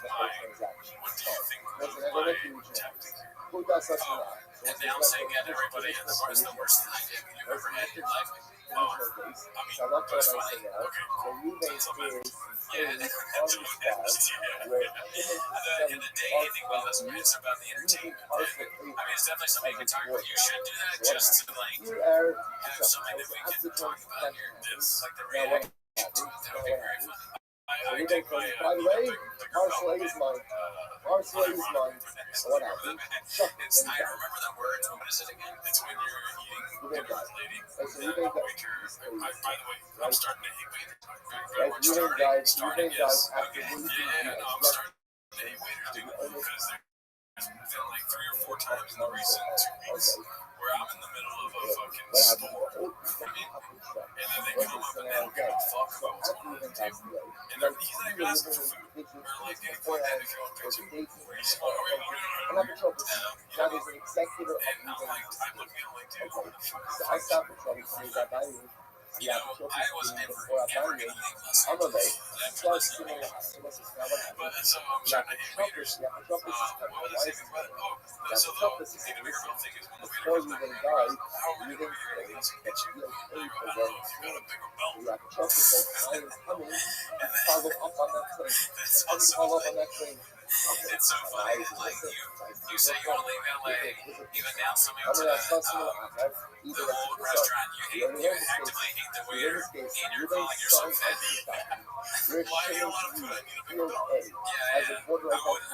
Listen, if it's for the entertainment of us, me and you, then yes, this works. What am I doing this for? Okay, so am I doing it for the lady? If I was doing things for the lady, I would be going there for my apartment would be clean. You know what I mean? Then you just need to you just need to find the right woman that likes these things. Exactly. Yeah. I'm not gonna just like fool someone into like falling in love with me. I'm a psycho. Why not just be psycho on the first date? That's what I mean. That's my plan. That's most men's plan. You fool some woman into thinking you're not a psycho. If you ever make your really fool a woman. Yeah, exactly. There you go, Jordan Peterson. Yeah. These questions are crazy. Some of them. Like, a guilty pleasure one, no real person would ever say that. And then, are you a morning person or a night owl? Really kind of different question. I don't know. Would you ever ask a woman if they're a night owl? I don't think I would. I would probably be like, do you like staying up late? But I mean, I wouldn't even say that. That's so weird. Why would you need to know if a woman is a boring person or a night owl? It's just kind of no first. I don't like that. But here's my issue. I think these questions are fine. Guilty pleasures are general knowledge. They're just like, is there any insurance? Look at me. Sorry, say that one more time. So these questions are really fucking my head right now. My issue is with like the acceptance of my answer. Like, you're a boring person or a night owl, and I go, usually night owl. She goes, you dumb fuck. You're a night owl. You just stay all night. Is that what you're fucking idiot? You know what I mean? I hate that part of it. It's like, okay, why don't you answer the question? Like, obviously, you're a boring person. I got that from that, but I didn't give you all those name calling. You know? Yeah, I mean, if she said, like, yeah, if she completely doesn't agree with what you say and then is mad about it, then she kind of sucks. But then it's funny that if you're such a morning person, you're it's a poor fucking profile. Whatever they finish it. What was the question? If you were a cartoon character, what would your daily outfit be? That's crazy. But why wouldn't it be more normal if you were a cartoon character? Which cartoon character would you be? Why outfit? Yeah, that's kind of weird. If you said that to somebody, they would think you're crazy. Seriously. Saying that to your intent. Hey everybody, she just asked me if I was a cartoon character, what kind of outfit I would wear. Guess what? The Dodgers jersey. Or like, because I never leave in Los Angeles. Almost sounds like a strange SNL sketch. What is the coolest place you've ever visited that's Los Angeles, California? What's a topic you can give a 20-minute presentation on with no preparation? Or in a job. But that's a good question too. I don't think that would be weird.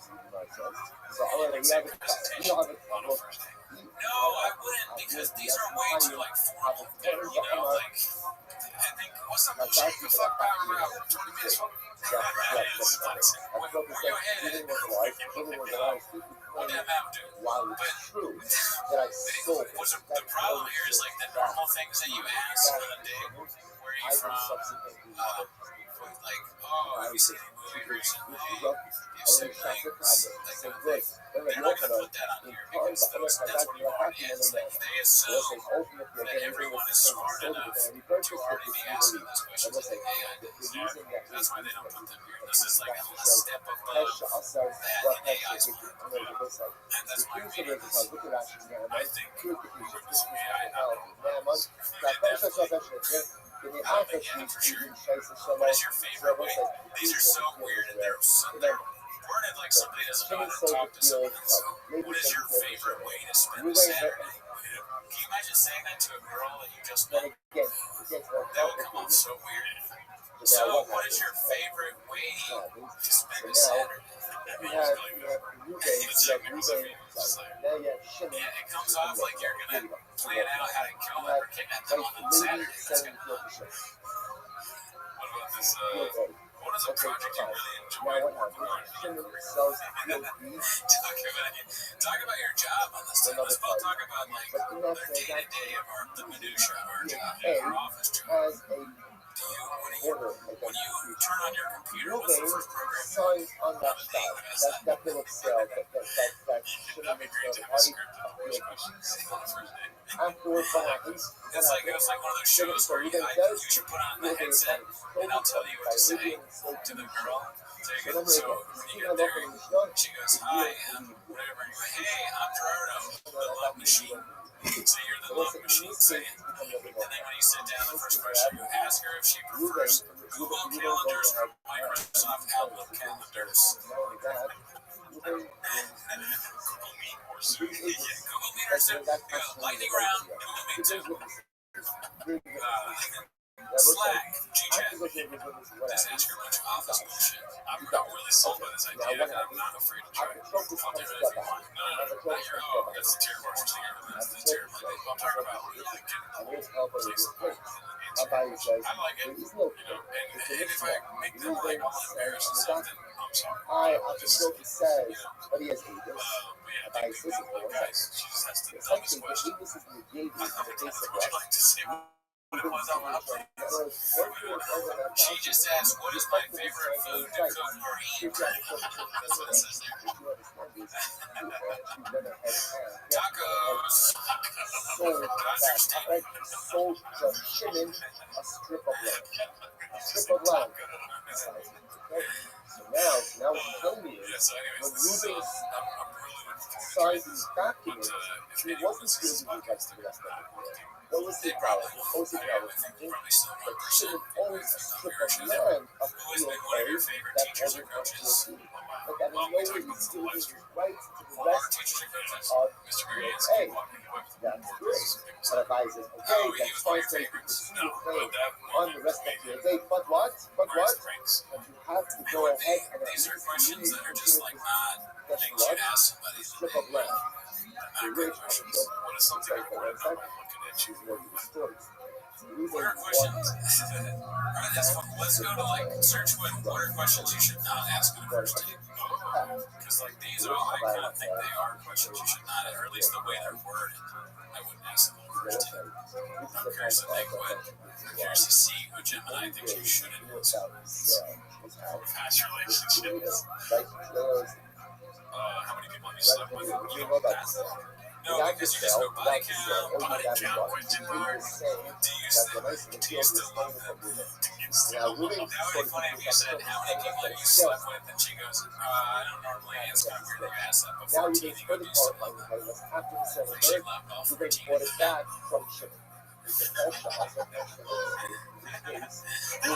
I don't think why did you and your ex break up is that bad if she brings it up. Yeah. But I don't why I wouldn't ask just because I want to know. It's a track, dude. Whenever girls try to bring up their ex, at the end of whatever the fuck you're saying, because I'm a passionate person, they'll be like, I feel like I'm Rabbi. What's the oh wow. Rabbi? Really? That's what the hell? Yeah, well, should I hit her up right now and say that you're a dumbass? That's everywhere I want to go if I can go anywhere in the world. Hey, everyone!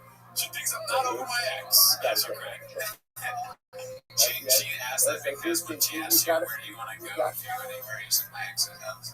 Or no, you don't say your ex's name. You say like a random city name. You go Monrovia, California, and she's like, why? And you were like, Monrovia. Like, it's where my ex, you say an address, 1517. Santa Cruz Street. That's where my ex lives. How much money do you make? Or what do you bring to the table? That's an excellent question. That should be the first question. Which one? What do you bring to the table? I agree that, how much money you make is but what do you bring to the table is kind of playful and funny. A girl might take that the wrong way, a guy might take that the wrong way. Check your watch, be like, alright, I got about 3 minutes left. What do you bring to the table? Let's go. It's here. Let's say she says, what do you bring to the table? You still check your watch. You got how much time do you have? Then you list off all your strengths. I bring, and it's a white girl that has a Shimon, and Reuben was one of the.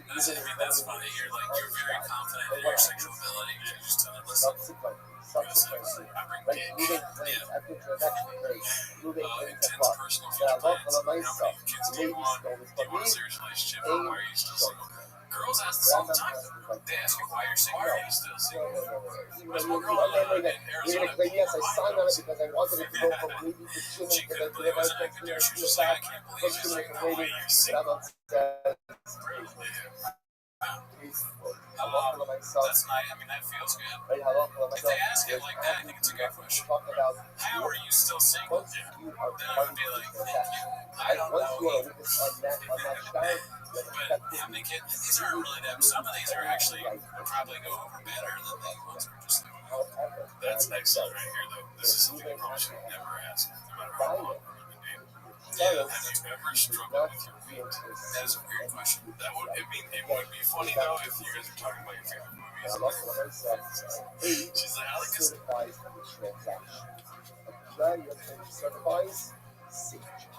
like a local of myself, those constantly, like I'm one of this missionary constantly. There's more, much more. Again, Philip was telling me that Character Zai, Halakas, Olives, and Days. Take a look at it and you're all a lot more interested. It is the best Halakas. Good. Mishnah, quickly. Mishnah, Halakas, is the Derech Sadeo.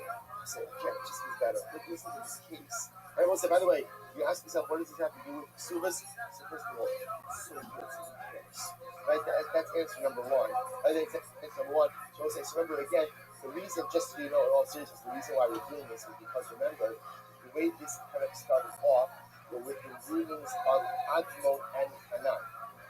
And remember again, it started off with a discussion about Zonas, that which is Ksubas. Now, let's say we're just going through all of their rulings. Watch, this is a great case.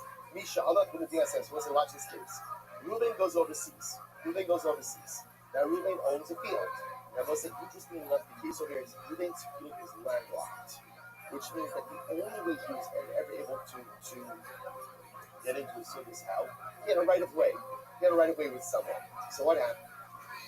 So Misha, so we'll say, now what's the problem? He comes back, he's been away for a while. No, he can't remember the right of way. Where is my right of way to get into my field? Of course, he's going to the mountain. None of the neighbors are being forced. Right? No, just obviously, no one wants to give up that. No one wants to give up that. Right? So Admon over, Yelet Lo Tzara. Admon says, look, since we have to use logic, figure out what is the shortest way to get into this field, and let's assume that was the previously established right of way. The Hum Seido, Yikna Lo B'Dachtarach the Me'amana, or Yifrach Ba'adi. You have a choice. Either go ahead and pay $1, whoever is willing to negotiate with you, or fly. Right? In other words, right or fly. Figure out a way to fly. And so again, this is actually interesting. Come and say, listen, Ruben, you went overseas, you lost your information. The burden is on you. So pretty much, again, no one has to do anything for you. So you're going to have to figure out a way to negotiate $1 right of passage. What's that about? So my time is up on a shopping Rabbanon. So I don't understand. What's the logic? Look at Rabbanon. So everyone says, use the Rabbanon position doesn't make sense. If there's one thing we know, it's that what? Ruben had a right of way. Right? What's up? It's right of way. Casino all over here. Oh, well, have you ever struggled with your money? This isn't nothing to do. But like, the simplest part of a I wish I was autistic, dude. I'm gonna have to learn everyone, yeah. Have you ever been in a legal trouble? This is too bad. Yeah, that's playful fun. Have you been to jail? Yeah. Have you been to jail? That means probably not. If yes, how many times? Yeah. So I'm The going to problem, what do you say? Yeah, I got logically, drunk. he's going to take you the easiest path. So just assume that's the path he has. What's logical about that? Yeah, it just happens, Will you go on a second date with me? Jim and I want you to come. Probably wouldn't do that. Yeah. This is a What is your favorite non-block. place what to ask instead? See what I'm saying? What's your favorite place you've traveled to, dude? Who gives a fuck about travel? You know what I mean? You don't even have oil. We're talking about traveling. I turned that on. I was talking about travel. Yeah, I mean, I don't even know. I guess I was happy urban in another country, and that gives me a chance to brag about being in another country. Tell them all the stuff I've been, all the places I've been, people I've seen, been a lot of stuff. I've been everywhere, man. Around this country there, man. I haven't been. I was posting on Friends, the greatest social media site. I said, a lot of comedians forget the rule of three, and I wrote my platform. But do you have a rule of three that's not comedians? Like, a rule of three for comedy that's not the actual rule of three, where it's like the third thing is the joke. Three things. Rule of three is I had 3 rules for doing acid. Oh, what are those? Nothing's real. Don't give a fuck about anything. Just kind of and then always wear sunglasses. What did the sunglasses do? Because your eyes wander a lot. And also it's like a shield. You feel like a shit. So people can tell, hey, so it's not feel fun. Being able to let your eye acid, it also feels like a good brain. So I don't know about rule of three. Yours is different. Live, laugh, love. I'm trying to think of other things like that. I also could just think of another rule of three. Obvious, this is obvious. Bernie's not a big guy. Let's see what else. Always move the mic stand. So I was listening. Have a close except you're not looking at I Oh yeah, bring it. That's, mean, that's a good one. So I went to this show on Saturday, and I wasn't on the show. So I went to the show, and I was like, right when I got there, I wanted to close my phone, get fed. So I went to him, I was like, hey, can I get a spot? Yeah, and he was just like, immediately DM me on Facebook. I was like, okay, what's your Instagram? And he goes, Beans Com. That's what I thought he said. Right? I was like, oh, Beans Com. Beans Comedy. I was like, oh, okay. Can you spell it for me? He's like, it's like the devil. Beans Comedy. And I was like, oh, okay. So what are you saying? Beans. What are you saying? And he goes, Beans Comedy. And then I was like, can you spell it for me? He said it again. He was so mad that I asked for a spot. And then he's finally spelled it out. He's like, B-E-A-S-T. Beast. Yeah. I mean, you gotta be like used to that, right? I say, well, yeah, it's just music playing, like, spell the fucking thing for me, you know? Yeah, DM me, and you're never gonna find it. It's funny because it's like, if you can't hear it and you keep asking, like, what does he expect? Just, you gotta spell it. He's wasted 6 instances of just saying the same thing. Best. Where in comedy drops the devil. Like the beast, like a beast with 2 bags. Shakespeare is at the devil. Why is it a beast? The devil? I don't know. Maybe it's like the devil. Speaking of which, I saw the Bone Temple movie. That's what we're talking about. It was crazy. I loved it. It was actually really, really great. But his fucking show sucked, dude. It's not my fault nobody's here. It's kind of your fault, you know? Yeah, but like, why do you, if your show's not even that good, I'm asking for a spot, I was here, and I didn't care, just say, you don't have to give me a spot. How do I, do it? What is this? Why does comedy still suck like this? Imagine throwing a suck-ass comedy show and you pay that. Imagine. You know what I mean? That's nice. Come on. But you know what I'm saying. Yeah. Like you're paying the headliner gets what? The headliner didn't bring anybody. So what are you paying for? You know? Yeah. That was always my struggle with comedy shows. It's like, not so much the paying, but the aspect of the headliner. Not bringing anybody. You know, it's one thing if they're hilarious. Okay, great. You should book whoever the funniest person is. But don't fucking act like it's a big deal that you got this person that no one knows. No one has ever heard of them. No one came to see them. They didn't promote the show. Maybe they did. It's almost worse if they promoted the show because then no one showed up and they totally promoted it. And can I be honest? Yeah. Because he gave him some kind of like, I'm doing 6-7, but like the worst intro and kind of like a good intro. Not the best, but like a kind of good intro. Yeah, before I got on stage, he said, "So this guy could not host the show." He's like, "So I hit up this guy to be the headliner for tonight. He dropped out last second. Great, funny guy. So I got this guy, and Cody's face. And let me finish. I'm not finishing. And he goes, I got this guy, and you guys all know him. There's nobody there, but he goes, you guys all know him from his big podcast. He has a big podcast. And you know me, dude. I know you, first of all. Yeah, you're immediately like, oh, let's compare it to my numbers. Yes. I'm a numbers guy, exactly. Yes. And I didn't do that because I'm trying to get rid of these toxic habits. But I was immediately, that's exactly immediately like, we get at least 300 views on fucking episode 300. I mean, yeah, does he have a big podcast? I do check. I'm very interested in seeing.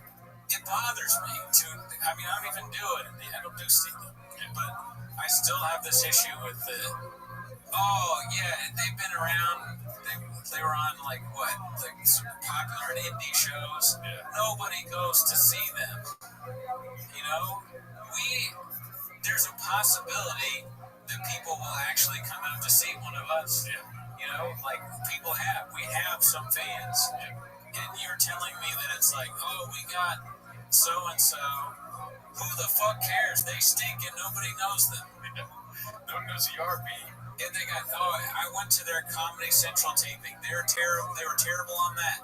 They still have no fans. And I'm telling you, he gave him an okay intro because you know what, dude? I need to go to therapy because I believe this guy that he would have something like worth noting on YouTube.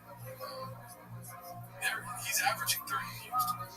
Thank God, yes, that's huge. I guess, I mean, that might just be that they're just saying that, though. But I remember, like, there'd be a headliner, it'd be somebody that people know in the scene, and they maybe cancel the show, and didn't show up, and nobody came. Or it's just, like, why are they the headliner? They're not that good. Let's just say the last one.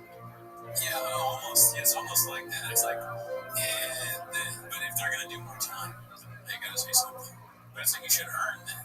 You know, the headliner should bring some people to the show. Yes. But that's not the case in Los Angeles. It just bothers me.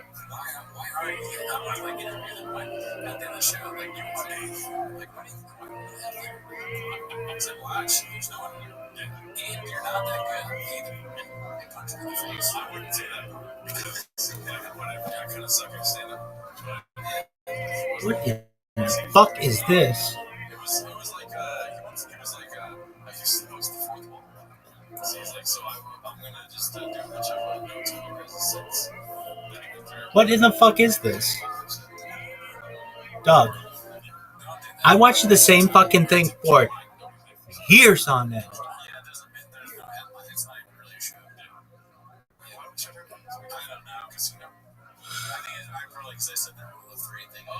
This fucking shit hasn't been recording? Bullshit. Dog, I've watched the same fucking thing for years on end. I watch this fucker in this little hat, and all they ever fucking do is want to send that fucker with the boards to me. I don't want it.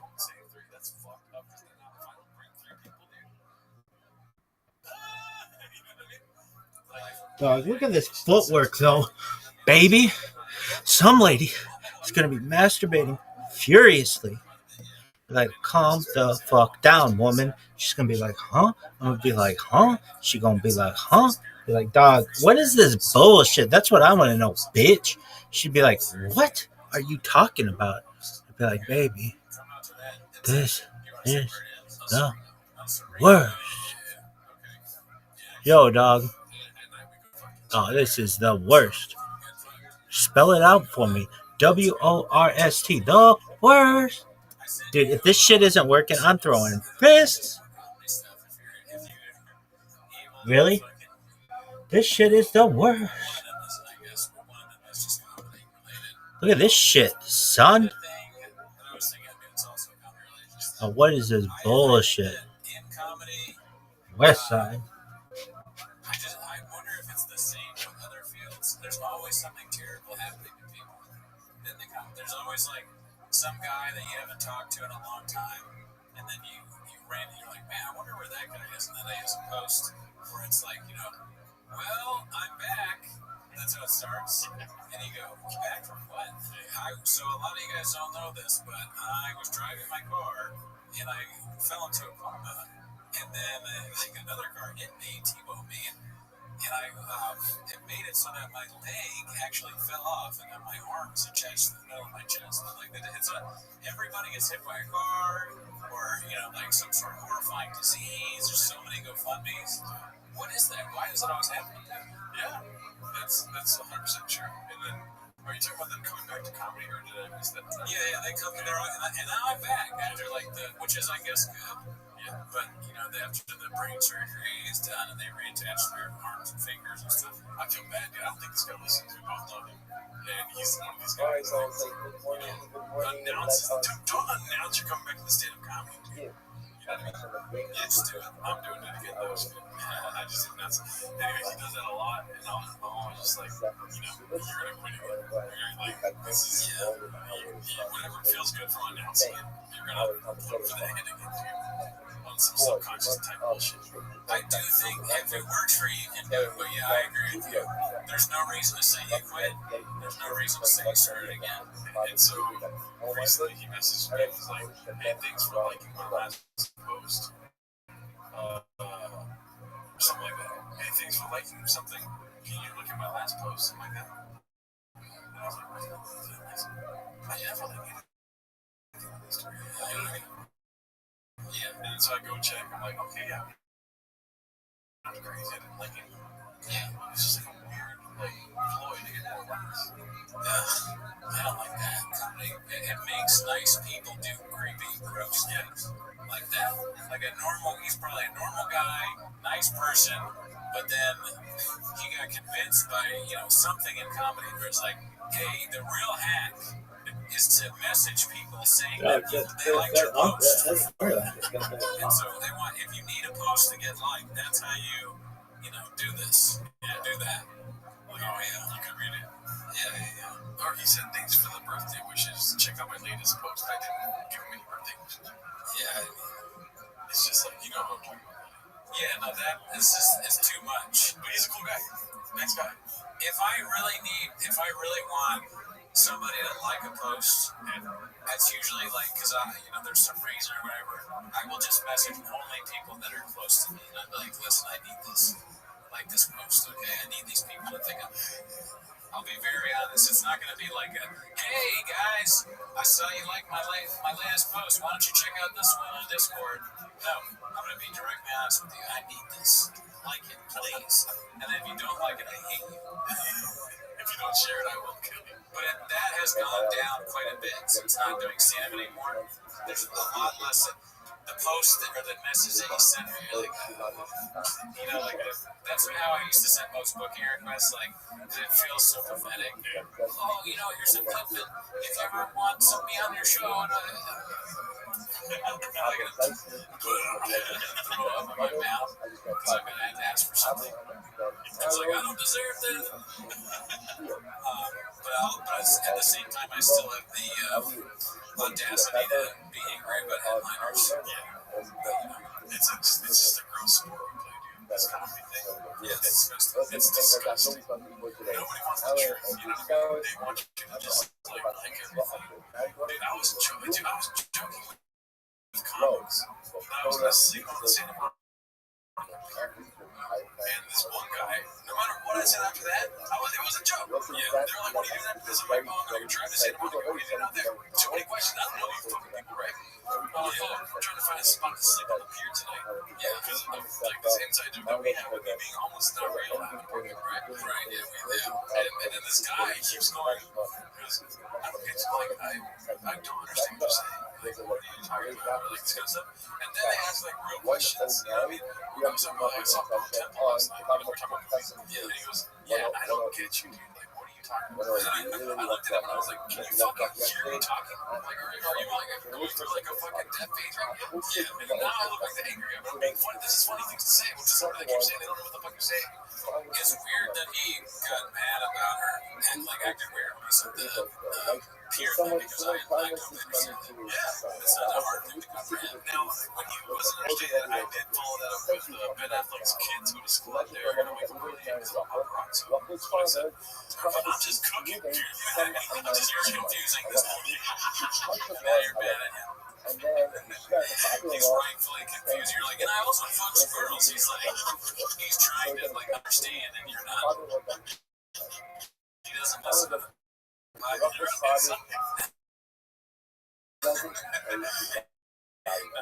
I'm trying to say is like, joshing around outside of a fucking comedy show. Yeah, this is what I used to do this for. It was fun. Yeah, just fuck around. Yeah, fuck me, you're right. What you gonna do about it? Yeah, okay, like, what are you, a rookie?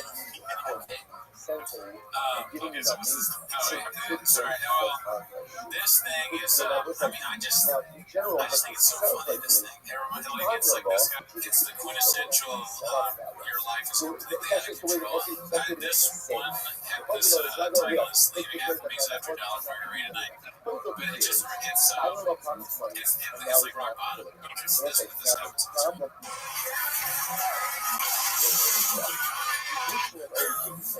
So it's gonna be good. I don't know. He throws out. He crashes his car. He opens the door and throws out. And this is what makes it great. She got the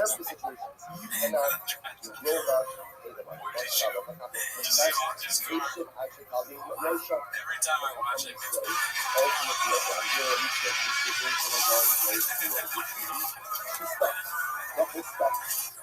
it's It's like, this is how shopping was transfer work. This is definitely, there's so much shopping here. Credit card, shoot.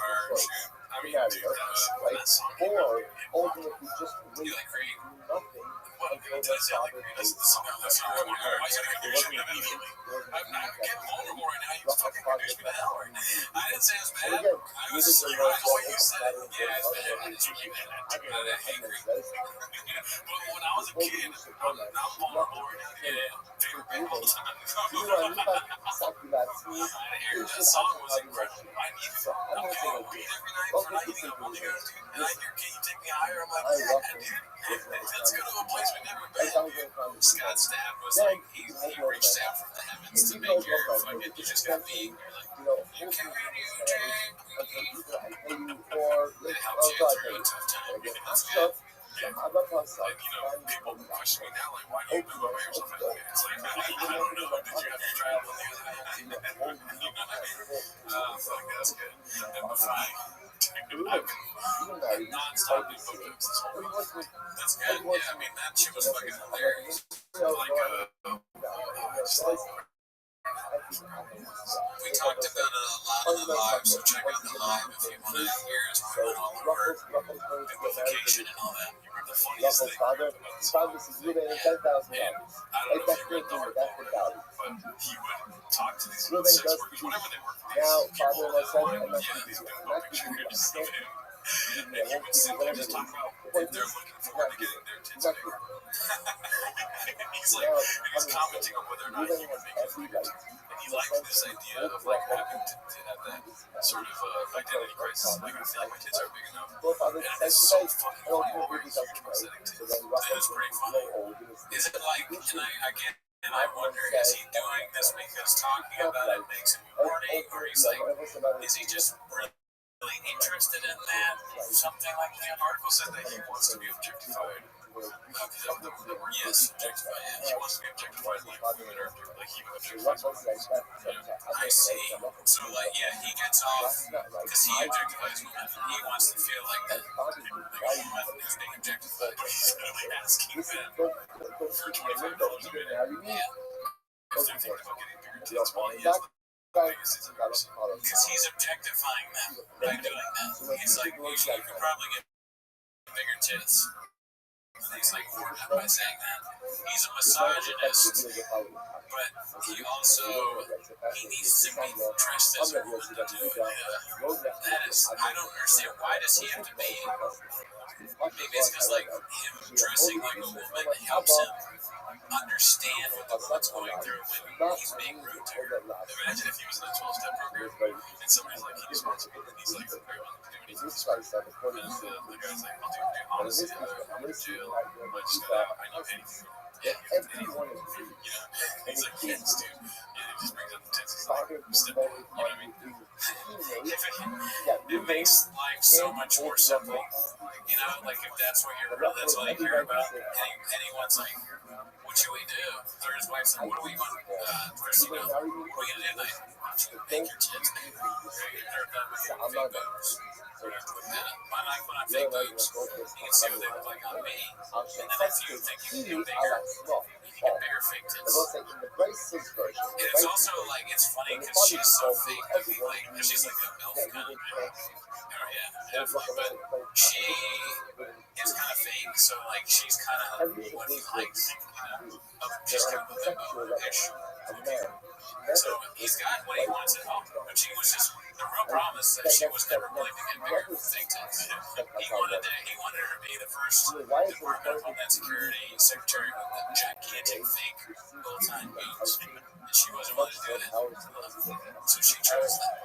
She chose her job over her husband who wanted to. Dude, honestly, I don't want a movie about Brian. You know what I mean? The guy that did the tits.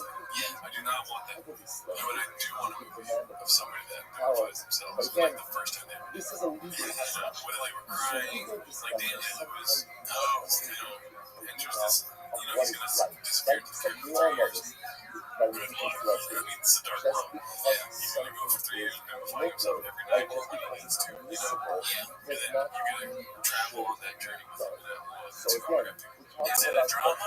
permissible. That's Right? like, So I come think, and say you know, again, like it's the artist is permissible art. for Okay, him if I to laugh, I marry laugh. as You know, leverage to but go I ahead won't and read. extract It's money real. from his father. You know? It's What legal. if, okay, It's legal. like It's imagine right. if Joe The Pesci right was a gangster. twist Right? that. He's just Of course it's not. Joe Pesci and Big Five. You know everyone does it. So It'd be so strange. That like, sounds like an art house movie. Yeah, because he's so old. Or make a movie about how fucking sheep are people. Like, why can't we make what is that movie called? Lamb? Oh, yeah, that's weird. You're right. Oh, we can't watch somebody bimify themselves and like the journey they go on. You're right, the lamb should have had big tits. What if Christy Nome, like, they stay together and her boobs and her butt just get really big? She has fake butt. Big fake boob. And they stay, and they're like, he's really heavy. The whole family. When the kids become of age, they get big boobs. The sons, if they have sons. The dogs that they, she killed her dog. She puts big fake tits on her dog. They're just the big fake boob family.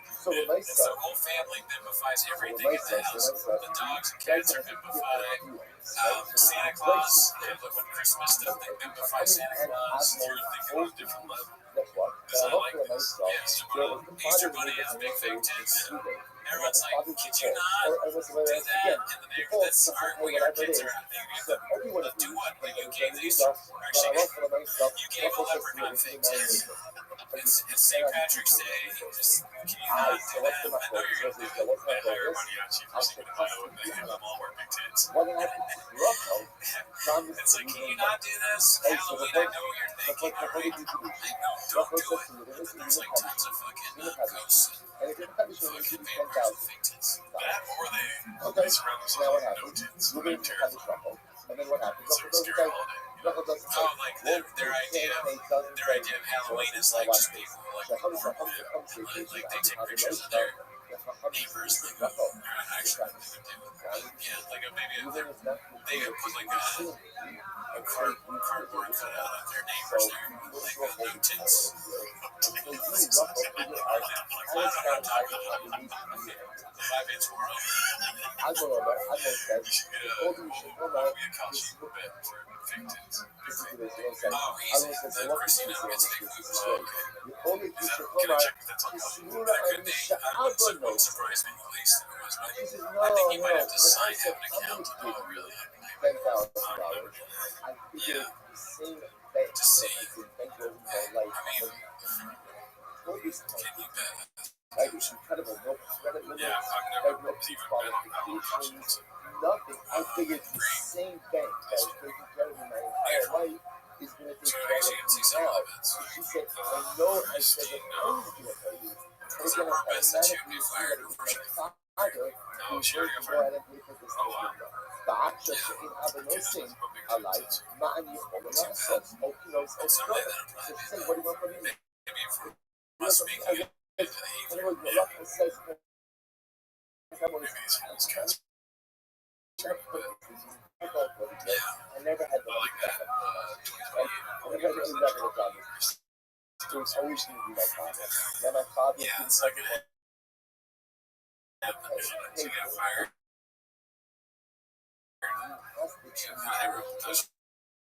He would marry me or divorce.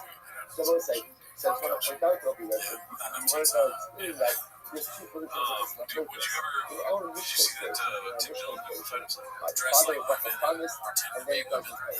My father would say, okay, I mean, like Cosmo says, I mean, she could say the I word, we should not know like that. Divorce me as married me. for me, him doing that has reached like the one trick pony kind of thing. Right to that says no. Somebody talks So about that was my father divorce. but I'm like, I know he's telling another woman thing. Oh yeah, because he dressed like Your Rachel promises the money. The Chachamim say, listen, like Rachel, whenever he gets a chance, make what he I'm does promised. that thing. You're only going to promise. You're going to have no obligation. Did you see You're going to hold your matter. oh I yeah, will say, did you see no, Jake Rachel Paul says, I'm video promising talking my about father. I'm like my father. I think I vaguely heard about that, but I didn't actually watch the clip. Like the Jake Paul's gonna do it to like And everyone saying the vice interest also, back you or know, I something. mean, again, the vice, you know, Jake Paul blackface. ton of analyzers. But I tell them, when This is is probably the this most so? brain-dead shit I've seen. When is this so? So you know what? I watch Shaw every week. No one about this kind of person. And So when extreme truth, and people aren't ready for that. But I think it's fucking hilarious. And I wanted to ask you something because I've been over the last couple of days calling makeup artists, and I was gonna do a response to this and like go into like the full on darker and do it and just do it back because why not? Why not is a funny question to ask, actually. Why not? Because when you ask why not about something like that, you already know so many reasons. It's intellectually dishonest to be like, why not? There's so many reasons why not. You know the unless the image is reached you out here in shops and TV, it's a forgotten history and what everybody talks about. I was fantasizing though if I was like a billionaire and silly if I were to apply myself in blackface and have a sign indicates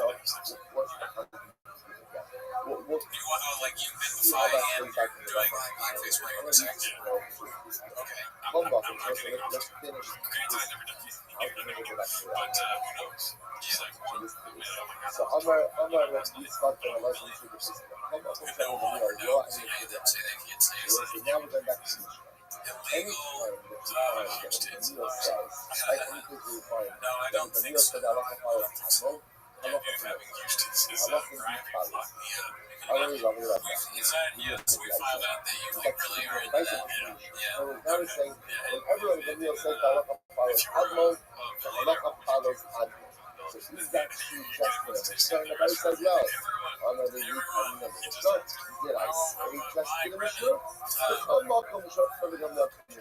That's a good question. Because I used to be able to spit off 1,000 things like that. I think it would be funny to, one thing I've fantasized about a few times is if I had unlimited money, is getting a bunch of it out of the bank, rolling it up, putting a rubber band on it, and like driving up to people, and when they're not looking, just like throwing hit them in the head with it, and like not like hard or anything, but like hit them in the head, and they go, what the fuck? And I go, it's all money, it's for you, because I get to laugh because I hit them with the money, and then when I gave them a lot of money, so they're not going to fight me. So I get my entertainment, and they get a lot of money. That's one thing I have thought about doing now, because it's like, no, but I think you should really like sew it into a baseball. But it's like, inside, let me hear me out here. Inside the baseball is like a big hole. You know what I mean? And like, if you're trying to put a lot of money in there, you're chasing after you, don't you want to get that baseball? Yeah, but Here you go, it's kids. a baseball. Instead of the balls, it's like a chip. I wouldn't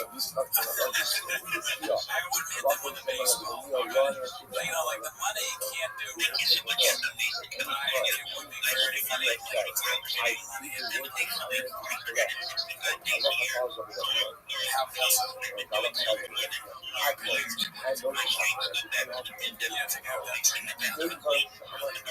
things are like, wow, this is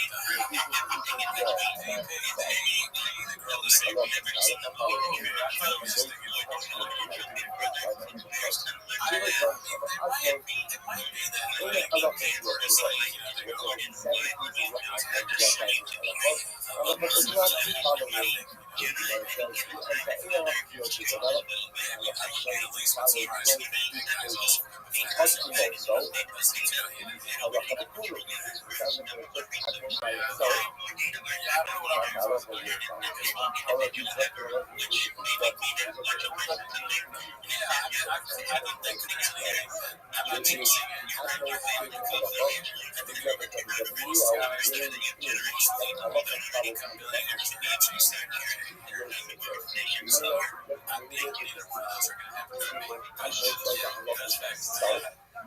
go, I just, the idea of using that money to buy something funny is for like flappers too. Should I buy a big building? I call it flappers too. And I make it a comedy club, but not the way comedians do. A lot of what comedians do, they buy a comedy club because they want to perform there. It's a good hangout spot, and they have this like grand plan and all that like fucking like characters. Those people buy a comedy. Clearly out of shit. It's a joke, but I do exactly the same business. I trained the person that pretends to person that acts like there's a visual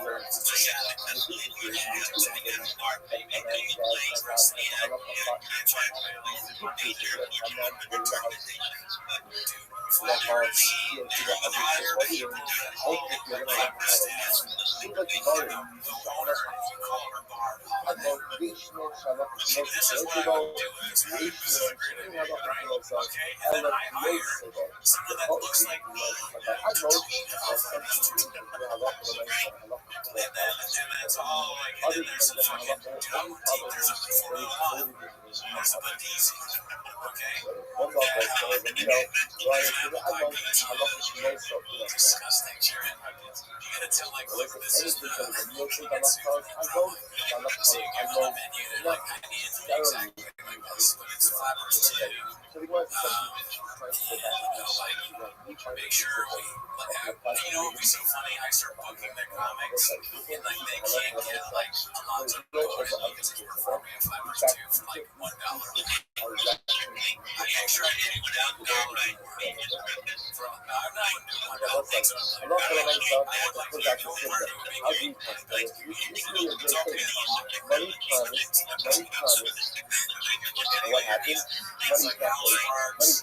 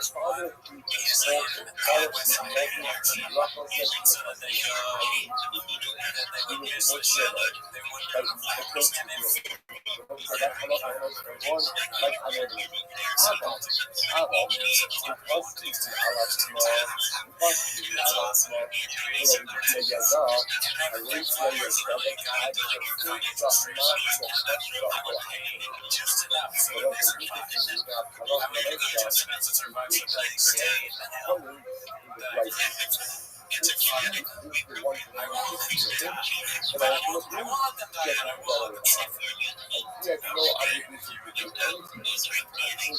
I know, it's like, when I lose my meaning to this This is what it she would be needs so to do. funny. Remember, I've known how And some you of us, will remember talk with and like, I've known hard for her, or we got burned. I don't care. I did it practice, I know it was me. I mean, it's my father, right?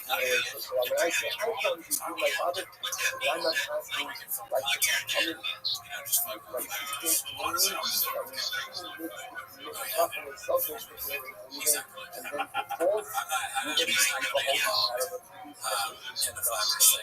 And ultimately, you get back to Black belt, I'm gonna hire him back. once again, Like, no, money gets cut off if you don't hire him. I need flappers to be like everything in this. I need Richie Lease back.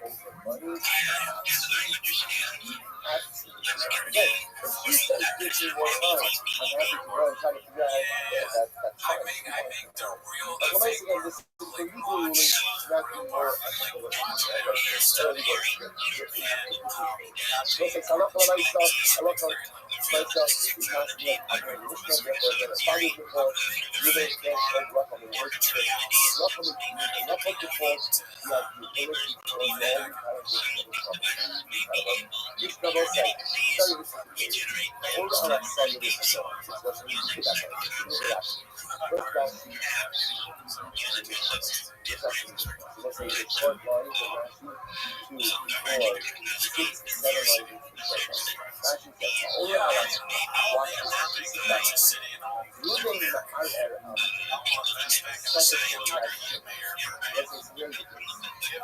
The second I get that much money, get ready for a business plan.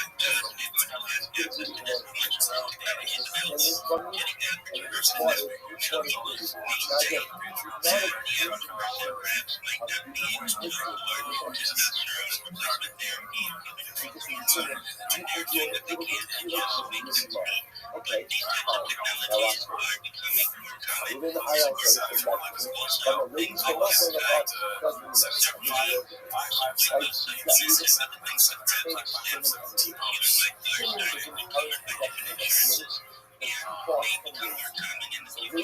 it's like a lady stole it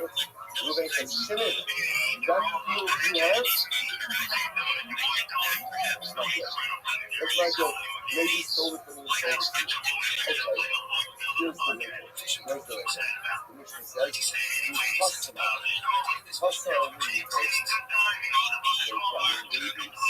Okay.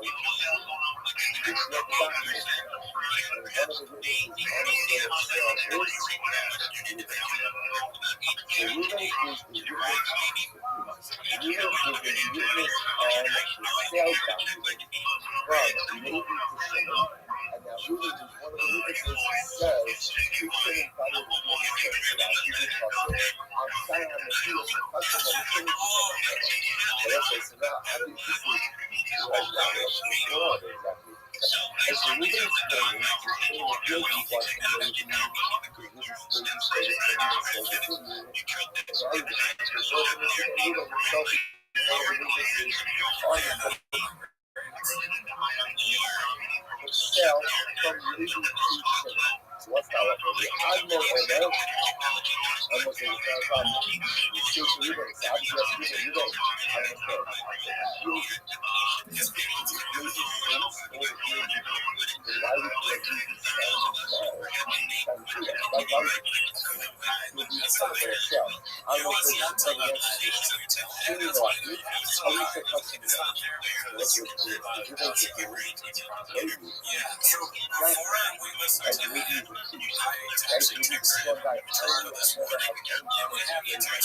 regulation.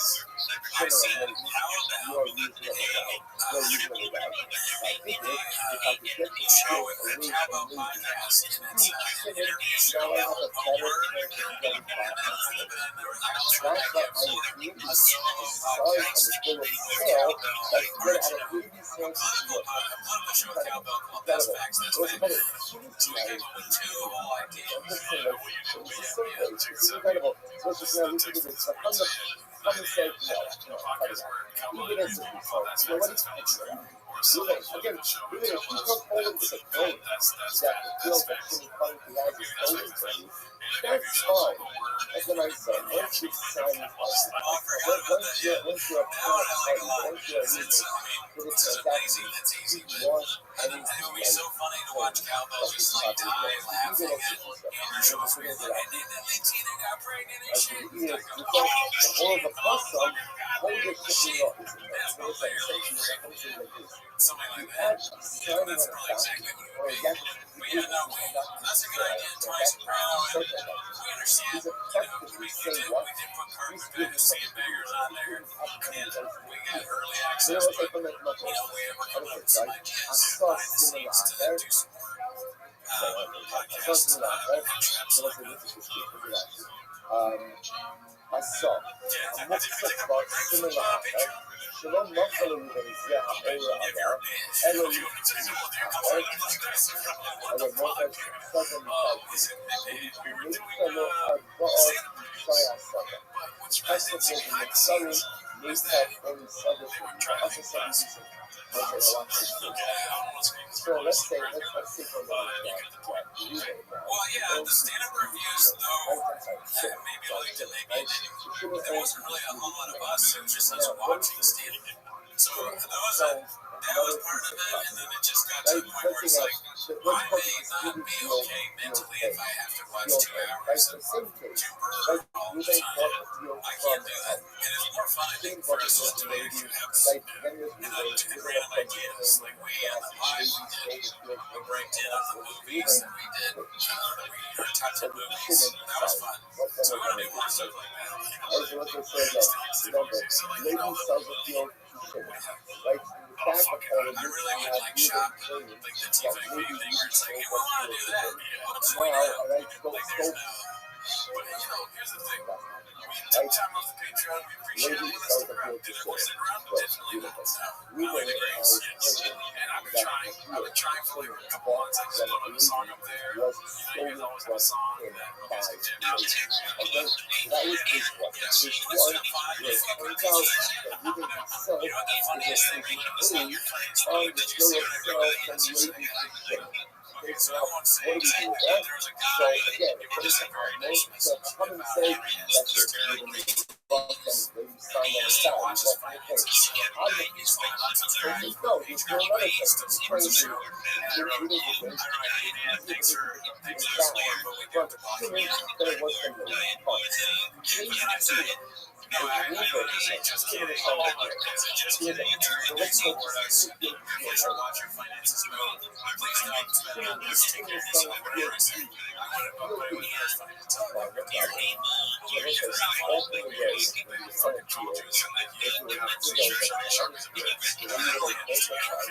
that's what I'm talking about. It's not fucking true. I don't tell all the time. It's not real day. It's just that is border line, field, my other but it's being used to identify field Field A, right side field A has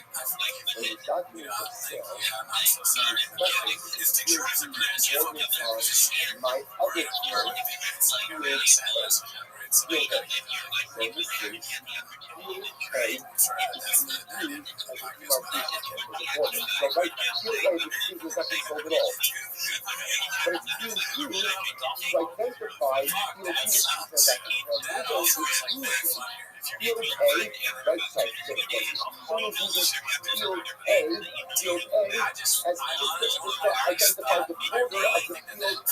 that is being sold.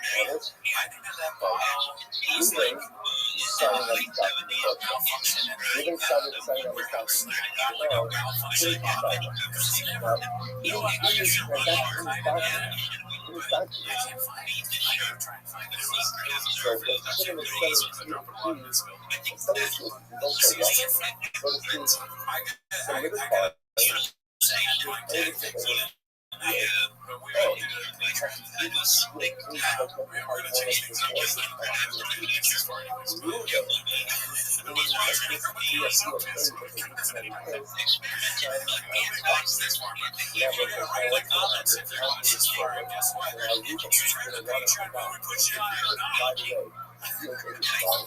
It's so by really Early access. start feeling the answer either like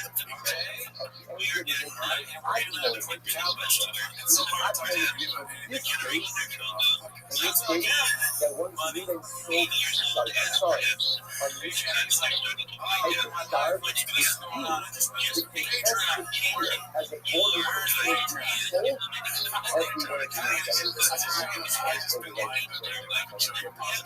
okay, let's go. I'm Rabbi. Okay, let's go. Let's let the first one. Starting next week, I do things different than last time on Patreon. I just want to do that to introduce it's a funny idea. Like stuff like that. Yeah, shout out to you guys. Love you guys. Check us out on Thursday for 10 minutes of shopping and more viewers on Rabbi. That's right. And more viewers on our Patreon. Yeah, and it's also mainly audio. Like the YouTube is where the videos came. Arlen is one of the saddest things I ever hate. Talk about the listen nuggets. It's like, Like, feeling places to feel from there's a document, right? And the document it really never hasn't changed from the beginning. We get goddamn viral shop stuff and then let something change it up. The only period of time where we ever got anything audio was over the fucking Spotify. You're totally acting out as fucking locked out of that shit. Sorry, I mean, you went back to Spotify, it was like hundreds and hundreds of downloads. I will say no. You're gonna Like 5 fucking songs, and I'm like, damn, kill for that. And that's like a lot. I would be like, God, can you imagine? That's what audio was. Fucking rich. That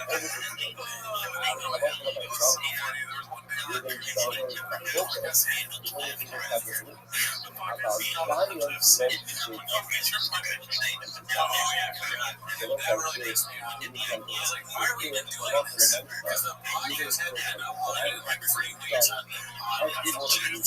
It's fucking 3 weeks. And it's like 4 episodes left. Not even friends. And 3 weeks is getting where's the biggest fucking listeners on it? The biggest shit. Audio's king. That's the biggest lie I've ever heard in my life. They only watch on YouTube. Well, if you're on YouTube,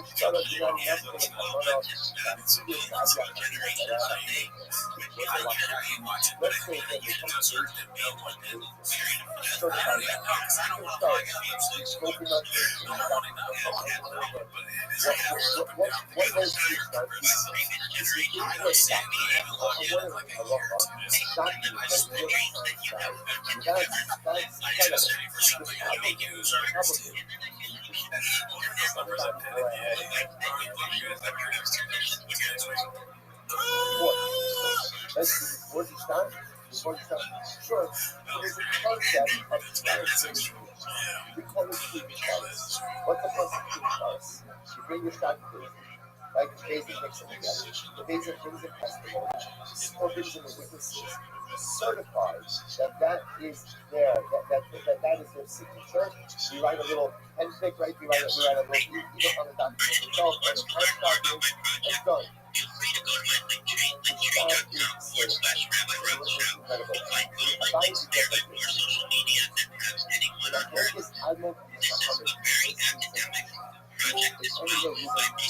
What up, Zoot?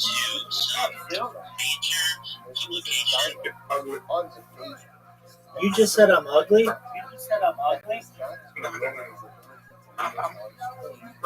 You did just say I'm ugly. Ugly. Yeah, you did. Yeah, you did. What? Wait. What did you say? Hold on. What did you say? What did you say? What did you say? I said that's ugly. No, Zoot. I'd love to talk with you, but you got to be nice to me. Bye-bye.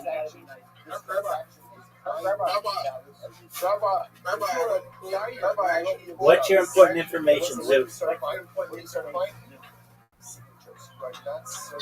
Sundays,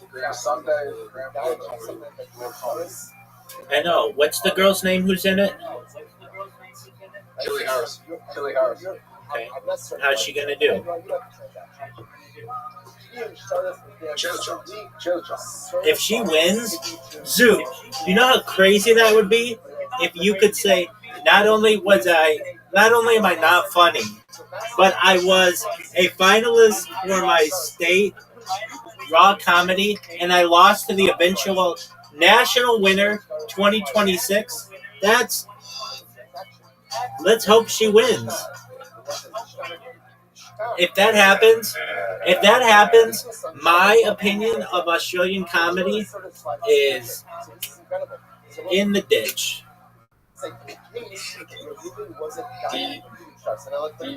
No one's won. So it could be your year, right? Yes. Yeah.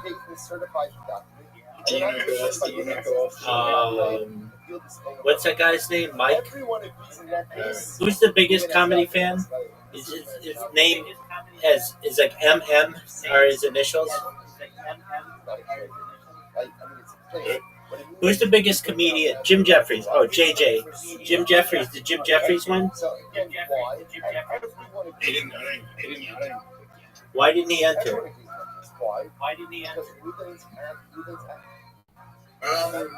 Jim Jeffries was big in the UK. I think he won over in the UK.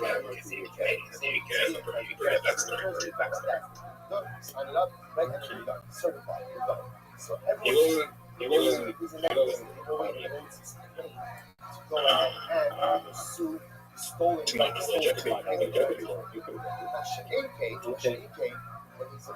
You know who else didn't win? You? Me?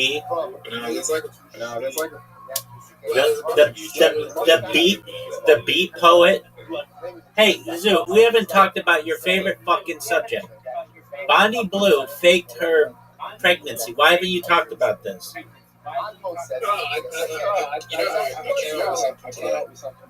Okay, what did you come up with?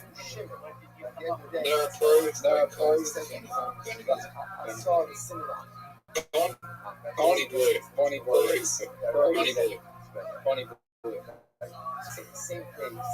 Where's the joke? I knew it.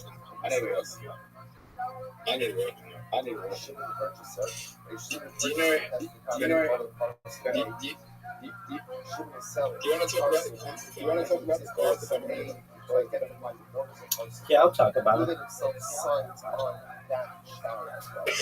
The current defendant is creating jobs creates more inflation, which means that now the average in the 1960s, the average man could support a wife and two kids in one household. Now, both parents are working. In some way,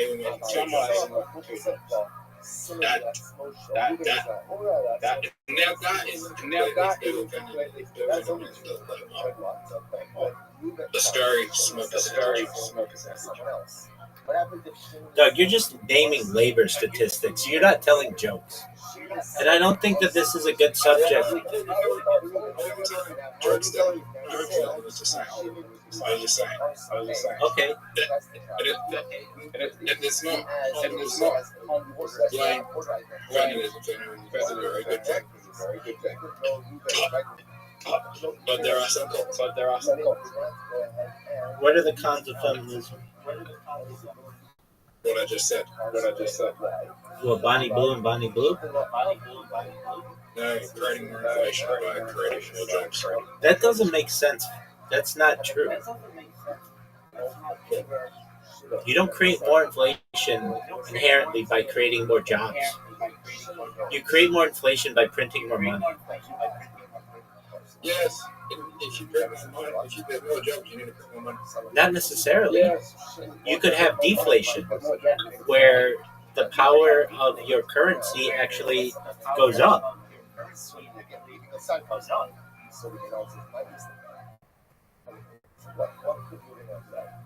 That happens very rarely. That's very rare. It happens. It happens in third world countries.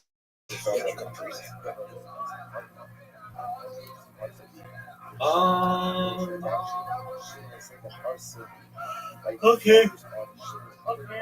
Rarely. Yeah, I'd say rarely. Okay. So, Zoo, why did you come in and say I'm ugly? And then why did you lie about it? And then why did you lie about it? I'm self-conscious about it. That doesn't mean that you call other people ugly, Zoo.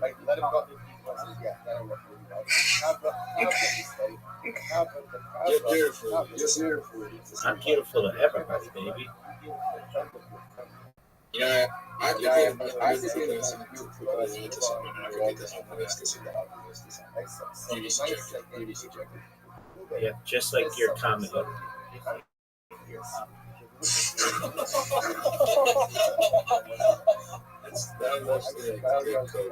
always said comedy is subjective. You do always say that, and I agree. Riser and I watched a podcast tonight. Or no, not a podcast, a documentary tonight on this town in Canada that was like the crossroads of the airspace until like the birth of like 6,000 people were stranded there, and it talks about how the town, it's called Gander, Newfoundland, came together and like took care of all these people, and it was really nice. I mean, music could be subjective. Like there could be some people like Michael Jackson's voice is too high. Okay. So, you know, I was on an Australian podcast. You know, you told me about. Dog, I haven't said it 1/3 as many times as you told me that you were on the Magic Hour podcast. And I watched the Magic Hour podcast. I watched it with multiple other people, and you still won't watch my podcast. Rabbi, how many guys have podcasts now? 2. Who's? Chelsea's, I watched some of that, not the whole thing. And I watched yours. And I think I watched one more, but I was asleep during it. But I watched yours intently, dog. I took notes during yours, allegedly. When's Rise getting going? When he goes to Australia, because that guy doesn't do podcasts with anybody unless they're in person. Who would you want to say? Chelsea. He's on there. I know.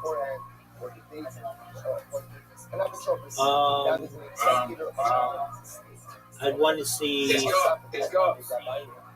I think he's really interesting. I think he's got Joe Black. Anthony. Who's that guy who runs the comedy of the Rhino Room? His name's Jack something. It's Craig Egan. The bigger acts. Jacob Jackson. Yeah. Do you think that who owns the Rhino Room? You still don't know. It's some shadowy organization. Oh no! His name's like the guy who runs Craig Egan. The guy who does Craig Egan. Comedy National Finest Finals in 1999. Oh, so he's really funny. No, he just runs the shit now. All right, so you can't do raw comedy anymore, right? Because you tried out 2 other times without placing, and now you placed as a finalist, right? For the States. Yep. Okay. Yep. Could I do it? Yep. You're not an Australian citizen. You have to be an Australian citizen? Let me look at the rules. You need to look at the rules. They might attack you. I think that They might attack you. I think I could do it. I think they'd make an exception for me. They might attack you. Go look.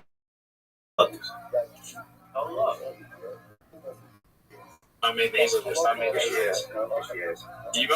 You must be a permanent resident of Australia if you're studying in Australia for an unrestricted visa or 3 or more years. Please email. So if you've been studying in Australia for an unrestricted visa for 3 or more years, then you can, unless if you're a permanent resident of Australia, you must at least be 18 years old on that day. You may be eligible.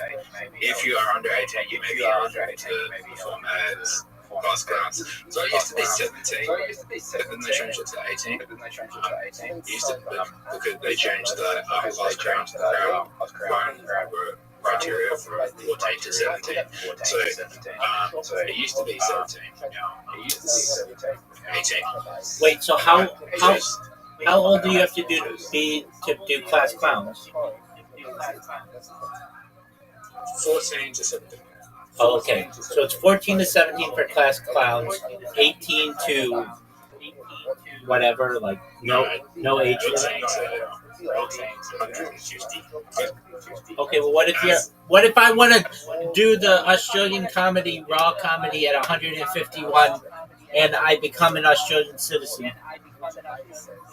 You can. But it's still going. Oh, it'll still be going. I'll make sure that bitch is bankrolled. As of January 1st, 2026, you may have not earned more than $750 from performing live comedy, live gigs in combat, performing solo festival shows, and corporate gigs. If you sold more than $750 in ticket sales for a show you have participated, please contact. If you have been in the company before we can enter again by maximum 3 times. If you've been national 3 times, if you enter 8 times, you cannot enter again. You can only enter once in any given year. You cannot enter in different states in the same year. So you can go to another state next year. Yeah. Stand up music sketch. Your spot must be 5 minutes. Your spot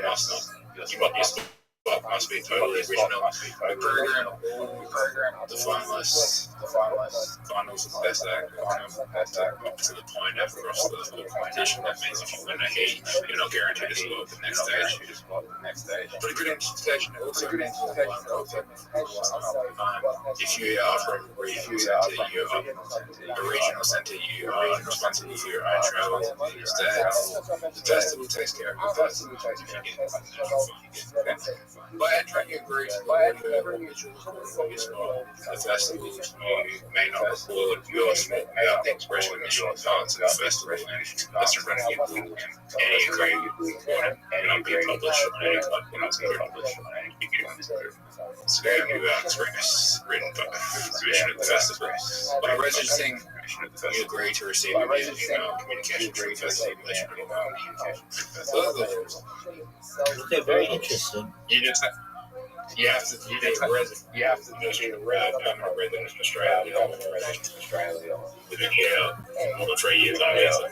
Do you have to suck dick at mini golf?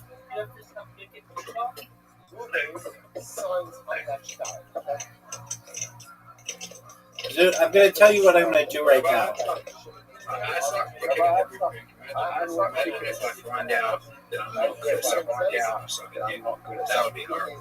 That's actually a funny joke.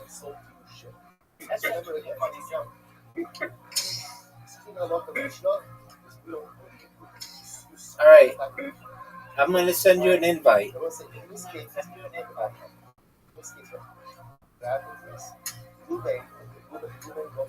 Dude, I'm gonna beat you in 3 pool games, and then I'm gonna beat you at Dice Party, and then I'm done. Do you understand?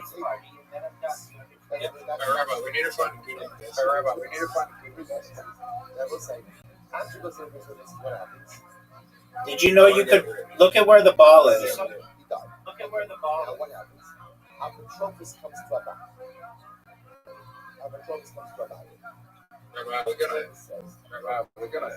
Dude, are you gonna see Michael the opening day? When's it come out? When's it come out? Like April something? I think it comes out next week. Okay, are you gonna see it? I'm going to Melbourne. You're not going to Melbourne. You're not going to Melbourne. Yeah. No, you're not. Sold back. I sold to Shimon a strip of land. Okay. So now what I'm telling you is when Reuben signed the document, he wasn't. I hit the wrong ball in Zoot. Always acknowledging that Shimon owns. Why wouldn't you go to Melbourne? land Because you. that wasn't unclaimed. But that in no way is yielding his rights to the rest of the hey, that's good. But if I That's a lot of work. Am I struck? on the rest of Yeah. the day, but what? But you have to go ahead and at least leave. If you're not, I'll let you go then.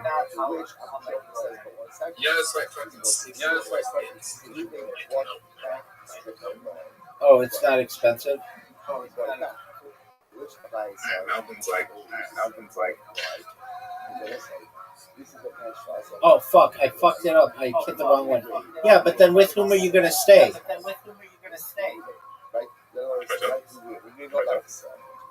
Oh, what a great shot! Get it!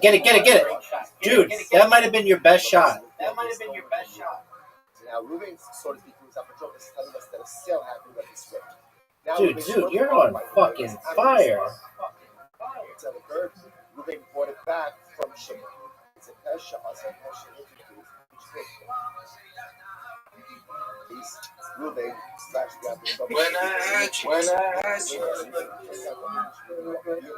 Dude, do they play the Beatles in Australia? Oh, my finger slipped.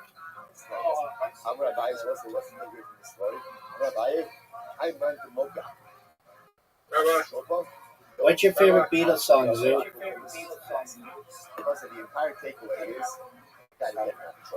Zoo. There's too many. That's the Zoo. For as unfunny as you are, your taste in music is amazing. I agree. I don't know. Too many people like that. Dude, what the fuck, man? Yo. This is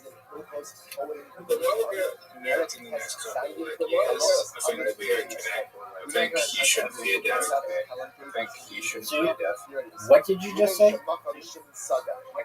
said if the world gets the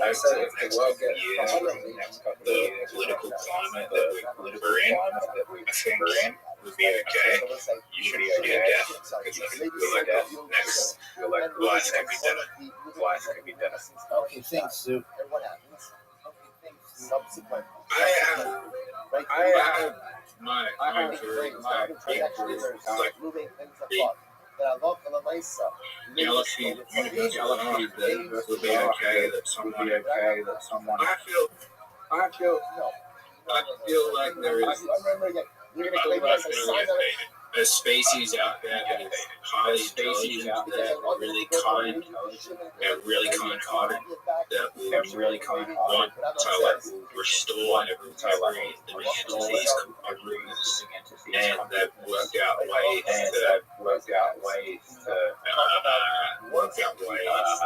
to do that. So you don't need to feel that to do that. Why are you so obsessed with that?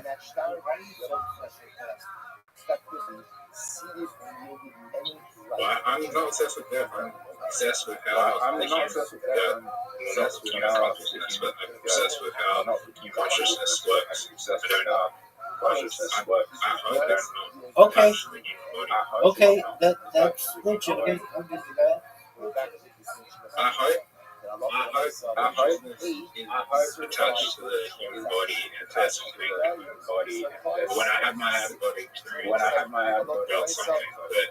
felt something that made that, I don't know what made me feel like there is something to life. What happened in your out-of-body experience? How did it happen? I overdosed on SSRIs by accident. Not intentionally. How did you do it by accident? I forgot I took. Okay, but that's not like overdosing. That's like taking 4 when you should have taken 2. I was on a really high dosage. You think that's near-death experience? Now it's just going through all of their rulings. Watch this great case. Misha, Allah will be assessed. Let's watch this case. Ruling goes overseas. Ruling goes overseas. Now ruling owns a field. Now what's the interesting enough the case is ruling's field is landlocked, which means that the only way he was ever able to You didn't ask me what happened. get a right of way with someone. So Well, I don't consider that to necessarily be a near-death experience, so I didn't really... My soul left my body. Okay, that could have been a hallucination.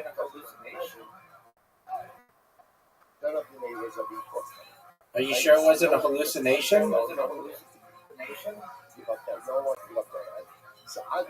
Yeah, but it felt more real than I was. Okay, well, you were on a whole bunch of drugs. Now, Zoot, are you... Rabbi, it was like me talking to you.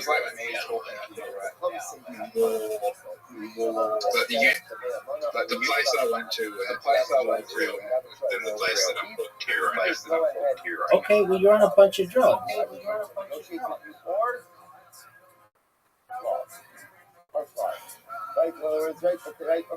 Right, figure out a way to fly. Right, so again, this is actually... You're just killing us. Dude, that was the best fucking... Dude, did you see that shot? Are you just saying cloaking up death is cloaking scary? No, I don't think that's necessarily has to be scary.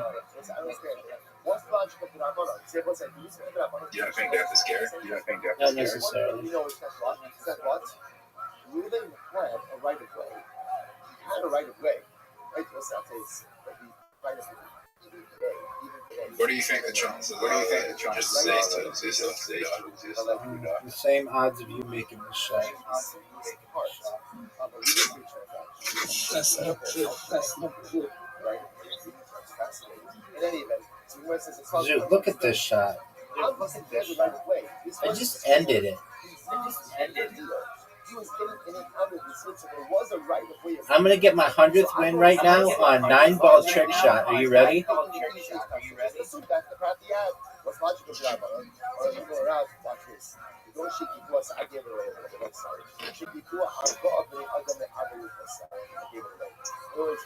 This is a landlocked field. Zoot, 9-ball trick shot.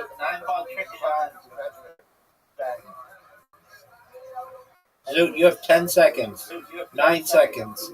8 seconds. 7 seconds. 6 seconds. 5 seconds. 4 seconds. 3 seconds. Hit the ball. So yeah. Rabbi, I'll book my license accommodation next Wednesday and go to. Okay, why do you want to go? Where we know right away exists, but you may can't figure out Okay. You know, my time done. I haven't left that late.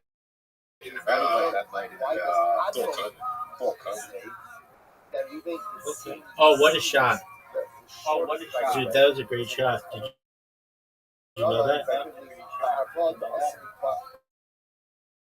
You know that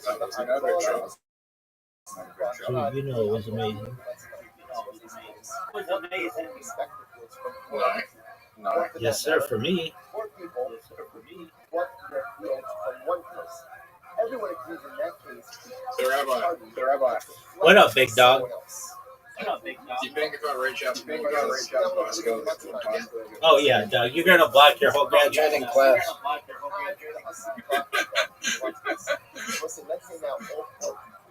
Hey, Rabbi, are you into Moist and Kicks? Oh yeah, for sure, no doubt. Dude, you can't even say my name in the chat. You can say Hitler in the chat. You can't say my name. Shimon now owns the fourth field, which is surrounding. Maybe they're not. Four independent people. Watch this. So I know some. So I must listen. You then go to ship. You know that I know that way. You can figure out what. Do you like? I told it. To give a thing. Those windows. I want to say this. Shimon can say through. Rabbi, you're gonna make that choice. It's not easy at all.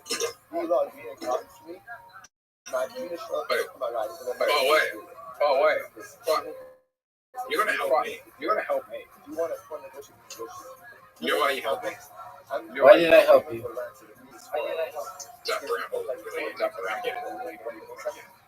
You didn't get it in. I just help you. If you want to negotiate, you can negotiate. I just go. By whom? By something old me. Sorry. Simply go ahead and return the rent and move the stuff for us. Dude, are you seeing these shots? I'm sorry. I'll leave down with you troubles and. Do you think I'll get blocked? Think I'll reach out? Dude, quit talking to girls from high school, dog. They're married and have children. They don't want anything to do with you. Find chicks that are single.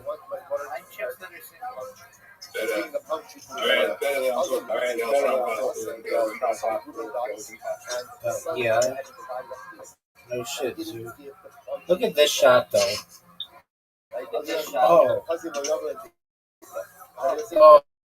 Oh, dude, I just gave you the easiest shot in the history of the game.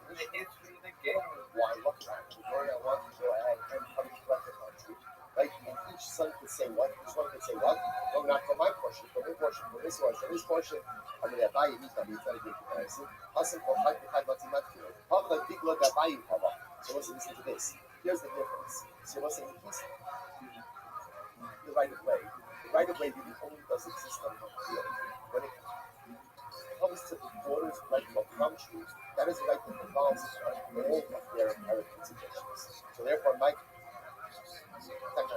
What should we do? Right on the other side, lace with a dikla and a hundred of a little generation. What you should do is give her a palm tree, and then redivide the state minus the palm tree. That's what should happen. Okay, we'll say very quickly. Is Melbourne a big city? Yeah. I'm sorry, just give me a little 1 more minute to stop. I'm a little dikla the Russ. Actually, I will say we'll stop over here for today. We'll just pick up with this very last piece of transition. I tried.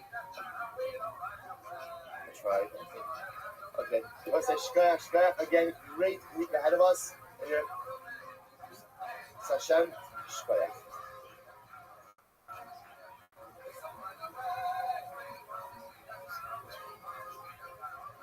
You ready to win? Yep. I hate this fact that I just fucked up.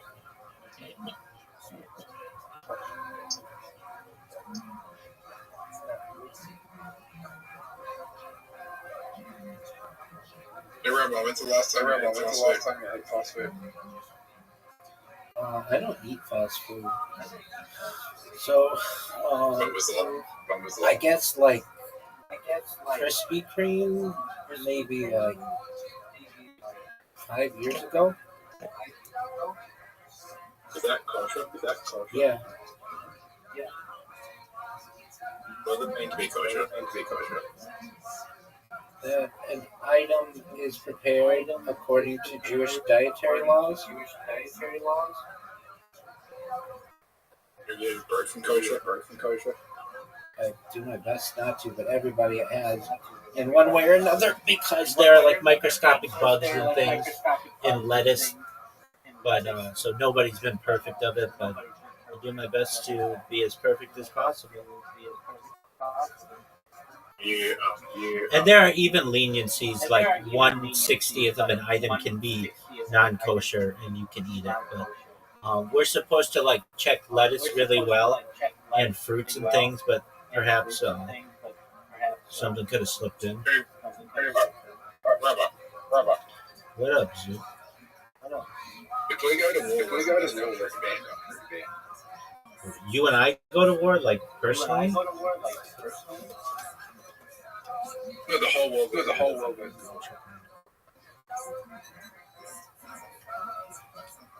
You're asking if the whole world goes to war, what's the best There is place a to- there is a good chance. There is a good chance that like Yeah, I would say Australia. Australia's a good place. I mean, Trump just Australia didn't help.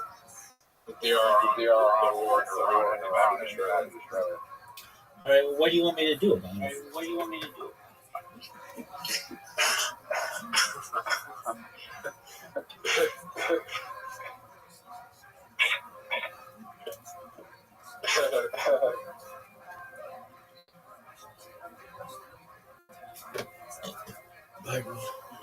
Call it.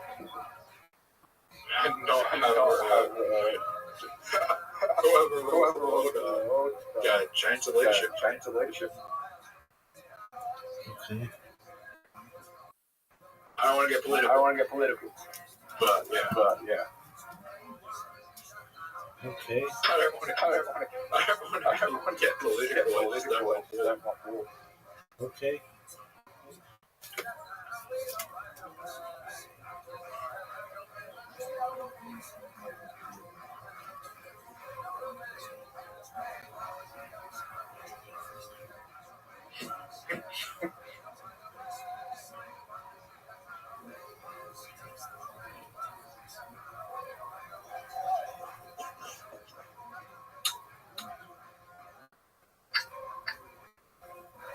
Are you ready for the best shot you've ever seen? Yeah. What do I have to hit? Oh, that one?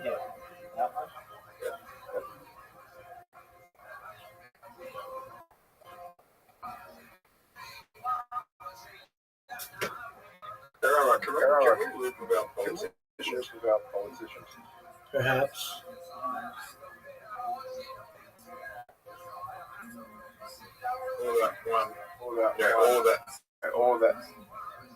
All that, man.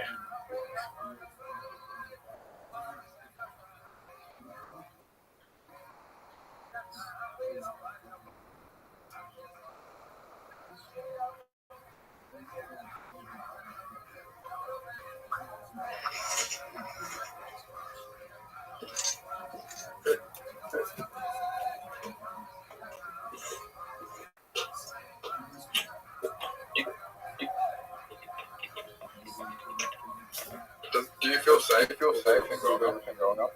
Yep.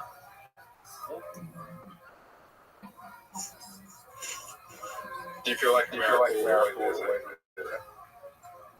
No.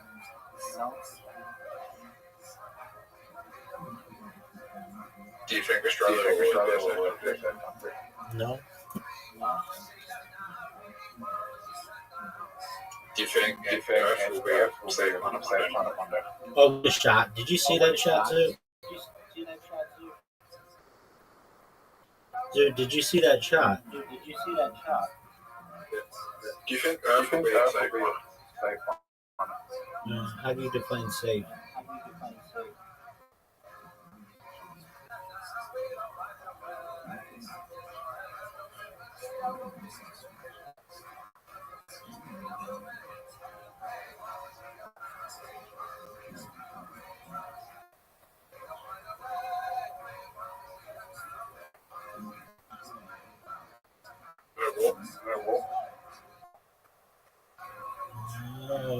What a shot. What a shot. Dude, that was like the greatest shot ever. No Perhaps someday. Dude, are you seeing this? Are you seeing this performance, son? Is it possible for you to win? You think people will be nicer to each other? Yeah.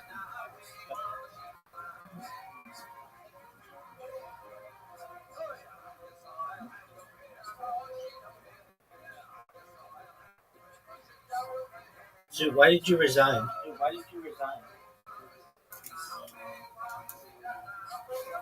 did you resign?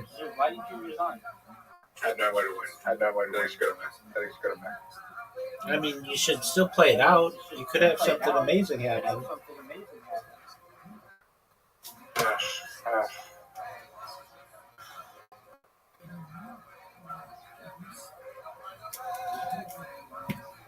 Dude, did you watch the Joe Rogan? Have you seen the Joe Rogan that has the most amount of views of all time on it? Yeah, positive. No, you need to watch the whole thing. You want to watch the whole thing right now? No, because that's 4 hours. Yeah, it is. And it's amazing. Who's? Whenever anybody asks me about aliens, I put that on. Generally.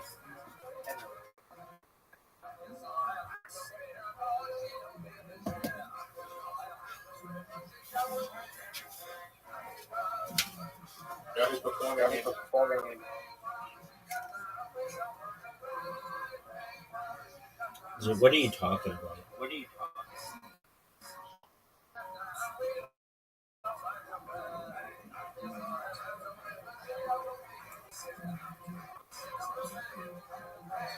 Dude, I'm listening to you. You know who's performing in Northwest? And they're not. Zoot? Yeah, not Zoot. But are you? Probably not. Why not?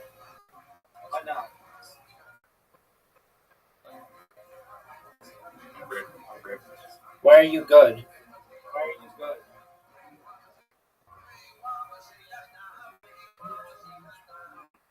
understand. Did they say that you're not allowed to perform anymore? No. Okay, so why wouldn't you want to get paid to perform?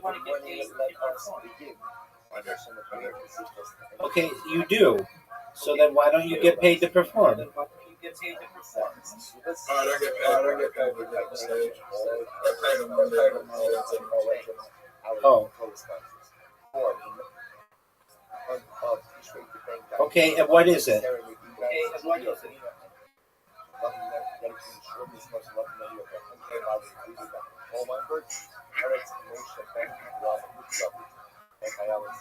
You know you're not making sense to me? You know another. What?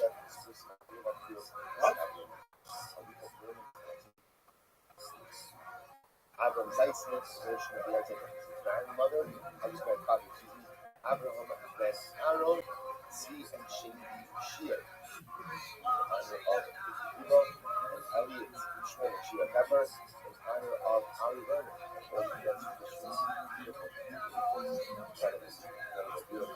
would like to thank our Daphnum sponsors for today. Alan and Andrew Stellis, in honor of the Bas Mitzvah of their granddaughter, Rosie Bloom, which wrote the Torah mitzvahs and the status of the Ivan and the Klaus. Beautiful. Also with that, let us begin. Very, very exciting. It was a very exciting Gemara in general, and also to recognize it. It's very beautiful news like this kind of roots of heads. How it is like finishing the Sefta on Rosh Chodesh. So we're ending things, beginning things, we're closing out for this Tishrei in Teshuvah. Teshuvah and Teshuvah. Exciting for the Sefta. Also, let's today that is Profess 109. We are picking up the words Hashem on the bottom of Profess in days 108b. 108b. We really left off. We left off yesterday at the Mishnah.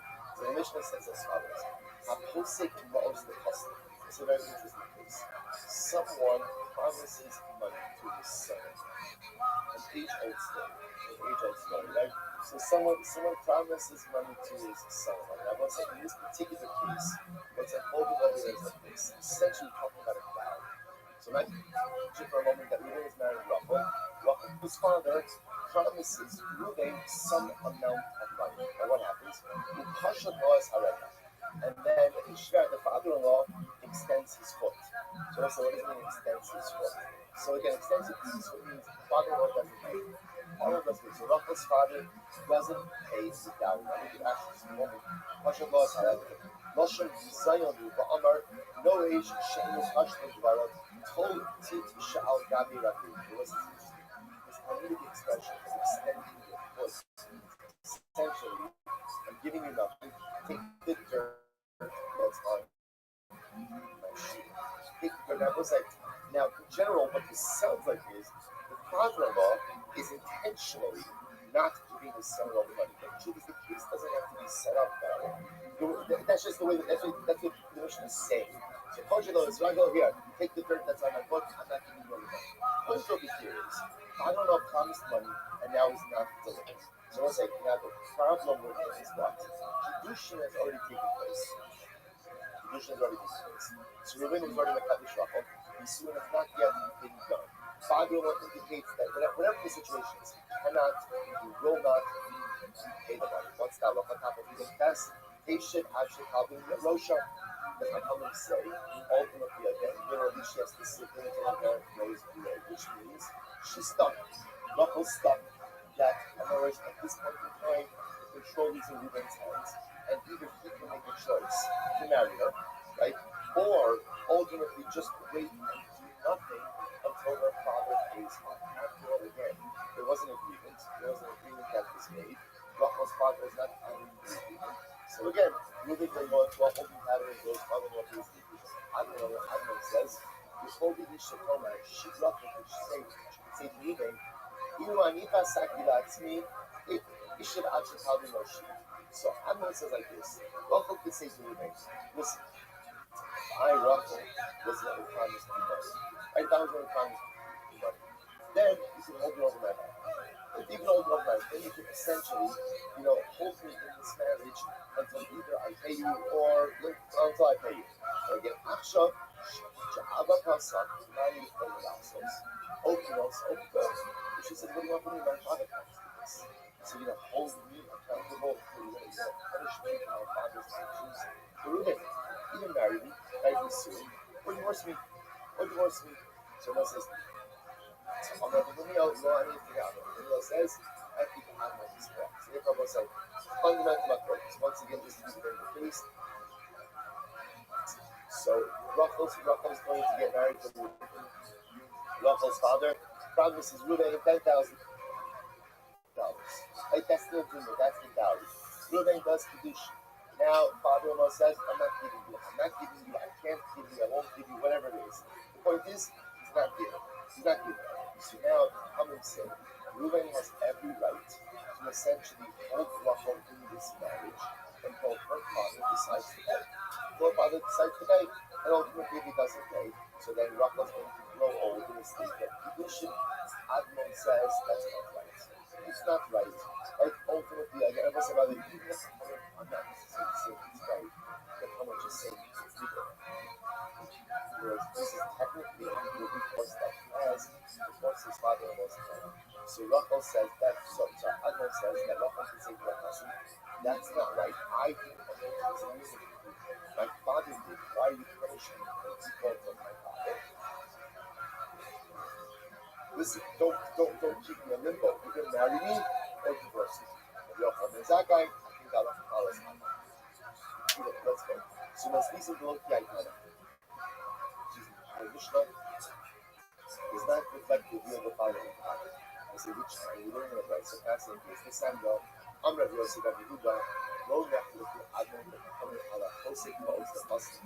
The Pasha was, however, She'aholi Kisha Omar Abba Hazak Alai Ma Ani Yechola Lasis. So this is very interesting. A different in this price of according to the case. But in this case, Rabbi Yossi, Rabbi Yehuda posits that everyone agrees in the case where the father defaulted on the agreement he made that Reuben can't hold Rachel hostage in this marriage. And the Rachel has every right to say, I didn't default. Either marry me or divorce me. But don't keep me in this state. Sa'amana. So where am I going to focus? Al Shekoske he alatzmo. I will say in the Bryce's version, the Bryce's version, when the father defaulted, everyone agrees that Reuben can't hold Rachel. I said, so I just everyone is going to agree that on a conceptual level, a man should never hold his wife in marriage. Right? That's never something that Chazal was. Why are British women created the system of heat in a way which seems to give the husband much more power, so maybe the absolute power? I don't know. That's a question. Like the ones that I teach, I ask much more for that question. And the other one comes, they don't explain to us why the halachos of heat seem to really be heavily selected to give the man the power. But again, this is a legal discussion. So legal discussions sometimes do not enter into the arena of what is right? We all know this is why we teach this to our kids. Just because something is mutter, right? Just because it's permissible does not mean it should be done. So again, we're talking about what's permissible, right? So if I come and say again, it's permissible for him to use the marriage as leverage to go ahead and extract money from his father. It's legal. It's legal. Is it right? Is it right? Of course it's not right. Of course it's not right. So just important to understand that. Which I know everyone does, but sometimes it's different. Like, guys who get older, especially like that, even when everyone knows something, it's still important to say. And I also know it extends, well, I mean, the person has to decide on marriage, again, should never ever use as a marriage. Again, should never be used as a weapon, as a tool to extract something that a husband, like, it's not what Chazal, it's not what Shemar did, it's not what Chazal did. And the truth is, nothing good ever. It comes from good and another human being, and nothing good ever happens by using halacha as a means of expression. Okay, back to our listen, so again, so the Lamaisa, Raisa has a different view on this, right? So the Raisa's version, that Chachamim and Admon both agree that what? That Allah to Lamaisa, whereas the father made the financial arrangement with Reuben, and that the father defaults, or everyone says, again, default doesn't pay whatever it is. So everyone agrees, from the Rizvan Yehuda, that Allah to Lamaisa, Rachel says to Reuben, you can marry your person, but you cannot keep this in the first thing. So what's the focus? What's the focus? What happens is Rachel promised Reuben money. Right? So before they do Kiddushin, Rachel says to Reuben, listen, give me Kaddish, and if you're Kaddish, we're going to give you $10,000. Okay, so now what happens? Reuben's the Kaddish Rachel, and then what happens? Rachel doesn't pay. Won't pay, can't pay, doesn't pay. So the Chachamim said, listen, Rachel, no promise. Reuben is not going to tell you to do the sympathy until you figure this out. So you can go to a holding pattern over here until you, Rachel, figure out how to satisfy the obligation you have. Admon says, just listen to this one side. Admon says, so what could she say in this case? This is great.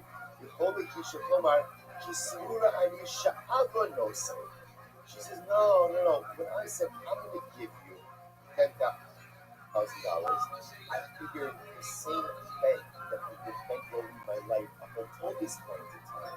Right? It's incredible. No credit limits, right? No pre-qualifications, nothing. I figured the same bank that was taking care of me my entire life is going to take care of me now. So she said, I know I said that I was going to tell you. But again, I automatically assumed that it was my father who was going to go ahead and pay for this nidula. So עכשיו שאין אבא לא עושה עליי, מה אני יכול לעשות? או כי לא עושה, או כי לא. So she says, what do you want from me? What do you want from me? I guess, in other words, the Rachel says, I'm not purposely difficult for me. I never had the money to back up this promise, right? I never had the money back up the promise. It was always going to be my father. Now my father doesn't want to pay for the whole hostage in this relationship. Either marry me or divorce me. So I will say, so I just want to point out what we read. So we learned now explaining that there's two versions of this machlokes. In our Mishnah's version, right, the machlokes case is where the father of Rachel promised and then doesn't pay. Chachamim say, okay, Reuben, like Admon says, she could say to him, this is not my fault. That's my fault. Either divorce me or marry me. But don't go and keep me in this whole thing. Like Grace now says, no. In that case, when the father defaults, everyone agrees that Rachel could tell Reuben either divorce me or marry me because I did it. What's the matter with this case? Where Rachel promises the money. So the Chachamim say, listen, Rachel made a promise. Make good on the promise. You don't make good on the promise. Because I have no obligation towards you. You go to a holding pattern. Admiral says, no. When Rachel says, I made a promise with my father, I was belonging to my father. So ultimately, it's not holding against me. You're marrying your divorce. Incredible. I don't know the Gamil. And the Gamil says, and everyone says the Bryce also, the Gamil blow, and he has to be Admiral. Again, in the Bryce, you have the Gamil agree with Admiral. The Tana, so let's analyze this. When is this so? When is this so? Says the Gemara. Says Amurim is no more about it. I'm not told. So when is all of this said? I exclusively the right son. As it doesn't have the thought for it. How can we get to Hano? With a minor, we will force him. We will force him. So the Gemara says, hopefully not. Force him to do what? If ultimately at the end of the day we cannot forcing the father to pay off, so we'll say it makes much more sense to force the father in a case of the Gedolah than it does to force in a case of the Gekana. Why? Because we'll say we're talking about a case where the Gekana promised money. Right? Rachel promised money to Reuben. What's the halachic weight of that promise? Not yet. Like what the Gekana is. So you'll be talking about a case where you're forcing the father to pay off. It makes more sense to force the father to pay off in a case where so the Gemara says,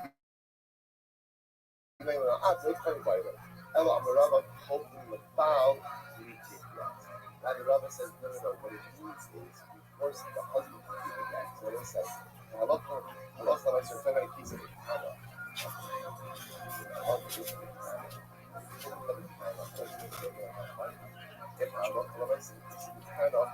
Force the husband to give it back. We'll see how that plays out. Let's finish this out and we'll go back to Rabbi. So Amar Rabbi Yitzchak ben Allah husband to the Biscuit. Amar comes over the law and it's very active. So we're going to say now we're going back to Mishnah. Anytime that you find that the Gamil says, right, anything you find that the Gamil says halacha follows Amon, halacha follows. I want to rather these are the Bryce. Actually, the Bryce is finished. Now we're saying whenever the Gamil says the halacha follows Admon, the halacha follows Admon. So is that true? That's the Mishnah and the Bryce says well. The chapter Kamura. Just the Mishnah. It's all about the Mishnah of the Gamil Kamura. This is what I'm saying. I said any place is what? A Mishnah or a Bryce. Any time that the Gamil says the halacha follows Admon, the halacha follows Admon. Incredible. I don't know big bunch and halacha is very simple. Ultimately, now the creation of God is there. And the future creation is ultimately a red. Ultimately, again, based on about Hanan, Yosef was ultimately and the Zach has said that halacha follows Hanan. Halacha follows Hanan. Even judge, and the Admon, even halacha Yosef was. Welcome back to Ragnar Tweeties. Thanks for tuning in. As always, you're the patron, you're the Reddit, and it is good. But, if you're the patron, as you well know, you get early access to our other show, Taylor's Show, where we talk about British shopping. So join that if you want that, and also there may be some other things that you tune in. Well, I'm doing it with Sandbaggers.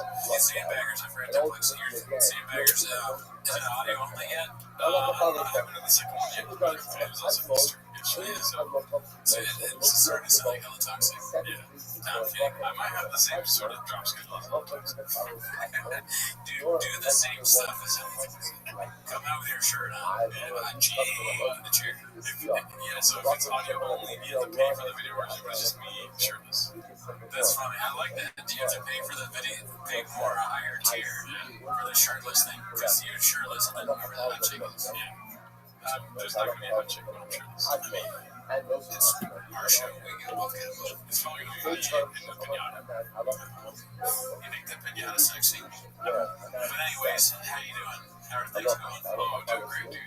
Yeah, watching the Dodgers. I'm watching the Dodgers a lot more now. Watching baseball, baseball balls. Do you go baseball? Are you putting any money on it? No, dude. I could just, I'm full of the sport. Yeah, I don't bet on basketball. I don't bet on baseball. Basketball's a little blockbuster thing. You know what I mean? NBA, Luka Doncic is injured. Austin Reeves is injured. Kawhi Leonard's in like 8th place. So that means that the LeBron James' son is going to play right in the playoffs. Well, yeah, this is how I know you frequent Twitter. Yeah, that's what I know, yeah. But is it, I mean, is it a joke? It's probably a joke. There's no chance he starts. He's so bad that is Reeves or Doncic a guard? Yeah, they're both guards, right? So he's so bad that 2 guards are out, he's still not going to play? He'll probably be like 6. Alright. Well, anyways, off the amazing, she filming. That's, I mean, you know how I've been doing.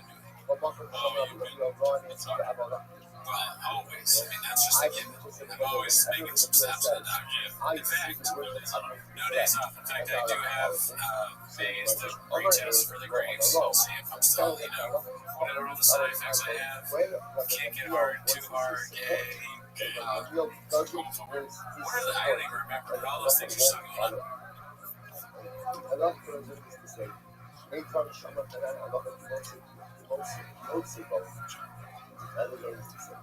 Two situations, two things that Hanan said that happened. Allah fought in 2 cases where Hanan told Allah who supported him, ultimately Allah follows. Shiva Dvarim, Shamar Admon, Yeshman Shabbat Mosi. Yosebo, Yeshman, Shain Allah Mosa, Ella Yosebo, Yosi. But by Admon, there are some situations where Allah said Allah followed him. Other times that's Allah only follows him when he's supposed to be of others. God is the Admon, Allah is most of you. There wasn't any picture of this book. He says Allah calls Admon, Allah calls Admon, and not necessarily in other society. So the Gemara is essentially just trying to go back to this trying to find the principles that can apply to the rulings of Admon and also we're going to see the Allah for myself. There is no overarching principle. In fact, each of these pieces are replicated. Allah Kalamaisa has closed out this sukkah. How do we consider this? This really is a great case. Money's promised. And what happened? Money's not paid. Now the only problem is, at the time of default, what's the status of the marriage? The status of marriage, Kedushin has already been done. So now we have a problem. So you're saying, if default or toward Kedushin, fine. So there's one, but don't get married. Everybody go home. That's it. The problem we have over here is the default after Kedushin before the sunnah. Or 2 cases of default. What are the 2 cases of default? Case A, father default. Or case B, brother, daughter, wife default. Or say focus, Avon Kafami. Then there's a further focus, Mishnah and the Brisa as to whether my focus applies. So I'll say, here we go. Rabbi Baskins. They'll both be short. Tarek Allah has Sayyid. It was something I was a couple weeks ago. Why not these people around them and show so there's 142 around them and generally, Derek of the Rambam is that the Rambam's formulation of halacha is often much truer than the text of the Gemara. So I think we're just trying to extrapolate halacha and some from the Gemara. The Lashon of the Rambam often headers into the Sugya much more, whereas the Shulchan Aruch already is a distilled version of the halacha. So again, the bottom line they say the same thing. Listen to what the Rambam says. Here we go. Great case. Hapozik was the first. So this is great.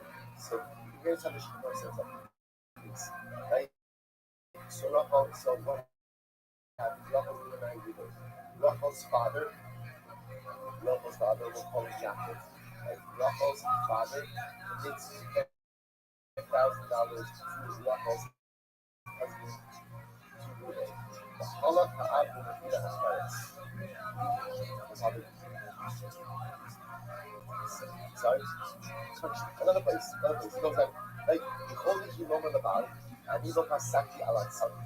Ma'an Yichol Nasos. Open those to those. No? All patching of the best. So everyone says, number one, we constantly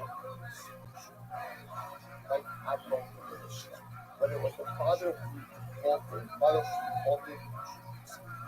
Rachel says to his husband, listen, I will do either divorce or marry. Right? But don't keep using it. So we'll say that's halakha when I say one, like Admon in the Mishnah. Aval, it must be halatzma. Please help me draft a message. Hi, reptilian hybrid Kama. We've known each other for several years now, and you were nice enough to be one of my first followers on this account, period. Remember again, this is where she made the commitment. Remember, Admon's out for her. Remember, he always Admon's out for her. Always out for her. I didn't promise. I know it was me, but I'm an extension of my father, right? In other words, so when I said I promise you to my father, so that I'm not asking like I have been live streaming since even before the moment we met. I have more data archived on the internet than any person in global history, and it's about time I go viral, period. I think you and I should do an Ask Me Anything. Perhaps this coming Monday. Period.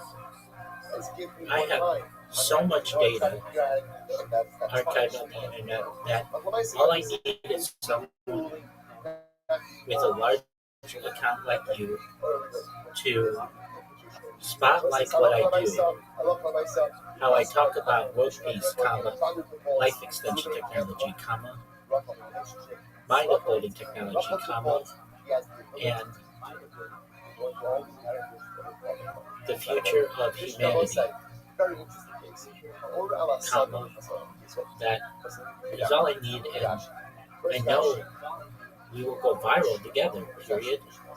When I go viral, I want to make you a trillionaire, period. You have my word on that, in writing, that I want to make you wealthier than you ever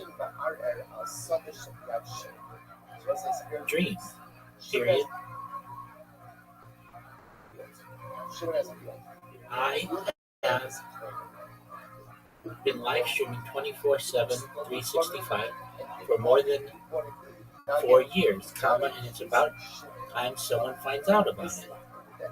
More than just my community, period. Data overtook petroleum in 2017, according to The Economist magazine, as Earth's #1 resource. And I have more data archived on the internet than any person ever, period.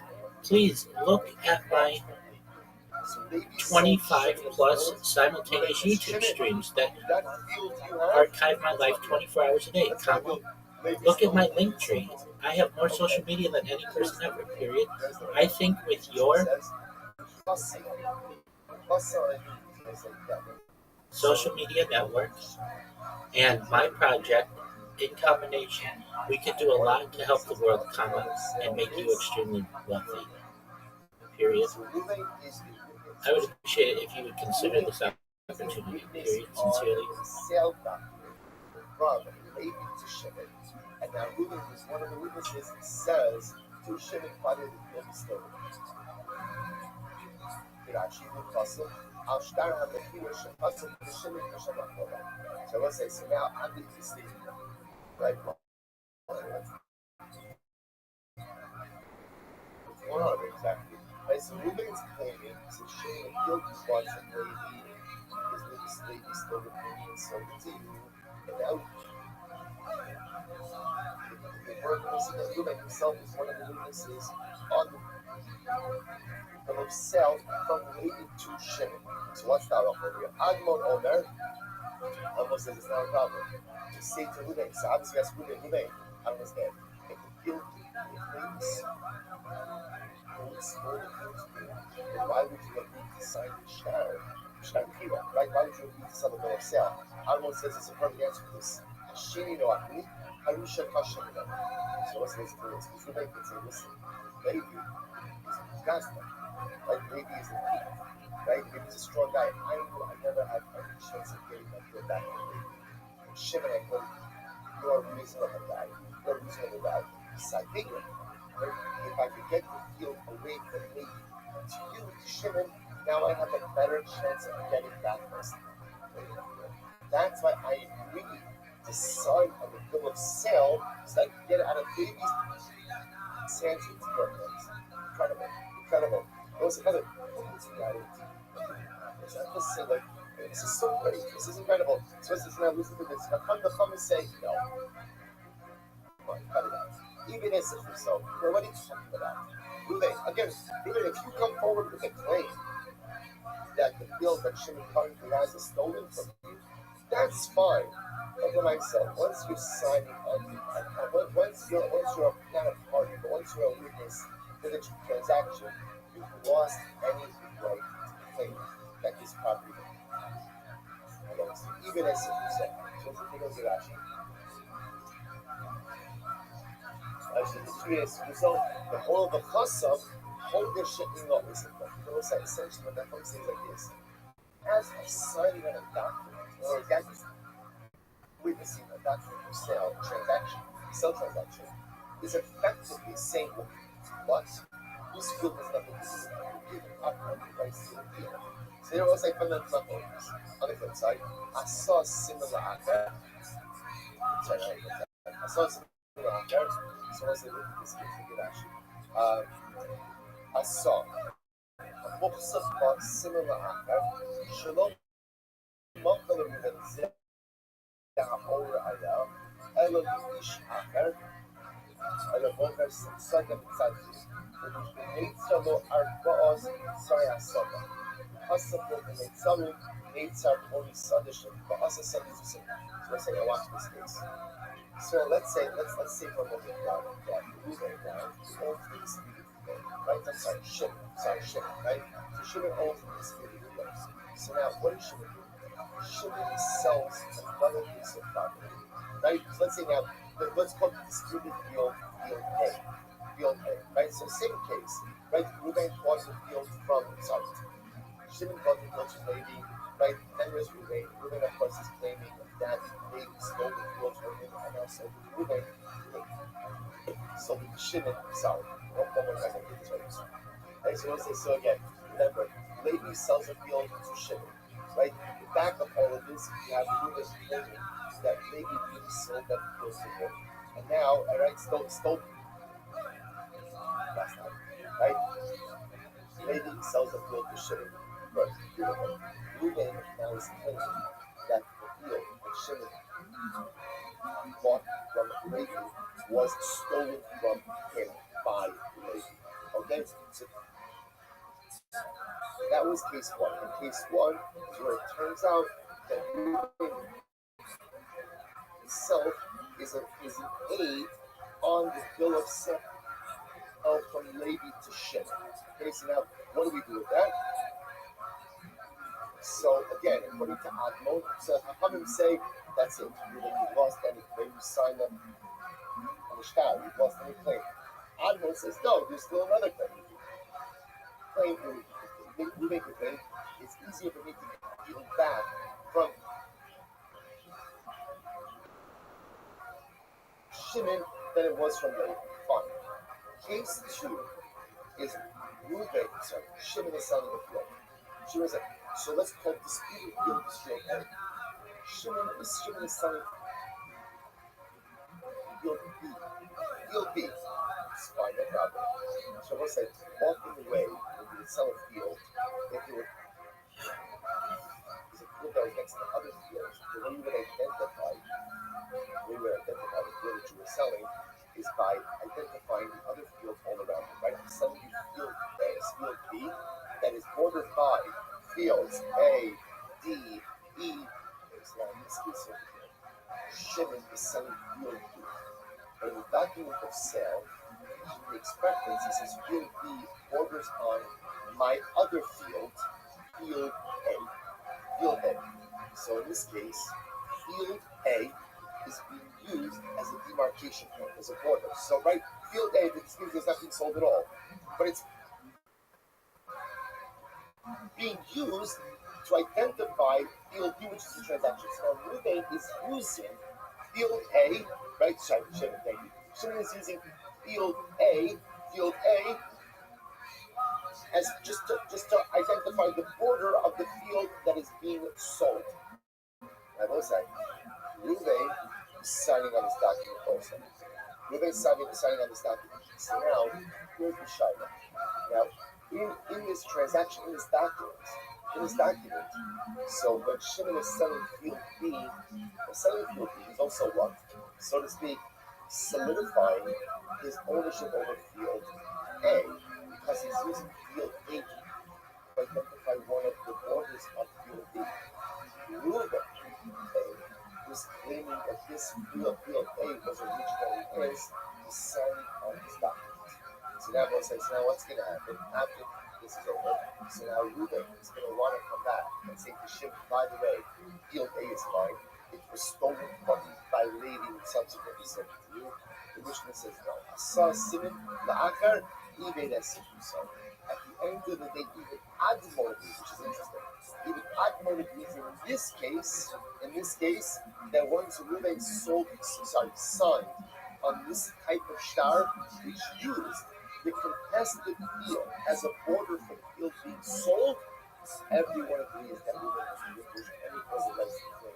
That is what this is. Okay, it's interesting. Let's go. I'm Rabbi. Okay, let's go back to that first case. Great. Let's go back to the first case.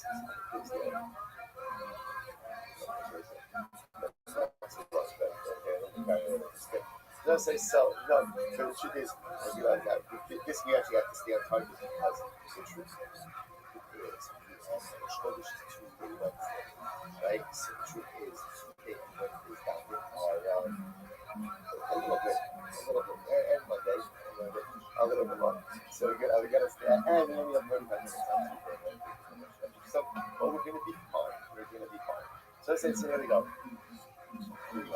Let's say, so listen to this. I want to buy. So once again, we're focusing on case 1. So once again, let's just get back to case number 1.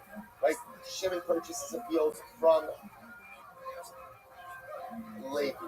There's a document, right? And the document it says that Levi sold the field. Shimon, one of the witnesses is Ruben.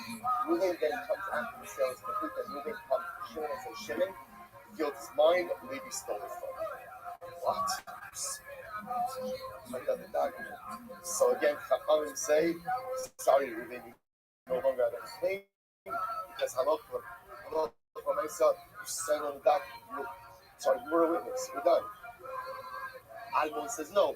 Ruben has a claim. Yes, I signed the document in order to get it out of Levi's hands. Your hands shouldn't, because I felt that I had a better chance with you of getting back my fine.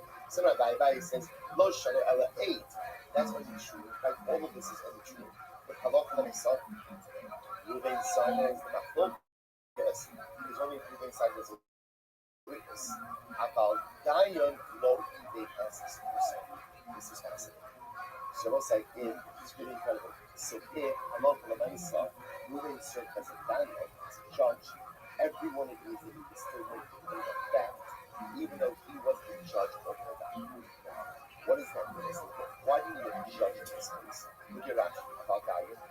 Shelibu Shtar Mechir Beis Mechemo Mishpat Kiyum Shtais Sha'idim Po'im Yom Sabiyadam Dayan Kosin Shtar Dinan Nafka Lekadona Basidu Sadia Hasina Zaleh Bashim.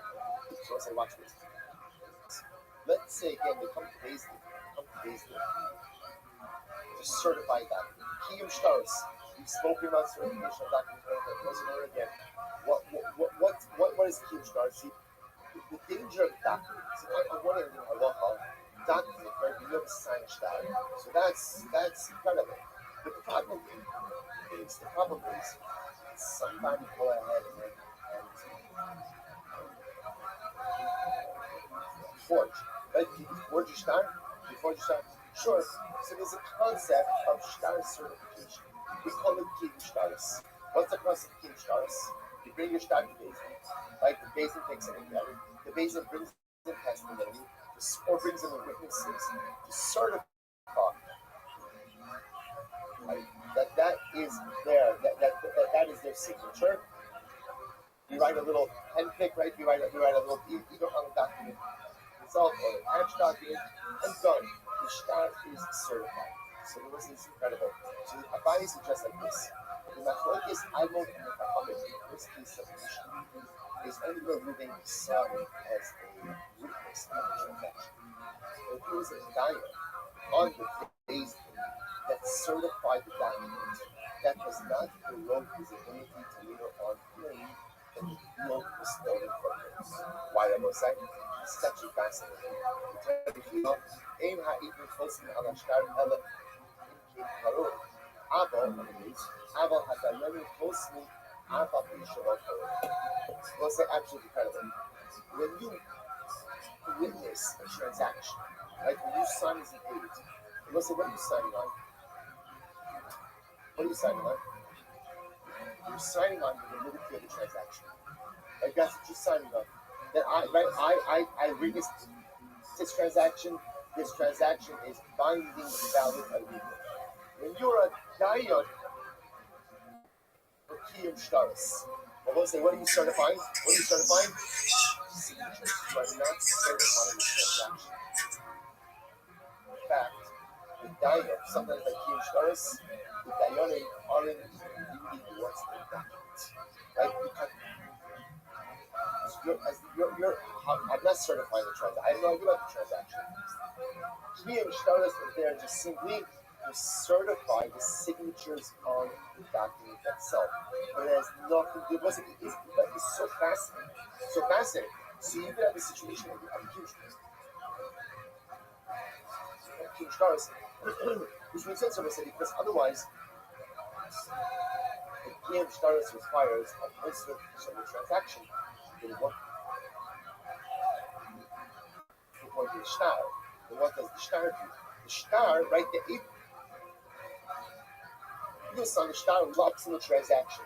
Kiyum Shtaris certifies the signature. So this is incredible. So we'll say in a case where Reuben was a dying for Kiyum Shtaris, and I'll let Levi sell, right? So Levi sells a field, Jimin, and then what? They draw the document, and now they want to bring the document to Beis Din for certification. Reuben is one of the dayanim on the Beis Din to certify it. Right? Reuben's Beis Din certifies the document, and then after it's certified, Reuben says to Shimon, by the way, the field is stolen from him. Everyone agrees in that case, Reuben has a value, and that's a value. We see Reuben has a valid claim. Obviously, saying something was stolen from you is not a claim. Right? I mean, it's a claim. What it means is Reuben now has the right to what? Pursue that claim. Right? So again, why? And everyone agrees in that case. Everyone agrees in that case. Why? Because Reuben's acting as a guy who Shtaris has nothing to do with the transaction. All Reuben is doing, he was just saying, oh yeah, the signatures that you say with the speak, you guys recognize the signatures, fantastic. We're done, sign it up, right? And then we're done. Certified, we're done. So everyone agrees in that case that in no way erodes his claim to go ahead and pursue the stolen, right? The stolen, right? The claim for stolen. Now, She'en came, then he's a witness to the actual transaction, the sale from Levi to Shimon. In that case, again, part of signing on a shtar is what? You are claiming the transaction itself is down. Chacham say when the transaction is valid, you can't go ahead and claim that the same parcel is taken from you. Admon says, yes, I can. The transaction was valid. In other words, yes, Levi sold to Shimon. But at the end of the day, it's my land. Good. So it's like Mickey Mouse. I saw the similar I was going to say the next case in the Mishnah was, I remember, yeah, right? So same case, but let's say, well, not same case. In this case, Shimon the purchaser, Shimon purchased and tested the property, called it parcel A. Shimon is selling parcel B and uses parcel A to identify the owners of parcel B. Reuben himself signed on that shtar as well, and not as well, but Reuben sells on that shtar. The Mishnah says everyone agrees that after he sells on that shtar, he no longer has a right to pursue anything that parcel is in Rabbi. That's going to be true ultimately. Like Rashi said, God cannot let us listen similar אבל עשה המוחזק בו סימן לעצמו של רובן אומר על עצמו של רובן. That's only true when what? When Shimon is selling the parcel to someone else. What happens if Shimon is selling the parcel to Reuben himself? Shimon is selling parcel B to Reuben. And now happens to be in that sale, Shimon uses parcel A to test the property as a order identification. But ultimately in that case, even though Reuben, right, even as Sukusa, Reuben did not go ahead and lose out on his ability to reclaim parcel A. Why? The Amar, Idala of delay, this would say, I would not assist this, but have a master in the but ultimately again, Shimon did not solve the problem. In other words, it was a consumer idea is that if Shimon knows that Reuben is going to be paying parcel A, he's going to be ready to what? Sell a parcel B. So Shimon, right, Reuben wants to buy parcel B. By logic, now, he realizes I'm not going to get parcel B. Certainly, again, even aside parcel A. So the Gemara says, "My is the color." So what could Reuben ask that? We buy the Lemema Moga. So maybe for this, maybe a Reuben could have is what? And then I want to stay the same dosage of 5 amps in my hands. Stop testing blood pressure because I just but what I've been doing is couch. Oh wow, you still stop watching them. Yeah, this is the new. It's gonna be big. Okay. So I'm gonna bet on myself. But not really that good. But it's been there probably not right now. Not if you talk to the people that know. Let him go. I won that bet with UConn. I don't know how they're doing right now. The game's going on. I don't care. It's really about the So I put a very small bet on them winning this game, but I win my option. Oh, nice. So it's pretty. Wow, dude, this is like the golden days of your betting. So nice again. Yeah, this is the part that we remember. The special time. Yeah. When UConn is good, never heard of them. Then I win money. When they're not good, it's not good. It's going to be. I really should never bet again and just let it go. But we'll see. I don't want to act like a cinephile, but I did recently watch Casino, maybe the first time. I don't remember anything. Okay, but do a little reference here. You're like Rob De Niro without the casino. Just what's up. Keepers getting all this stuff. I wish I was that. Yeah, I had a lot of money. I wouldn't want the woman that doesn't love me and had sex with some great girl that did the money part. I'm going to be honest with you. Yeah, the girl was like not into me into some fucking dirtbag in California. Yeah, what was he thinking? He's got there's so much fish in the sea, Robert De Niro in a casino. What are you doing? Why would you do that? Maybe he speaks a different love language than we do. Parcel B is using parcel A to test the parcel as one of the borders. And Reuben signed them as he was deeply in love with her. I think that's the problem. You can't really control what the heart wants, right? That's true. Now I use the qualification. That's true if Shimon was selling it to another party.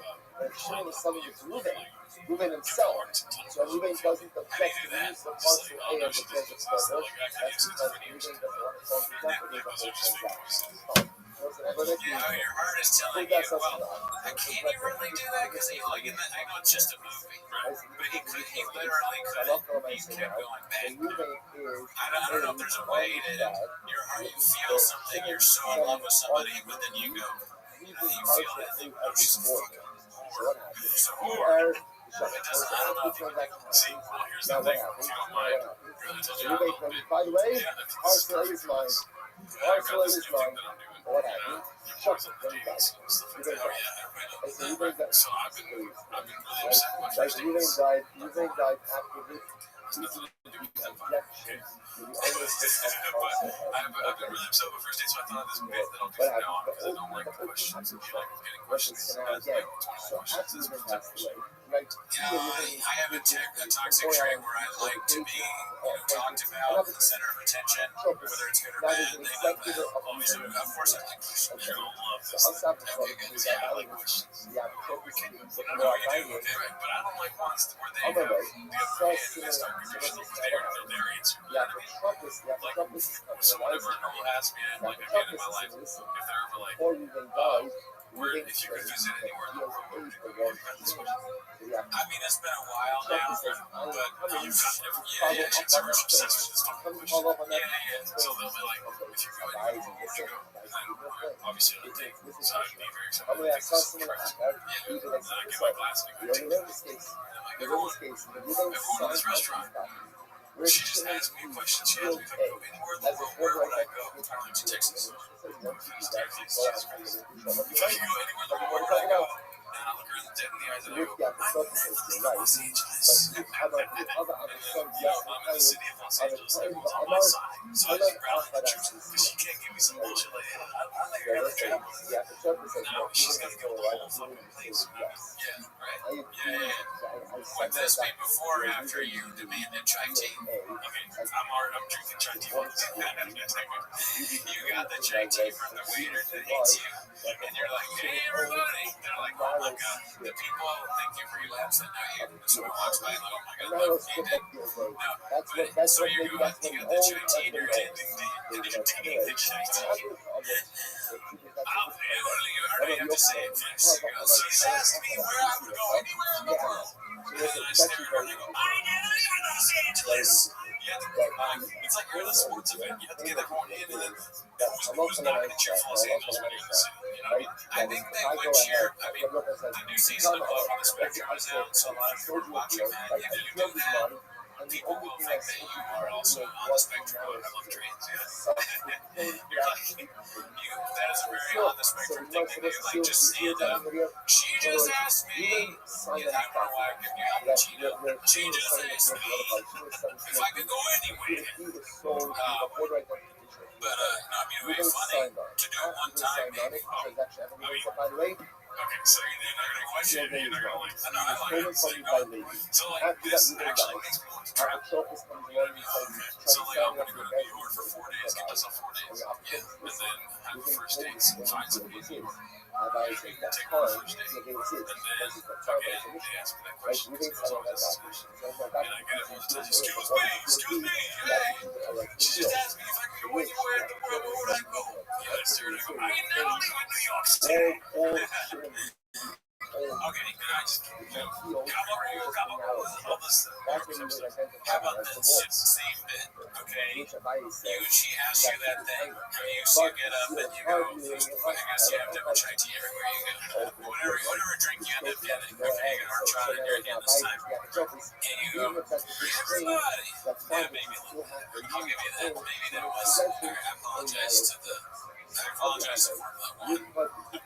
So, you get up and you go, hey everybody, she just asked me if I could go anywhere in the world, where I want to go. And guess what? I want to go to Dallas, Texas. That has nothing to do with the shot. Sorry, let me do something else. That's way too shot. I ain't going to try not to do shot. I want to go to Park City, Utah. And I'm going right now. And you leave the day. How about that? Okay, that's a great exit plan. You go to Utah, and then you just keep doing it. So I have a Traverty in this. I don't know where you get a ticket from what I just said. Well, I can tell the whole Park City that I actually go to Park City. Is that what you're saying? Yeah, so Tracy, you said you like traveling. And it's funny that, like, somebody says, well, if you could be anywhere in the world, where would you want to be? And you go, and you say, oh, man, life is short. You made me think about something I want. You're cute, but are you better than Brooks in Utah? I don't know yet, because I've never been there. No offense to you, but that's a whole place. You're just one. Suddenly, because you motivated me, you inspired me. I'm out of here. The question was stupid for you to ask that. Probably not. I'm gone. And you go to where Park City is. I think that's where, like, skiing or something like that. I'm not a skier, but maybe you would probably a great place to go. It looks really nice. It was also a long time. So that's the only, I can only remember a certain amount of things throughout the week. What is the next question? Yeah, see, I was trying to think of, like, other questions that you would ask and how I can bring it back to Los Angeles. Because the whole point of the getting everyone involved, is that they're on your side, because they like it. And I'm tired of being attacked for questions that I'm asked, and I answer honestly. Honestly, girls do not want to. Probably not. I told somebody recently, I was like, I don't have time. Is that the truth? Is it? I'm hoping it was. Like, what I was thinking. You know what I mean? Like, you're just I had to go somewhere and really fucking go to the morgue. Afterwards, what happens? Yeah, like a terrible attitude. But it goes somewhere probably would have been this fucking day with you. I don't want to leave LA even on a trip. That's not true. You like going on trips. Like, let's be honest though, dude. I just met you. We're gonna make plans and go on. And then, like, it's part of, like, the whole thing where they have to, like, we have to go on. No, dude. Just fuck me already, dude. You know what's funny about that? If the girl's motivation for that is not, like, either just keeping the conversation going or seeing what your interests are, if she's really, like, she's asking that because she's so sick in her mind that she thinks that if you say the same place she wants to go, that means something. I mean, it would be kind of cute and nice if it was. You say, like, Iceland, and that's, like, where she really wants to go. Don't get me started on my tripping, but she's fucking she's like, you know, the Iceland's great, Greenland's nice. But, I mean, that's like a stupid thing. I think it's just like a way to know that you like traveling or something about it. Yeah, I like to keep a thick fame. Stop. But what's a bad answer to a bad answer is I'm never leaving Los Angeles. I guess that is, that's what we're doing. That's a terrible answer. And that's what you said that one time. I'm trying to think of something even what is worse than that. We like don't understand. You weren't even trying and you picked the worst possible answer. And now I'm sticking to it because I got good news so hard. That's a random chick. And I'm just like, all right, well, next time. I wonder what she said. Did she say, like, you know, want me to, like, she got kind of, like, she was like trying to be like, how can I work this time? She's like, okay, so she did say, okay, what's another question that chicks ask like that? Like that you can, because I like the idea of, like, it's all that, like, it's kind of, you know, it's funny to bury yourself so deep in a hole like that, like right away in the day, to dig yourself out of it, try and convince her that, no, I just really love Los Angeles a lot. I'm a very positive guy. I love it. But how do you come back from it? What's the question that they ask? What do your parents do? Like, you just heard my mom was the mayor of Los Angeles once a year. My parents actually founded, or my great-grandparents founded Los Angeles. Doesn't make sense. My great-grandpa's name was Angeles. Girls, knowing that I'm a comedian, always ask if I've been on Twitter. How can I bring it back to Los Angeles? Oh, I was on Tony. Everyone, she's just asked another question. Yeah, I'm gonna have to bring everyone to. Okay, I've got one, but I mean, okay, go for it. All right, so you say, does it come to ding, ding, ding. Hey, everybody, she just asked me if I was on Kill Tony ever, and I got one thing to say about that. Because like, that's the insane. Tony, I wanted to say another word. I wanted to say word they use on that, but I don't think you can say that word. You can't say that one. You can't say that one. I'll use all that word. And I don't say that word, but they say that kill Tony. I say that kill Tony. Back to Los Angeles. Oh, sorry. You just said the C word in front of the bar. It's funny that I've made it so much worse because like before she's like, this guy doesn't want to drive. Okay, I'm sorry. So you go, and then she just asked me if I have ever been to Kill Tony because I do stand up. You know what? Fun fact. Kill Tony started in Los Angeles and then moved to Austin. And a lot of people say it's not as hip because it's like, a lot of people aren't that. They're kind of, edge lords in the Austin scene. So I was on it when it was in LA. It was more fun and more crowded and not celebrity driven.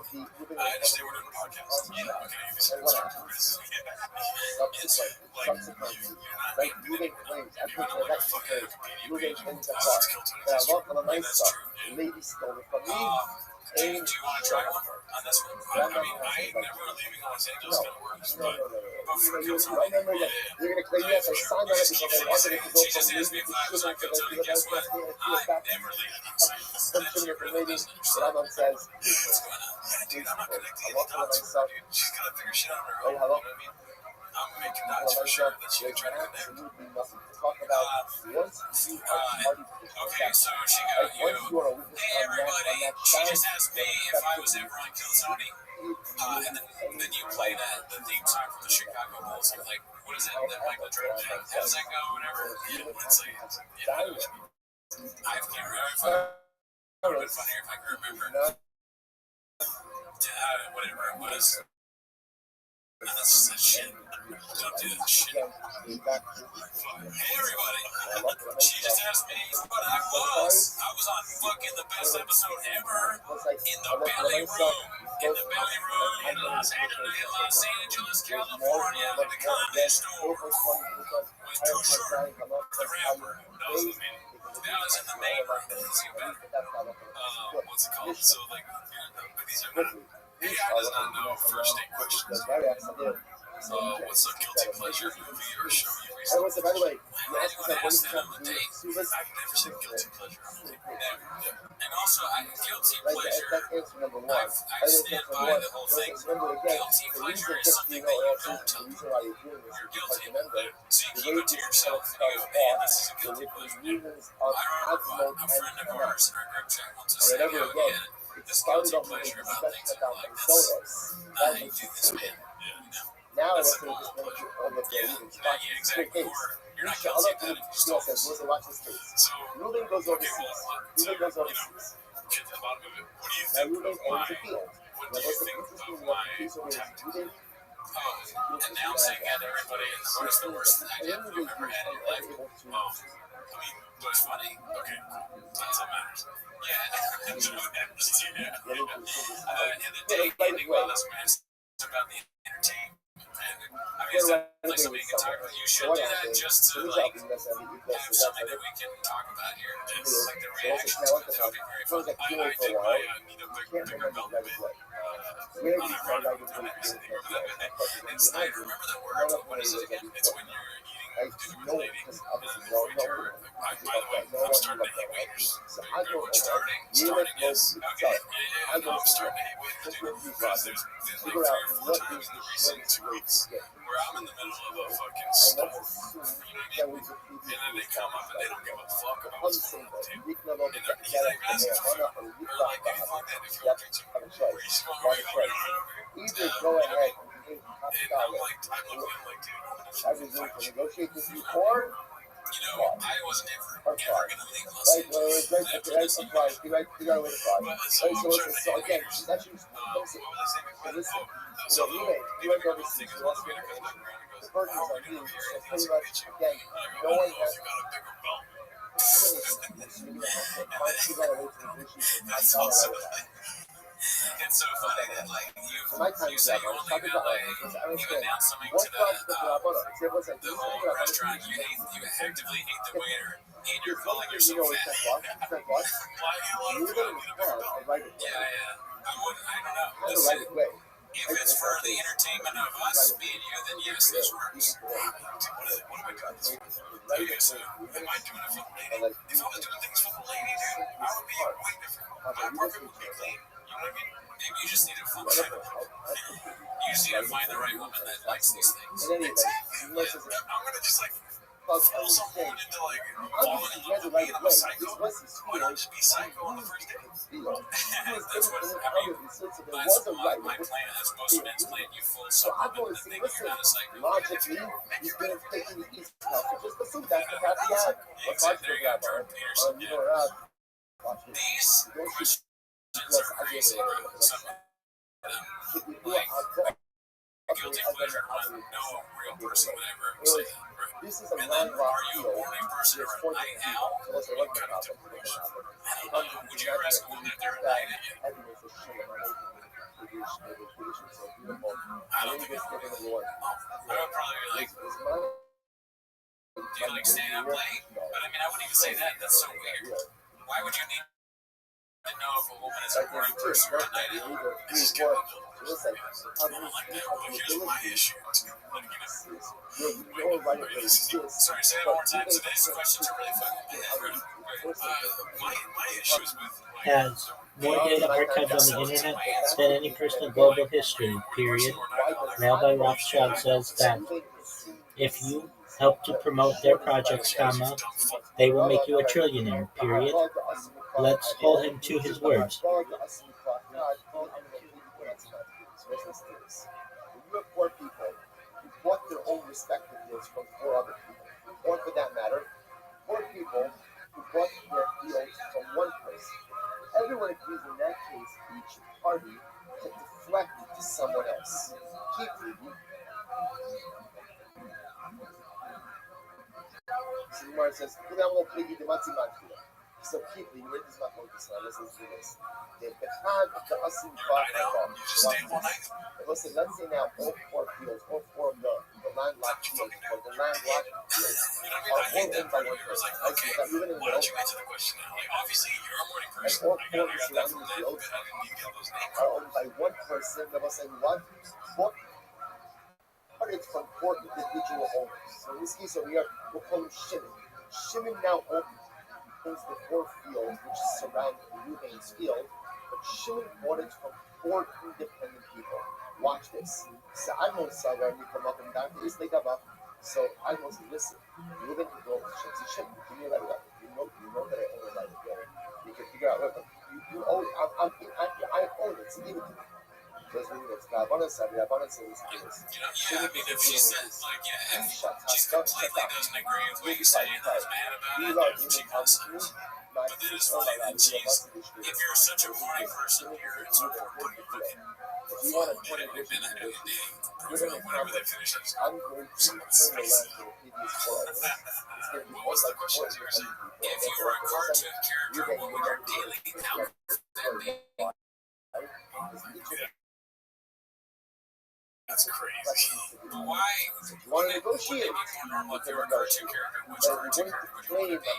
My outfit. That's kind of weird. If you said that to somebody, they would think you're crazy as hell. If you're saying that on your intent. Hey everybody, she just asked me if I was a cartoon character, what kind of outfit I would wear. Guess what? It would be a Dodgers jersey. Or like, because I am believe in Los Angeles. Almost sounds like a strange Disney sketch. What is the coolest place you've ever visited? That's the Los Angeles. What's a topic you can give a 20-minute presentation on with no preparation? That's a good question. I don't think that would be weird.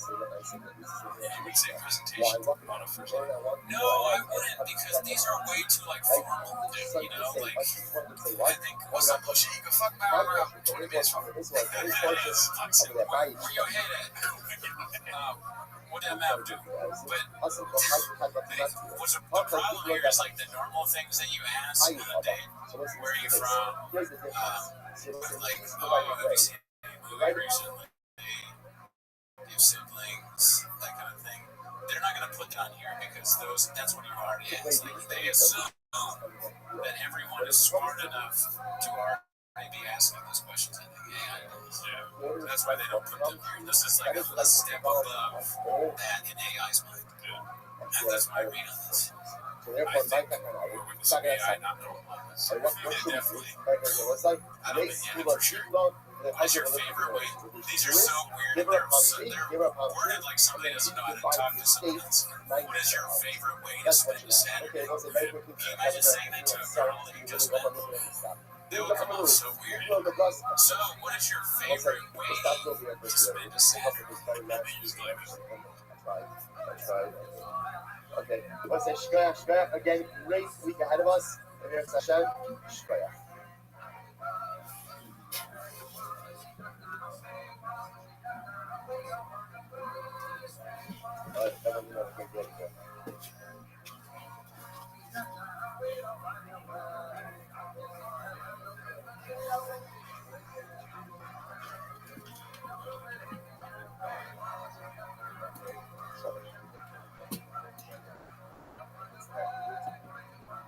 It's technical, I mean, just like, yeah, it comes off like you're gonna plan out how to kill them or kidnap them on like Saturday. What's going on?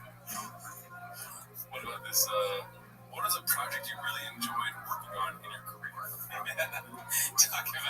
Talk about your job on this team. Let's both talk about like their day to day of the minutia of our job, our office job.